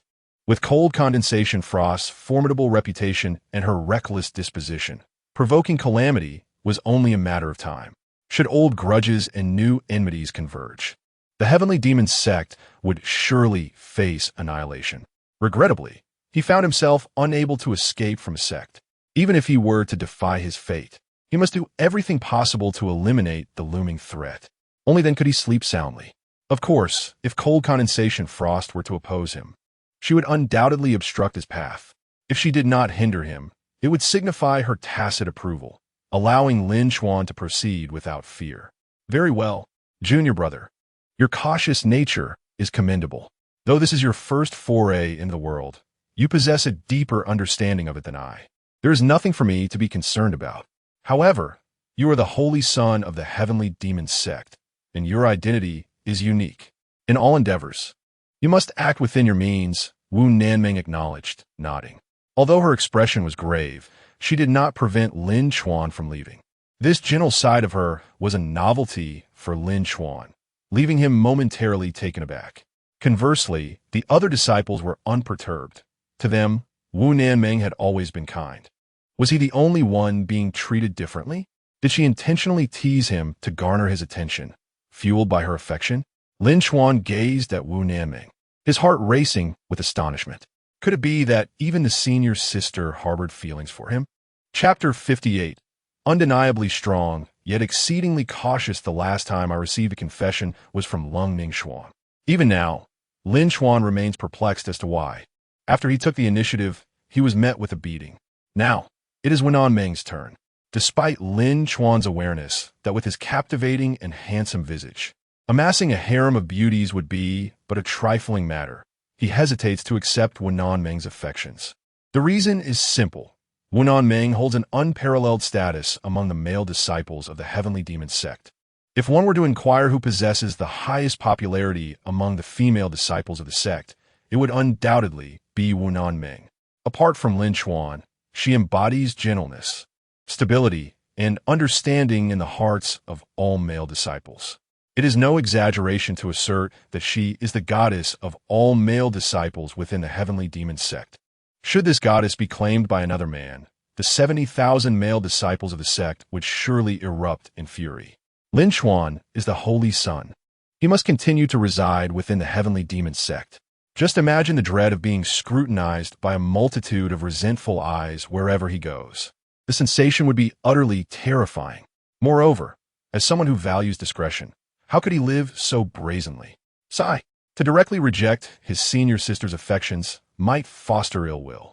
It would be wise to seek an opportune moment to decline her advances delicately and discreetly. Lin Chuan contemplated this quietly. He then glanced at the Emperor Wolf sleeping beside him, his brow immediately furrowing. The Emperor Wolf was far too large. Previously, it was merely the size of a husky in the cave, but with Lin Chuan's continued feeding of inner cores, its size has grown exponentially, now towering over him. The most troubling aspect is that the Emperor Wolf is renowned. Even a fool would know it to be a level 9 ferocious beast, its strength rivaling that of the Heavenly Emperor. If he were to venture out of the illusion with it and be seen by others, all of Lin Chuan's previous efforts would be in vain. Brother Wolf, may I have a word with you?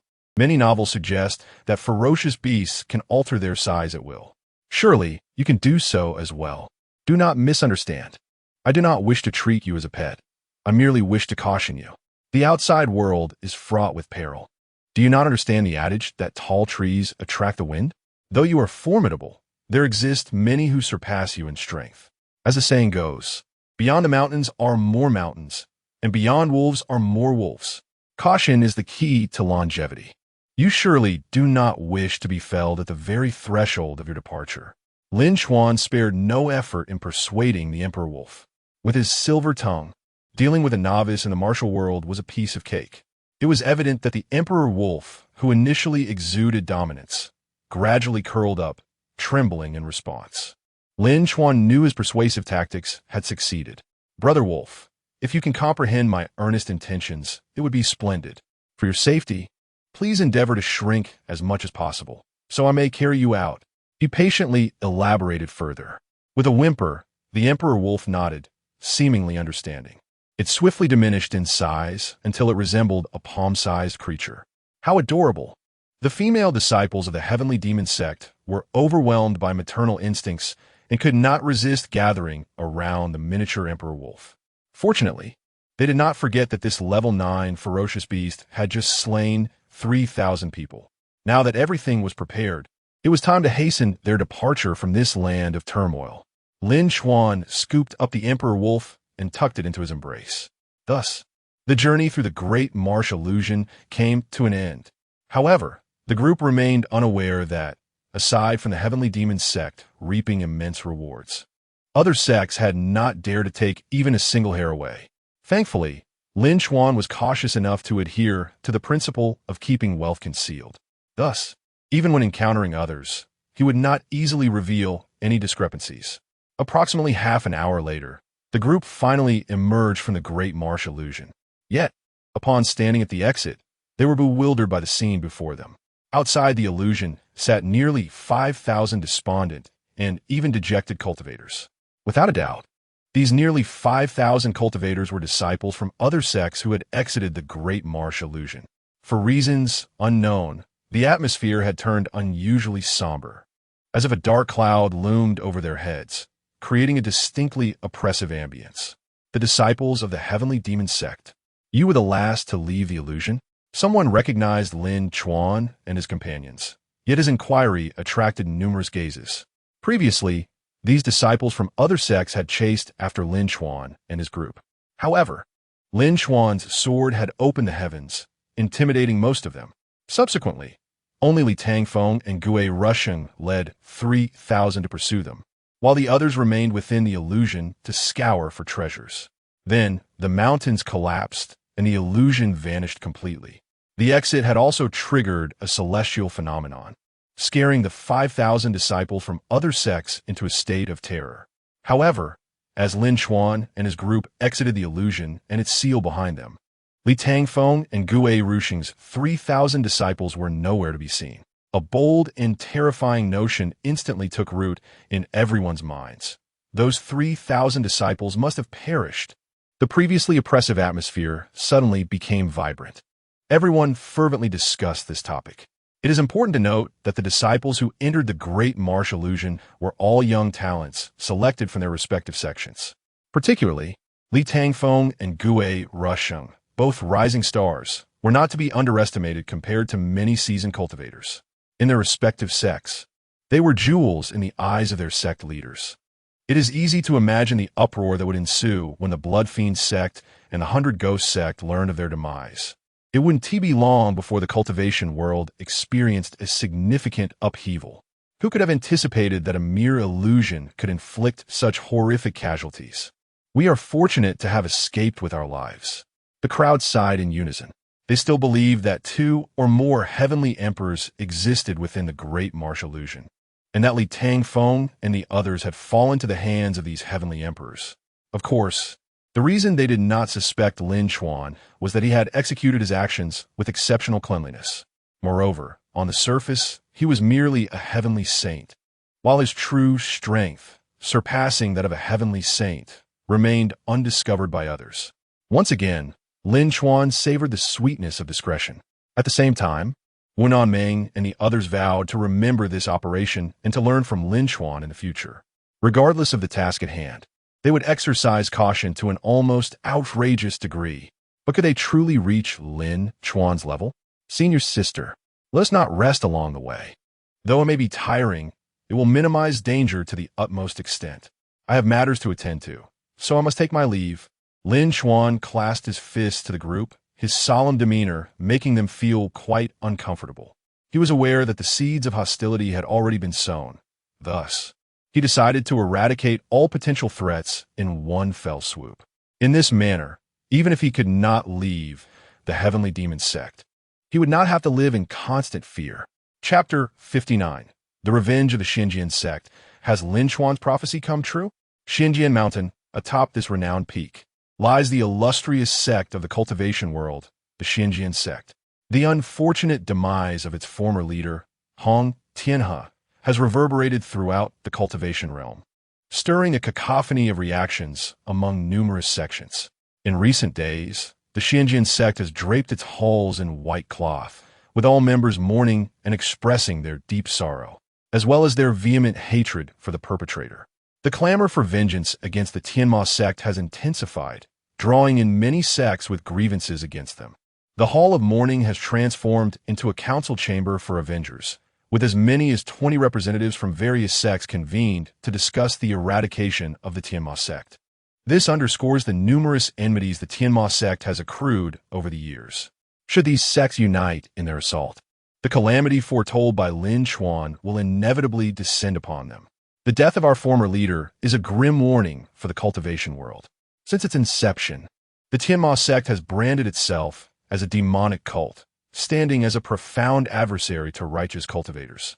Today, our sect, in alliance with all present, aims to obliterate the Tianma sect and restore clarity to the cultivation world.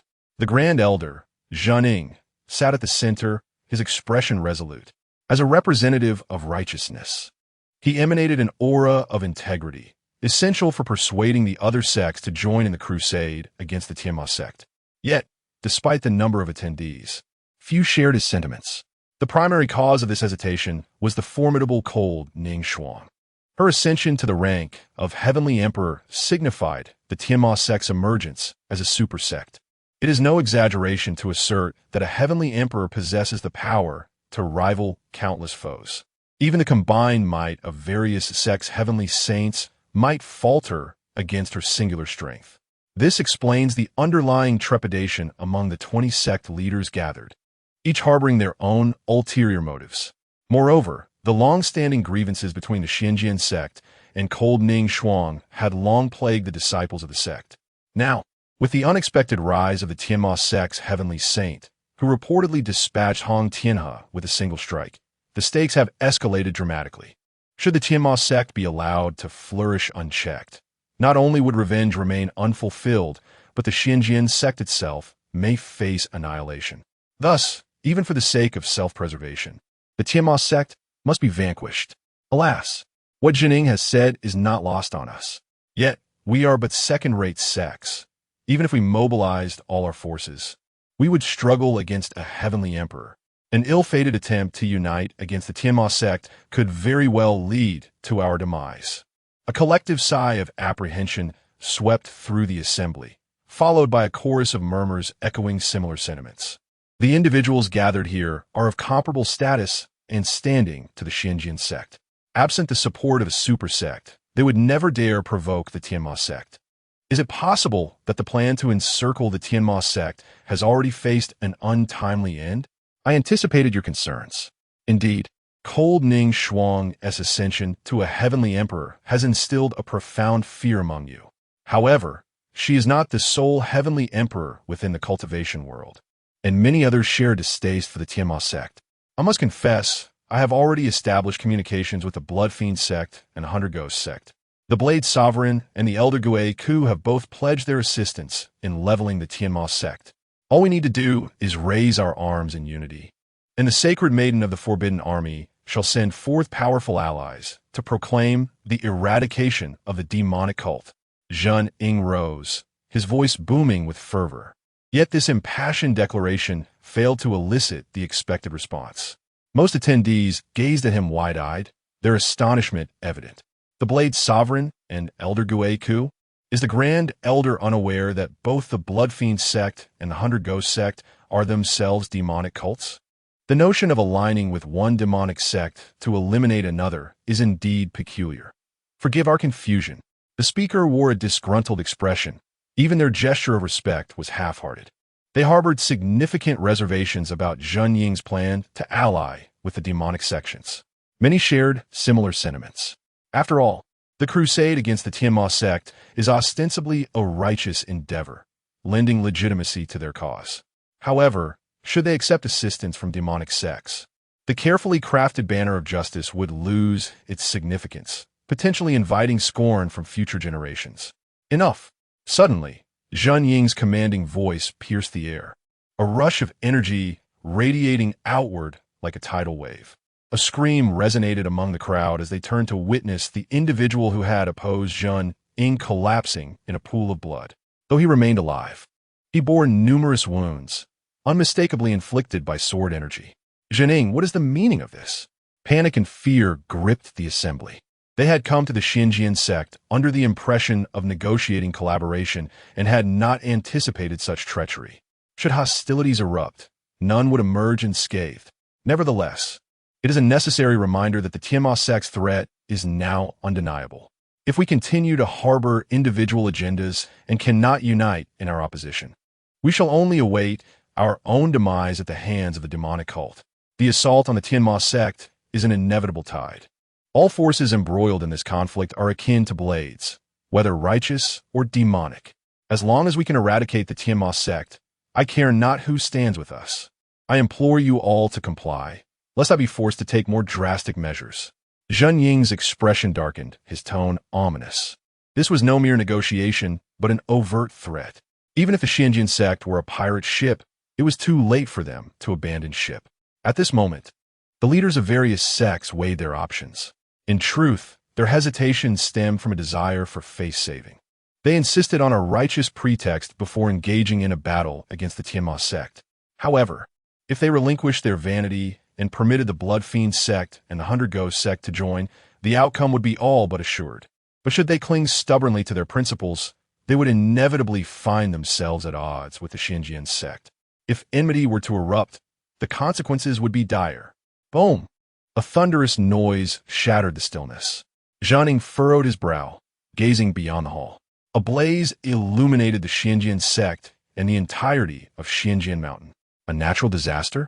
Or a man-made calamity? Boom! Another resounding explosion reverberated, causing the entire Xinjiang Mountain to tremble violently. Zheng Ying's expression darkened further. He was certain that this commotion was not the result of nature, but rather the actions of a person. Who dares to make trouble within my Xinjiang sect? Step forward and reveal your name. With that, Zheng Ying shattered the stone beneath his feet and dashed out of the hall. He looked up to see a figure clad in black soaring through the air. Her exquisitely beautiful visage, perpetually shrouded in frost, left onlookers captivated. She was stunning, a beauty unparalleled in the world. Yet, even such allure could not ignite desire in the hearts of men, for she was Leng Ningshuang. Chapter 60. The Annihilation Crisis. Cold Ning Frost gazed down from her lofty perch, her frigid eyes resembling the detached moonlight, casting an eerie chill upon the gathered multitude. To the Xianyuan sword sect, she was nothing short of a demon. Even now, they could not forget the blood-soaked tempest of 6 years prior, a day that cemented the enmity between the Xianyuan sword sect and the heavenly demon sect. Time had passed, and Cold Ning Frost had ascended to the realm of the celestial emperor, returning to the Xianyuan sword sect with an aura of invincibility. Moreover, the venerable Master Zheng Ying was conspiring with other sects to eradicate the heavenly demon sect, and their relationship had devolved into a relentless cycle of vendetta. Cold Ning Frost, you have slain the leader of the Xianyuan sword sect. How can we, the Xianyuan sect, show our faces to the world without avenging this grudge? Master Zheng Ying's eyes gleamed with a chilling resolve, his murderous intent palpable. Though Cold Ning Frost was formidable, she had come alone. The Xianyuan sword sect was Master Zheng Ying's domain, and with the presence of all the celestial saints here, they could potentially confront her. Time was of the essence. This was an opportune moment to vanquish Cold Ning Frost. Esteemed colleagues, the demoness stands before us. If we do not act now, when shall we? He bellowed, effectively issuing a challenge to cold Ning Frost in front of all present. Upon hearing this, the representatives from the other sects turned pale. Their hatred for Master Zhongyin was palpable. Do not speak foolishly. We bear no ill will towards the heavenly demon sect. We have come solely to mourn the late Master Hong. We implore you, do not misunderstand. They hastily protested, fearful of being implicated. Begone! A cold, disdainful voice pierced through the air, and the attendees felt the weight of cold Ning Frost's icy gaze. Despite their humiliation, they felt as if granted amnesty, and gratitude swept over them as they hurriedly fled the scene. In the blink of an eye, they vanished from the Xianyuan sword sect. Meanwhile, the disciples of the Xianyuan sword sect stood in shock. Moments before, they had gathered leaders from 20 sects, all formidable celestial saints. United, they could have withstood cold Ning Frost, if not defeated her. Alas, the hearts of men scattered like autumn leaves. Ultimately, they were but a disorganized rabble. The only sect bold enough to confront the heavenly demon sect was the Xianyuan sword sect itself. Disciples of the Xianyuan sword sect form the demon-slaying formation. Today marks the memorial of our Master Hong. Let us offer the head of this demoness as tribute. Master Zhongyin declared, leading his 80,000 disciples to swiftly assemble the formation. The demon-slaying formation was a unique array created under the guidance of Hong Tianhe, intended to eradicate the heavenly demon sect. Due to its recent inception, it had never been employed in earnest, and even cold Ning Frost had never witnessed it. However, the combined might of 80,000 disciples was formidable. Were she not a celestial emperor, she might have thought twice about her bravado. Lin Chuan spoke truly. The seeds I have sown over the years will undoubtedly bring about the retribution of the heavenly demon sect. My slaying of Hong Tianhe may have been the catalyst for the heavenly demon sect's demise. In retrospect, it seems all the more plausible. Cold Ning Frost mused to herself, her conviction solidifying. She understood the responsibility she bore to neutralize these adverse elements for the heavenly demon sect. Thus, she resolved to strike at the Xianyuan sword sect. Boom! A thunderous roar erupted from Xianyuan Mountain, flames reaching towards the heavens. Dark clouds gathered ominously above, accompanied by flashes of lightning, heralding an impending battle. The actions of a celestial emperor would surely evoke celestial phenomena, visible to the naked eye from miles away. This grand display persisted for an entire hour, affecting even the towns beneath Xianyuan Mountain. Meanwhile, far beyond, a young man rode a regal wolf at a furious pace. The oppressive sensation of the dark clouds above filled him with foreboding. How strange! I have inquired along the way, and the Xianyuan sword sect lies ahead. Could such a fearsome celestial anomaly be the result of someone breaking through within their ranks? Lin Chuan furrowed his brow, feeling increasingly unsettled. He had heard that the Xianyuan sword sect was not particularly strong. Within the sect, aside from Hong Tianhe, only Master Zhongyin stood as a celestial saint, while the other disciples were merely celestial venerates or celestial sects. Even among first-rate sects, they were the weakest. With his own strength, he could easily overpower the Xianyuan sword sect. Yet, Lin Chuan's intentions were far more ruthless. He aimed to annihilate them. Having slain Hong Tianhe, he knew that the Xianyuan sword sect and the heavenly demon sect would be locked in a perpetual struggle. Should the heavenly demon sect ever find themselves in dire straits, the Xianyuan sword sect would be the first to tread upon them. Such a blatant threat must be eradicated at once. Brother Wolf, once we reach Xianyuan Mountain, you must lend your strength, Lin Chuan assured, shaking the 8th grade beast core in his hand. Temptation was the only means by which he could coexist peacefully with the regal wolf.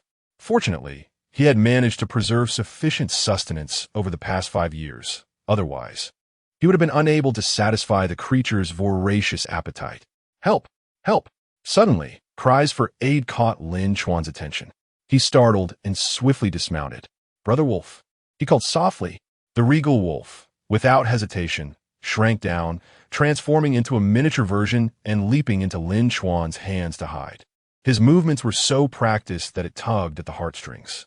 Alas, throughout their journey, the regal wolf had no choice but to maintain this diminished form. As Lin Chuan had cautioned him, The world was fraught with peril, and experts were abundant. Despite being a ninth-grade beast, the greed of humanity was unpredictable. Once the regal wolf drew attention, it would encounter countless troubles. Could it truly contend with 3,000 or even 10,000 foes? For cultivators, a ninth-grade beast was a treasure trove, and its core was akin to a priceless gem. As the saying goes, men die for wealth, birds die for food. The avarice of the human heart could be far more terrifying than sheer strength. Poor regal wolf, despite its immense power and imposing presence, had been coaxed by Lin Chuan into becoming timid. Whenever humans were near, without needing Lin Chuan's reminder, it would instinctively hide away. However, this also spared Lin Chuan considerable trouble. Over there, it seems there are quite a few refugees. Let us inquire about the situation, Lin Chuan thought, tucking the regal wolf into his cloak and cautiously approaching the group of refugees. When celestial beings clash, it is the mortals who suffer. It was bewildering how the once mighty Xianyuan sword sect had incurred the wrath of such a formidable woman. Now it seemed the Xianyuan sword sect was doomed. Chapter 61. The first battle fails. The Empress imperiled. The murmurs of the refugees inevitably reached Lin Chuan's ears. From the fragments of their conversation, it was evident that the Xinjian sect was in dire straits. It appeared that a formidable expert had intruded upon their domain, seemingly intent on annihilating the entire sect. Such ferocity reminded him of a malevolent old hag. Moreover, this individual was a direct combatant, at least a celestial-level powerhouse. Could it truly be the old hag herself? Lin Chuan surveyed his surroundings, seemingly searching for someone. Ever since his departure from the Great Marsh Illusion, he had ample opportunities to flee. He would never return to the Tianma sect again. Yet he hesitated. Ultimately, it stemmed from his inability to ascertain whether Leng Ningshuang was still tailing him. The last encounter had left him with a significant psychological scar. A person as cautious as he would never gamble with his life. It was precisely because he suspected that Leng Ningshuang was following him that he boldly ventured towards the Xinjian sect. However, if she had already infiltrated the sect, why should Lin Chuan adhere to his original plan? He swallowed hard. The thought of escaping the Tianma sect surged uncontrollably within him. This was an exceedingly rare opportunity, perhaps the only one he would ever have. Yet, should he be mistaken, it could lead to his demise. Given the old hag's vicious nature, it was entirely plausible that she would execute him on the spot. Cough, cough. Disciple Lin Chuan seeks an audience with the sect master. If the sect master is present, I humbly request a meeting. Lin Chuan respectfully clasped his fists and bowed, his head slightly raised, his eyes darting about. He was uncertain where Leng Ningshuang might suddenly appear. The group of refugees beside him stared at him as if he were a fool. After a considerable time, there was still no sign of movement. Could it be that she truly wasn't present? Lin Chuan raised an eyebrow, his heart racing as if it were being clawed by a cat. A sensation both maddening and uncomfortable. He wished to flee but dared not. What if Leng Ningshuang was nearby, deliberately remaining hidden, waiting for him to make his escape? Would he not be falling into her trap? Caution is the mother of safety. He could not afford to act recklessly. Yet, he could not remain stagnant indefinitely, unless he could personally confirm Leng Ningshuang's exact whereabouts. He had no choice but to ascend the mountain. Taking a deep breath, he resolutely made a bold decision. How could one capture a tiger without entering its lair? If he remained within the Tianma sect, the Xinjian sect would surely perish. If he chose not to stay, he must ascertain whether the one battling the Xinjian sect was indeed Leng Ningshuang. Once he confirmed that the deity mentioned by the refugees was her, Lin Chuan could then boldly defect from the sect. The thought of freedom exhilarated him. He promptly shook off the refugees and headed straight for Xinjian Mountain. Boom!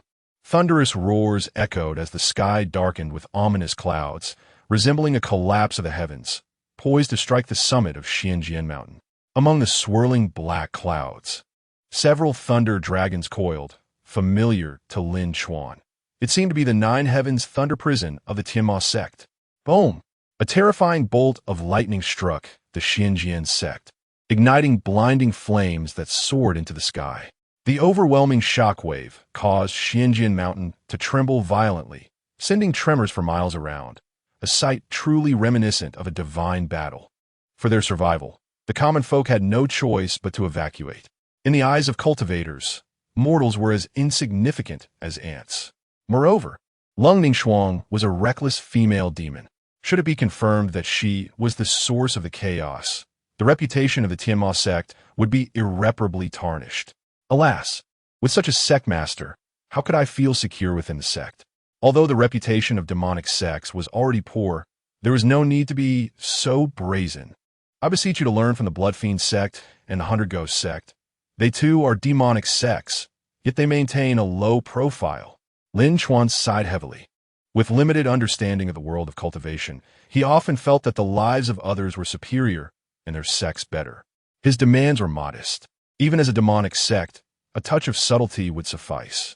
He did not seek divine-level techniques, as he had a system that rendered such desires unnecessary. What he yearned for was merely a peaceful existence, waking late and living leisurely.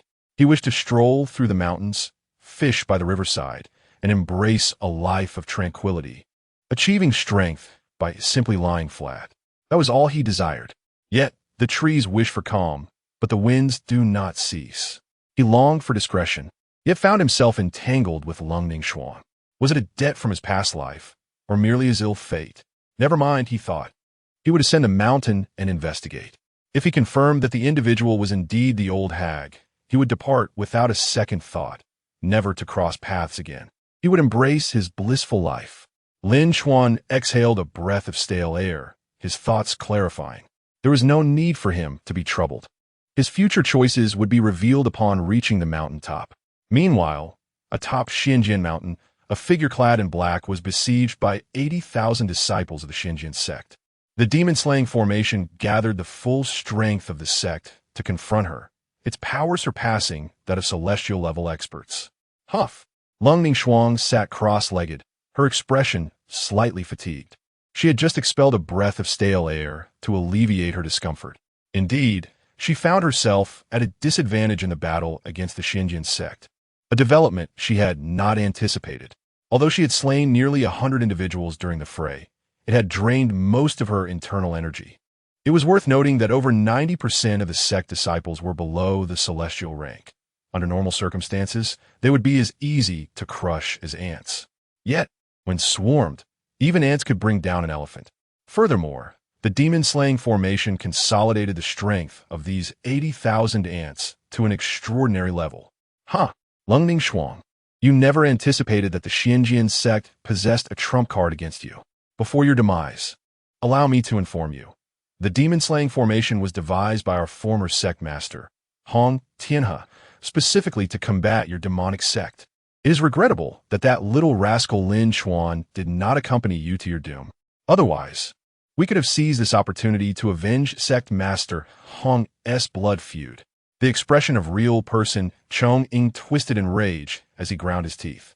The thought of Hong Tianhe falling at the hands of a nameless junior like Lin Chuan filled him with humiliation. Many outsiders had witnessed the event, bringing shame upon the Xinjian sect.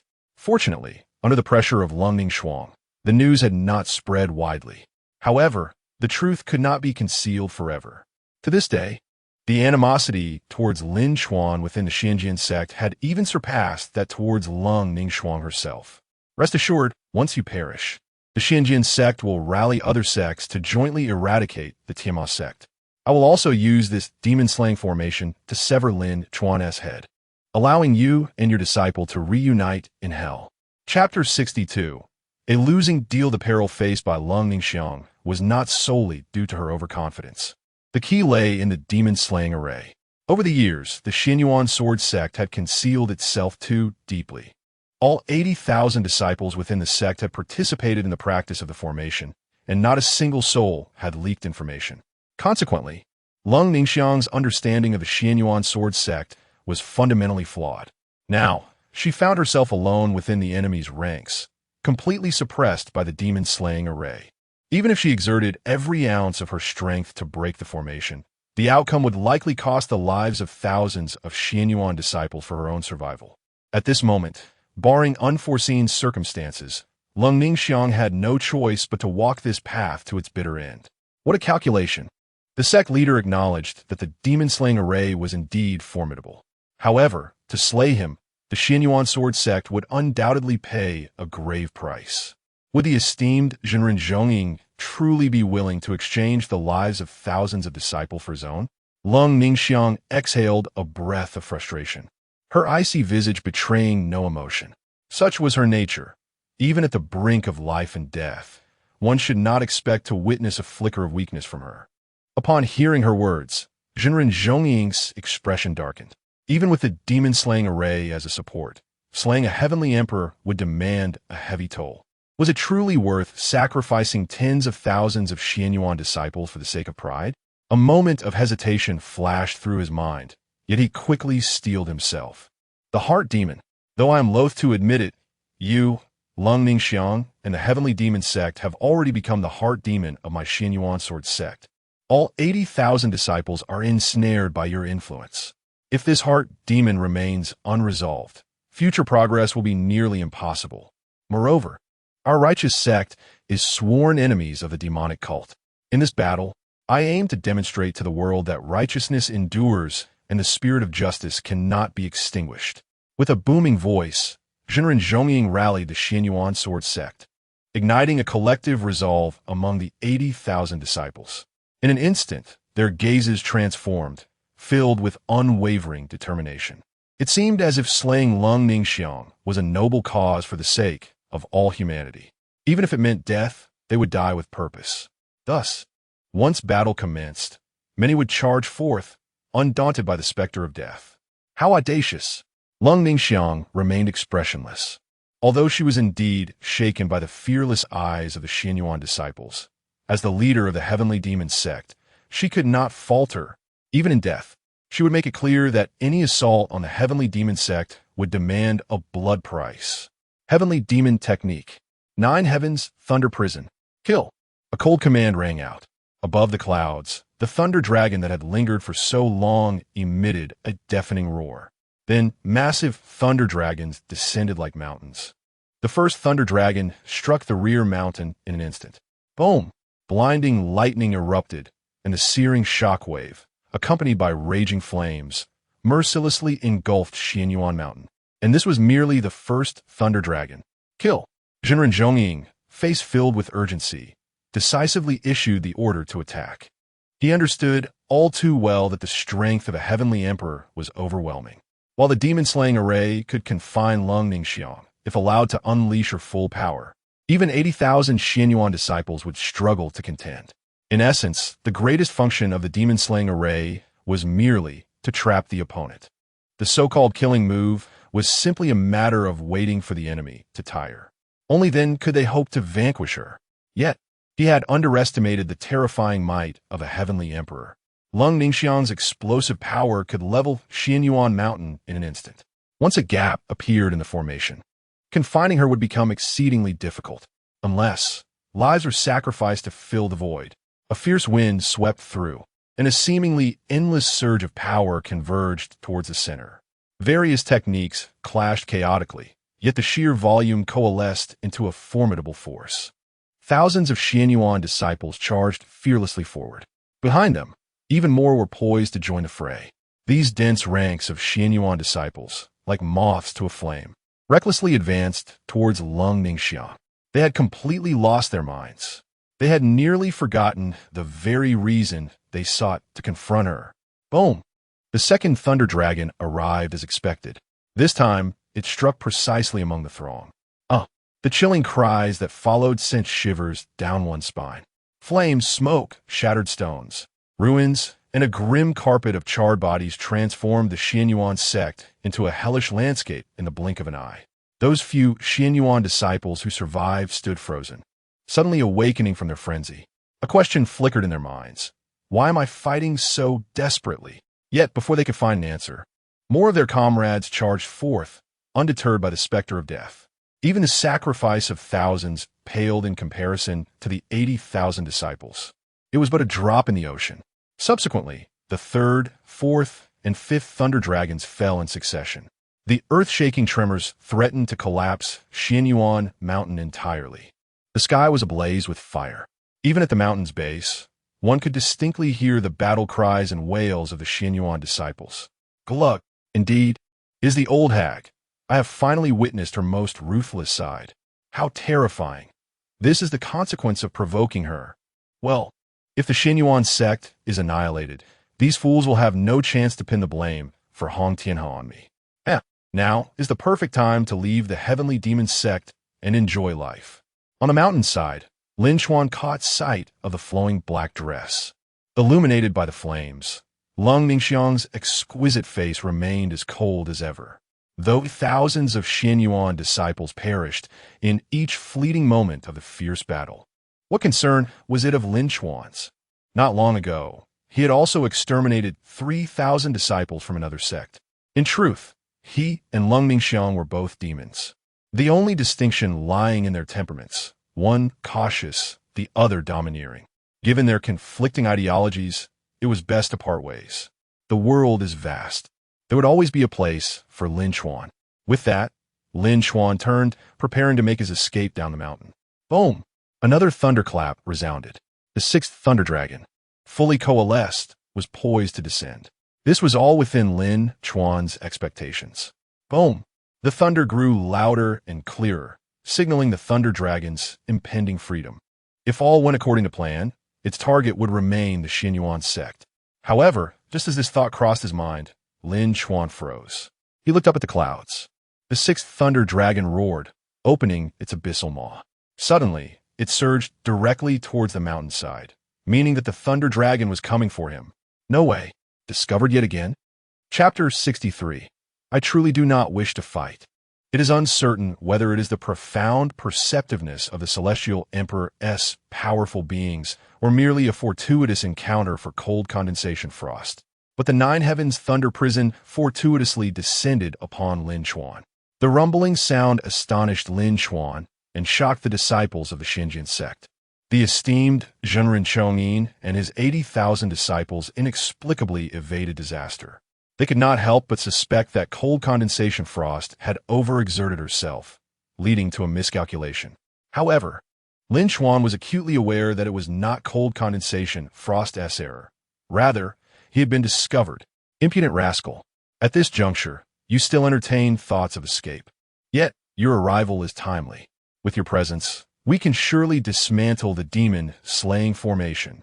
Cold condensation frost secretly rejoiced. In truth, she was unaware that Lin Chuan would inevitably come to the Xinjiang sect. After all, this lad valued his life. How could he possibly risk it all to challenge a medium-sized sect alone? However, upon sensing Lin Chuan's presence, she was taken aback and quickly comprehended that he was not timid. On the contrary, he was exceedingly audacious.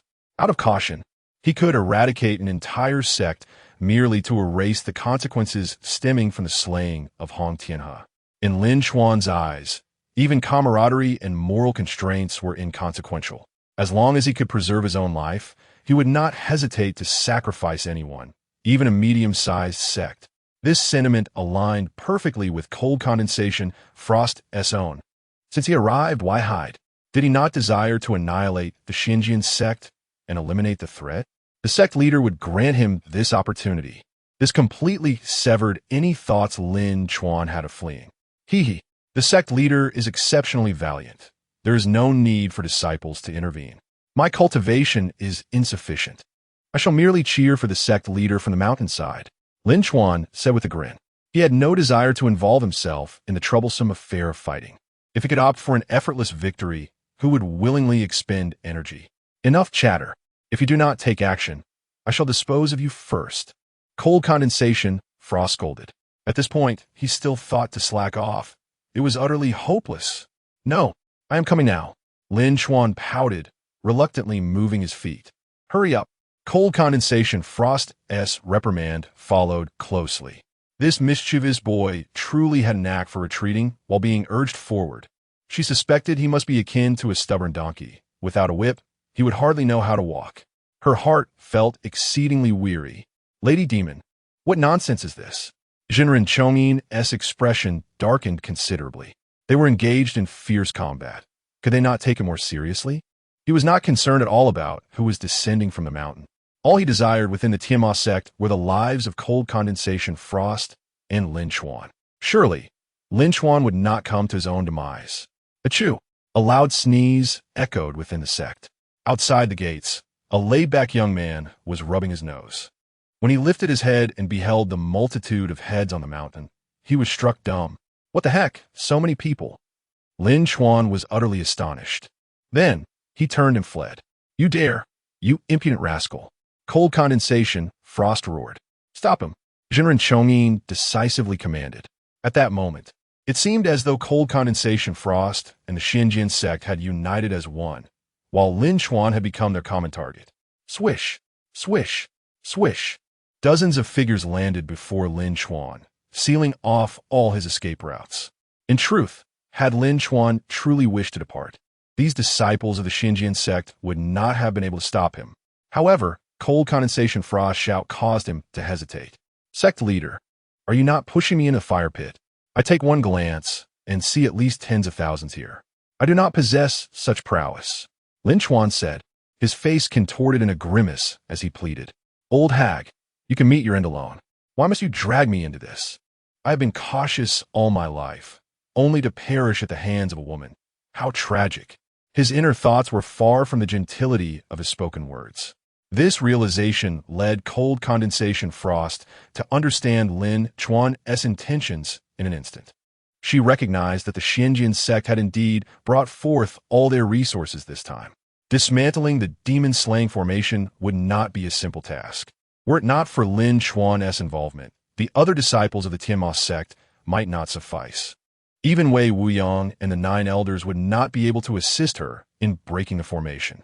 However, Lin Chuan was certain to succeed. Enough with the trivialities. Though this sect leader is reluctant to admit it, the demon-slaying formation created by the Xinjiang sect has indeed caused me considerable trouble. You do not wish to be constantly pursued, do you? Then give your utmost to assist me in dismantling this formation. Cold Condensation Frost boldly revealed the truth. Was this still the fearless lady demon he knew? Lin Chuan furrowed his brow. He had not anticipated that Cold Condensation Frost would reveal such vulnerability. This was entirely unlike the sect leader he had come to know. It was evident that the demon-slaying formation had indeed brought her significant trouble. Otherwise, the typically resolute Cold Condensation Frost would never utter such words. Should he abstain from action if Cold Condensation Frost were to meet an untimely demise? The Tiamat sect would surely weaken. When the walls crumble, everyone will push against them. In just a few days, a multitude of sects would gather beneath the Holy Maiden Peak, eager to devour the Tiamat sect. Even if Lin Chuan managed to escape, the tale of his slaying of Hong Tianhe would render him a target for the Xinjiang sect and numerous other sections. In this vast world, he might find no refuge. Thus, it was imperative that Cold Condensation Frost must not come to harm. In this battle, he had to exert his utmost effort. Cold Condensation Frost, you have finally conceded. And Lin Chuan, how unexpectedly you have thrown yourself into the fray. Truly, heaven aids the Xinjiang sect. Today, my disciples shall seek to avenge the blood feud against Lord Han. Jinren Chongyin's booming laughter was exceedingly grating. The two greatest enemies of the Xinjiang sect stood before them, and such was worthy of excitement. With his command, the 80,000 disciples of the Xinjiang sect immediately stirred. Utilizing the demon-slaying formation, they would sap the inner strength of the demonic sect while simultaneously amplifying their own combat power. In this ebb and flow, Cold Condensation Frost and Lin Chuan would undoubtedly find themselves at a disadvantage. Jinren Chongyin was already prepared for a protracted battle. Even if it took 10 days or half a month, he possessed the patience to eradicate the evil. The inner strength was gradually dissipating. Though the depletion was slow and hardly noticeable, prolonged combat under such circumstances would be greatly unfavorable for their side. No wonder it was called the demon-slaying formation. Lin Chuan discerned the essence of the demon-slaying formation at a glance. In fact, it was not difficult to see through the formation. Even Cold Condensation Frost had discovered it long ago. However, she was engaged in a solo battle and had no time to attempt a dismantling. Furthermore, she and Lin Chuan were both disciples of the demonic sect, having only practiced demonic arts. Essentially, they were already in a passive position. To cold condensation frost. Dismantling the demon-slaying formation required overwhelming force to break through the ranks of 1,000 soldiers. There was no other way. Yet, Lin Chuan held a different perspective. Brother Wolf, I have encountered trouble again, but this time is different from the last. If I perish, you will lose your granary. Can you bear that? Chapter 64. Do not overthink. I merely wished to coast as the battle loomed. Lin Chuan found himself whispering to a diminutive wolf cub, seemingly oblivious to the gravity of the situation. What a jest! Did this impudent lad truly lack awareness, or was he intentionally slacking off? Cold Ningshuang glared at Lin Chuan, her teeth clenched in frustration. Were it not for the pressing nature of the conflict, she would have relished the opportunity to strike him down. However, the moment the little wolf cub peeked its head out, her anger dissipated like mist. Her beautiful eyes widened in astonishment. It cannot be. Lin Chuan was merely at the heavenly saint level.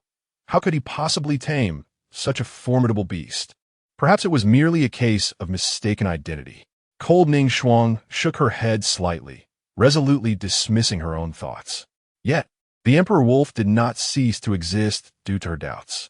It gracefully landed on the ground, shaking its little head with abandon. Its keen eyes lazily glanced at Lin Chuan, as though to convey, "You must keep your word." For reasons unknown, Lin Chuan found himself understanding the meaning behind the emperor wolf's gaze. He promptly nodded in affirmation. Rest assured, not a single one of the 38th level beast cores will be spared. However, not a single disciple of the Xianjian sect shall remain alive. They must be dealt with decisively. Only Lin Chuan would dare to haggle with a 9th level beast. Fortunately, the disciples of the Xianjian sect were unaware of the true caliber of the emperor wolf. Otherwise, even the indomitable True Man Chong-yin would be terrified. Is this enough of a commotion?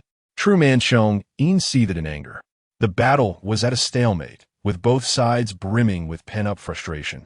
Yet Lin Chuan remained utterly unperturbed. Was a mere palm-sized beast truly worthy of such time and attention?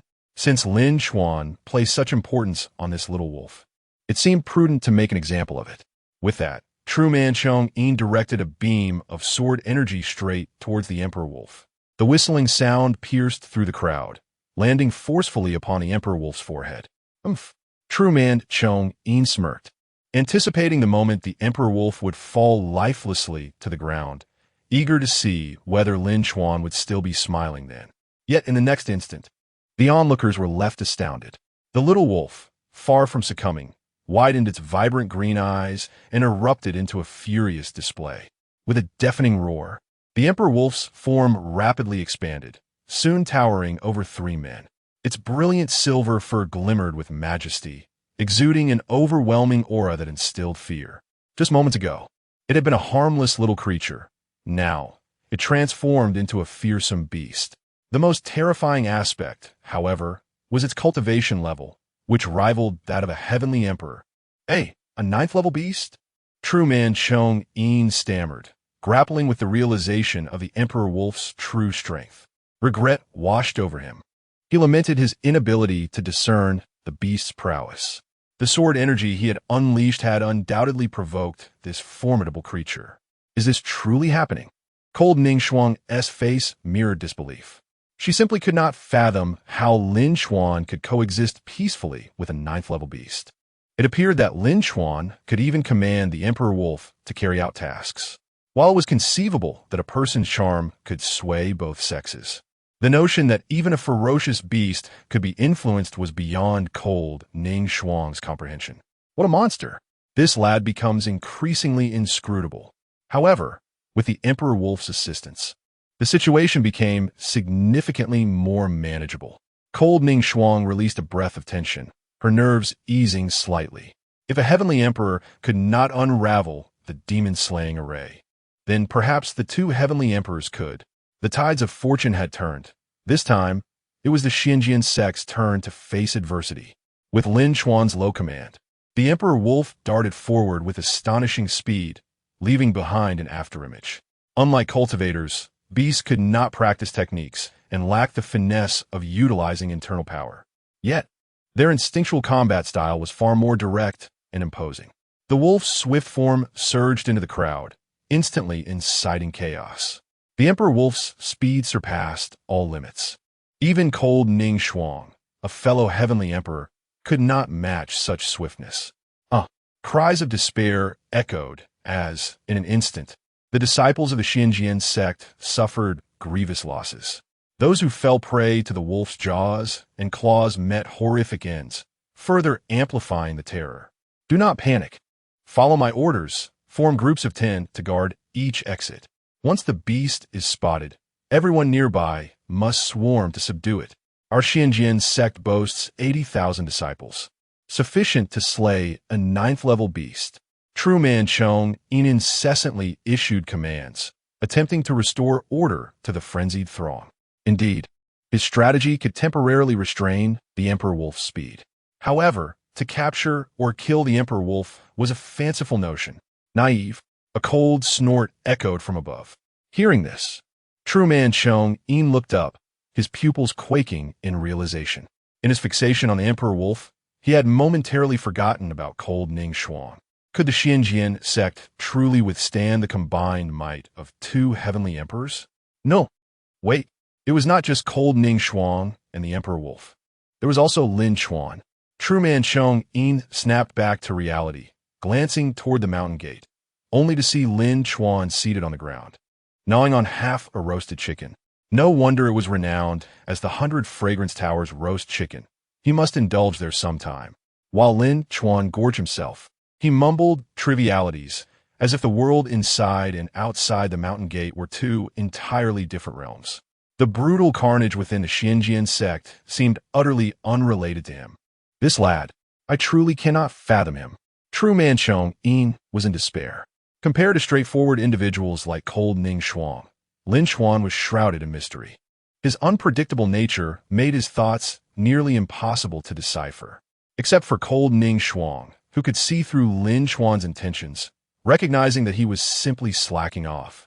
Yet to others, Lin Chuan might appear to be feigning weakness, waiting for the enemy to lower their guard before springing into action.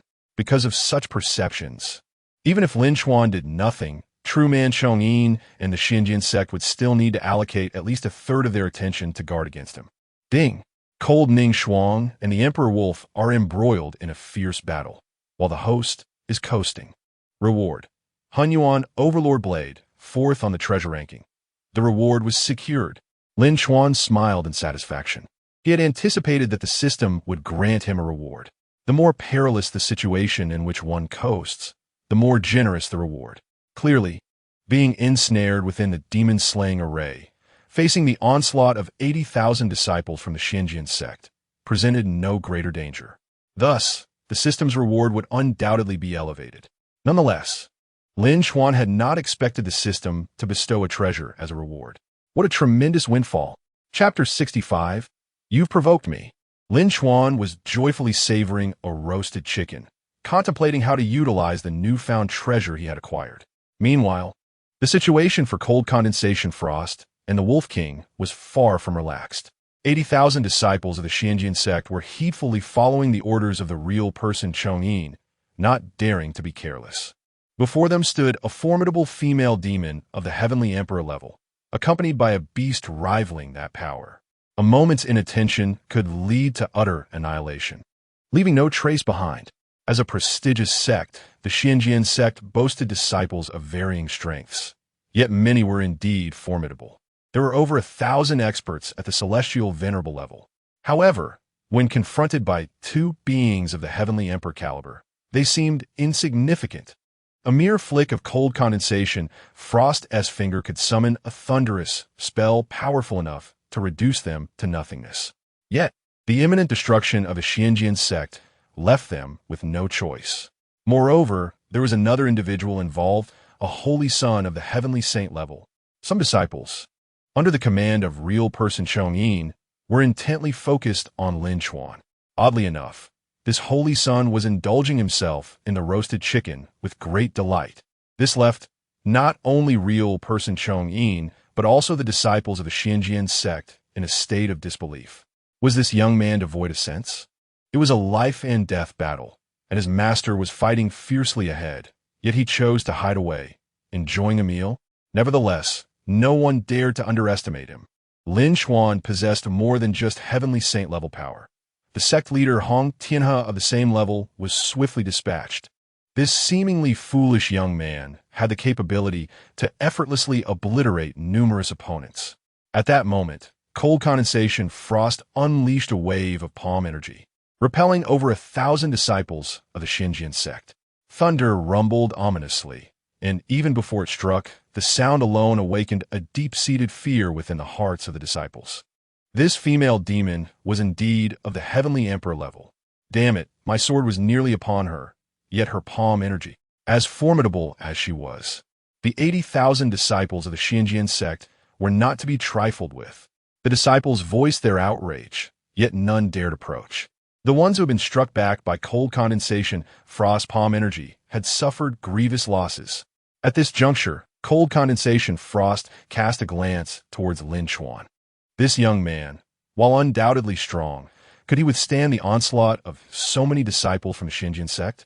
Cold condensation frost pondered, a flicker of concern for Lin Chuan creeping into her heart.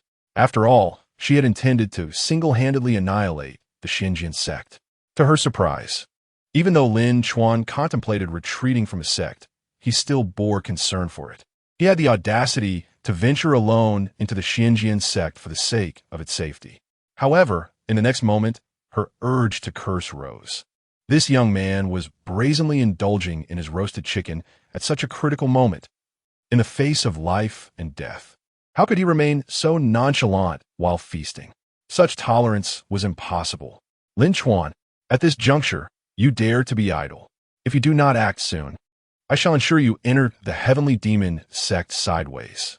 Cold condensation, frost bellowed, and an overwhelming pressure enveloped the surroundings. The disciples of the Xinjiang sect, who had intended to charge forward during cold condensation, frost's momentary distraction, were instantaneously pushed back several paces. The nearest disciple to cold condensation frost, unable to withstand the immense pressure, spat blood and collapsed heavily to the ground. This female demon, why was she so formidable? Damn it, is this the pressure of a heavenly emperor? Brothers, let us charge together. The disciples of the Xinjiang sect were filled with rage, but before they could speak, a chilling wind swept through, and they suddenly felt an eerie coolness on their backs.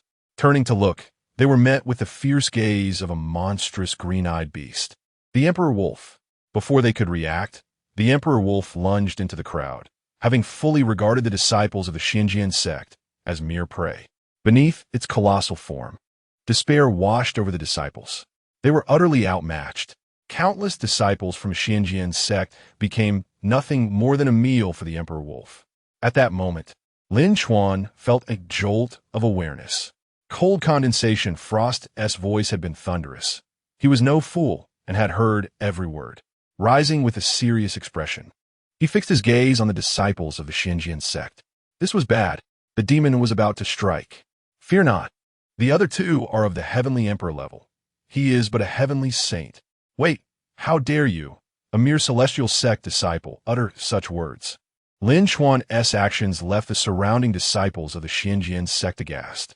They hastily retreated several steps, fearing that he might strike suddenly. This was a being capable of annihilating their sect leader in one blow. Cold condensation Frost breathed a sigh of relief. This young man, at a critical juncture, was still able to discern the gravity of the situation. Damn it, I have something stuck in my teeth. This roasted chicken was delicious, yet slightly dry. Lin Chuan mused, lifting his hand to cover his face as he fished for bits stuck in his teeth. This horrified the nearby disciples of the Xinjiang sect. This was bad. The demon's actions suggested she was preparing to use a hidden weapon. Quick, prepare the formation to defend ourselves. This could be a strike from a heavenly saint. We must not be careless. Veins bulged on cold condensation Frost's forehead. This young man, I should never have believed he could be of any use. A hidden weapon? Nonsense. Picking teeth in public and covering his face. How shameful. Were it not for the throng of Xinjiang sect disciples surrounding her. Cold condensation Frost would have relished the opportunity to turn Lin Chuan into a punching bag. At that moment, Cold condensation, Frost silently vowed that once she dealt with these disciples, she would certainly give this insufferable brat a proper thrashing. Lin Chuan, however, remained somewhat conflicted. Do we really have to fight? Why must it always be bloodshed? Could we not gather peacefully over tea to discuss how best to annihilate the sect? Hearing Lin Chuan's disjointed thoughts, cold condensation Frost's anger surged even higher. Yet, she found herself unable to act against Lin Chuan at that moment. Instead, she vented all her fury upon the nearby disciples of the Xinjiang sect. In but an instant, the very heavens seemed to darken. The air around the disciples of the Xinjiang sect was as if it had been torn asunder. Thunder rumbled ominously, with flashes of lightning intermittently illuminating the surroundings. Real person Chong'in, witnessing this, was seized by panic. This is a technique? A thunder-based technique. A legendary method, said, to tear apart space, transforming an area into an isolated domain, allowing the wielder to effortlessly slaughter those trapped within. Real person Chong'in had only heard of it, but had never witnessed it firsthand. Little did he expect that cold condensation Frost's strength had reached such heights. Real person Chong'in's heart sank, and he bellowed, "It's a technique." Quickly gathered together, formed a protective mountain array. Chapter 66. The Thunder Prison's Method. The mere mention of the term method caused Lin Chuan to pause in surprise. He had heard his senior sister, Wu Nanming, speak of such a method before. It was said that only those who attained the realm of the Heavenly Emperor could possess even the slightest chance of mastering it. Furthermore, only upon reaching the rank of a titled Heavenly Emperor could one fully grasp this ultimate killing technique. It was rumored that when this method was unleashed, not a blade of grass would survive within 100 miles. Lin Chuan gazed at Leng Ningshuang in utter shock. Good heavens, this old hag actually knows the method. Is she about to reach the level of a titled Heavenly Emperor? This is disastrous. Wouldn't that make her even more ruthless against me? As Leng Ningshuang concentrated on crafting the method, she nearly spat out a mouthful of blood upon hearing Lin Chuan's inner thoughts. However, she could hardly afford to dwell on such matters now. In truth, she had mastered the method long ago, but had refrained from revealing it. After all, showcasing such a technique would inevitably attract unnecessary trouble, particularly from hidden masters, heavenly emperors, and even titled heavenly emperors. That would be disastrous. Yet at this moment, she had no choice but to act, for the Xinjiang sect held a trump card, an array even more formidable than the demon-slaying array. The mountain-guarding sword array. Although the Xinjiang sect had never produced a single heavenly emperor, it held considerable prestige among orthodox sects, primarily due to this very array. The mountain-guarding sword array required a minimum of 10,000 participants to activate. Each participant would sacrifice a portion of their essence blood to empower the formation. Thus, the more individuals involved, the stronger the array became, as it harnessed the collective strength of all participants. Currently, the Xinjiang sect boasted a total of 80,000 disciples. An array summoned by such numbers could annihilate a heavenly emperor.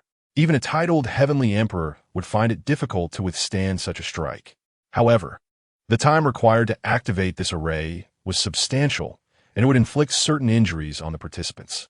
Yet, faced with the imminent threat of extermination, Leng Ningshuang doubted that anyone would hesitate to participate. This was also the reason she had been reluctant to take action against the Xinjiang sect. If struck by such a blow, even she might not survive. With 80,000 disciples assembled, the mountain-guarding sword array was poised to be activated at any moment. Initially, Leng Ningshuang believed that with herself, Lin Chuan, and a 9th-tier magical beast, dealing with these lowly adversaries of merely the celestial venerable level would be a trivial task. However, the 9th-tier beast appeared to be nothing more than a juvenile, relying solely on its jaws and claws to attack. Furthermore, Lin Chuan seemed utterly unconcerned with the situation. Thus, against her better judgment, Leng Ningshuang felt compelled to reveal her possession of the method. Given the circumstances, a swift resolution was imperative. As for the potential interference from a heavenly emperor or a titled heavenly emperor, that could be addressed later. As long as she acted quickly, no one would know who had unleashed the method. Avant les démons techniques. 9 revolutions of thunder. Heavenly Thunder's judgment. Thunder Prison's method.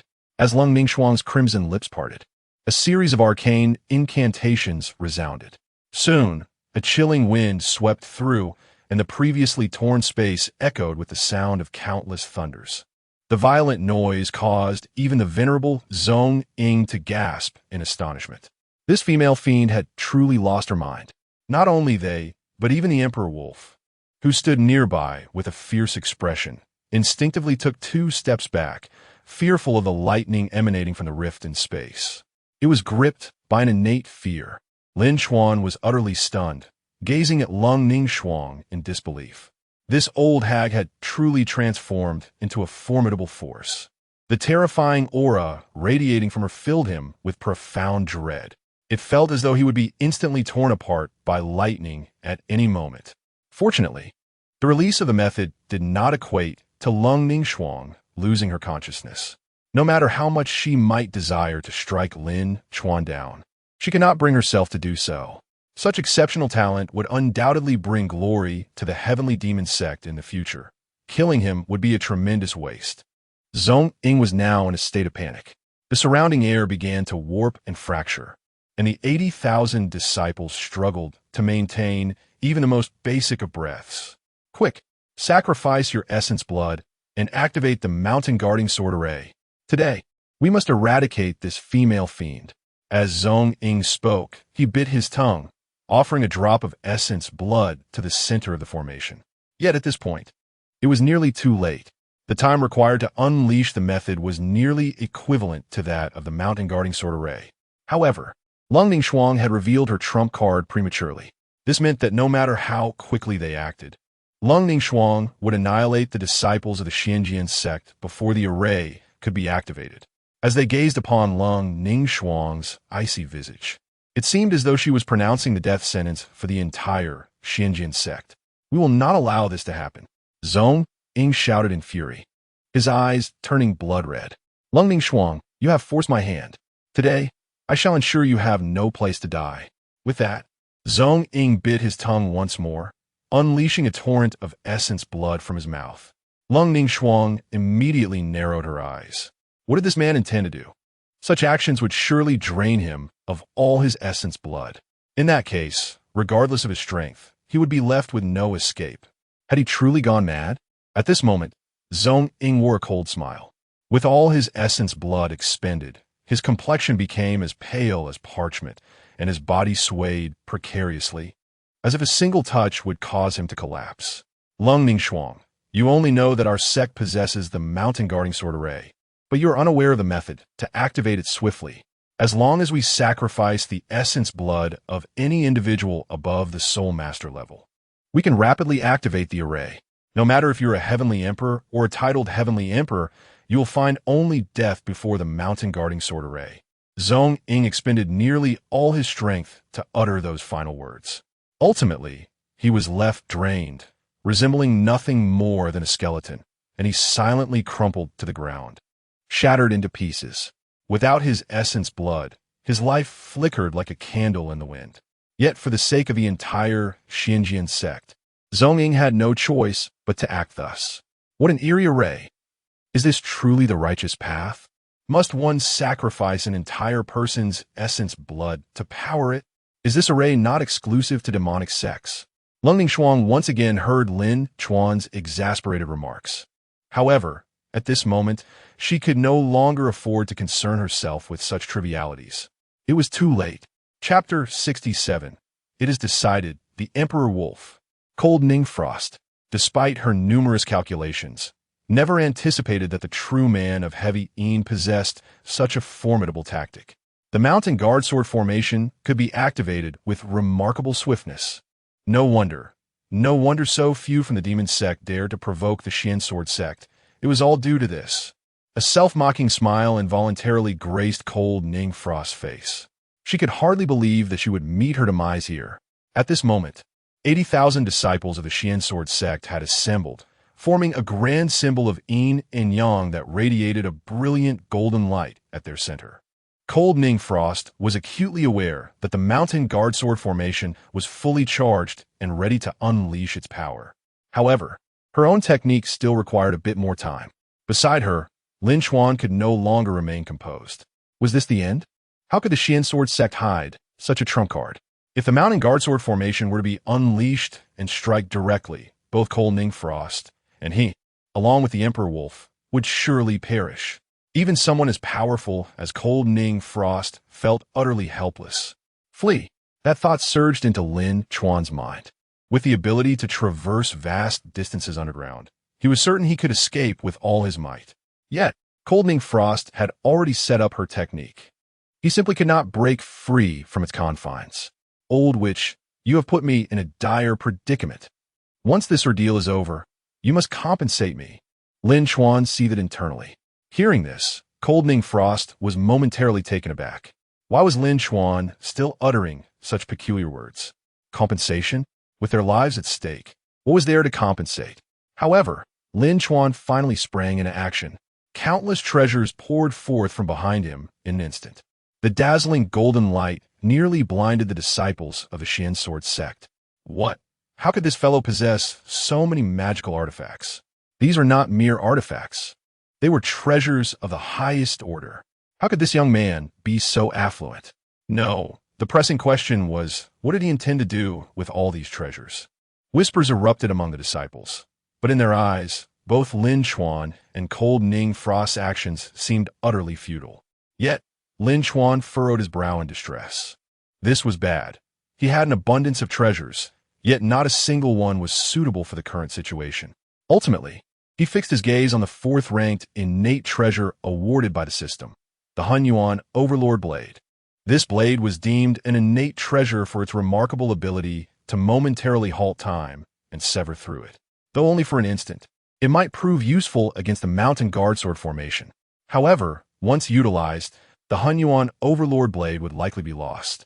Yet, Lin Chuan could no longer afford to ponder such matters. At this juncture, preserving his life was paramount. He then retrieved a fiery red pill from his spatial ring and placed it into the Emperor Wolf's mouth. As he stroked the creature's mane, he said, "Little wolf, for our survival, I need you to assist me. This pill will swiftly enhance your speed and strength. All you need to do is grip this great blade and charge towards the Mountain Guard formation." Upon hearing this, the Emperor Wolf's emerald eyes dilated in alarm, instinctively retreating.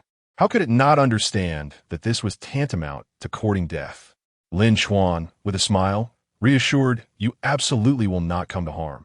This blade, along with the earlier pill, will protect you. Whether we live or die depends entirely on you." However, the Emperor Wolf remained unconvinced and continued to back away. Gritting his teeth, Lin Chuan extended 3 fingers. "Should you succeed, I shall grant you 38th grade beast cores." The Emperor Wolf hesitated, yet still seemed apprehensive. 50 cores. Hearing Lin Chuan's words, Cold Ning Frost was left in a state of shock. Wait, what did he just say? 58th grade beast cores? Was he speaking nonsense? Although 8th grade beast cores were not as rare as 9th grade ones, they were hardly candy. The entire Heavenly Demon Sect possessed but a handful. This young man was casually offering 50 and intending to feed them to the Emperor Wolf. Moreover, that fiery red pill he had just given to the Emperor Wolf seemed strikingly familiar. The 9-rank Pattern Dragon Pill. Upon recalling its name, Cold Ning Frost was astonished. The 9-rank Pattern Dragon Pill was even rarer than a 9th grade beast core. This item could only be concocted using a 9th grade beast core combined with other rare materials. Yet, despite its rarity, it was not meant for human consumption, but rather for fierce beasts. Consuming it would unleash a beast's latent potential, significantly enhancing all its abilities and rendering it immune to any attacks for a short period. However, upon seeing the 9-rank Pattern Dragon Pill, Cold Ning Frost began to grasp Lin Chuan's intentions. He wished to utilize the Emperor Wolf's physical form, augmented by the 9-rank Pattern Dragon Pill, to counter the Mountain Guard Sword formation. This was not an implausible plan. Theoretically, it had a high chance of success. But the question remained, how could this young man possess such an abundance of treasures? Cold Ning Frost found herself more perplexed by him than ever. How many secrets did he still conceal? She realized what Lin Chuan meant by asking for compensation. Yet, she felt ill-equipped to pay such a price. Just the 58th grade beast cores were already enough to be life-threatening. Truth be told, Lin Chuan felt quite pained as well. If it were 8th grade beast cores, he could acquire as many as he desired, as the system showered them upon him like candy. However, 50 was still a considerable amount, but for the sake of survival, he had no choice. The primary issue was that he possessed only one 9-rank pattern dragon pill. Moreover, he had to wager the recently acquired top-tier innate treasure, the Hunyuan Overlord Blade. Such was the price to be paid to avert this crisis. At that moment, the disciples of the Xian Sword Sect remained oblivious to Lin Chuan's actions. All they saw was the Emperor Wolf recklessly charging towards the formation. They had no understanding of the pill Lin Chuan had given or the great blade clenched in the Emperor Wolf's jaws. Beast, seeking death, they roared in unison. First, we eliminate this creature, then we shall deal with those two fiends. For our master's vengeance. With their battle cry, the mountain guard's sword formation erupted with a blinding golden light. Countless sword energies surged towards the Emperor Wolf.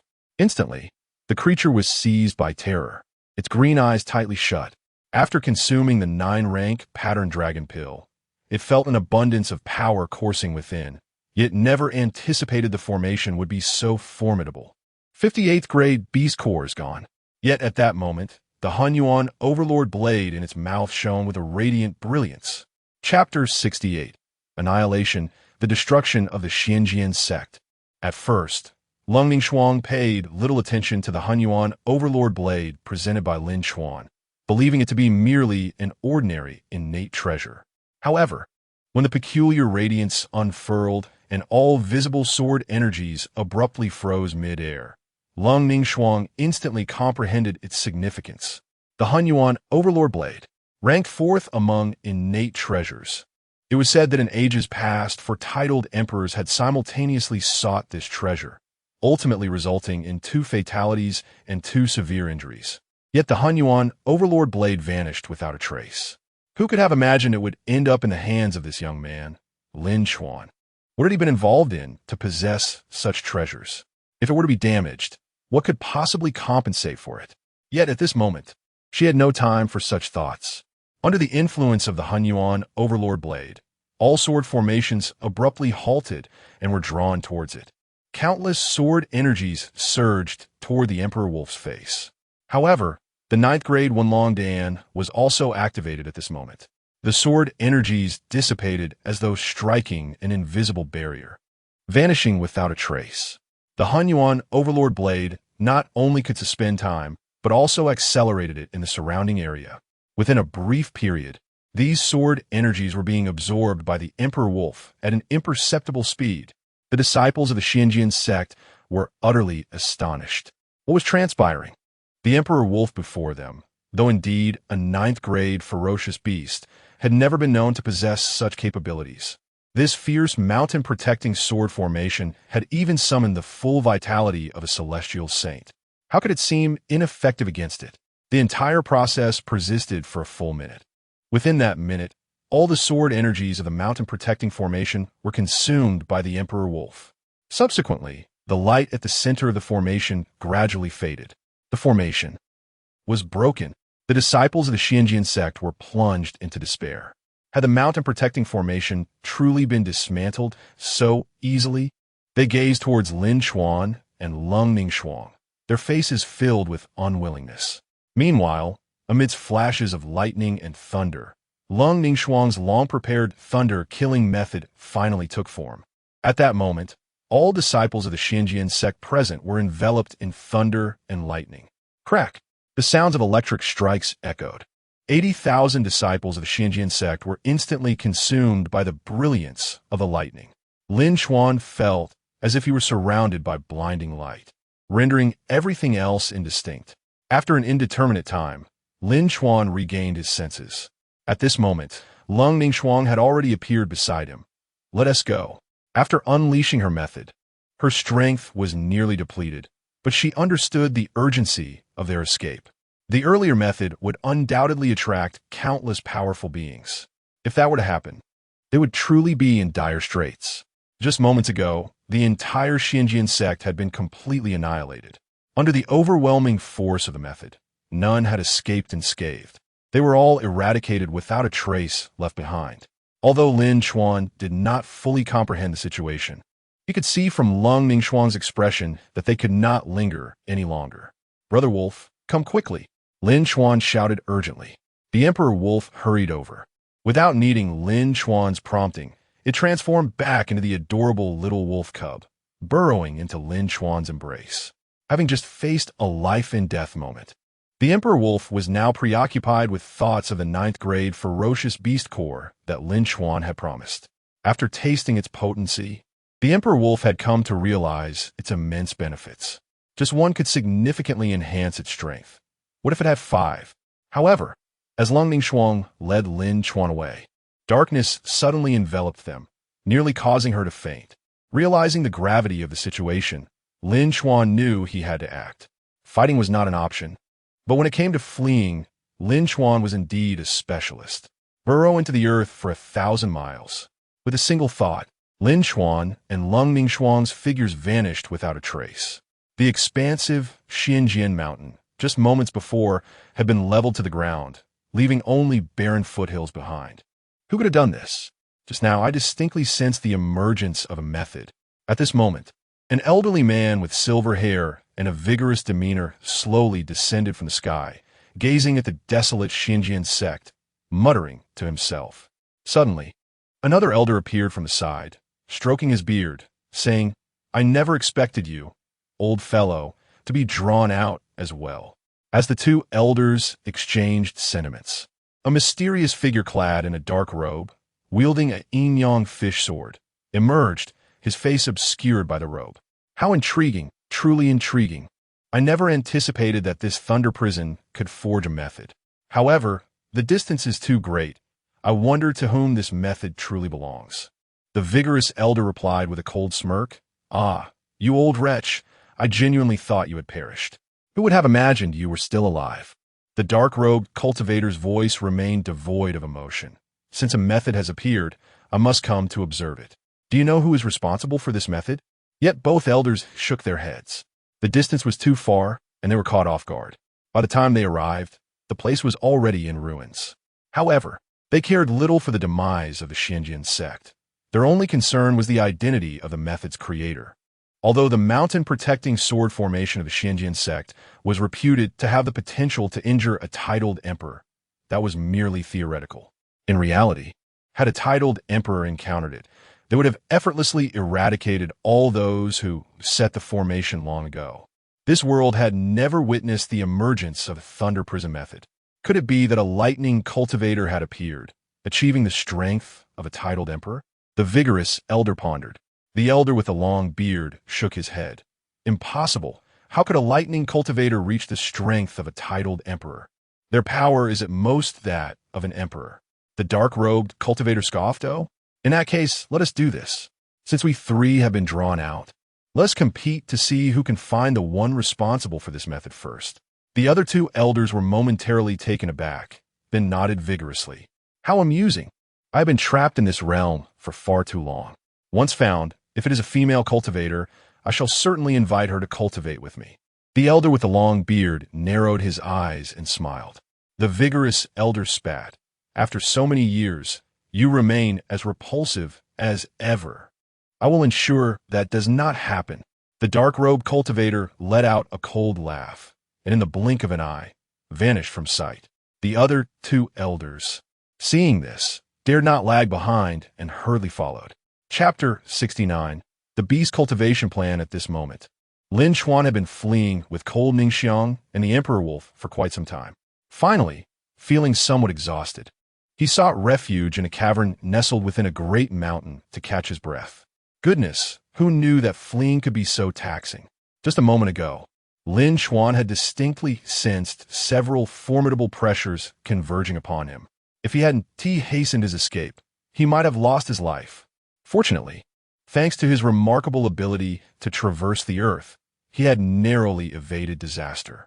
Leng Ningshuang, at this juncture, remained with her eyes tightly shut, seemingly still in a state of unconsciousness. It appeared that her recent exertion of magical powers had drained her of excessive inner energy. It was likely that her recovery would take some time. Observing her serene visage, Lin Chuan could not deny the profound effect it had on him. How could any man remain unmoved by the beauty of the second-ranked woman in the world? Yet, cold Ningshuang was true to her name, an epitome of an icy beauty, and undoubtedly a formidable enchantress. Otherwise, countless suitors would have pursued her. However, Lin Chuan had no time for idle musings. His thoughts were consumed by gnawing concern. Alas, his sword was currently unresponsive, and infusing it with spiritual energy yielded no results. It seemed that it had been damaged during the recent confrontation with the Guardian Sword Array. Lin Chuan could no longer find joy in his situation. Although the system had bestowed upon him numerous innate treasures, this particular sword was the finest of them all. Rank 4th, he had barely begun to warm up to it, only to have to use it for his survival. At that moment, Lin Chuan suddenly realized he was being scrutinized by a pair of glistening emerald eyes. The Emperor Wolf. The creature was gazing intently at Lin Chuan. He understood its unspoken desire all too well. Just moments ago, it had risked its life for the promise of 58th level beast inner cores. Now, he was obliged to provide them. To his astonishment, Lin Chuan also noted that the spiritual energy within the Emperor Wolf seemed to have surged significantly. It was now even stronger than when he first encountered it. Beasts that reach the 9th level and above are categorized into 3 tiers: upper, middle, and lower. The Emperor Wolf had previously been classified as lower tier, but now it undoubtedly possessed middle tier strength. It appeared that the recent 9th level dragon pattern pill, combined with the absorbed energy from the Guardian Sword Array's attack, had enabled the Emperor Wolf to advance. This was indeed a long-term investment. This creature, still a mere cub, had already achieved middle-tier strength at the 9th level. Should it continue to grow, it could potentially ascend to the legendary upper tier of the 9th level. Such beasts were said to exist only in ancient records. Even an adult Emperor Wolf rarely achieves upper-tier status, remaining firmly within the middle tier. Given the exceptional aptitude of this young creature, it might even break through the 9th level barrier and reach the fabled 10th level beast.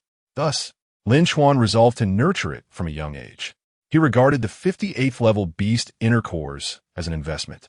Without hesitation, he retrieved 10 cores from his spatial ring and handed them to the Emperor Wolf, saying, "Though these are not as potent as the 9th level cores, consuming them all at once could prove fatal. Take your time. I have plenty more." The Emperor Wolf, clearly comprehending Lin Chuan's words, recognized that devouring them all at once could be overwhelming.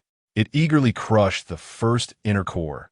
An eruption of spiritual energy surged forth. Perhaps due to its recent advancement, the Emperor Wolf exhibited no adverse reaction, quickly absorbing the energy. Lin Chuan affectionately patted its small head and tossed it 5 more 8th level beast inner cores, as if they were sweet treats. He had an abundance of these cores.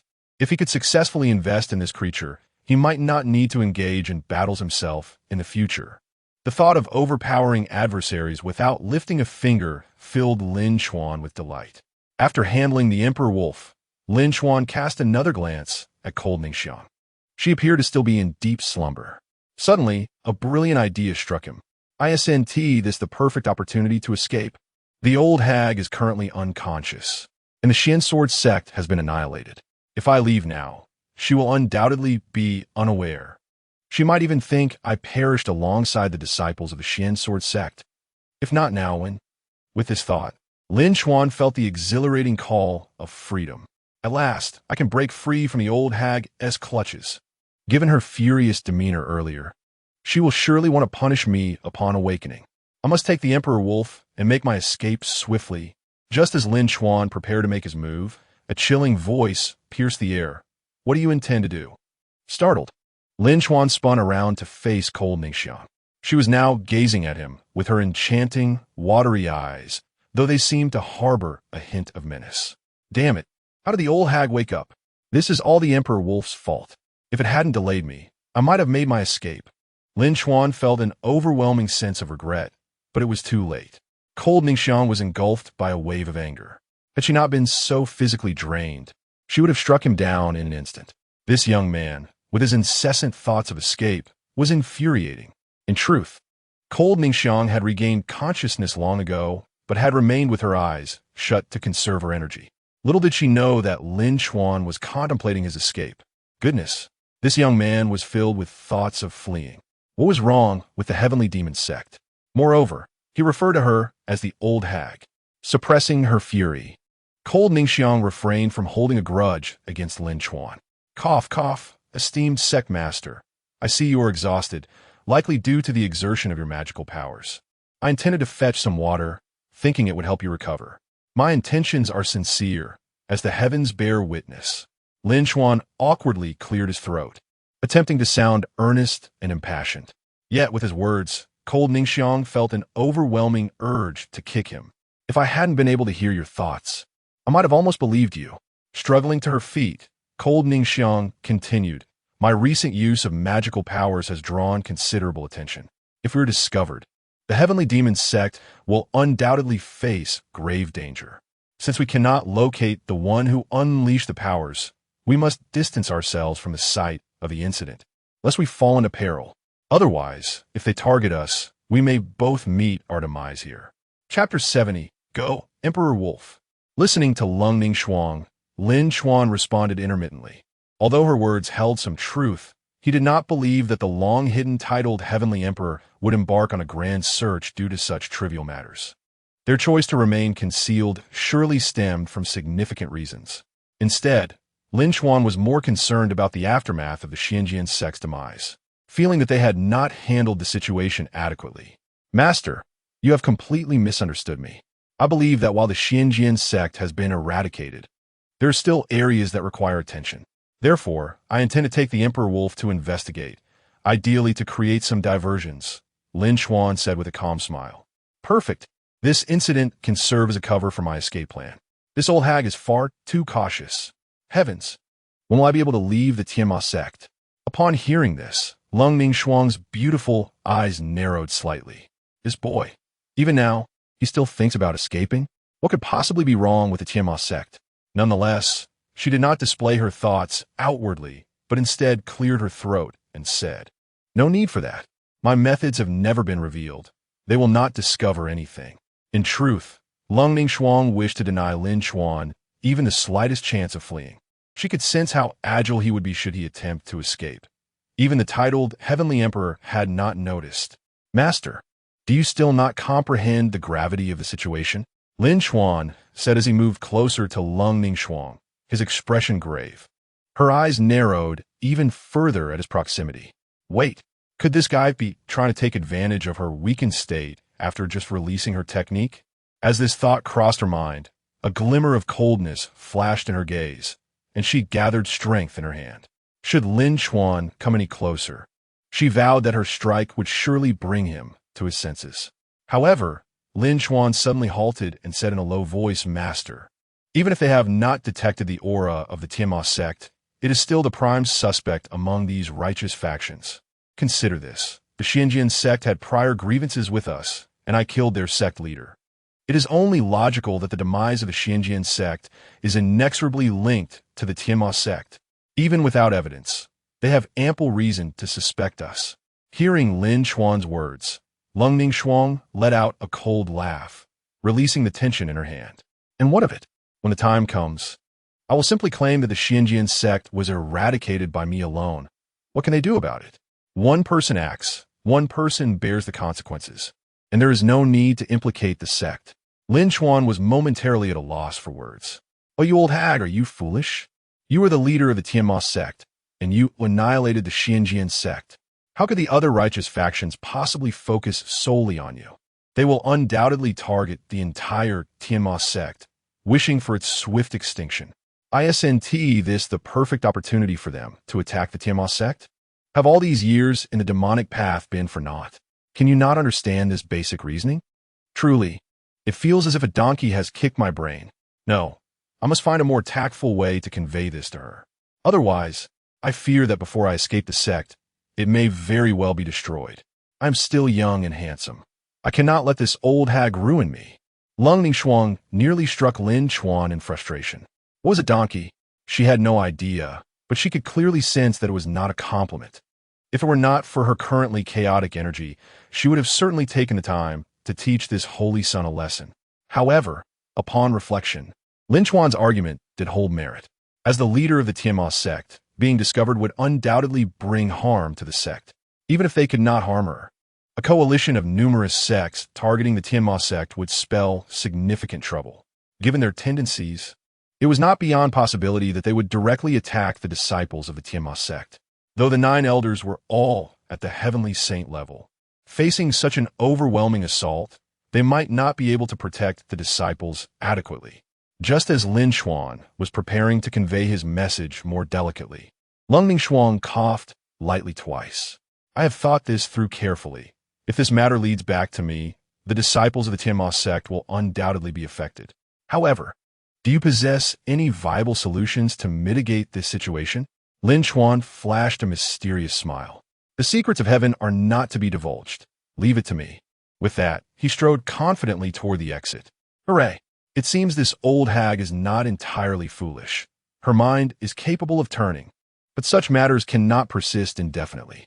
To ensure my safety, it would be prudent to find a way to escape promptly after resolving this issue. Leng Ningshuang vowed that once her energy was stabilized, she would ensure that Lin Chuan would once again feel the consequences of his actions. Yet, she was curious about the method Lin Chuan would employ to clear the Tianma sect's suspicions. However, it had not been long since the Xianjian mountain was reduced to rubble. If he intended to make any moves, there might still be an opportunity. Wait, take me with you. Just as Lin Chuan was about to leave, Leng Ningshuang suddenly spoke up. Who knows what mischief this boy is concocting? If she did not follow him, what if he slipped away? A hint of displeasure crossed Lin Chuan's face. Damn it, has she caught on? Yet before he could refuse, Leng Ningshuang grasped his sleeve and leaped forward. At this moment, her energy had recovered considerably. Although she could no longer utilize the Tianma technique, moving swiftly was still well within her capabilities. Soon, Leng Ningshuang brought Lin Chuan to the vicinity of the flattened Xinjian mountain to ensure they were not caught off guard. She knew they could not proceed further at this time. Now speak.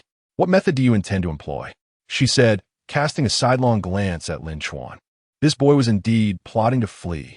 He might not even consider containing the news and was simply seeking an excuse to make a hasty exit. Should he fail to devise a plan, she could conveniently use that as a reason to confine him for years. In this way, his escape from the sect would be thoroughly thwarted. However, Lin Chuan merely smiled calmly, crouched down, and set the Emperor Wolf down from his arms. Subsequently, he retrieved an 8th-level beast core from his spatial ring and offered it to the Emperor Wolf, saying with a smile, "Eat up. We will be relying on you shortly." Leng Ningshuang immediately regarded Lin Chuan with suspicion. What on earth was this boy up to? Although the Emperor Wolf was a 9th-level beast, there were no records indicating it possessed any such capabilities. Chapter 71. The soul-seeking scaled beast after the Emperor Wolf excitedly consumed the inner core of an 8th-level ferocious beast. It tilted its head towards Lin Chuan, clearly perplexed about its next course of action.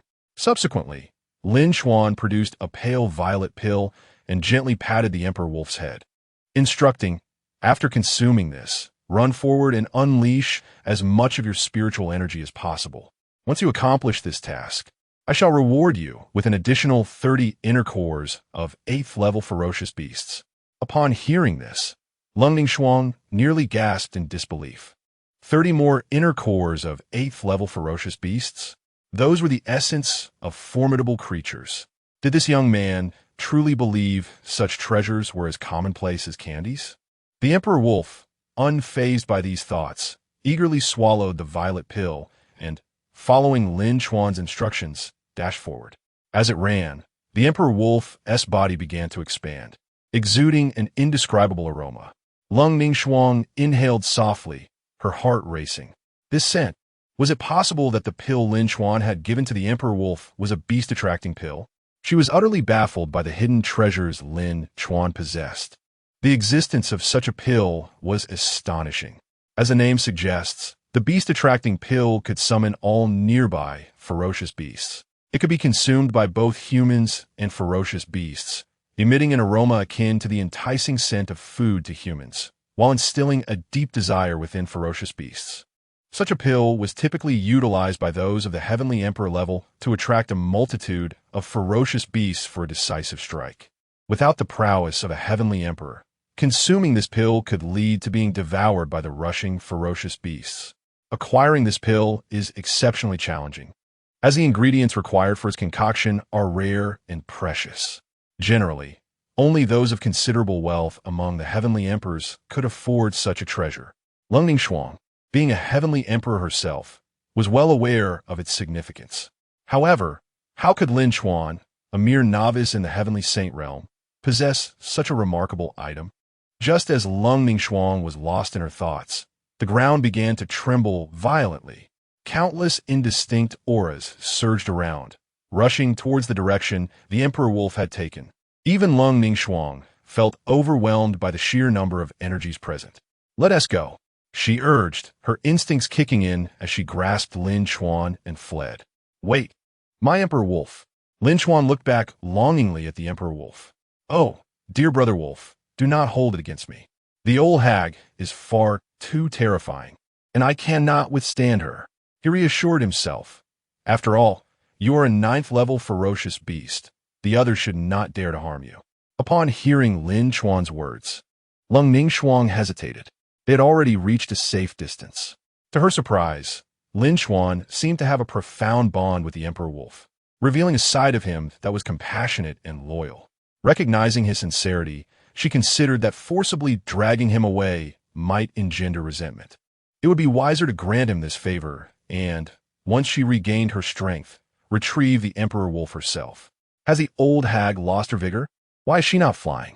Lin Chuan's voice echoed in Leng Ningshuang's ears, causing her expression to falter. It appeared she had misjudged him. He was indeed a reckless fool. However, what truly astonished her was the gathering of ferocious beasts around the Emperor Wolf. The potent aroma released by the pill had incited a frenzy among the beasts, likely amplified by the Emperor Wolf's consumption of the beast-attracting pill. In a short span, a substantial horde of beasts began to congregate. Amidst the chaotic assembly, ferocious beasts of various ranks were present, ranging from 3rd to 8th level creatures. It was akin to a grand migration. Wait, a migration? Leng Ningshuang soudain y comprendait l'insolence intention. He aimed to use this grand migration of ferocious beasts to create a facade of the extermination of the Xianjian sect. Under ordinary circumstances, it would be a daunting task to annihilate the Xianjian sect. However, if a rare migration were to converge upon their location, the outcome would be uncertain. Yet, with only 8th-level ferocious beasts, the plan seemed somewhat tenuous. Although the Xianjian sect was not particularly formidable, it boasted 80,000 disciples and several heavenly saint-level experts. Such a migration, while damaging, would not suffice to lead to their complete destruction. It appeared that Lin Chuan's scheme contained a flaw. At that moment, a thunderous roar erupted. Leng Ningshuang's pupils contracted as she turned towards the source of the sound. A beast with a tiger's head and an elephant's body, its countenance fierce and covered in scales, emerged from a horde. Despite the frenzy incited by the scent of the beast-attracting pill, the surrounding ferocious beasts instinctively retreated upon witnessing this creature.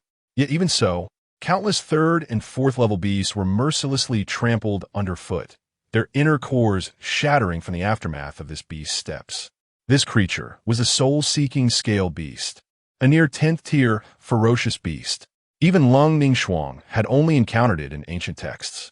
It was said to be one of the 3 legendary beasts that represented the pinnacle of 9th level ferocity. A single soul-seeking scaled beast could obliterate any beast below the 5th level in a heartbeat. For cultivators below the heavenly sect, even a slight proximity could result in being crushed by its residual might. Although the soul-seeking scaled beast was considered the weakest among the 3 legendary beasts, its mere presence heralded unimaginable calamity. The devastation left in its wake was evident from the flattened beasts that had no time to escape, their inner cores shattered. Yet, the spectacle did not end there. From another direction, another deafening roar resounded. Leng Ningshuang looked again. Another beast with a tiger's head and an elephant's body, its expression fierce and covered in scales. Another soul-seeking scaled beast. Wasn't this creature supposed to exist solely in legend? Why were 2 appearing on this day? There was no longer any doubt that the extermination of the Xianjian sect would be overshadowed. With the presence of these two soul-seeking scaled beasts, the confusion would be sufficient to mask the truth. One Xinjian sect would be no match for even two. It became clear why all 80,000 disciples of the Xinjian sect had vanished without a trace.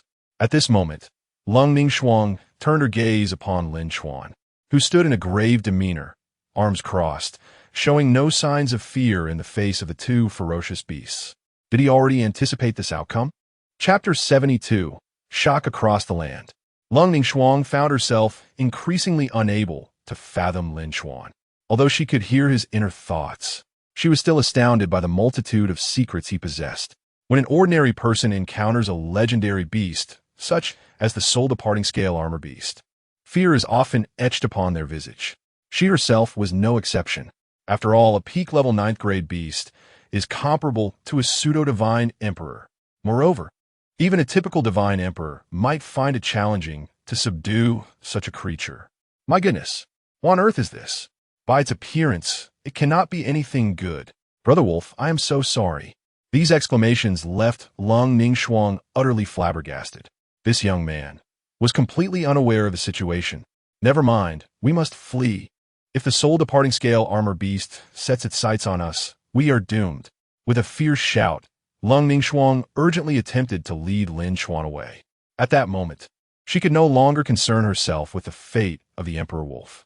In the face of such a ferocious beast, even the Emperor Wolf, despite being a formidable creature, was merely a cub compared to the fully matured, soul-departing scale armor beasts. The proximity was alarming. If they were targeted by these two beasts, even in her prime, she might not escape unscathed. Furthermore, Lin Chuan was merely a practitioner of the heavenly saint level. Wait, Lin Chuan hastily gestured, trying to halt Leng Ningshuang. With a grave expression, Leng Ningshuang replied, I know that the Emperor Wolf is a rare companion you have painstakingly tamed. However, if we lose our lives, all is for naught. Lin Chuan looked at her in astonishment. Who would have thought that the old hag could utter such words? It seems even she fears death. But fret not, the effect of the beast-attracting pill should have dissipated. Brother Wolf, if you're not a fool, run quickly. Leng Ningshuang's expression momentarily faltered. Fear of death. She had never feared death. It was merely that the oppressive aura of the soul-departing scale armor beast was overwhelmingly potent. While it primarily affected practitioners below the celestial sect level, it could still inflict damage on a heavenly saint. If it jeopardized Lin Chuan's spiritual roots, the heavenly demon sect would suffer a significant loss. At that moment, the scent emanating from the beast-attracting pill gradually faded. The drug's effect had worn off. The Emperor Wolf, with its bright green eyes, fixated intently on the distant soul-departing scale armor beasts. As a creature of the wild itself, it sensed the imminent threat of death. However, the Emperor Wolf relied on its sense of smell to locate enemies. The previous overpowering scent of the beast-attracting pill, while not disorienting, had interfered with its olfactory senses. Once the scent dissipated, it realized that two soul-departing scale armor beasts had emerged on either side. Run! Without uttering another word, the Emperor Wolf dashed towards Lin Chuan's direction. The terror of death propelled its speed beyond the ordinary. The surrounding lesser beasts could not withstand its charge and were knocked to the ground. Lin Chuan quickly descended to assist the Emperor Wolf. The creature, understanding the urgency, shrank down and dove into Lin Chuan's embrace. Lin Chuan swiftly retrieved 10 8th-grade beast inner cores and stuffed them into the Emperor Wolf's mouth. Brother Wolf, splendid work. With this, no one will suspect the heavenly demon sect. Master, let us hasten our departure. If we linger, those cultivators drawn by the noise will arrive too late. Yet, she felt something peculiar within her own spiritual energy. Just a moment ago, it seemed to have surged within her. The exhaustion from expending her techniques had vanished completely. Furthermore, there was an unusual sensation. However, at that moment, Leng Ningshuang could not afford to ponder further. She swiftly led Lin Chuan away at lightning speed. With the emergence of the soul-departing scale armor beast, a 9th-grade apex creature that would undoubtedly evade suspicion from the heavenly demon sect. Such a commotion would surely attract a multitude of cultivators. They could not remain. Being recognized would spell disaster. A moment later, Numerous cultivators from various prestigious sects gradually arrived at the scene. The soul-departing scale armor beast. Master Fahming was the first to arrive, and as he beheld the two soul-departing scale armor beasts, his previously half-closed eyes slowly widened. He had been the first to hear the tremendous noise from the Su Ngn sect and had come to investigate. Master Fahming? What is this? At that moment, the arriving cultivators, unable to recognize the identity of the colossal beasts, hesitated and inquired. Master Fahming squinted, sighed softly, and declared, "It is the soul-departing scale armor beast. Inform everyone that no one below the celestial sect, no, the divine realm, should approach. This is a once-in-a-century beast tide, and it appears the attack site is indeed the Su Ngn sect." Observing the once majestic Su Ngn mountain, now reduced to rubble, Master Fahming could not help but exhale a deep sigh. At first, I thought the heavenly demon sect had come seeking vengeance. I never imagined the members of the Su Ngn sect would suffer such calamity. A beast tide of this magnitude was already a rare occurrence, and the appearance of two soul-departing scale armor beasts rendered it an event of a millennium. The surrounding cultivators were immediately filled with astonishment. The Su Ngn sect had been obliterated by the beast tide? How could this be? Perhaps the heavenly demon sect was behind it. Indeed, the Su Ngn sect and the heavenly demon sect have long-standing animosity. Who would have thought that these vile demons not only murdered the sect leader of the Su Ngn sect, but also sought to annihilate their entire lineage? Leng Ningshuang, this cold-hearted woman, was truly vicious. We must avenge the brothers of the Su Ngn sect. Upon hearing the comments of the bewildered onlookers, the first arriving cultivators began to voice their thoughts. The heavenly demon sect? You overestimate them. Did you not hear Master Fahming? This is the 9th grade apex beast, the soul-departing scale armor beast. Does the heavenly demon sect possess the strength to summon two of these? Enough with their cultivation levels. How could they possibly comprehend the nature of the soul-departing scale armor beast? Indeed, we should retreat for now. This is a being comparable to a pseudo-divine emperor. The cultivators murmured among themselves. Initially, they suspected the heavenly demon sect, as the Su Ngn sect had a deep-seated enmity with them. It was conceivable that Leng Ningshuang, that female demon, might attempt annihilation to prevent revenge from the Su Ngn sect. However, upon witnessing the soul-departing scale armor beasts, they decisively abandoned that notion. If the heavenly demon sect possessed the capability to control the soul-departing scale armor beasts, they would undoubtedly be the mightiest sect in the world. Chapter 73. The Wrath of the 100 Ghosts Gate. Meanwhile, at Nightshade Mountain. Nightshade Mountain is an eerie range situated at the intersection of Yin and Yang. Though not particularly tall, it is shrouded in dense black mist, rendering it inhospitable to nearly all forms of life. The only exception lies within the sect, known as the 100 Ghosts Gate, nestled halfway up the mountain. Despite the oppressive aura permeating Nightshade Mountain, it serves as an ideal location for the sinister cultivation techniques employed by the 100 Ghosts Gate. Although the overall strength of the 100 Ghosts Gate is rather modest, with its leader merely a heavenly sage and yet to ascend to the rank of heavenly emperor. It is the venerable elder Baiku who stands as the sole heavenly emperor-level powerhouse within the sect. Remarkably, even those sects guarded by heavenly emperors typically refrain from provoking the 100 Ghosts Gate, lest they find themselves inexplicably meeting their demise. However, at this moment, the usually tranquil atmosphere of the 100 Ghosts Gate is anything but peaceful. The sect leader, Gue Shashing, glares furiously at several disciples before him. Although his expressions are often inscrutable, his visage is now clearly filled with rage. In his eyes, these disciples pale in significance compared to Gue Rusheng, whose importance cannot be overstated. Due to the unique cultivation methods of the 100 Ghosts Gate, it is exceedingly rare for individuals of exceptional talent to emerge, particularly at the heavenly zone level, which represents the most formidable obstacle for disciples of the sect. Gue Rusheng is one such exception. It would not be an exaggeration to declare him the hope of the 100 Ghosts Gate. Even the capricious elder Baiku holds high hopes for Gue Rusheng. Please, master, quell your anger. A notably older disciple, visibly tense, stammers. Senior brother mentioned there was excitement to witness, so he followed along. Little did we anticipate the emergence of a ninth-level ferocious beast, the Emperor Wolf. Senior brother, he has vanished without a trace. Despite our desperate search over the past few days, we have found no leads. Ultimately, as the Great Marsh illusion is set to close, we had no choice but to exit. The voice of this disciple dwindles, lacking conviction. He is acutely aware of Gue Rushing's significance to the entire 100 Ghost Gate. Should any misfortune befall him, the disciples who followed him would likely face dire consequences. Upon hearing these words, Gue Shashing's fury intensifies. How can a perfectly healthy individual simply disappear? Moreover, Rushing has already attained the heavenly venerable realm. Although the ninth-level Emperor Wolf possesses strength comparable to that of a heavenly emperor, the 100 Ghost Gates movement techniques are unparalleled in the world, and Rushing has mastered them to perfection. He would certainly be aware of his inability to confront that Emperor Wolf. How could he not escape? A heavy silence envelopes the disciples. In truth, they too are perplexed, just like Gue Shashing.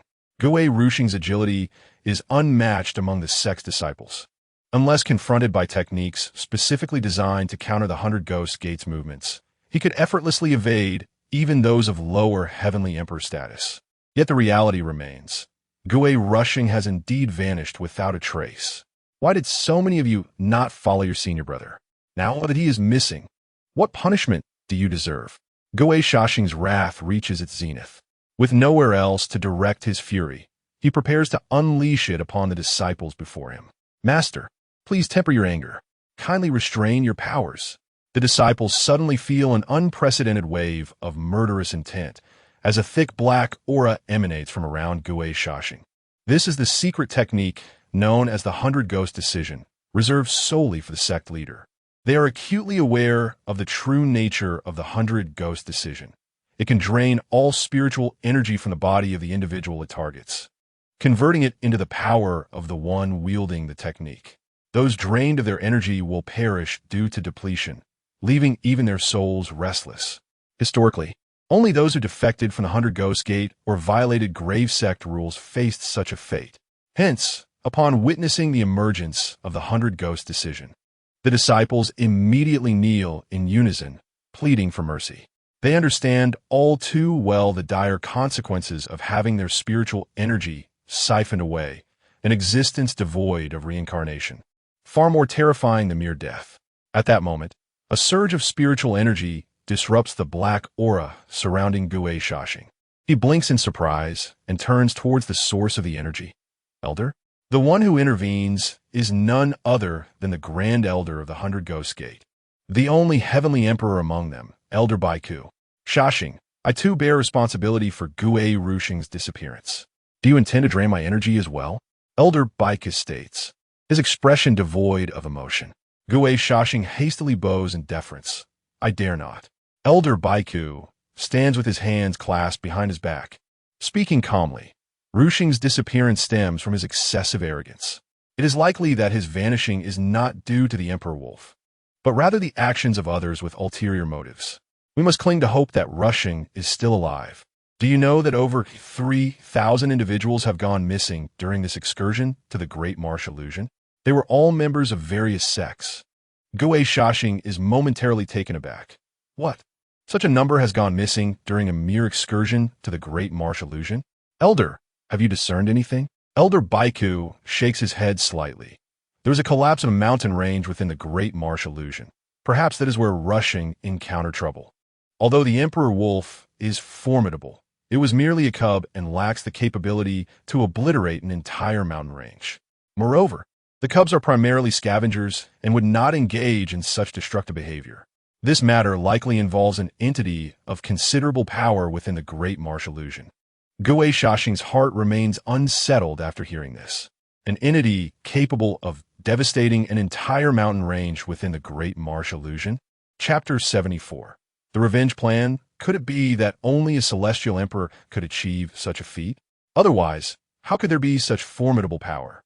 Gue Shashing couldn't help but gasp in astonishment. Hidden within the Great Marsh Illusion was, astonishingly, a being of celestial emperor caliber.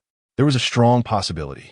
The elder Baiku narrowed his eyes and continued, "Moreover, this celestial emperor likely possesses strength surpassing my own.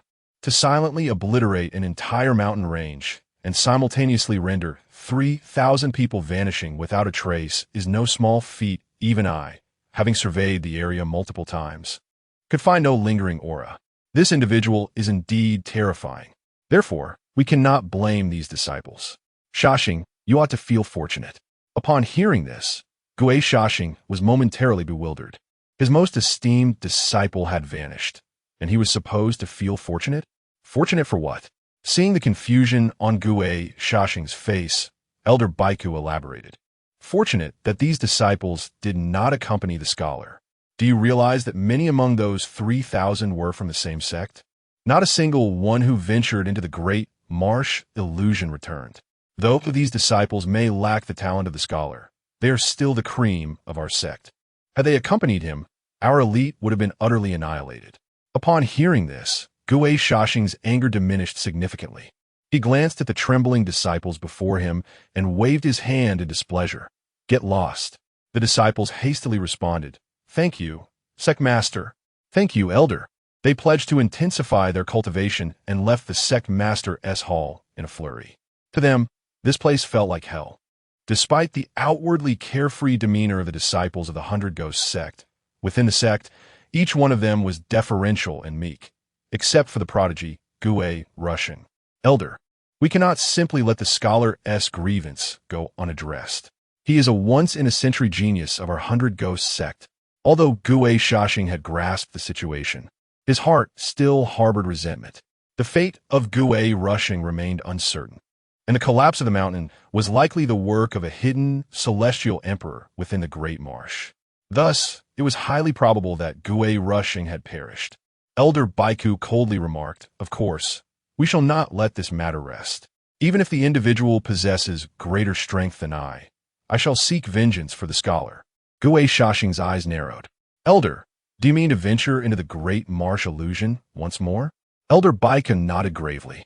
"Indeed, although the Great Marsh illusion has been sealed, with proper negotiations, entry is not impossible. You shall accompany me on this journey. The various sects have lost many of their elites and will surely be outraged.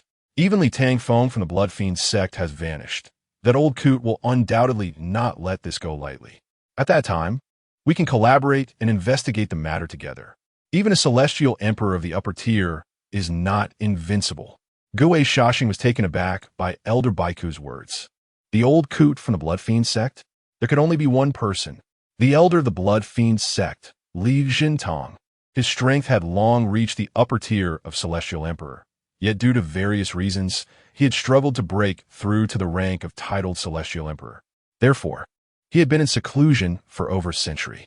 Li Tangfeng was his great-grandson and one of the most talented individuals within the Blood Fiend sect. Should Li Jintong decide to intervene, even a celestial emperor of the upper tier would undoubtedly be unable to withstand the fury of the masses, unless he were a titled celestial emperor. However, upon reflecting on this, Gue Shashing shook his head. The Great Marsh illusion was merely a trial for the celestial and divine sects. How could a titled celestial emperor reside within it? Very well, Elder, there is no time to lose. When do we depart? Gue Shashing was eager to set forth. Even if Gue Rushing were already dead, he at least wanted to identify the perpetrator and exact vengeance for the scholar. Yet Elder Baiku shook his head. Do not rush. This matter requires patience. That old coot may not yet have emerged from seclusion. I suspect that the Blood Fiend sect's people are in a frenzy and will surely seek him out. When the time comes, he will come looking for us, and we shall then set out. Upon hearing Elder Baiku's words, Gue Shashing nodded solemnly. The 100 Ghosts sect had always acted in such a manner, seldom taking the initiative unless there was something to gain. While Li Jintong was extraordinarily powerful, a single individual's strength was limited, and he would surely seek out the Elder Baiku. Thus, they might even turn this calamity into an opportunity, gaining some advantages from Li Jintong. The fate of the scholar remained uncertain, and given the circumstances, it would be wise to obtain whatever benefits they could to mitigate their losses. Elder, shall it just be the two of you going? Should we not inform the second and third elders? Gue Shaxing hesitated before inquiring. The 100 Ghosts sect was different from other sections. In most other sects, even elders stronger than the sect master would heed the master's orders. Only in significant matters could elders collectively deliberate on whether to approve the master's decisions. However, this was not the case for the 100 Ghosts sect. The sect master merely managed the disciples, while nearly all power resided with the 3 fixed elders. Currently, the second and third elders were in seclusion, striving to break through to the celestial emperor realm. If they were brought forth, their near celestial emperor strength could indeed contribute significantly. Elder Baiku shook his head firmly. No need. They are in a critical phase of their breakthrough. We must not disturb them. The 2 of us will suffice. Moreover, the scholar is the great-grandson of the third elder. If the third elder learns of this, he will surely be consumed with rage. Should this lead to his breakthrough failure, neither of us could bear the responsibility. Gue Shaxing, upon hearing this, had no choice but to acquiesce. After all, there would be others from different sects involved, and a resolution would undoubtedly be reached. However, they were unaware that the one responsible for the demise of Gue Shaxing and the other 3,000 disciples from various sects was not a celestial emperor of the upper tier, but rather Lin Chuan, who had just recently crossed into the realm of the celestial saint. Yet, having eliminated all potential threats, they had not considered the direction of the heavenly demon sect. Chapter 75. The Emergence of the Blade Emperor. Amidst the discussions between Gue Shaxing and the elder Baiku, a disciple from the 100 Ghosts sect rushed in with palpable urgency. Clad in the garb of a scout dispatched by the sect, it was clear that this individual was a vital part of the operational framework of the major sect, particularly as a member of a demonic faction where spies were indispensable. It was through the intelligence provided by such scouts that the remote 100 Ghosts sect could remain informed about the movements of rival sections. What is the cause of such distress? Gue Shaxing inquired, his expression grave. The scouts of the 100 Ghosts sect were trained from a young age, and it was rare for them to intrude in such a manner unless the situation was exceedingly dire. Reporting to the sect master and elder, the Xinjian sect has been annihilated. The scout gasped, breathless. What? Gue Shaxing's face darkened significantly. Could it be the work of the Tianma sect? Elder Baiku, though taken aback, waved his hand dismissively. Calm yourself. The Xinjian sect boasts over 80,000 disciples and numerous protective formations.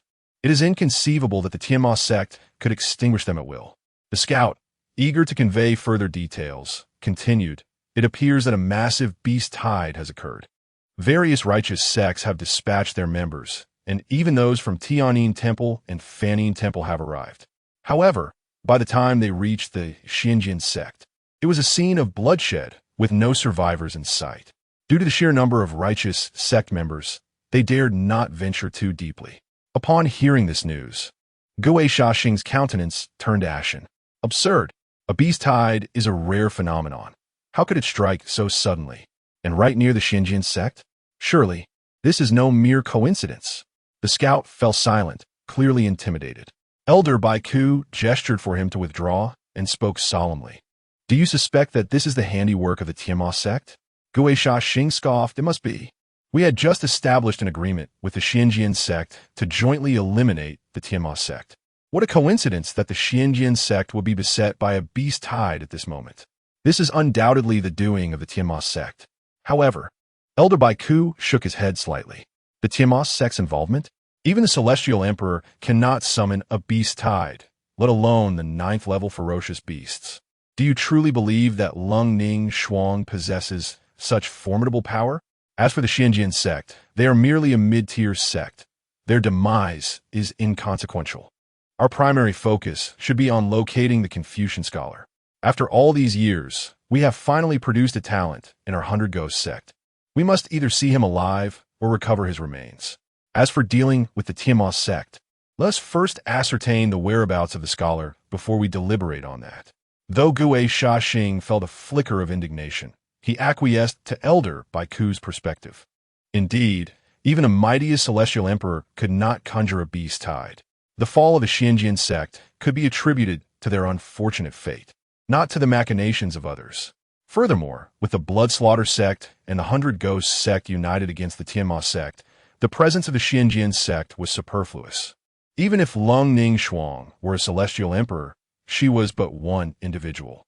How could one celestial emperor contend with two? With this realization, Gue Shaxing nodded gravely and murmured, "However, the great marsh illusion is now sealed. How shall we reopen it? If we wait for it to unlock on its own, it may not occur for another century." Elder Baiku waved his hand ominously. "Rest assured, I have my methods." Meanwhile, within the Blood Slaughter Sect, the grand elderly Zhentang had unexpectedly emerged from seclusion. His motivation was singular: the mysterious disappearance of the prodigious talent Li Tangfeng, who had recently shown promise within the Blood Slaughter Sect. Li Tangfeng was not only a genius of the sect, but also the sole grandson of Li Zhentang, whose fiery temperament contrasted starkly with that of Elder Baiku. "You are saying that two celestial emperor-level experts were stirred within the great marsh illusion, and as a result, my grandson has vanished?" Li Zhentang's expression was grim as he gazed at a disciple from another sect, who was now kneeling before him, bloodied and clearly tortured. The trembling disciple stammered, "Demon Emperor, I assure you, what I say is the truth." Initially, a powerful figure emerged, shattering an entire mountain range, resulting in the disappearance of 3,000 disciples, including young Master Li. Who but a celestial emperor could wield such power over a mountain? We had only just procured treasure from the illusion when we heard the deafening crash, and the mountain collapsed. The disciple divulged all that he knew, desperate for his life. Without hesitation, he shattered half of his own meridians, hoping to appease the wrath of the demon emperor. His eyes brimmed with despair. Yet, he clung to the hope of survival. Celestial emperors? 2 of them? Do you truly believe I can be deceived so easily? When did celestial emperors become so commonplace? Can there truly be 2 within a mere illusion? Li Zhentang's laughter was devoid of mirth, sending chills down the disciple's spine. Suddenly, Li Zhentang raised his hand. A tempest surged forth, shaking the very floor beneath them with a cacophony of cracking sounds. In an instant, the white-robed disciple was drawn towards him, his neck crushed with a swift motion. His body withered, drained of all vitality as his blood essence was completely siphoned away. At that moment, Shuexing Zhe, the Blood Slaughter Sect's leader, who had remained silent for some time, clasped his hands and addressed Li Zhentang. "Demon Emperor, what course of action shall we pursue now?" Li Zhentang narrowed his eyes, revealing his crimson teeth, and spoke coldly. "What shall we do? The great marsh illusion is sealed. We must find a way to force it open. If there truly are 2 celestial emperor-level experts within, I cannot contend with them alone. The Confucian scholar of the Hundred Ghosts Sect has also gone missing. We must seek out Elder Baiku. Only by joining forces can we hope to face 2 celestial emperors. As for how to open the illusion, we shall decide when we arrive." Upon hearing Li Zhentang's words, Shuexing Zhe immediately understood, and together, they set forth towards the Hundred Ghosts Sect. Chapter 76, No Way, No Way. After a brief moment of contemplation regarding Lin Chuan's suggestion, Leng Ningshuang nodded slightly. Given her current condition, it was indeed unwise to continue traveling relentlessly. Not only was her body exceedingly frail, but prolonged exertion could also lead to lingering ailments. Moreover, in such a weakened state, encountering former adversaries on the road could prove perilous. She might not even know how she perished.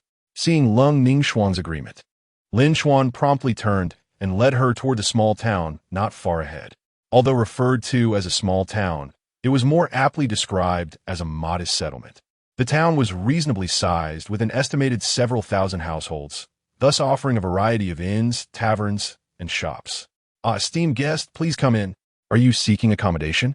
Upon entering an inn, the welcoming attendant, upon noticing Lin Chuan and his burden of Leng Ningshuang, displayed an expression that conveyed a knowing familiarity. Esteemed guest, please proceed to the 2nd floor.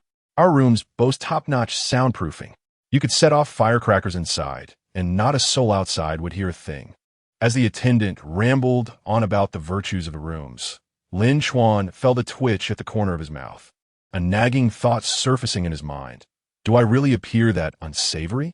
Leng Ningshuang, with her eyes closed resting against his shoulder, blushed fiercely. She was painfully aware of the innkeeper's implications. Were it not for her current weakness, she might have been tempted to take her revenge.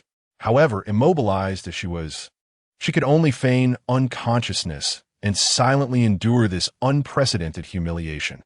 Very well, just bring a jug of hot water and leave it at the door. Do not disturb us unless summoned. Lin Chuan instructed after selecting a room, tossing a pouch of silver to the attendant and hastily urging him to depart. He was wary that this old hag might suddenly snap and retaliate. The attendant's eyes lit up at the sight of the substantial sum. Naturally, he refrained from further remarks, but not before shooting Lin Chuan a conspiratorial glance, eliciting a bitter smile from him. Will you not let me down? As soon as they entered the room, Leng Ningshuang pinched Lin Chuan's waist with considerable force. Lin Chuan yelped in surprise, causing him to lose his grip. In an instant, Leng Ningshuang plummeted, landing directly on the floor, her head unceremoniously positioned at the base of Lin Chuan. Reacting quickly, Lin Chuan attempted to catch her, but alas, he was too late. With a delicate visage now pressed against his posterior, Leng Ningshuang emitted a piercing shriek that threatened to rupture eardrums. Outside the room, however, there was no sign of commotion, indicating that the innkeeper's claims about soundproofing held some truth. That was not my intention. Frightened, Lin Chuan sprang back. His heart raced, and beads of sweat formed on his brow. Good heavens, this is truly a matter of life and death. If she recovers, I might very well be skinned alive and turned into a barbecue. Fuming, Leng Ningshuang clenched her teeth. She had never faced such indignity in her life. Were it not for her current lack of strength, she might have indeed sought to exact vengeance on him. Truly, I did not mean to. Lin Chuan's forehead glistened with perspiration. If she looks like this now, I'm surely doomed once she regains her strength. Without further ado, Lin Chuan glanced at Leng Ningshuang, who was equally fixated on him. Their eyes met, and a sense of foreboding filled Leng Ningshuang's heart. What are you planning? Realizing Lin Chuan's intentions, she felt a mix of shock and rage. What does no turning back mean? What does he intend to do? Surely he isn't contemplating silencing me to avoid retribution. In truth, Lin Chuan had no such murderous intentions. He was no heinous fiend. To him, no turning back simply meant making a swift escape. He was reluctant to inflict harm on Leng Ningshuang, yet equally desperate to avoid being slaughtered once she regained her strength. Given her current vulnerability, there was no better time to flee. Apologies, esteemed leader, he thought, grinning foolishly at the prospect of imminent freedom. However, this grin appeared sinister in Leng Ningshuang's eyes, leading her to close her eyes defiantly, bracing for his impending actions. Unbeknownst to her, Lin Chuan had already turned and dashed towards the door. Esteemed masters, please step inside. We happen to have a few vacant rooms. Just as Lin Chuan opened the door and peeked outside, he was met with the sight of the attendant guiding several monks towards him. Cursed luck! He swiftly shut the door and locked it. Among the approaching monks was Master Mingjue, one of the celestial experts he had encountered during the massacre of Hong Tianhe at the Tianma Sect. Upon reaching the door of Lin Chuan's room, Master Mingjue abruptly halted. What is it, Master? How odd. I sense a trace of demonic energy here. At this pronouncement, Lin Chuan's heart leapt into his throat. Good grief, surely this old monk hasn't discovered anything. Master Mingjue moved to push open the door to investigate, but the attendant quickly intervened. Pardon me, Master, but our esteemed guest is currently engaged in significant matters within. It would be unwise to disturb them. Master Mingjue, demonstrating a semblance of reason, chose not to force his way in. After all, his perception was merely a fleeting sensation in a bustling inn. It was not uncommon for individuals associated with the demonic realm to pass through. Thus, he acquiesced and followed the attendant to a room situated at a respectful distance. Despite the excellent soundproofing of the establishment, Lin Chuan pressed himself against the door, straining to hear the unfolding events outside. Well done, my friend. Lin Chuan silently praised the attendant for his timely intervention. It seemed that a little generosity could yield substantial benefits. The money he had given earlier was certainly well spent. Chapter 77.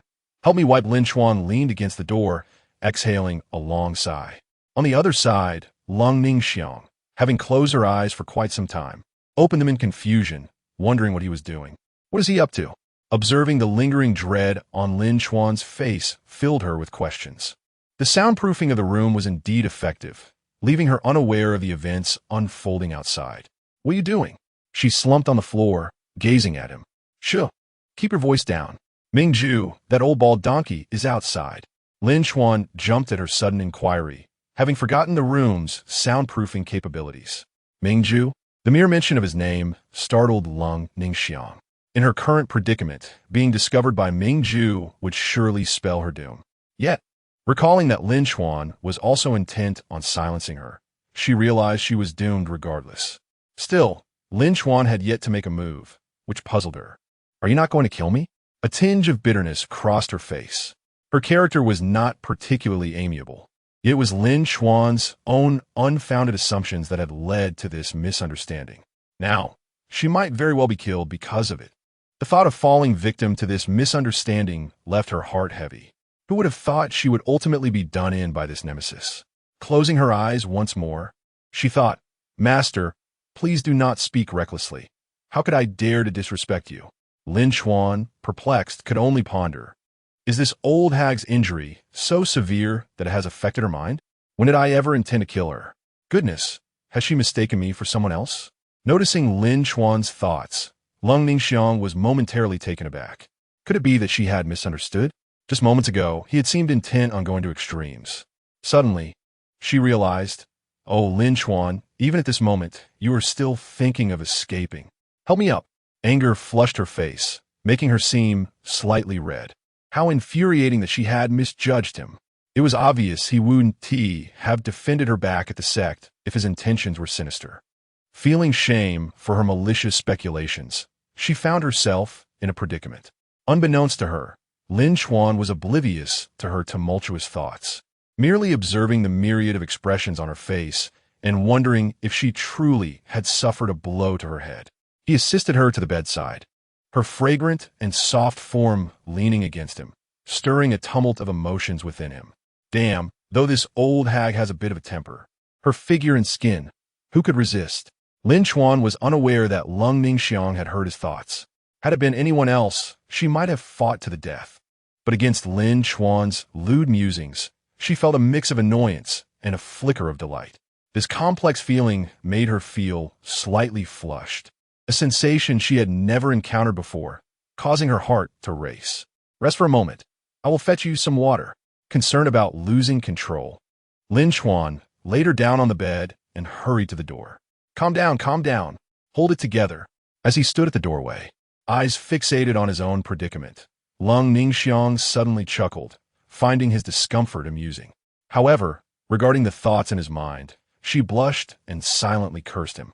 Taking a deep breath to steady his emotions, Lin Chuan cautiously opened the door. He swiftly brought in a basin of warm water, knowing that Mingju and his companions were also at this inn. Despite the protective formations in the rooms that masked sounds and scents, these worldly barriers were rudimentary at best, necessitating an abundance of caution. "Ahem, I've placed the warm water here," he announced, setting the basin beside her bed. Under normal circumstances, this would have sufficed, but the fire ignited within him made it challenging to maintain composure. As a man, one typically could manage their desires. But once that fire ignited, it became a different story. Moreover, the temptation before him was far from trivial. He knew that should he make an impulsive move now, the consequences would be dire once Leng Ningshuang regained her strength. "Come here," she said, reclining against the pillow, her soft voice strikingly alluring. "Come here?" Lin Chuan inhaled sharply. "Damn it. You want me to lose my mind now? Are you trying to lead me astray? I can't move. You should help me wipe my face." Leng Ningshuang turned to look at Lin Chuan, a hint of satisfaction on her face. "You always provoke me." Lin Chuan saw the expression on her face and felt a surge of frustration. "You're teasing me, aren't you? How infuriating. You're smiling. Indeed, she is definitely teasing me." With a hint of provocation on her face, Leng Ningshuang's demeanor drove Lin Chuan to the brink. He strode forward, wringing out a towel, yet hesitated to lower it. The smile on her face made him uneasy. Her thoughts were inscrutable, and if he succumbed to temptation now, she might retaliate. "Master, there is a distinction between men and women. Perhaps you should wipe your own face, he stammered, sensing her amusement and frustration. What? Back at the sect? You were so eager to warm my bed. Why are you hesitating now? Lin Chuan chuckled awkwardly, thinking it absurd. At the sect, his mind had been solely focused on escape, and he had acted out of necessity. Should anything arise then, he would have been the victim, but the dynamics had shifted. He had transitioned from a passive role to an active one. If he inadvertently offended this old hag, he would surely meet a grim fate. If it weren't for Ming Ju being present, he would have wanted to flee immediately. All right, enough teasing. Just help me wipe. I'm drenched in sweat and feeling miserable. Seeing his discomfort, Leng Ningshuang ceased her jesting. Her body was indeed soaked with perspiration, and she felt uncomfortable. Noting her condition, Lin Chuan felt relieved. He carefully took the towel and began to wipe her face, keeping a distance as if reaching for a light fixture on the ceiling while standing on a stool, stretching only just enough to barely touch. What are you doing? Come closer, she urged, exasperated. Chapter 78, What is happening to me? This was a request made by that old hag herself. Why should I be afraid? With this thought, he felt a weight lift from his mind. He casually dragged a stool over from beside the tea table and twisted a towel anew, beginning to diligently wipe away the fragrant sweat from the cheeks and neck of cold condensation frost. Being so close. Lin Chuan distinctly felt her breath brush against the back of his hand. Gulp. Their eyes met, and Lin Chuan instinctively swallowed hard. Damn it, no. Hold it together. Hold it together. Cold condensation frost also noticed Lin Chuan's breathing becoming increasingly labored. Her face flushed, and her heart raced. Having wiped the sweat from her face, Lin Chuan was about to make his escape when cold condensation frost called out to him. My hand too. My hand isn't feeling well. Hearing this, Lin Chuan stiffened momentarily, but could only comply with resignation. The moment his hand grasped her delicate one, the resilient, smooth sensation nearly sent his already tumultuous mind spiraling into madness. He exhaled heavily once more, this time with a slight tremor. Form is emptiness, emptiness is form. Lin Chuan repeated this mantra in his heart, while wiping away the fine beads of sweat from her hand. At this moment, he was not the only one overwhelmed with emotion. As the passive party, cold condensation frost felt her heart racing, acutely aware of the warmth radiating from Lin Chuan's palm. She was incredibly shy yet terrified that he might suddenly let go. This contradictory and peculiar sensation was becoming quite addictive. Before long, Lin Chuan gritted his teeth and finally wiped clean the sweat from her hand. Sister, I'm truly frightened of you. If you make me do anything more, I might really lose control. Lin Chuan silently prayed. In cold condensation, Frost heard his thoughts clearly. However, she was reluctant to release him.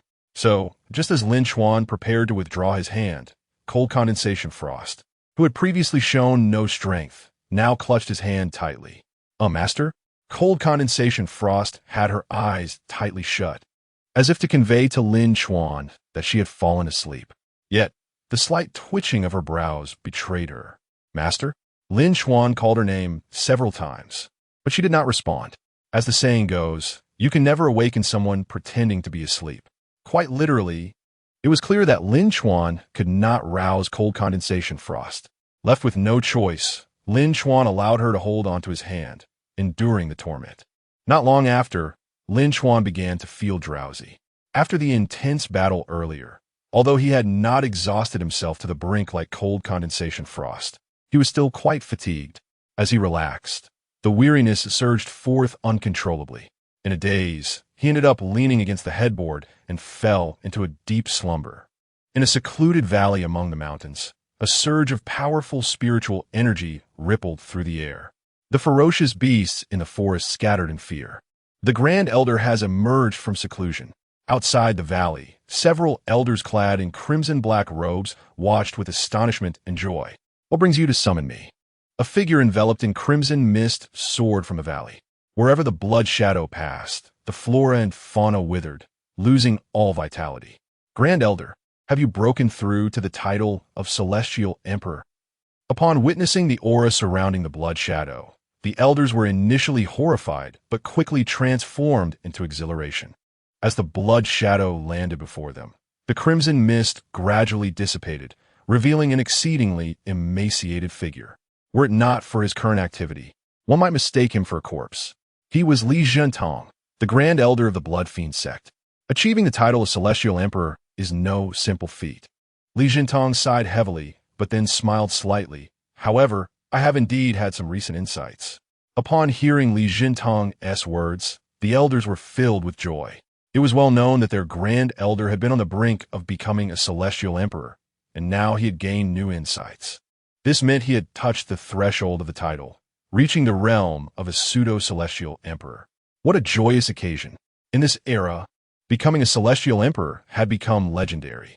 Now, with the existence of one who had grazed the threshold of this title, the Blood Fiend Sect had effectively advanced to a top-tier force. What matter prompted you to use the red spiritual talisman to summon me?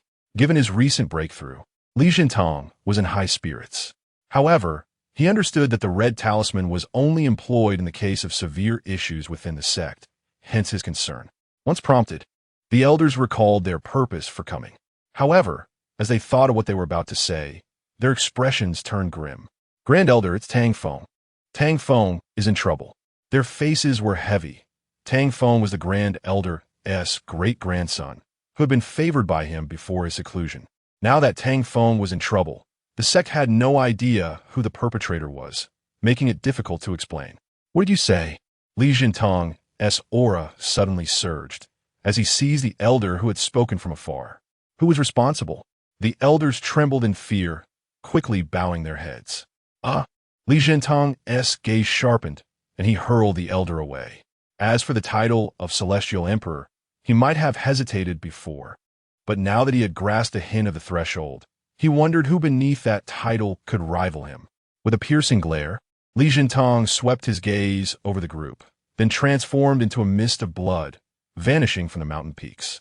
In the inn of the small town, Lin Chuan awakened after what felt like an eternity. He felt extraordinarily refreshed from his nap, so comfortable that he nearly let out a moan.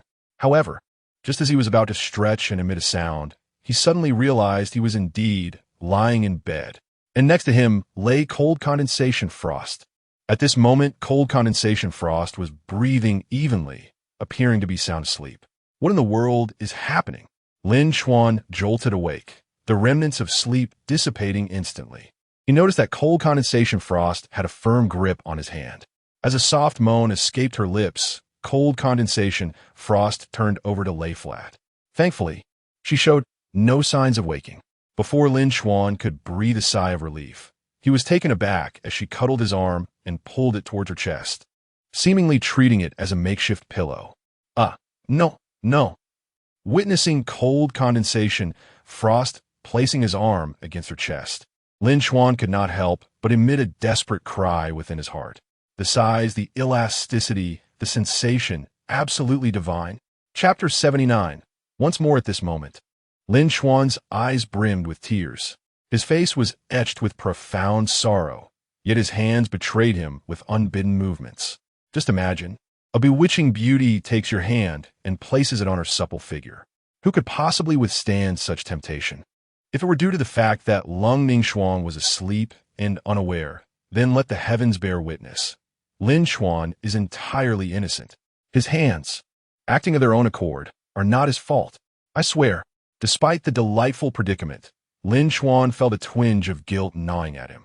Yet, he found himself trapped in the current situation. Leng Ningshuang held his hand tightly. If he were to withdraw it suddenly, the commotion would surely awaken her. However, if he remained in her grasp, it would only be a matter of time before she stirred. Lin Chuan truly understood the meaning of being on the back of a tiger. There was no retreat. Heavens above, earth below, are you conspiring to lead me to my doom? Thoughts raced through Lin Chuan's mind. Meanwhile, Leng Ningshuang was beginning to awaken, her breath becoming erratic. Just moments before, Lin Chuan's frantic thoughts had roused her from her slumber. She had been resting peacefully until she heard Lin Chuan's desperate cries of denial. Upon waking, she realized those were merely his inner musings. To her astonishment, she could hear his thoughts even in her sleep. As she prepared to voice her surprise, a sudden realization struck her. Lin Chuan had somehow found his way onto her bed. How audacious! What had he done? Strangely enough, aside from initial surge of anger and surprise, she felt an unexpected anticipation. While she pretended to sleep, she began to comprehend what Lin Chuan was doing.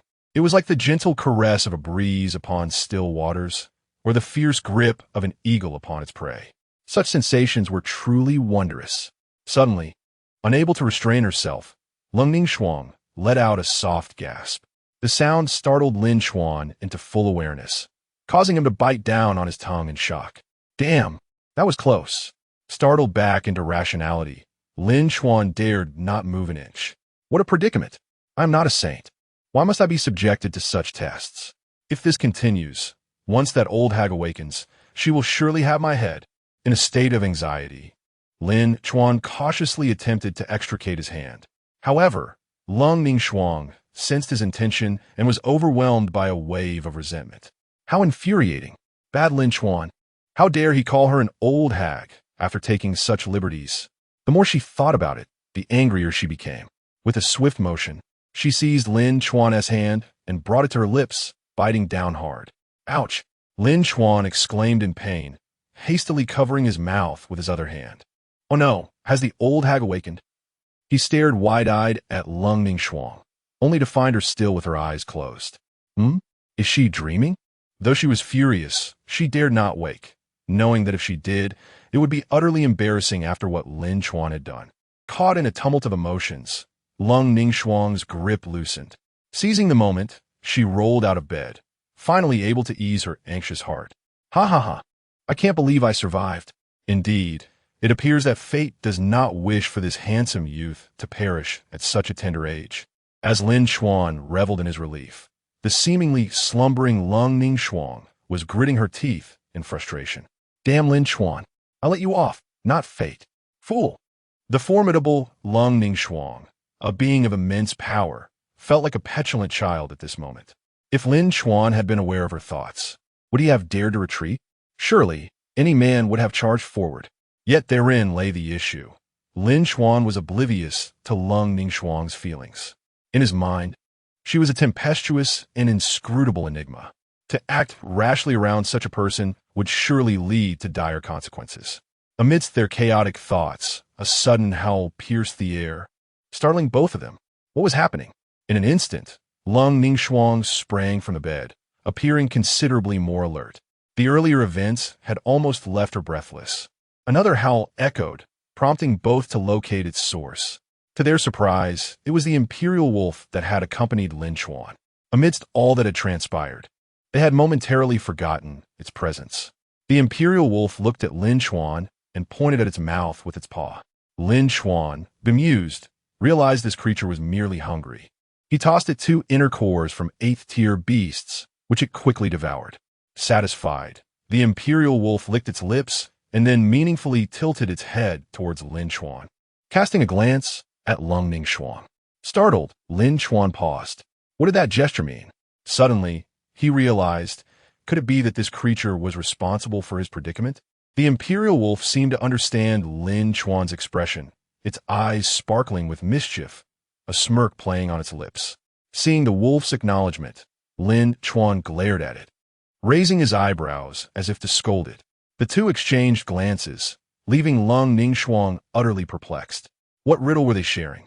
Nothing at all. Lin Chuan chuckled awkwardly, concealing the truth. Little did he know that his misdeeds had already been discovered, though unspoken. With the imperial wolf's appearance, the tension between them eased somewhat. Clearing her throat, Leng Ningshuang resumed her icy demeanor. Yes, indeed. Lin Chuan, feeling slightly uneasy, responded affirmatively. One must never engage in actions that provoke guilt. Given another chance, he would simply wish to ask for a different posture to revisit the moment. Along their journey, they encountered no significant events, save for one piece of news that piqued their interest. The Grand Elder of the Bloodslaughter Sect had emerged from seclusion and was collaborating with the 100 Ghost Sect to investigate the incidents that had transpired in the secret realm. Chapter 80.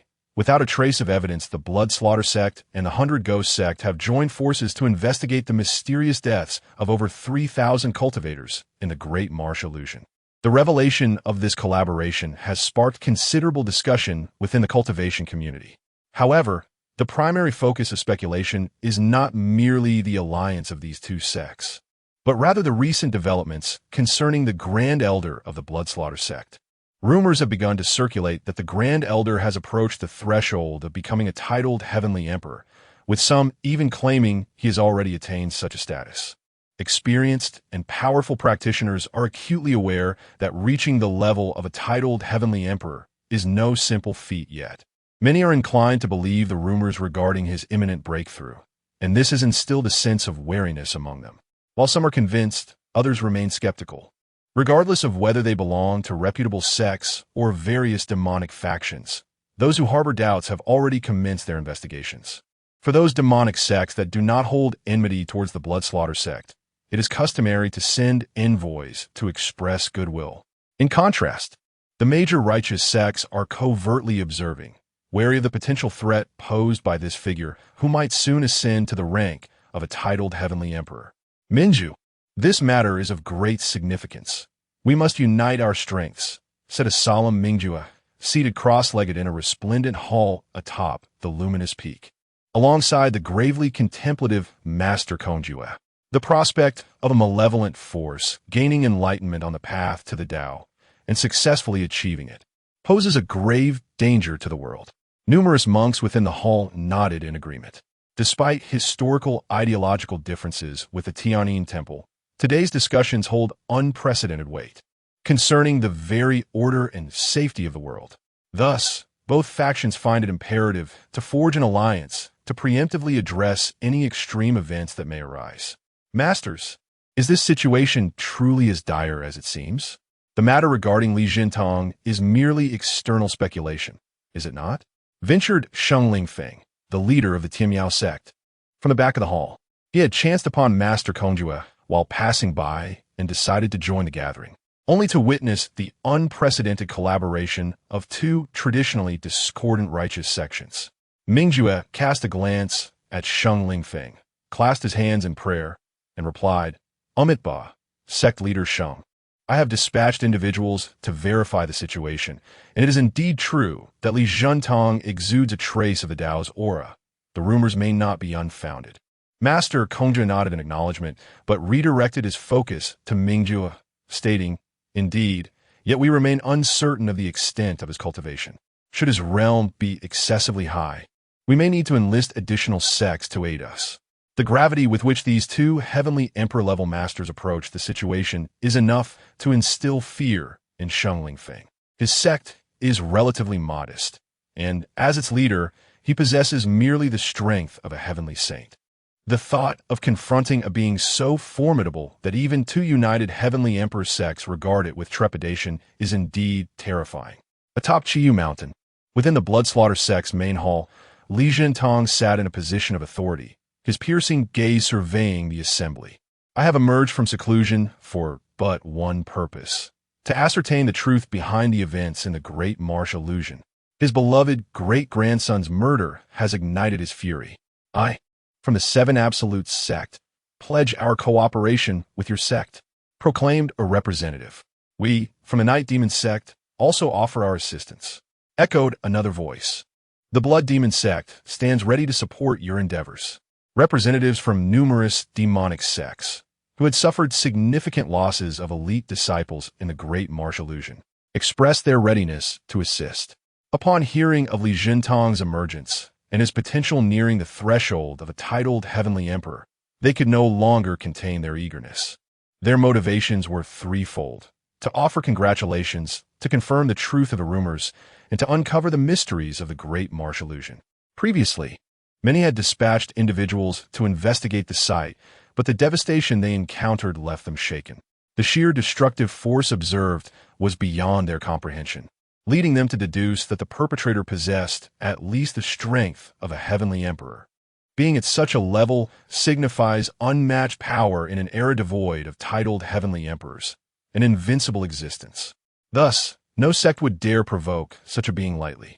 Even those who had suffered losses refrained from openly seeking vengeance, only daring to voice their grievances.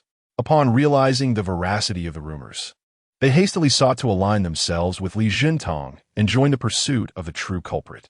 Brotherly, Your return is marked by formidable momentum. It is likely that those so-called righteous sects will not remain idle, remarked the elder Baiku, who had been quietly seated to the side. Li Jintang's eyes flashed with intensity upon hearing Baiku's words. I have stated, I emerge for one purpose: to uncover the truth behind the great marsh illusion. As for those righteous sects, if they do not disturb me, it shall be well. If not, then.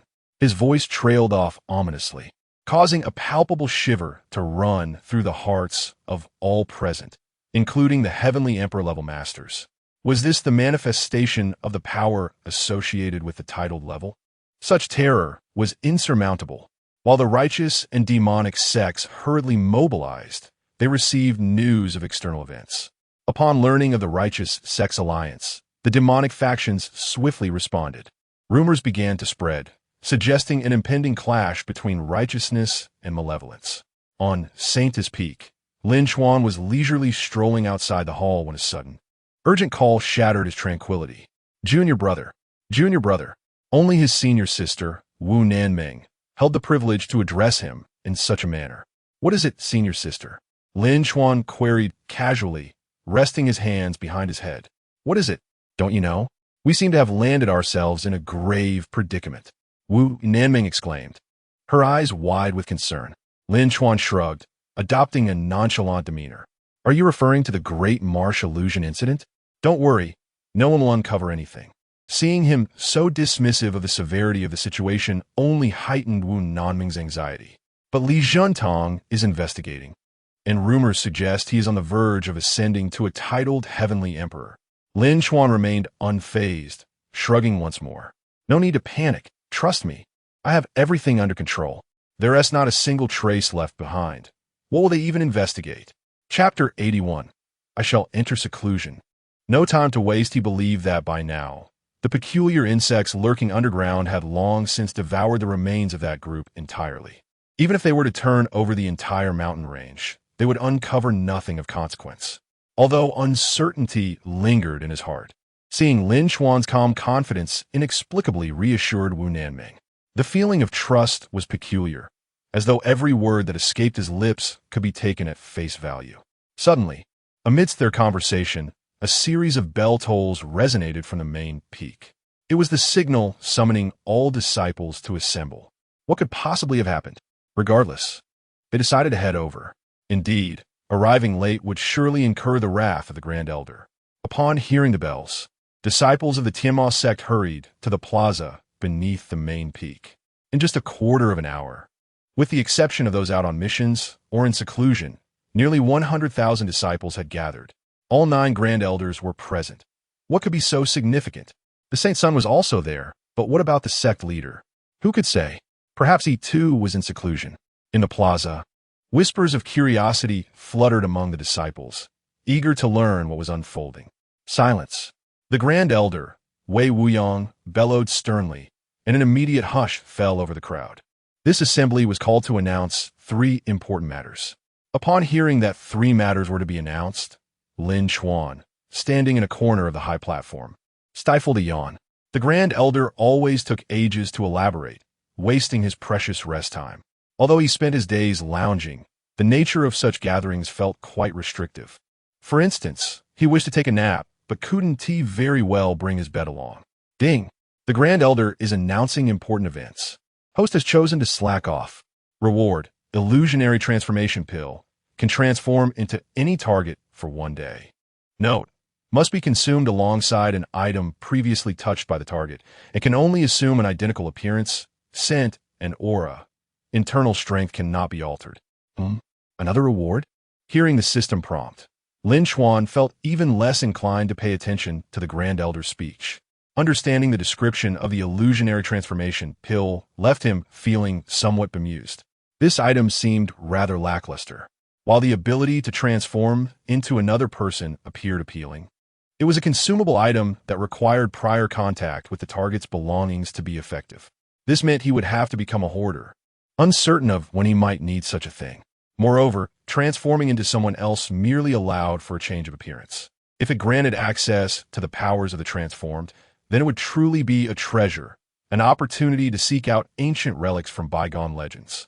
However, Lin Chuan quickly dismissed such fantasies with a wry smile, recalling the difficulty he had faced in obtaining the fourth-ranked innate treasure, the Hunyuan Overlord Blade. That precious item had barely warmed in his grasp before it was rendered useless, and even now, the memory stung. No, he must hold the old crone accountable for that loss. As Lin Chuan mulled over his grievances, Grand Elder Wei Wuyang concluded her announcements. Noticing Lin Chuan lost in thought, she sighed and approached him. "Oh, what resources?" Lin Chuan asked, feigning ignorance. Wei Wuyang's lips twitched in annoyance. "So after all this time, you haven't heard a word? Saint Son, when will you mend your ways? Could you not be so carefree and not squander your extraordinary talents?" Wei Wuyang was exasperated. "Ah, grand elder, your words are misguided," Lin Chuan replied earnestly. "This is simply my path of cultivation. What you perceive as carelessness is merely a manifestation of the myriad ways of the universe. I tread upon paths that others dare not."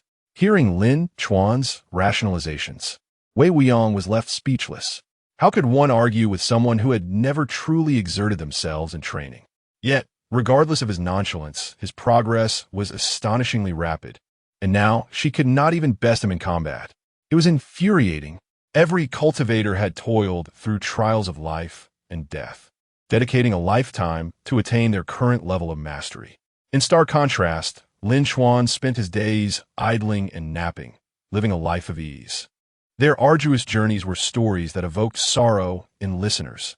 Wei Wuyang realized she could not reach him and could only storm off in frustration. Watching her retreating figure, Lin Chuan shook his head in resignation. Truly, a bunch of stubborn individuals. Why did no one believe in the truths they held dear? Reflecting on it, one could easily understand that all the hours spent in cultivation were ultimately for the sake of longevity and enjoyment. If one were to lose their life in the pursuit of cultivation, what value did it hold? Without life, what could one pursue? Nothing at all. Thus, prioritizing his survival was of utmost importance. If such thoughts were to reach the ears of the forebears in the cultivation world, they would undoubtedly rise from their graves to chastise him. After a brief internal lament, Lin Chuan remembered the chaos outside. Even if called upon, he would certainly refrain from stepping out. "Junior brother, are you still in seclusion at your dwelling?" Just as Lin Chuan was about to seek out Leng Ningshuang, Wu Nanming called out to him. In response to her inquiry, Lin Chuan merely shrugged. Seeing his demeanor, Wu Nanming felt a twinge of awkwardness. Indeed, who had ever seen Lin Chuan truly in seclusion? "Then, if you have time, may I come to seek your guidance?" she asked, her cheeks tinged with a hint of blush. "No, please refrain. Don't come near me." It was well known that Wu Nanming was the object of affection for countless male disciples of the Tianma sect. Even if they had yet to become intimate, merely appearing close would likely invite curses and ill will during sleep. However, to outright refuse would be rather hurtful. What if Wu Nanming's tender heart was wounded, and others witnessed it? He might still incur their resentment. Senior sister, I have recently experienced some insights and plan to enter seclusion elsewhere, so I may not have time, he finally replied. Chapter 82. The beauty emerges from the bath. Wu Song battles the tiger with a sense of contemplation. Wu Nanming cast a doubtful glance at Lin Chuan. Had this fellow undergone a transformation? Yet, considering Lin Chuan's extraordinary talent, it was clear he would one day become a pillar of the heavenly demon sect. Wu Nanming dared not disturb him lightly, nor obstruct his path. Very well. If that is the case, I shall seek you out once you emerge from seclusion, she thought, leaving with a hint of disappointment. Lin Chuan watched her retreating figure with a soft sigh. It was not that he was failing to seize an opportunity. After all, who could remain indifferent upon encountering such exquisite beauty? No one, except for Lu Xiaohui. It wasn't that he did not desire a harem of 3,000. But his current strength did not permit such indulgence. Take Wu Nanming, for instance. Within the sect, her admirers already surpassed an entire regiment. If he were to court her, he would likely be subjected to the envious gazes of her suitors every time he stepped outside. Moreover, being in a demon sect, many individuals were adept in the art of curses. Imagine being cursed daily. No deity could withstand such torment. No, a plan must be devised. Lin Chuan murmured to himself. The best course of action now was to avoid Wu Nanming, especially since he had just stated his intent to enter seclusion. This presented the perfect opportunity to hide away. Once the fervor subsides, perhaps with time, Wu Nanming would grow distant, thereby resolving his troubles. As the saying goes, time can dull all things. Having made up his mind, Lin Chuan prepared to seek out Leng Ningshuang to discuss matters. However, before doing so, he intended to find a place that was both sufficiently concealed and comfortable. After all, during seclusion, time certainly could not be too brief. While Lin Chuan busily searched for a secluded spot, the elders of the Heavenly Demon Sect convened with Leng Ningshuang to discuss pressing matters. The closure of the mountain gate would last for 6 months, and it was imperative to strictly regulate the disciples of their sect. Without permission, no one was to venture outside. Leng Ningshuang, seated at the head of the table, regarded the 9 elders. Rest assured, sect leader, I have already issued orders. Anyone who dares to leave without authorization will face severe punishment. Wei Wuyang reported, and the other elders nodded in agreement. Sect leader, regarding the annihilation of the Xianjian sect, do you believe? Noticing Leng Ningshuang's still frail appearance, Wei Wuyang understood that the destruction of the Xianjian sect was not as the rumor suggested. The obliteration of a major sect was no trivial matter. If the righteous path were determined to investigate, they might inevitably uncover something amiss.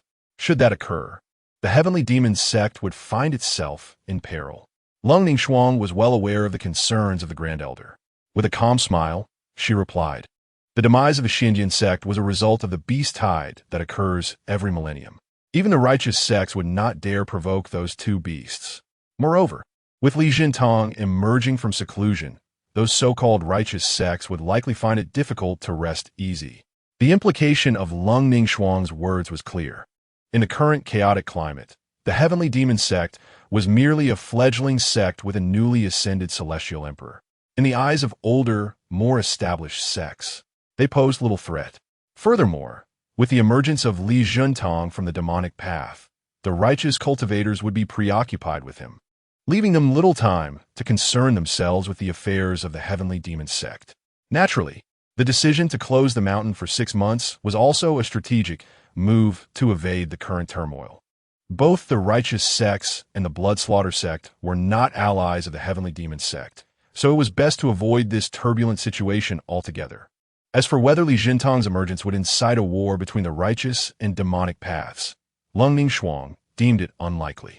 For one, Li Jintang had not truly broken through to the level of a titled celestial emperor, and he would undoubtedly hesitate to declare war.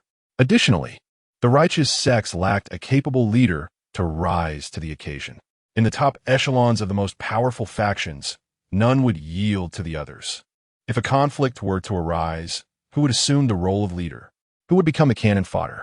After all, the potential destruction wrought by a pseudo-titled celestial emperor should not be underestimated. In summary, while minor skirmishes may occur in the short term, a full-scale war was unlikely.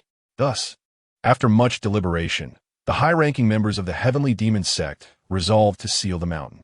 Once the storm had passed, they would reassess the situation and determine their next steps. In the afternoon, Lin Chuan strode purposefully toward the main hall of the Saintess Peak. Sect leader, I have come to claim my compensation. No, wait, I have come for my resources, he shouted, preoccupied with the thought of his already ruined innate treasure. Leng Ningshuang was currently soaking in a medicinal bath in a side hall. Following the previous battle's substantial losses, she had yet to fully recuperate. Even the announcement of the mountain's closure had been delegated to the Grand Elder. However, the disciples were unaware of this and were told merely that she was in seclusion. Upon hearing Lin Chuan's bellowing, Leng Ningshuang muttered to herself. For reasons unknown, memories of previous encounters at the inn surfaced in her mind. Sect leader? Lin Chuan wandered around the main hall, unable to find Leng Ningshuang. Just as he began to feel perplexed, the Emperor Wolf, which had been tucked away in his embrace, suddenly leaped out. Woof woof. The Emperor Wolf raised its head, indicating for him to follow. Understanding its intent, Lin Chuan did not hesitate and trailed behind. Calling me to claim resources and not even responding after all this shouting, Lin Chuan grumbled. Luckily, The Emperor Wolf's keen nose was able to locate her by scent. As they approached the door of the side hall, the Emperor Wolf abruptly halted, sensibly lifting its front paw to point toward the entrance, indicating that she was within. Without a moment's hesitation, Lin Chuan strode forward and pushed the door open. Sect leader, I have come to claim my cultivation resources for the next 6 months. With that, he flung the door wide open. Yet, to his astonishment, there was no sign of Leng Ningshuang inside. Where has this old witch gone? She said she would provide me resources. Could she be toying with me? That doesn't make sense. Even the wolf cub said she was here. Just as he pondered this, Lin Chuan noticed a screen partitioning part of the space within the side hall. He moved to investigate, stepping towards the screen. Ah, come on. Aren't you too old for hide-and-seek? Sect leader. As Lin Chuan rounded the screen, a vivid tableau of a beauty emerging from the bath unfolded before him. Lin Chuan, bang! A startled cry was followed by a violent collision, succeeded by a cacophony of screams and wails. At that moment, the room was alive with the fierce drama akin to Wu Song battling the tiger, while the Emperor Wolf squatted at the entrance, its paws covering its eyes. Though it appeared reluctant to witness the scene, the glimmer of excitement in its peripheral vision betrayed its intrigue. Chapter 83. A blow to the head, alas. Alas, my lord, I was wrong. I truly apologize, esteemed leader. Alas, alas. Cold Ningshuang was utterly infuriated, having previously been taken advantage of. Given the circumstances at that moment, she had refrained from expressing her displeasure. Yet, it was precisely when she had just risen to don her attire. Scoundrel! Dreadful Lin Chuan, perish, I say. Cold Ningshuang's heart was burdened with frustration. This side hall was typically off-limits to others. Even the elders were required to announce their presence. Yet this rogue had the audacity to barge in without a second thought. Alas, sister, I was wrong truly. I saw nothing at all. Lin Chuan found himself pinned to the ground by Cold Ningshuang, receiving a barrage of blows. While he pleaded for mercy, internally he muttered, indeed, aside from those 2 large white rabbits, I assure you, I saw nothing. If only Lin Chuan had refrained from such thoughts, but the moment they crossed his mind, Cold Ningshuang caught on immediately. How dare you claim you saw nothing? Cold Ningshuang's face flushed crimson, and her fist struck with even greater force. Alas, I truly did not see anything. You moved too swiftly. I genuinely could not discern. Lin Chuan's head spun from the blows, and he regretted not having learned his lesson. Bam! A punch landed squarely on Lin Chuan's face, causing blood to spurt from his nose, nearly rendering him unconscious. Dare you speak again? Cold Ningshuang's chest heaved with anger, her towel nearly slipping away.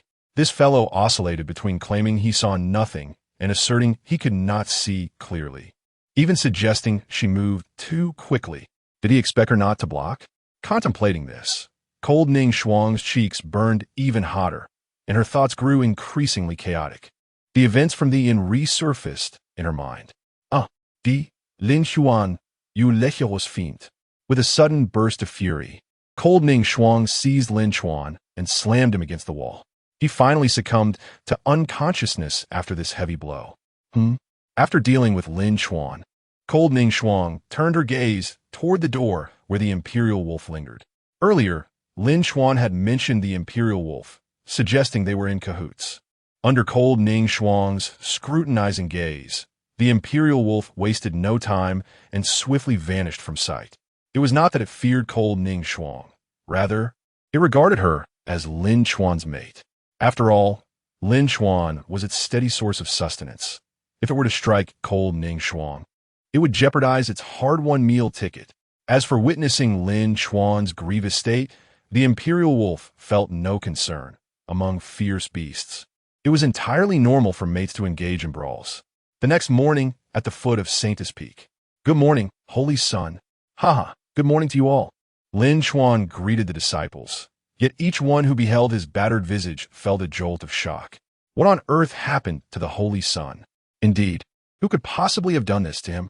Could it be the sect leader? Don't be ridiculous. The Grand Elder just mentioned yesterday that the sect leader is in seclusion. That's right. Could it be an invading foe? The disciples speculated, while Lin Chuan bore a heavy heart. Junior brother, what has happened to you? Upon seeing Lin Chuan's bruised face, Wu Nanming could scarcely recognize him. Haha, it's nothing, nothing at all. Lin Chuan waved his hand nonchalantly. Last night, I became overly engrossed in my cultivation and accidentally fell from the mountain. His casual tone belied the gravity of his situation, leaving the surrounding disciples astounded. My heavens! You fell from the mountain. The Holy Sun is indeed formidable. Indeed, to be so absorbed in cultivation, he truly is deserving of the title. What a predicament! I seem to be growing fonder of the Holy Sun. As the murmurs grew louder, Lin Chuan found the attention overwhelming and hastily took his leave. My dear mother, that old witch struck far too hard. Damn it.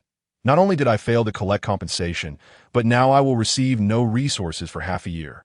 Lin Chuan was not particularly concerned about the resources. Rather, he felt a sense of imbalance. After all, he had previously destroyed treasures, such as the Hunyuan Overlord Blade, to rescue cold Ningshuang. She could have shown gratitude, yet instead, she repaid his kindness with malice. Was it merely for having glimpsed her ample assets? Was such a brutal beating warranted? However, upon reflection, he acknowledged that he had indeed touched her assets. It was precisely this guilt that left Lin Chuan feeling utterly helpless. He had initially intended to discuss the matter of seclusion with cold Ningshuang, but now he found himself outright expelled. It was likely that her anger would not dissipate anytime soon. Lin Chuan, cradling his bruised face and grimacing, made his way to the residence of the Grand Elder, Wei Wuyang. Grand Elder, he had suffered a blow to his psyche. Ah, it is the Holy Sun. What has transpired? Wei Wuyang was taken aback upon seeing Lin Chuan's battered state. It's nothing. The roads were slippery at night, and I fell from the mountain. Lin Chuan grinned, clearly reluctant to discuss the matter. Upon seeing his demeanor, Wei Wuyang immediately understood. He had surely been reprimanded by the sect leader. The Holy Sun, a powerful figure at the heavenly saint level, could not have fallen simply due to slippery ground. Besides, within the Tianma sect, no one aside from a sect leader could best him. There was no need to guess the reason further. Is there something you require, Holy Sun? Wei Wuyang did not expose him, but chuckled inwardly.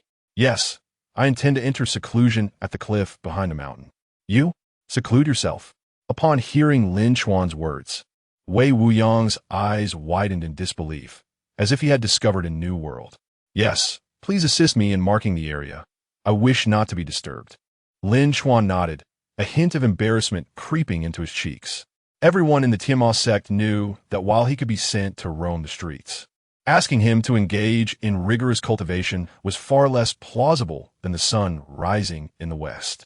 Lin Chuan had expected the process to be smooth, but unexpectedly, upon uttering those words, Wei Wuyang's expression shifted dramatically as he darted toward the peak of Sanus Mountain. Confounded, Lin Chuan pursued him, preparing to inquire about the commotion when he heard Wei Wuyang's voice emanating from the direction of the side hall. Not good. Sect leader, come quickly. It seems the Holy Sun's head has been damaged. Chapter 84. Cultivating flowers and leisure in the side hall of the Saintus Peak, as Wei Wuyang's words fell. The grand door suddenly swung open. A striking figure appeared before her. What did you say? Leng Ningshuang anxiously inquired, her gaze fixed on Wei Wuyang. Has Lin Chuan's mind been damaged? That shouldn't be the case. Her strike wasn't that severe. As she pondered, her expression suddenly shifted. Yesterday, in a fit of anger, she may indeed have been a tad too reckless. The mere thought of Lin Chuan possibly becoming an imbecile due to her actions sent her into a state of panic. Where is he? Leng Ningshuang grasped Wei Wuyang's arm, clearly flustered. I'm right here, Lin Chuan replied, bemused by their anxious demeanor. Did they truly think he was in such dire straits simply for seeking a quiet place to meditate? As Lin Chuan approached, his face bruised and swollen, Leng Ningshuang darted to his side, checking his forehead and eyelids as if to ascertain the extent of his injuries. I'm fine, it's just a misunderstanding, Lin Chuan chuckled, seizing her hand. His once handsome visage now resembled that of a swollen pig's head. Seeing him in such a state inexplicably tugged at Leng Ningshuang's heart, filling her with an unexpected sense of compassion. Strangely, while she had felt a thrill in striking him earlier, she now found herself overwhelmed with concern. Wei Wuyang, stepping forward, pointed at Lin Chuan, exclaiming, Sect Master, I assure you I'm not deceiving you. Do you know what the Holy Sun just told me? Leng Ningshuang looked at her in confusion. What did he say? Wei Wuyong's eyes widened as she declared. He said he wants to enter seclusion. He's going into seclusion. The revelation caused Leng Ningshuang to turn her attention back to Lin Chuan. No wonder Wei Wuyong had rushed to find her. It seemed Lin Chuan's mind truly was affected. Observing their astonished expressions, Lin Chuan felt a twitch at the corners of his mouth. Is it really necessary to react this way? I merely wish for a tranquil place to stay. Must it be such a dramatic affair? Hearing Lin Chuan's thoughts, Leng Ningshuang couldn't help but chuckle, feeling both exasperated and amused. She had initially feared he was genuinely troubled, only to realize he was simply looking for a respite from responsibility. Now that she knew he was unharmed, her worries dissipated. She turned to Wei Wuyong and said, "All right, Elder, please help him find a suitable spot. Let him do as he pleases."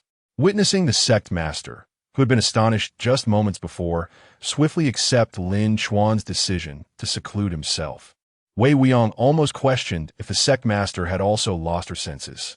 However, such thoughts remained unvoiced. "Well, Elder, I've already selected the location. It's at the cliff behind the mountain." With Leng Ningshuang's approval, Lin Chuan was overjoyed.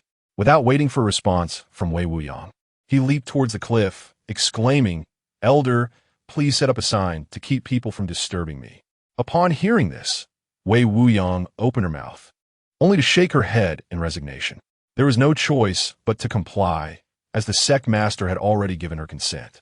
From that day forth, the secluded spot, once a clandestine meeting place for disciples, transformed into Lin Chuan's private domain.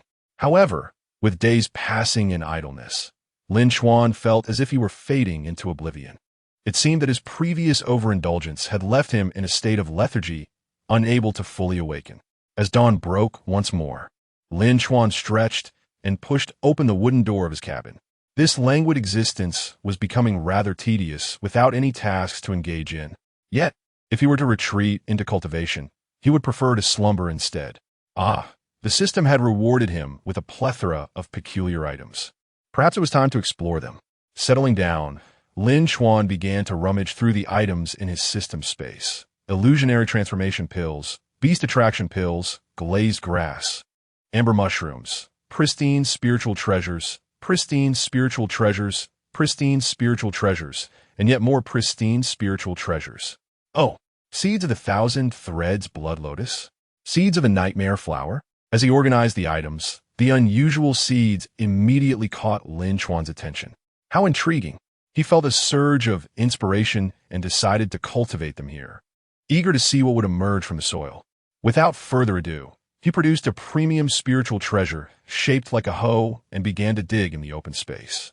Utilizing a premium spiritual treasure as a gardening tool would surely make others envious if they were to discover it.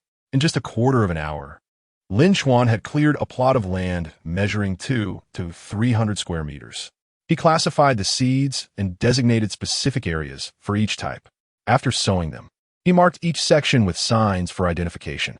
Lacking experience in planting spiritual herbs, he recalled that the process typically involved sowing, fertilizing, weeding, pest control, and ultimately harvesting. Now that the seeds were planted, the next step was fertilization. Spiritual herbs and plants primarily required abundant spiritual energy for growth, a resource Lin Chuan possessed in abundance. 8-level ferocious beast inner cores, millennia-old stone bamboo, spiritual liquid, 10,000 years spirit crystals. Lin Chuan produced a plethora of items imbued with spiritual energy. These items appeared quite suitable. However, aside from the liquids, it seemed the other materials could not be absorbed by the herbs. Staring at the heap of inner cores and spirit crystals, Lin Chuan suddenly had an epiphany. He retrieved a large barrel of spiritual liquid and crushed the solid materials into powder to mix in. After combining the various crushed powders with the spiritual liquid, Lin Chuan discovered that they dissolved completely, becoming part of the liquid. Was this not a solution? He lifted the barrel and began to sprinkle the concoction onto the soil. The mixture, infused with various crystal powders, integrated into the ground upon contact.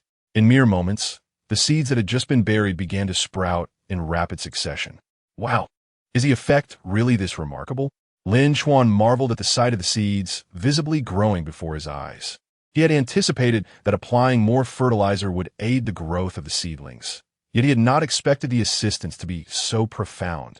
Unbeknownst to him, the materials he used for fertilization were all extraordinary items that would incite fierce competition among celestial and saint-level cultivators. Chapter 85. The arrival of Li Zhentong. While Lin Chuan leisurely tended to flowers on the back mountain, a tempest brewed outside the Tianma sect. Within the vast illusion of the great marsh, Li Zhentong stood before a scene of devastation, accompanied by a throng of demonic cultivators.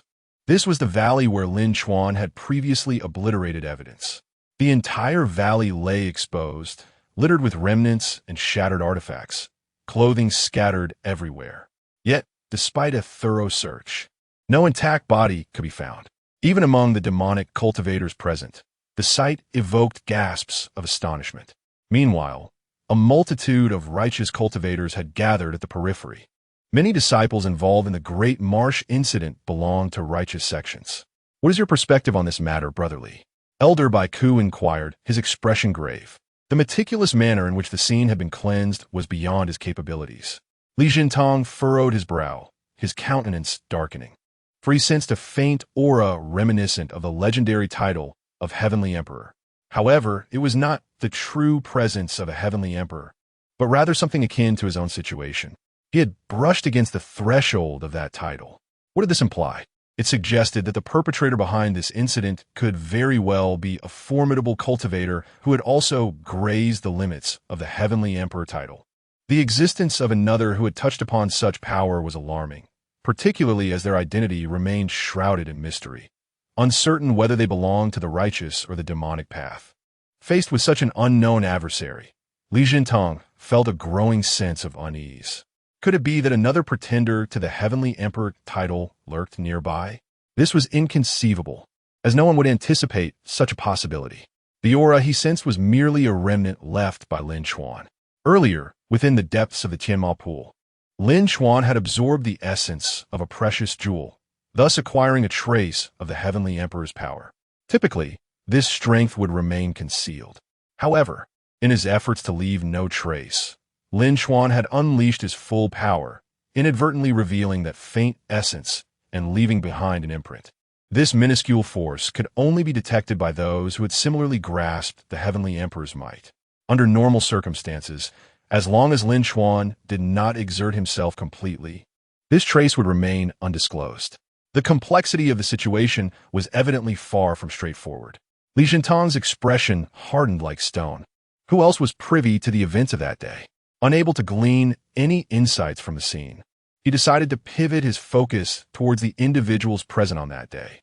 The disciples of our demonic sect had already been questioned. Those who survived were all on the periphery and lacked knowledge of the inner circumstances. A message had just arrived from the righteous sects, indicating that none had ventured deep inside. It appeared that all disciples who had ventured and were accounted for here.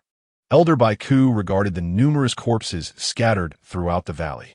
Suddenly, he shifted his tone, as if recalling something. The last to emerge from within was a disciple of the Tianma sect. The Tianma sect? Li Zhentong's expression remained inscrutable. He was aware of the Tianma sect and their prior minor grievances, yet nothing substantial had come of it. While their relationship was strained, it could hardly be classified as enmity, especially given the vast disparity in power between the Tianma sect and his own bloodslaughter sect. Thus, he had not deemed it worthy of concern. "Let us proceed to the Tianma sect," he commanded. The emergence of a pretender to the Heavenly Emperor title unsettled him greatly. He yearned to ascertain whether anyone had encountered that individual. The might of the Heavenly Emperor was not to be underestimated. Li Zhentong furrowed his brow. He harbored no fear of any single righteous sect, but a coalition of several could pose a significant threat. Coupled with the potential existence of an unknown pretender to the Heavenly Emperor title, the intricacy of the situation had exceeded his expectations. At Xiongyu Heavenly Mountain, within the Vanya Temple, a monk delivered the news to Ming Ju before retreating. The Tianma sect? Ming Ju's brow knitted in concern. The grandiose emergence of Li Zhentong had drawn numerous demonic sects into the fray. Now, his intention to visit the Tianma sect suggested a possible alliance among the demonic factions against the righteous path.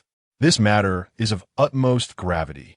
You must immediately contact the Tianyin Temple.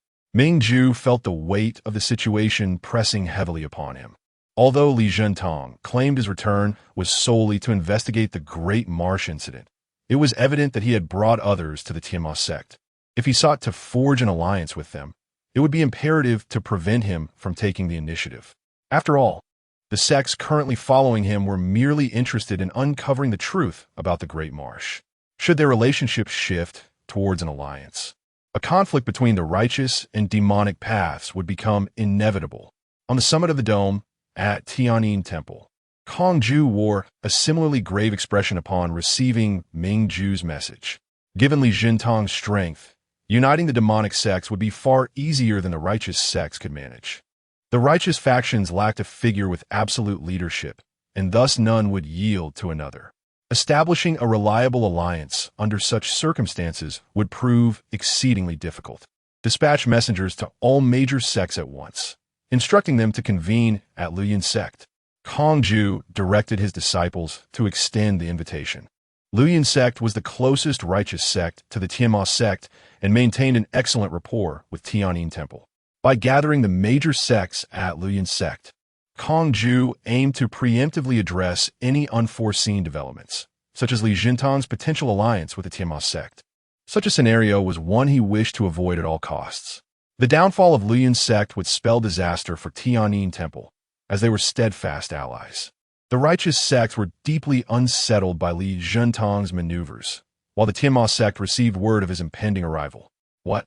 Li Zhentong is coming to investigate the Great Marsh incident? This is disastrous. Within the Tianma sect, the sect leader and elders remained composed. Yet several disciples who had previously accompanied Lin Chuan in the Great Marsh began to fidget restlessly. What should we do? Has he uncovered something? Panic ensued among the disciples, their anxiety palpable. Calm down. There is no need to panic.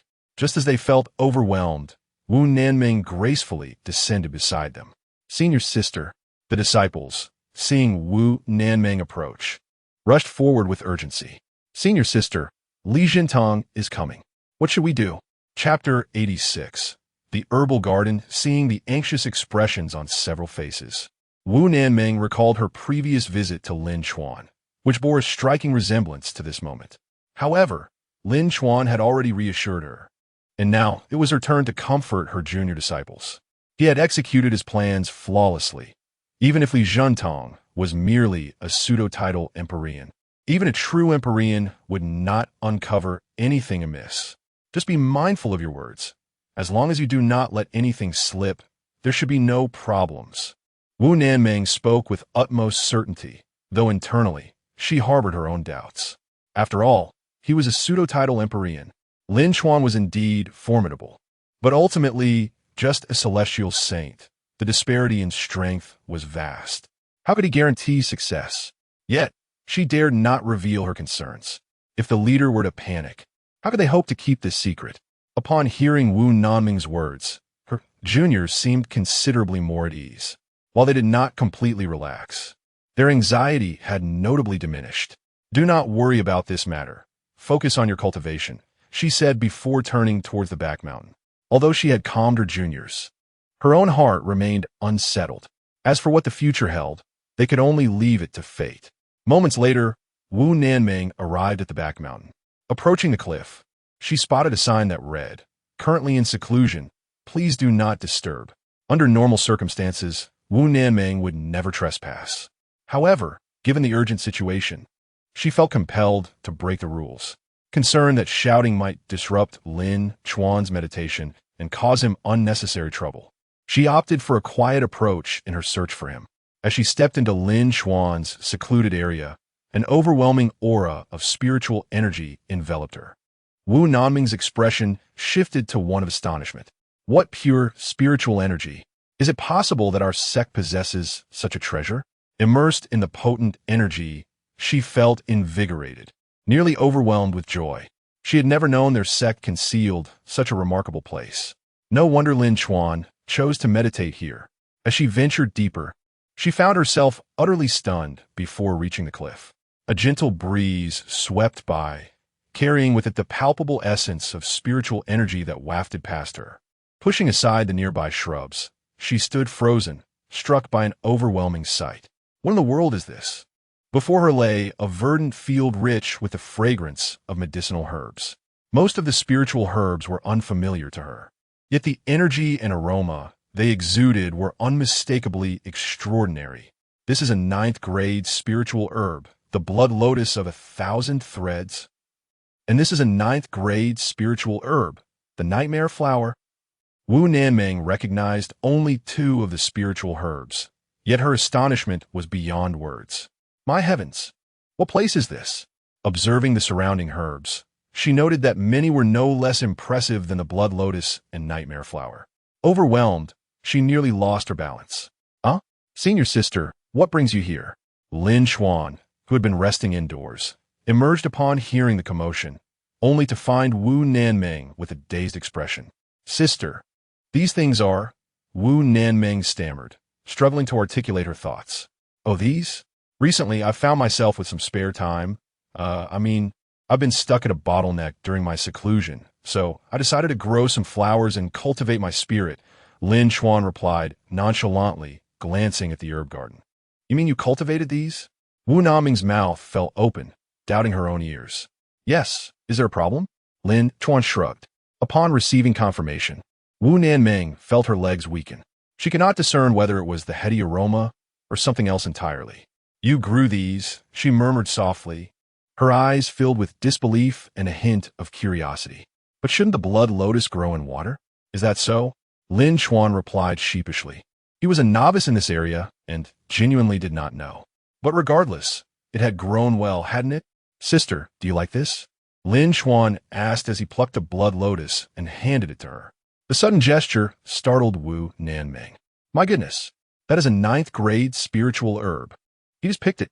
These flowers are quite beautiful, but they don't smell very good. Such a pity, Lin Chuan remarked with a serious expression, feigning regret. Wu Nanming rolled her eyes, nearly toppling over. Oh heavens, is there no justice left in this world? Seeing her nearly fall, Lin Chuan quickly steadied her and pressed the blood lotus into her trembling hands. At that moment, Wu Nanming found herself at a loss for words, her grip on the blood lotus quaking uncontrollably. Goodness, this is a 9th-grade spiritual herb. She had only seen such treasures in ancient texts. She had never imagined someone would present such a precious gift to her, as if it were mere cabbage.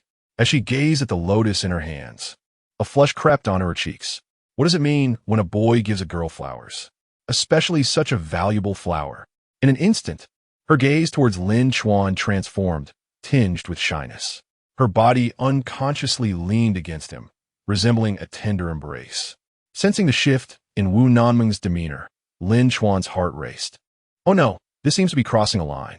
I had intended to create some distance between us. Now, it appears our relationship has drawn closer.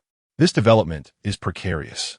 Ahem, Lin Chuan coughed discreetly, subtly pushing Wu Nanming away. So, senior sister, did you come here for something? Upon hearing his inquiry, Wu Nanming was so flustered that she failed to notice his subtle action, instead staring at him with uncertainty. Yes, junior brother, I came to discuss something important with you. Li Jintang is coming to our sect to investigate the matter of the great marsh illusion. Li Jintang is coming? Lin Chuan was taken aback by the news. Could it be that he had uncovered something? Chapter 87. What's the matter? Come and fight me. Lin Chuan was startled. Upon reflection, he was utterly convinced that he had left no loose ends. However, the news of Li Jintang's impending arrival took him by surprise, and that was precisely why he felt alarmed. Senior sister, you can rest assured about the matter I handled. I am confident that Li Jintang has uncovered nothing. Lin Chuan reiterated his assurance to Wu Nanming. Seeing his unwavering confidence, Wu Nanming felt her anxiety dissipate. Senior sister, regarding the great marsh illusion, please remind the fellow junior disciples who accompanied us that time. Lin Chuan was about to give a reminder when Wu Nanming interrupted him. Do not worry. I have already advised them. They will not let anything slip. Lin Chuan was taken aback by her confidence. He did not expect his senior sister to be so thorough in her considerations. Well, that is good. By the way, senior sister, how long until Li Jintang arrives at our sect? Wu Nanming, without much thought, replied honestly, "So soon?"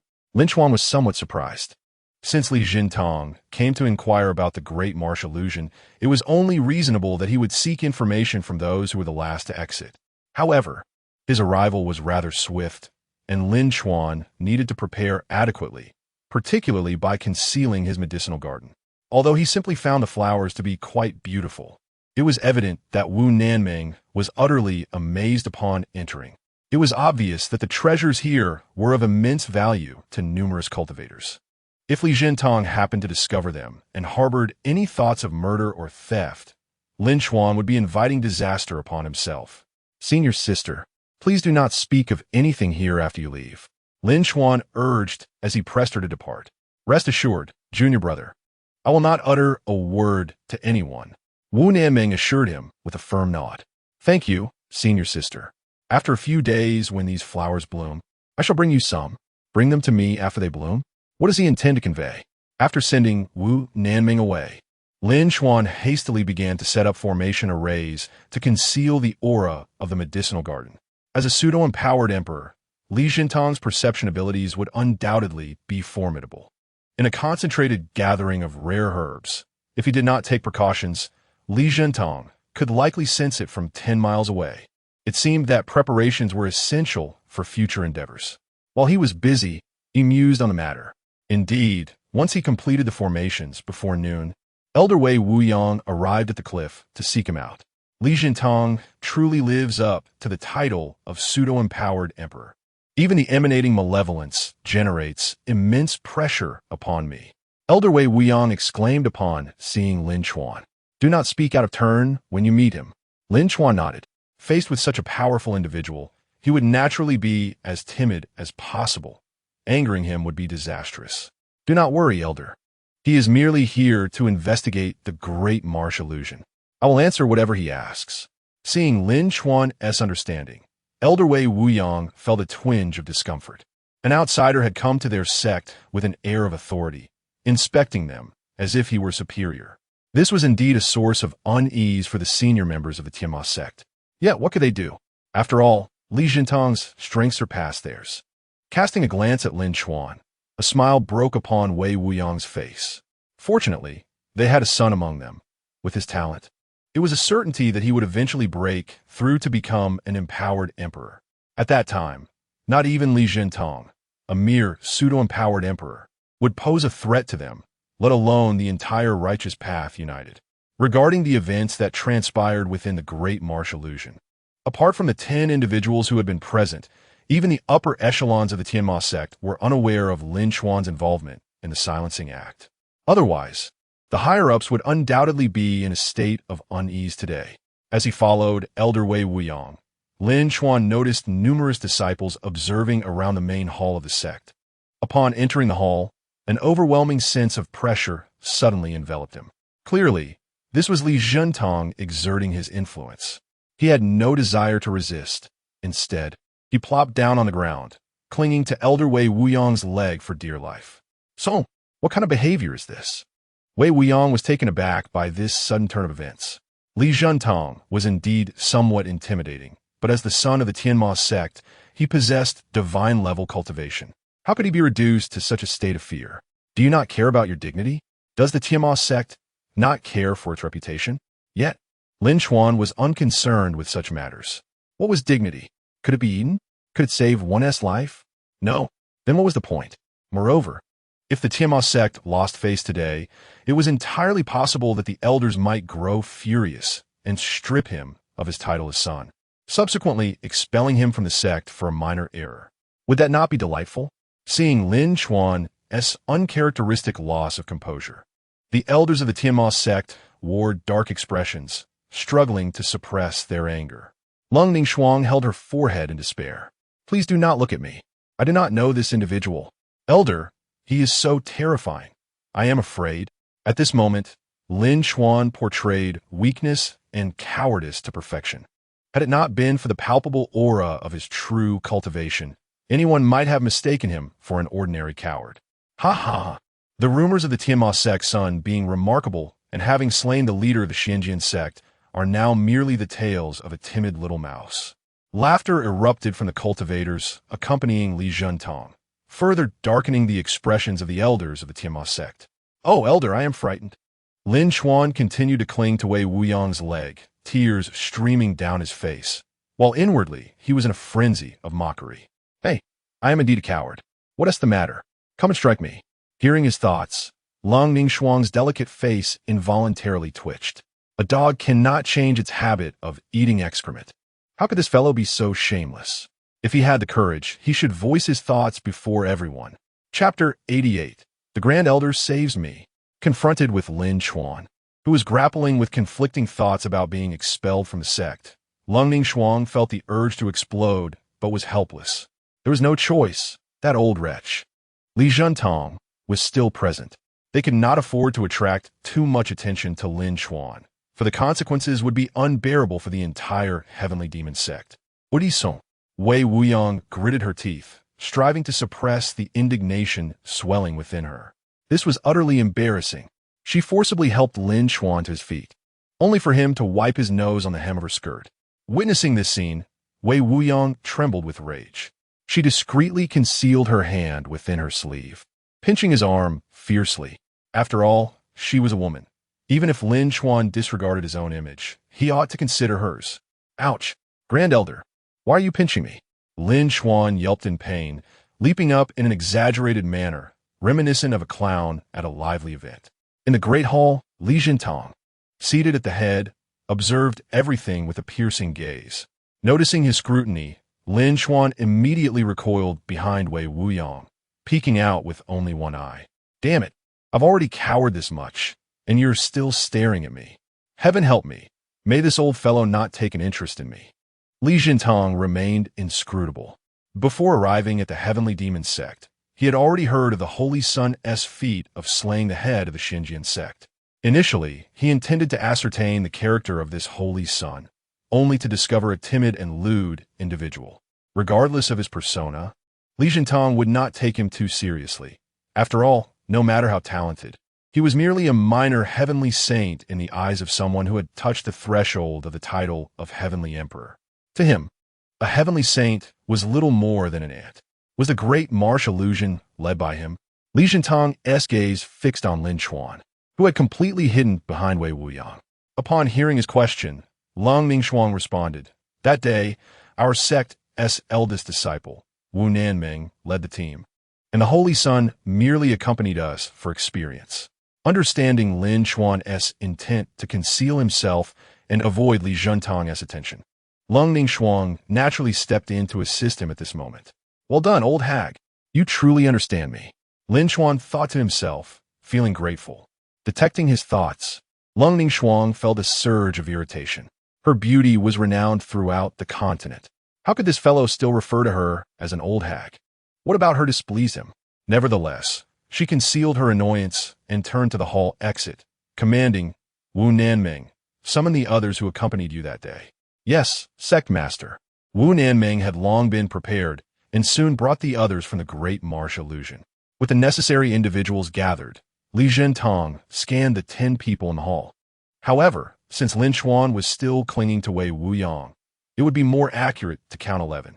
When the group met Li Zhentong's gaze, they all felt a shiver run down their spines, as if prey under the watchful eyes of a lion or tiger. Before they could compose themselves, Li Zhentong leaped forward, landing directly in front of them. "Speak. What did you see that day?"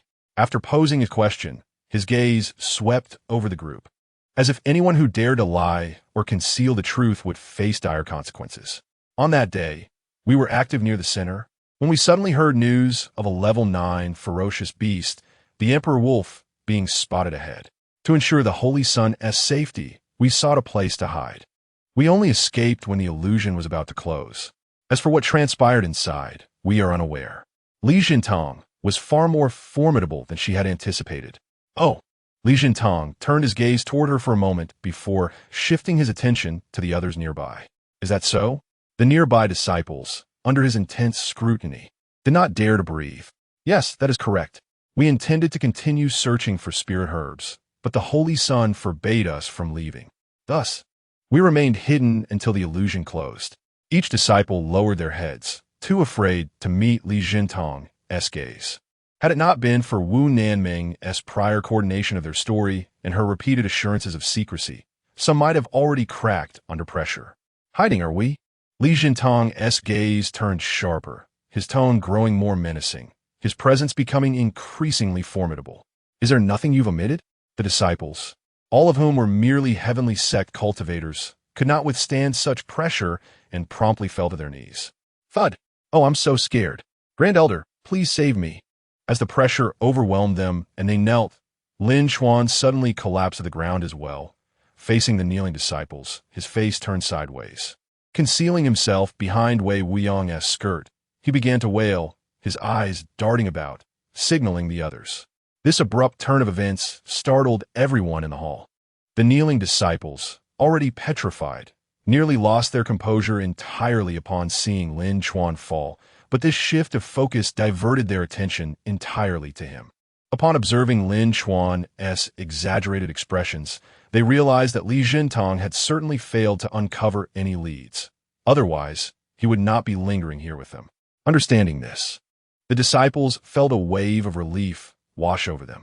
Clearly, today, Li Jintong would not be able to extract any information from them. However, Lin Chuan's antics did catch Li Jintong's attention. He could not pinpoint why, but he suddenly found this fellow rather peculiar. Li Jintong redirected his focus, locking his gaze onto Lin Chuan. Oh no, I'm doomed. Realizing he was under Li Jintong's scrutiny, Lin Chuan's mind raced as he pondered ways to evade disaster. Li Zhentan, I regard you as a guest in the heavenly demon sect, but do not take advantage of my hospitality. As Li Jintong approached Lin Chuan, Leng Ningshuang, who had remained silent for a long time, finally stood up, her expression stern. Meanwhile, the upper echelons of the heavenly demon sect rose in unison, all fixated on Li Jintong. Clearly, he had overstepped his bounds. What was initially meant to be a simple inquiry had escalated into outright bullying. Chapter 89. Can the old hag read minds? Confronted by the sudden fury of the senior members of the heavenly demon sect, Li Jintong's gaze sharpened. This incident might involve an unknown pseudo-emperor of the sealed title. If he did not investigate thoroughly, he would undoubtedly be restless. He held no fear of the heavenly demon sect, yet the current situation was intricate, and recklessly creating enemies would be unwise. For a moment, he remained silent, pondering how to resolve this matter. Something has happened, brotherly. At that moment, a voice suddenly resonated in Li Jintong's mind. Li Jintong turned sharply to the side, focusing on the elderly Baiku. I have just received news that the monks from the Fannin Temple and the Tianyin Temple are gathering at the Flowing Cloud sect. It seems they are not here with good intentions. Upon hearing this news, Li Jintong's expression darkened. He had just arrived at the heavenly demon sect, and the righteous sect was already convening nearby. What did this imply? Were they planning to target him? The situation was sudden and unclear, and he could not ascertain his opponent's intentions. Thus, it was imperative that he did not openly confront the heavenly demon sect. Given the ambiguity of the situation, it would be wise to retreat first and clarify matters before making further plans. Suddenly, Li Jintong donned a smile, clasping his fists. I apologize for my impatience. Please do not take offense. His unexpected change of demeanor left the perplexed members of the heavenly demon sect momentarily stunned. They had prepared themselves for a confrontation, only to find him choosing to back down. Was he intimidated by them? Clearly not. Something else must have transpired. Otherwise, how could this old man's attitude have shifted so dramatically? Nevertheless, Li Jintong's decision to de-escalate was indeed a favorable development. Considering the current strength of the heavenly demon sect was not to be underestimated. Since Senior Li has gathered the information he sought, we shall not impose upon you further. Though Leng Ningshuang's address was exceedingly respectful, her tone was far from cordial. Li Jintong paid no heed, merely nodding to his companions before turning to leave. It was evident that he would not remain any longer, even without a formal dismissal from the heavenly demon sect. Regarding the investigation into the unknown pseudo-emperor, it was still merely a suspicion that Lin Chuan and his companions possessed some knowledge. This mere conjecture did not warrant a significant cost on his part. Once Li Jintong and his entourage departed, Lin Chuan leisurely rose from the ground, even taking a moment to wipe his nose with Wei Wuyang's skirt. After witnessing Li Zhentong's departure, Lin Chuan immediately returned to his true self, and Wei Wuyang quickly realized that his earlier display of fear had been feigned. However, recalling how Lin Chuan had clung to her leg, weeping and using her skirt to wipe his nose, her expression shifted dramatically, pale, flushed, and evidently incensed. Seeing her leave, Lin Chuan grinned. That was quite perilous today. I never expected that old man Li Zhentong would be so difficult to deal with. Fortunately, thanks to the old hag's support, I managed to escape a dire situation. As he internally praised Leng Ningshuang, he noticed her approaching with a rather sinister expression. You all can leave. You come with me. With a wink to his companions, Lin Chuan followed Leng Ningshuang leisurely. This should be enough for me to get expelled, right? Just thinking about life without the old hag is delightful. Before reaching their destination, Lin Chuan began to fantasize about the carefree life he would lead after being expelled from the sect. He imagined finding a secluded place to hide away, free from the troubles of sect rivalries. The thought of a comfortable future made him chuckle aloud. Walking ahead, Leng Ningshuang felt a surge of irritation upon hearing Lin Chuan's thoughts. Why was he always contemplating fleeing the sect? Was she truly too harsh on him? Suddenly, Lin Chuan, lost in his thoughts, collided with Leng Ningshuang. She remained unfazed while he stumbled back a few steps. Why aren't you leaving, Sect Master? Lin Chuan scratched his head, fearing his prior thoughts had been uncovered. Unperturbed, Leng Ningshuang was focused on retaining Lin Chuan, hoping he would willingly choose to stay within the Heavenly Demon Sect. However, she currently lacked effective means to achieve this, and was preoccupied with another pressing matter.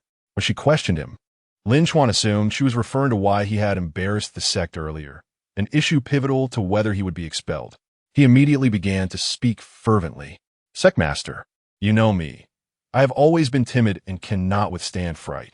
Enough. Don't think I'm unaware of your little schemes. Leng Ningshuang interrupted before he could continue his performance. I will address this matter later. Right now, I am inquiring about the Great Marsh Illusion. The Great Marsh Illusion? Lin Chuan, momentarily taken aback by her interruption, quickly realized she must have deduced something. There's nothing regarding the Great Marsh Illusion. We've been hiding perfectly well and know nothing at all. Seeing his reticence, Leng Ningshuang felt a twinge of discomfort. Ever since the incident at the inn, Lin Chuan's standing in her heart had notably changed. Yet, he still called her old hag in his mind and harbored so many secrets from her. Will you speak or not?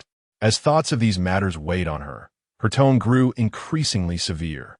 Lin Chuan was startled by her sudden outburst. Was this old hag's problem now? Hearing him refer to her as old hag internally once more, Leng Ningshuang's anger flared. She seized Lin Chuan by the ear, exclaiming, Old hag, is it? I'll make you call it out. The latter, teary-eyed from the pain, desperately pleaded for mercy. Sister, I was wrong. I was wrong.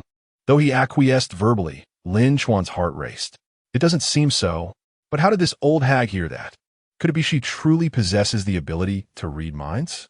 Realizing that her ability to hear Lin Chuan's thoughts was nearly exposed, Leng Ningshuang composed herself. She could not allow him to discover this. Otherwise, he would surely conceal matters from her in the future, perhaps even avoid her altogether. This was not the outcome she desired. Chapter 90, perhaps you should reconsider? Cold Ning Fra suggested, you need not conceal the matter of the Great Marsh Illusion from me. Even if you remain silent, am I not able to inquire with Wu, Nan Dream, and the others? She swiftly altered the subject, wary of allowing Lin Chuan to dwell on it any longer. Indeed, Lin Chuan's attention was immediately diverted to this matter. He was well aware that Cold Ning Fra's assertion held merit. Although Wu Nan Dream generally heeded his words, her loyalty to the sect was evidently paramount. As the sect leader, Cold Ning Frost would certainly not conceal anything when questioned. However, upon reflection, even if Cold Ning Frost were to learn of this incident, it would merely mean one more person was aware of it, posing no significant impact. After all, Cold Ning Frost was, in fact, more deserving of Lin Chuan's trust than several other disciples from different sections. Very well, I shall tell you, Lin Chuan shrugged, beginning to recount the events that transpired in the Great Marsh Illusion. That is essentially how it unfolded. Upon hearing Lin Chuan's narrative, Cold Ning Frost regarded him with a skeptical expression, clearly finding it hard to believe. You mean to say that you were the one who killed those 3,000 cultivators? That valley was your handiwork. Lin Chuan nodded. What other explanation could there be? Receiving his affirmative response, Cold Ning Frost found herself struggling to digest this revelation. Though she was hesitant to accept it, if Lin Chuan were merely boasting, she could easily uncover the truth by asking Wu Nan Dream, thereby exposing his claims. Hence, it was nearly certain that Lin Chuan was not exaggerating. Yet therein lay the conundrum. She was aware of the circumstances surrounding the Great Marsh illusion, and even she would have found it impossible to accomplish such a feat. How could Lin Chuan, who had only just ascended to the heavenly saint rank, achieve something she herself could not? The only plausible explanation was that Lin Chuan harbored many secrets. Just how many secrets do you conceal, you rascal? Cold Ning Frost scrutinized Lin Chuan, her gaze seeming to strip him bare. Yet, although she was curious about his secrets, she would not press him for answers, hoping instead that one day he would willingly share everything with her. This was the situation at hand. Lin Chuan chose to remain tight-lipped regarding his secrets, for discussing the system would yield no understanding from others. Moreover, it could attract unwanted attention, leading to dire consequences for him. That would be quite a loss, wouldn't it? Nevertheless, Lin Chuan expressed heartfelt gratitude to the sect leader for her assistance that day. Had it not been for her interventions, he would likely have found himself subjected to interrogation by Li Juntang by now. I merely did what was necessary, Cold Ning Frost replied, her cheeks slightly flushed by Lin Chuan's unexpected gratitude. He had never been so tender toward her before. You are the holy son of the sect. When faced with challenges, it is my duty as the sect leader to stand by you. Lin Chuan understood that had it been any of the other elders, they might have stepped forward as well. Regardless of their motivations, he had indeed received a favor, and thus his gratitude was genuine. Moreover, gratitude is not merely expressed with words. Sect leader, come with me to a certain place. Before Cold Ning Frost could react, Lin Chuan grasped her small hand and soared towards the rear mountain. What are we doing here? As night fell, Cold Ning Frost gazed into the dark woods, her cheeks flushing. She had long heard rumors of certain disciples secretly rendezvousing in the rear mountain, but had not anticipated Lin Chuan would bring her here. Was this to be a date? No, he seemed quite familiar with this place. Had he previously courted another woman here? A tumult of thoughts surged through her mind, and her expression shifted dramatically. Come, let us visit my seclusion spot. I have something extraordinary to show you. Lin Chuan, oblivious to her thoughts, continued to lead Cold Ning Frost toward the cliff's edge. The place where you meditate? Cold Ning Frost suddenly recalled that Lin Chuan had indeed mentioned a period of seclusion. At the time, she had assumed he merely sought to shirk responsibilities. Now, it seemed he might have concealed something precious here. Convinced that his familiarity with the area had nothing to do with dating, she smiled once more. Before they reached their destination, Cold Ning Frost sensed a rich aura of spiritual energy surrounding them. The sect possesses such a treasure? Why was I unaware of this before? Are you ready? Due to prior arrangements involving an illusion array and hidden aura formations, the medicinal garden remained concealed from view. What? Cold Ning Frost found herself momentarily at a loss. Lin Chuan chuckled, forming a hand seal to dismantle the protective formations. With a resounding sound, the grand array was lifted and the mist dispersed. Under the night sky, various extraordinary medicinal herbs shimmered with multicolored brilliance.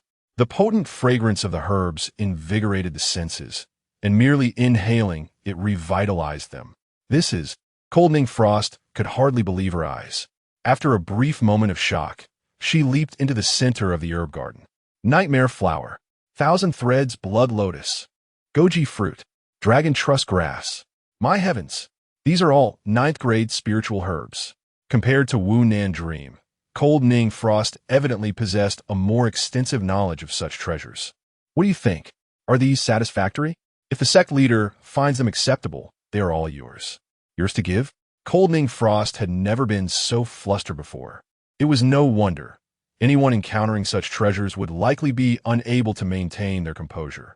Lin Chuan was an exception, as he had relied on the system for all his heavenly materials and earthly treasures. How could he comprehend their true value? I cannot accept these. After taking a deep breath to calm her racing heart, cold Ning Frost gradually regained her composure. Although she did not know where Lin Chuan had acquired such exquisite spiritual herbs, she believed he, with his superior talent, needed them more than she did. Moreover, the fact that he would offer them to her brought her immense joy. Lin Chuan paused, initially expecting cold Ning Frost to gladly accept. But the outcome was not as he had envisioned. Could it be that she finds them unworthy? This was perplexing. Her astonishment had seemed genuine. Lin Chuan had intended to use these treasures to repay cold Ning Frost for her kindness. Perhaps you should reconsider? Just as he was about to persuade her further, Lin Chuan suddenly remembered something. He leaped into the garden, carefully selecting from among the herbs. Seeing Lin Chuan suddenly busy in the garden left cold Ning Frost bewildered. Then, she noticed him approaching with a handful of thousand threads blood lotus flowers. Chapter 91. You are the false sovereign emperor. I declare it. Is this an attempt to gift flowers to oneself? Beneath the moonlight, the delicate visage of Leng Ningshuang suddenly flushed with color. Just as she extended her hand to receive, Lin Chuan interjected, I nearly forgot. Today, I promised my senior sister to deliver some flowers. Senior sister? Wu Niming? For her. Leng Ningshuang's hand, halfway outstretched, froze in midair. A gust of cold wind swept by, and time seemed to stand still at that moment. Master, consider the offerings here further. I shall first deliver flowers to my senior sister. As Lin Chuan turned, a roar erupted behind him. Lin Chuan, under the moonlight, Leng Ningshuang's aura surged, her shadow elongated, akin to a ravenous wolf stalking its prey. Lin Chuan gulped, bewildered by this sudden display of madness from the elder. He remained rooted in place, clutching the bouquet to his chest, paralyzed with trepidation. You! Leng Ningshuang pressed closer, her face nearly touching Lin Chuan's. Snatching the chintzy blood lotus from his grasp, she growled, Who said I didn't want it? I want all the flowers here. They are all mine. You shall not give them to anyone else. Observing her frenzied demeanor, Lin Chuan broke into a cold sweat. Goodness, has this old hag truly lost her mind? Hearing his thoughts, Leng Ningshuang nearly choked on her breath. What do you mean, lost her mind? You are clearly on a date with me, yet still think of other women, and you intend to give away flowers that rightfully belong to me. Is there any justice in this? Is there any law? They are all yours. All yours. Lin Chuan hastily declared the ownership of the garden, yet inwardly mused. Just a moment ago you rejected them, and now you are seizing them. Indeed, the heart of a woman is as inscrutable as the depths of the ocean. The ancients did not deceive me. Meanwhile, at the Luyun sect, it appeared that Li Zhentang was indeed investigating the matter of the day's illusion. This could prove advantageous. Once he uncovers the truth, we too shall know the identity of the perpetrator and seek vengeance for our fallen disciples. The leaders of various righteous sects gathered together. Initially, they were startled to hear that Li Zhentang might ally with the demonic sections. Thus, upon receiving the invitation from Kongju to convene, they hurriedly arrived. However, they seemed to have misjudged Li Zhentang's intentions, perceiving the situation as far graver than it truly was. Clearly, the sects present were not inclined towards actual warfare. No one wished to step forward as cannon fodder, nor did anyone want to be used as a pawn by other sections. As the initiator of this assembly, Kongju breathed a sigh of relief. It was now nearly certain that Li Zhentang would not overstep his bounds for the time being. Given enough time, the righteous faction could indeed unite. At that point, even if Li Zhentang sought conflict, they would no longer cower in fear. Master, I have just received news that Li Zhentang has gone to the ruins of the Xinjiang sect. A young monk approached Kongju and whispered, Xuanzhan sect. Kongju furrowed his brow in contemplation. Do you know what he seeks? I have heard from the demonic side that he seems to be searching for traces of a false sovereign emperor. False sovereign emperor? Kongju's heart jolted. Could it be that, aside from Li Zhentang, another false sovereign emperor exists? Connecting this to the day's illusion incident and the destruction of the Xinjiang sect by the beast tide, Kongju felt a sense of urgency and promptly shared his findings with the others. Esteemed sect leaders, the day's illusion incident is likely the work of an unknown recluse. Furthermore, the annihilation of the Xianjian sect may also be linked to that individual. The sect leaders fell into deep thought as they received reports from their subordinates. They were all aware that Li Zhentang was currently investigating a certain unknown false sovereign emperor. A second false sovereign emperor? What nonsense is this? The emergence of one false sovereign emperor from the demonic sect has already left them restless. Now, another one is roaming about. Although his identity is unknown, it is evident that the individual capable of annihilating the righteous sect, Xianjian sect, cannot be one of their own. Even if he does not belong to the demonic sect, he is unlikely to be an easy adversary. Considering that Li Zhentang is scouring the world for him, the mood among those present began to grow anxious. Suddenly, someone stood up. Everyone knows that Li Zhentang's great-grandson perished in the day's illusion. Hence, that individual must be his enemy. Realizing this, the sect leaders quickly connected the dots. Indeed, while the unknown recluse may have been involved in the destruction of the Xianjian sect, he also holds enmity with Li Zhentang. This means that if our side were to find him first, we might have the chance to ally with him and eliminate Li Zhentang in return. The assembly exchanged thoughts and unanimously agreed to seek out the unknown recluse first, then join forces to eliminate Li Zhentang. With a rare consensus, the leaders of the Luoyuan sect promptly dispatched messages, ordering their disciples to venture forth in search of traces, ensuring they locate the individual before Li Zhentang does. As news spread like wildfire among the righteous sects, the demonic sect was equally aware of their movements. At the Tianma sect, atop the Holy Maiden Peak, Lin Chuan had just settled in a bed when he was seized by Leng Ningshuang.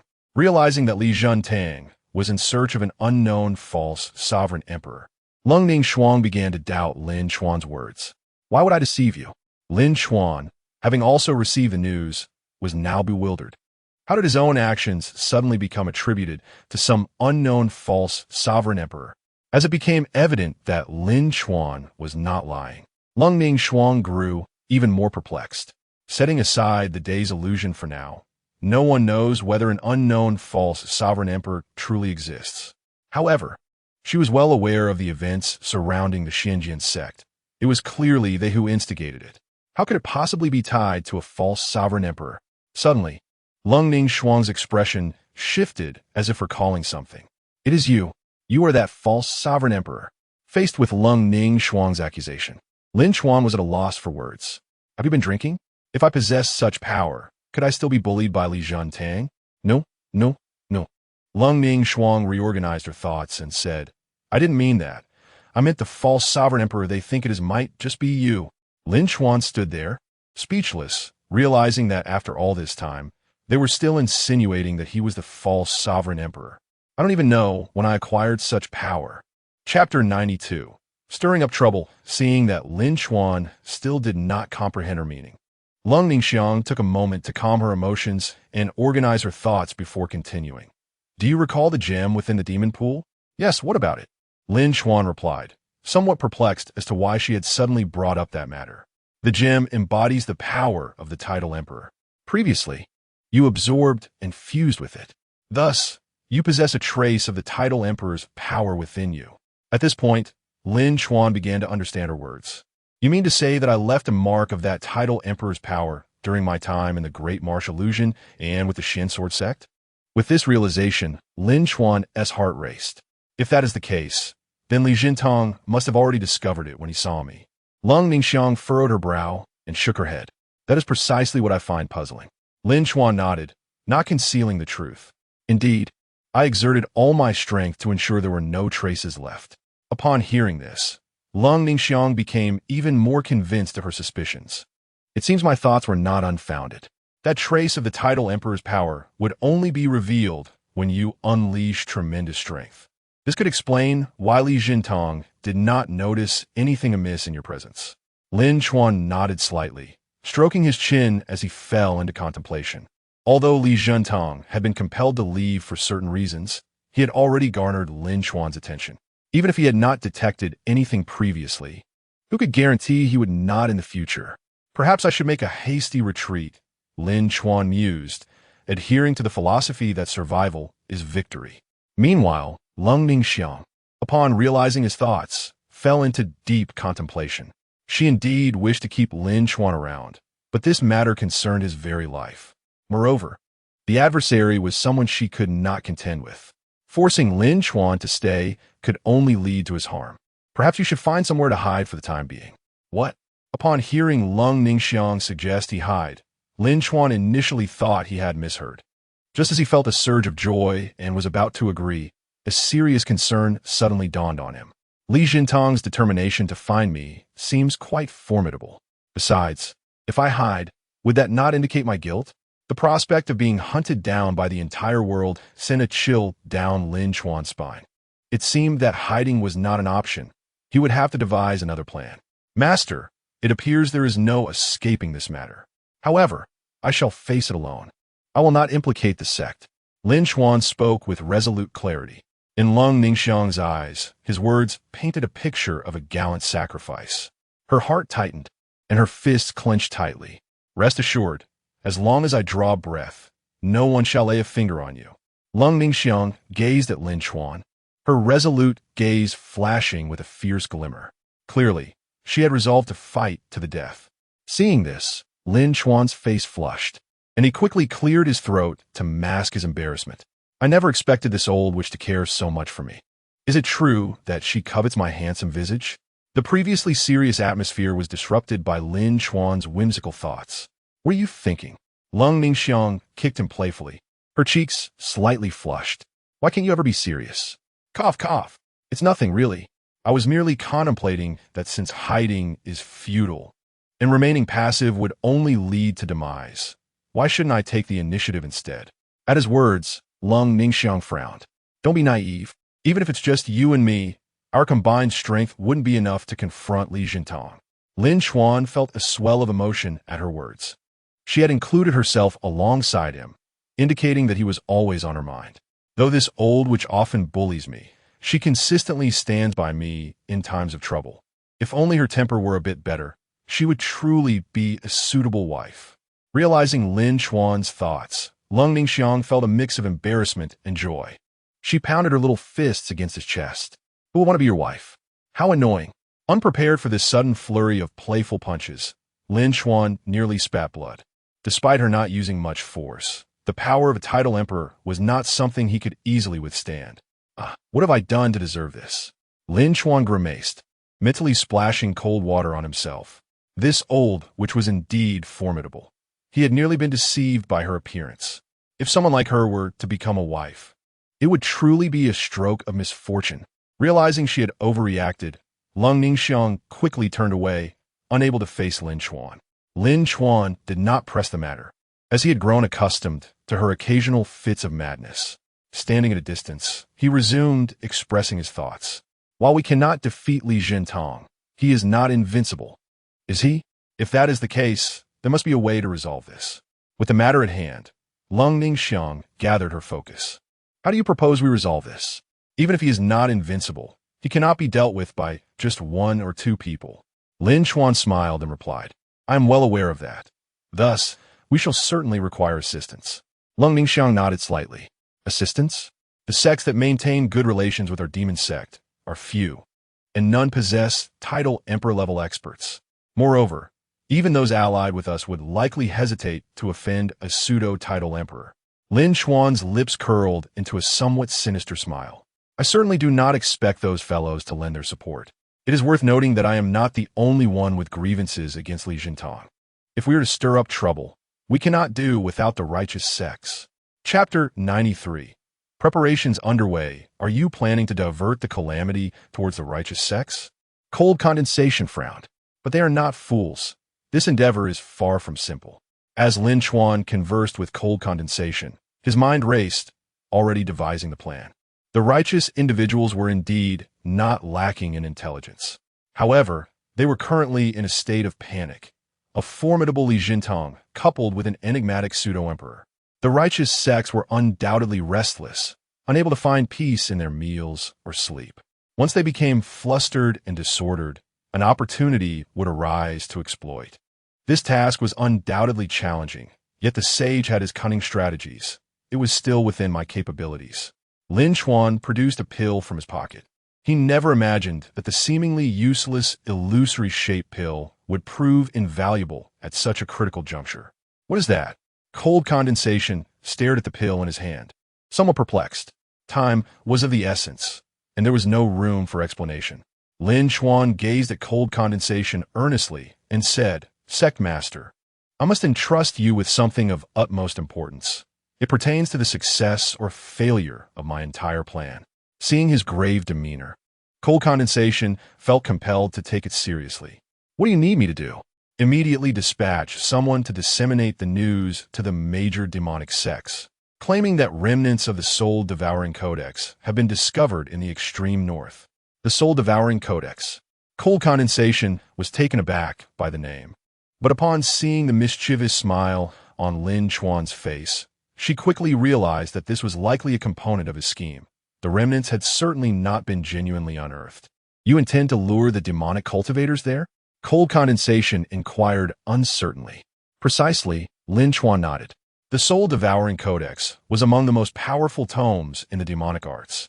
Every practitioner of demonic techniques was aware of it, and it was an object of their fervent desire, provided they had not yet ascended to the rank of a titled emperor or comprehended the power of one. After all, the soul-devouring codex was merely an exceptional cultivation method, with the pinnacle being the titled emperor. Consequently, titled emperors would naturally dismiss it, and those who had grasped the power of a titled emperor no longer required such artifacts. Dispersing the news of the discovery of the soul-devouring codex's remnants would undoubtedly draw the attention of the major demonic sects to seek it out. The righteous sects, on the other hand, would not pursue it, as the treasures of the demonic realm were virtually worthless to them due to their differing cultivation methods. Lin Chuan's intentions were now abundantly clear: to divert a significant number of demonic cultivators away, thereby orchestrating an ambush against Li Zhentong by the righteous sects, ensuring that no one would intervene during the assault on Li Zhentong. Cold condensation had grasped Lin Chuan's plan, yet her mind was still laden with questions. "I assure you I will execute this well, but the righteous sects may not comply with your designs." Lin Chuan was well aware of this and had made preparations. "Leave the other matters to me. I entrust everything related to the demonic side to you, Sect Master." He raised the illusory shape pill in his hand, clearly indicating that it was also a crucial element of his plan. Cold condensation did not press further. Since Lin Chuan had assigned her the task of diverting the demonic attention, her focus now was how to execute this matter to the fullest extent.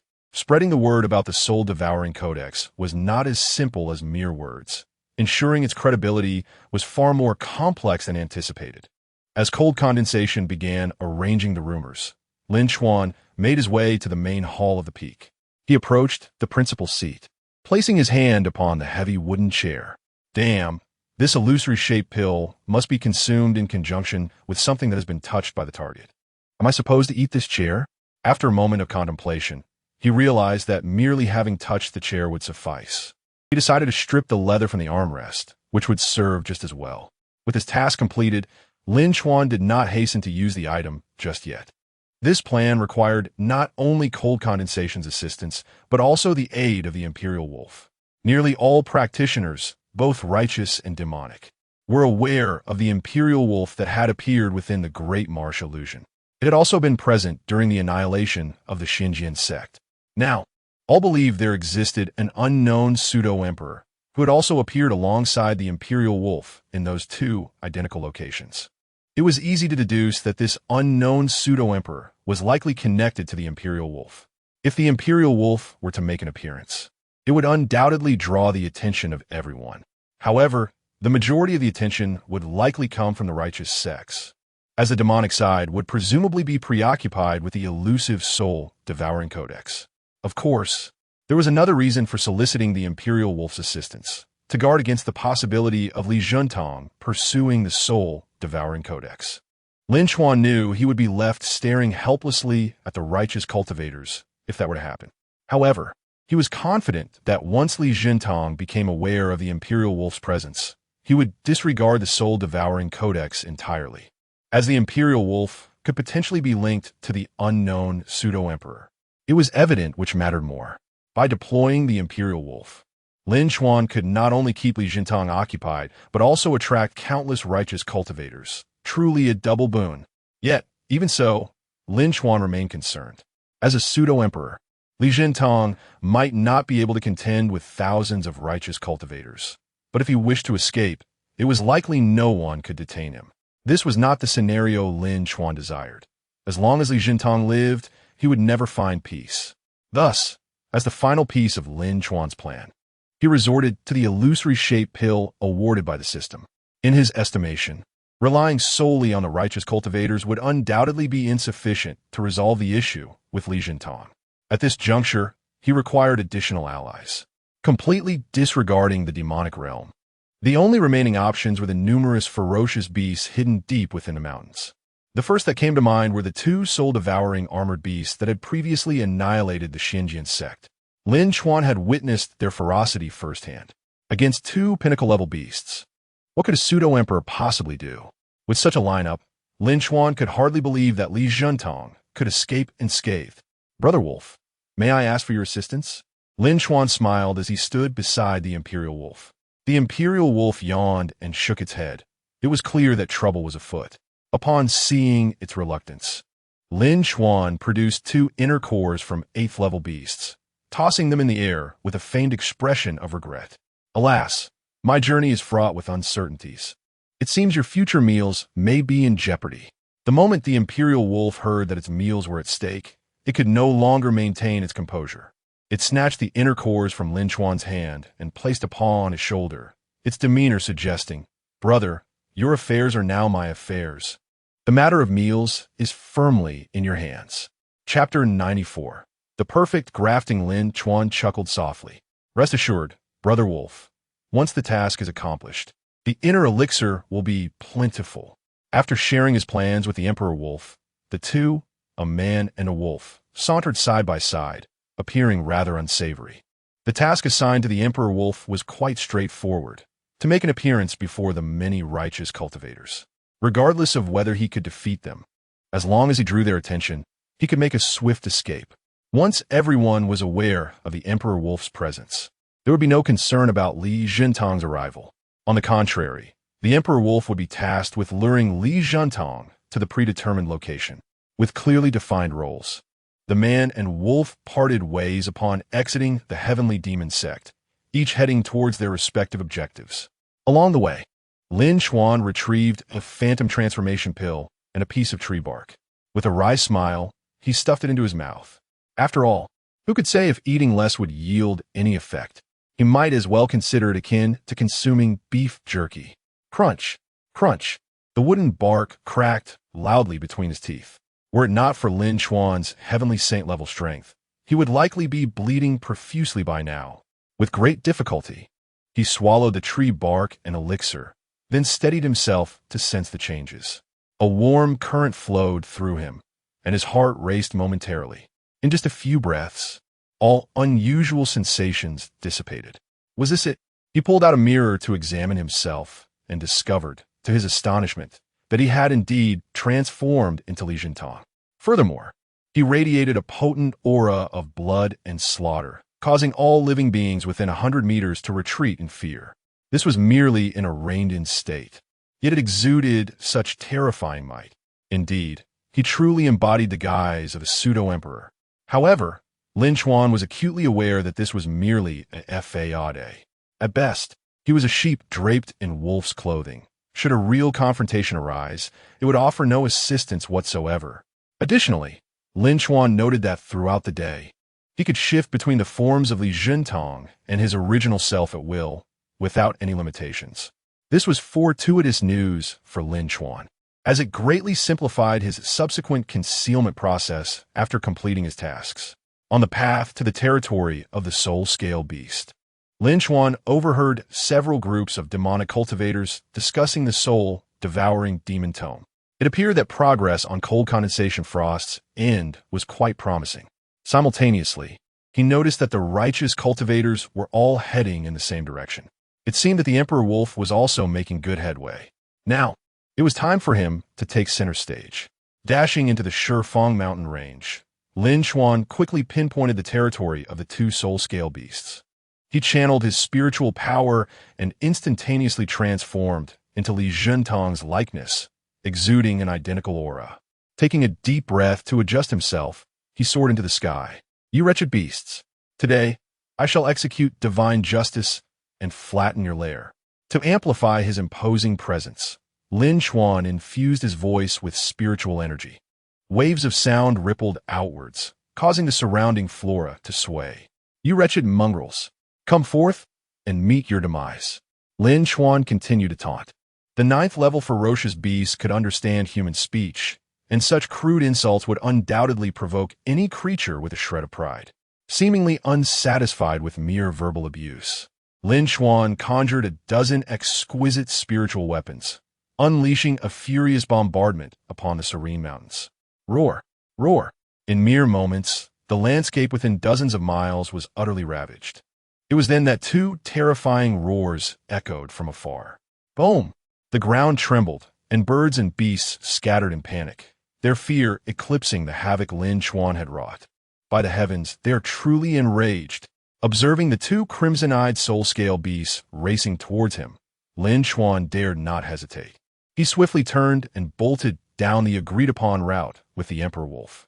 Thankfully, he possessed the ability to shrink distances, and these two beasts had a notable speed disadvantage. Just as he was congratulating himself on his swift escape, Lin Chuan suddenly sensed an overwhelming surge of spiritual energy from behind. In an instant, as he dodged to evade, his afterimage was obliterated by a laser as thick as a barrel. Good heavens, is it necessary to be so extreme? With the soul-scale beasts now furious, Lin Chuan felt beads of cold sweat forming on his forehead. Was it really worth risking their lives over a few insults? He grumbled internally, but soon realized that he had not only insulted the beasts, but had also demolished their home. Imagine if someone barged into your house, berating you while tearing it apart. Who could remain calm in such a situation? It would be a miracle if they didn't devour the intruder on the spot. As he lamented, another laser, again as thick as a barrel, shot towards him from behind. Utilizing his shrinking technique, Lin Chuan swiftly dodged, narrowly escaping another strike. The power of these ninth-level beasts was indeed formidable. He could distinctly sense the cataclysmic force behind those lasers. He was certain that even an Emperor-level expert would be reduced to nothing if struck. Such audacity from these beasts. As Lin Chuan fled at breakneck speed, he suddenly heard a furious voice ahead, followed by a mocking wolf howl. Oh,